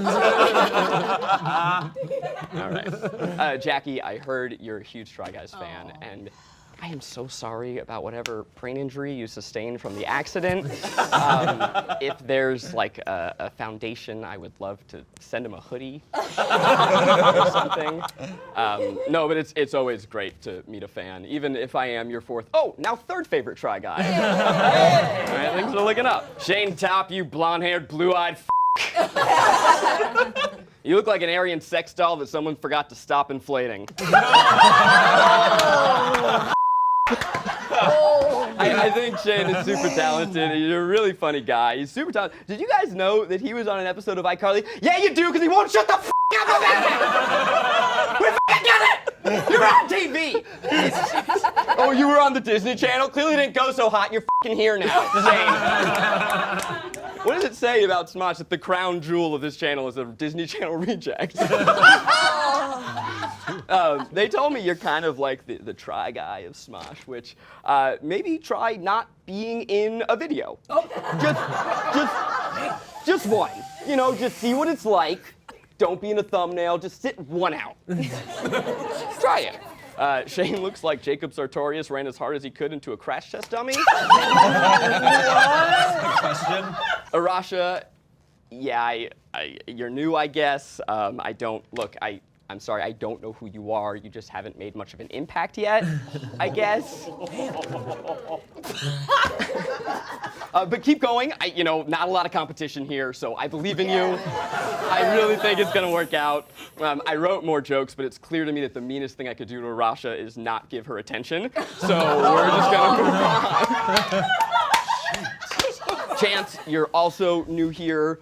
I guess because you know TikTok or something, I guess. Oh no, you're the Make-A-Wish kid. It is so nice to meet you.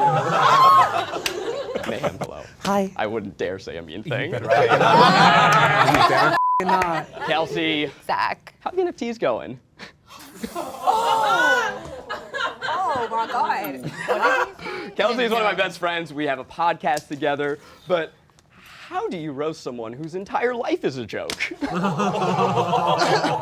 When Kelsey and I met, she was an intern at BuzzFeed, and after her first day of work, she secretly took photos of me and sent me a commemorative slideshow. The first day that she made. How do you f***ing roast that? This is a real person. I was excited to be there. It was my first day. Not excited to learn how to use a camera.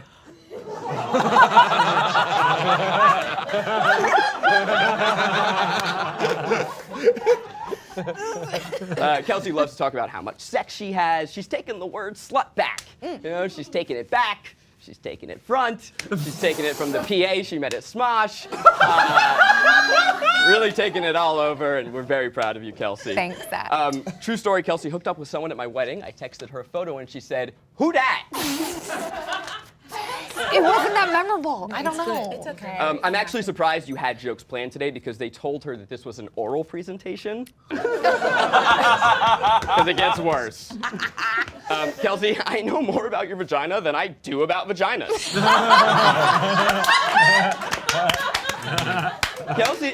Kelsey's vagina has more geese than a bagel shop. He's Jewish, he would know. Kelsey, I need you to rein it in because if you have any more sex, we are going to have to do another white couch video, and I don't want to do that. Kelsey is several years sober. We're very proud of her. So if you think that her personality is unbearable now. All right. But we're here to talk about Keith.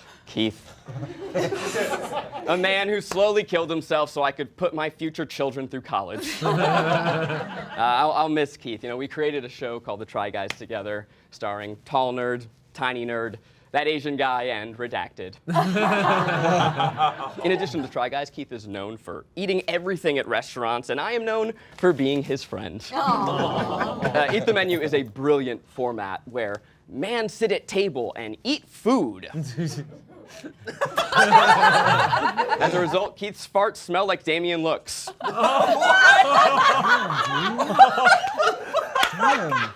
No, he's punching up. It's fine. Keith's farts smell like Jackie's voice sounds. Keith loves coming up with new ideas, but doesn't love logistics. He doesn't love editing, giving notes on edits. He doesn't know how to finish. Kind of like Ian in the bedroom. Talk to Kelsey after taping. She can tell you everything you need to know. If you don't know, Keith has a comedy band called Lou Burger, or as I call them, Who Gives a F***? A band that finally answers the question, what if a bunch of mid-jokes had three-part harmonies? They perform comedy music. But really, it's great to see Keith have a side project where he finally gets to be the Eugene. That last one's actually a joke I stole from Lou Burger, but none of you would know that because you don't f***ing listen to him. I'm sorry, I'm getting emotional here. I just wrote, who could suck more dicks at once, Keith or Kirby? But Keith, I'm sad to see you go. I promise to use your death for clout. You were my best friend and truly one of the best performers I know. It didn't show today, but normally he's very good. He's very funny, usually. I love you. I'm grateful to have you in my life as a friend, as a creative partner. I can highlight how Keith is a creative force of nature. No one has more ideas, works harder, bursting with more energy, and that is all true. But what's truly special to me is that he's just a great guy. You know, you're fun, you're kind, and the world is better with you in it. Was better cause you're dead, bitch! Now move on over, I'm coming in! Nice!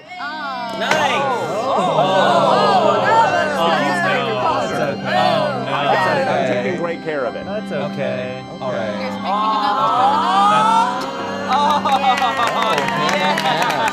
You'll never have this. Can I have my paper? You didn't memorize you did Broadway. It's true, and I cared about that. I just forgot to say that Damien looked like a drawing that a high school girl would have made and then wished to life. That's awesome. That's really good. That's really good. That's the only one I forgot.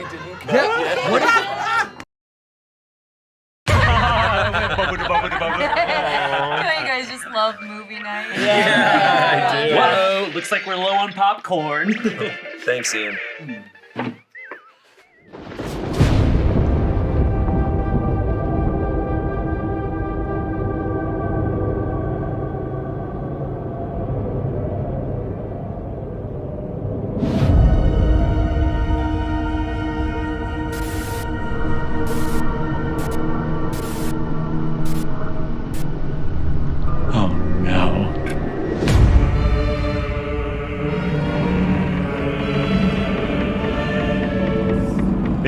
happening?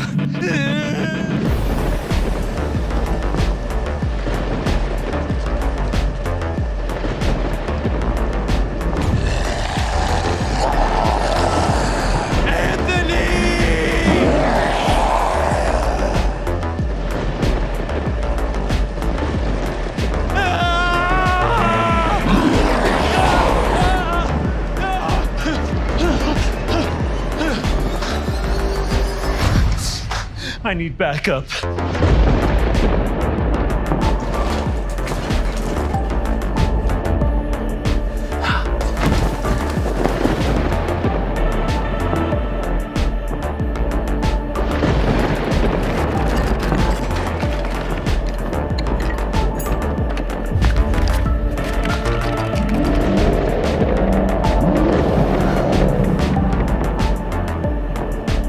Please, please.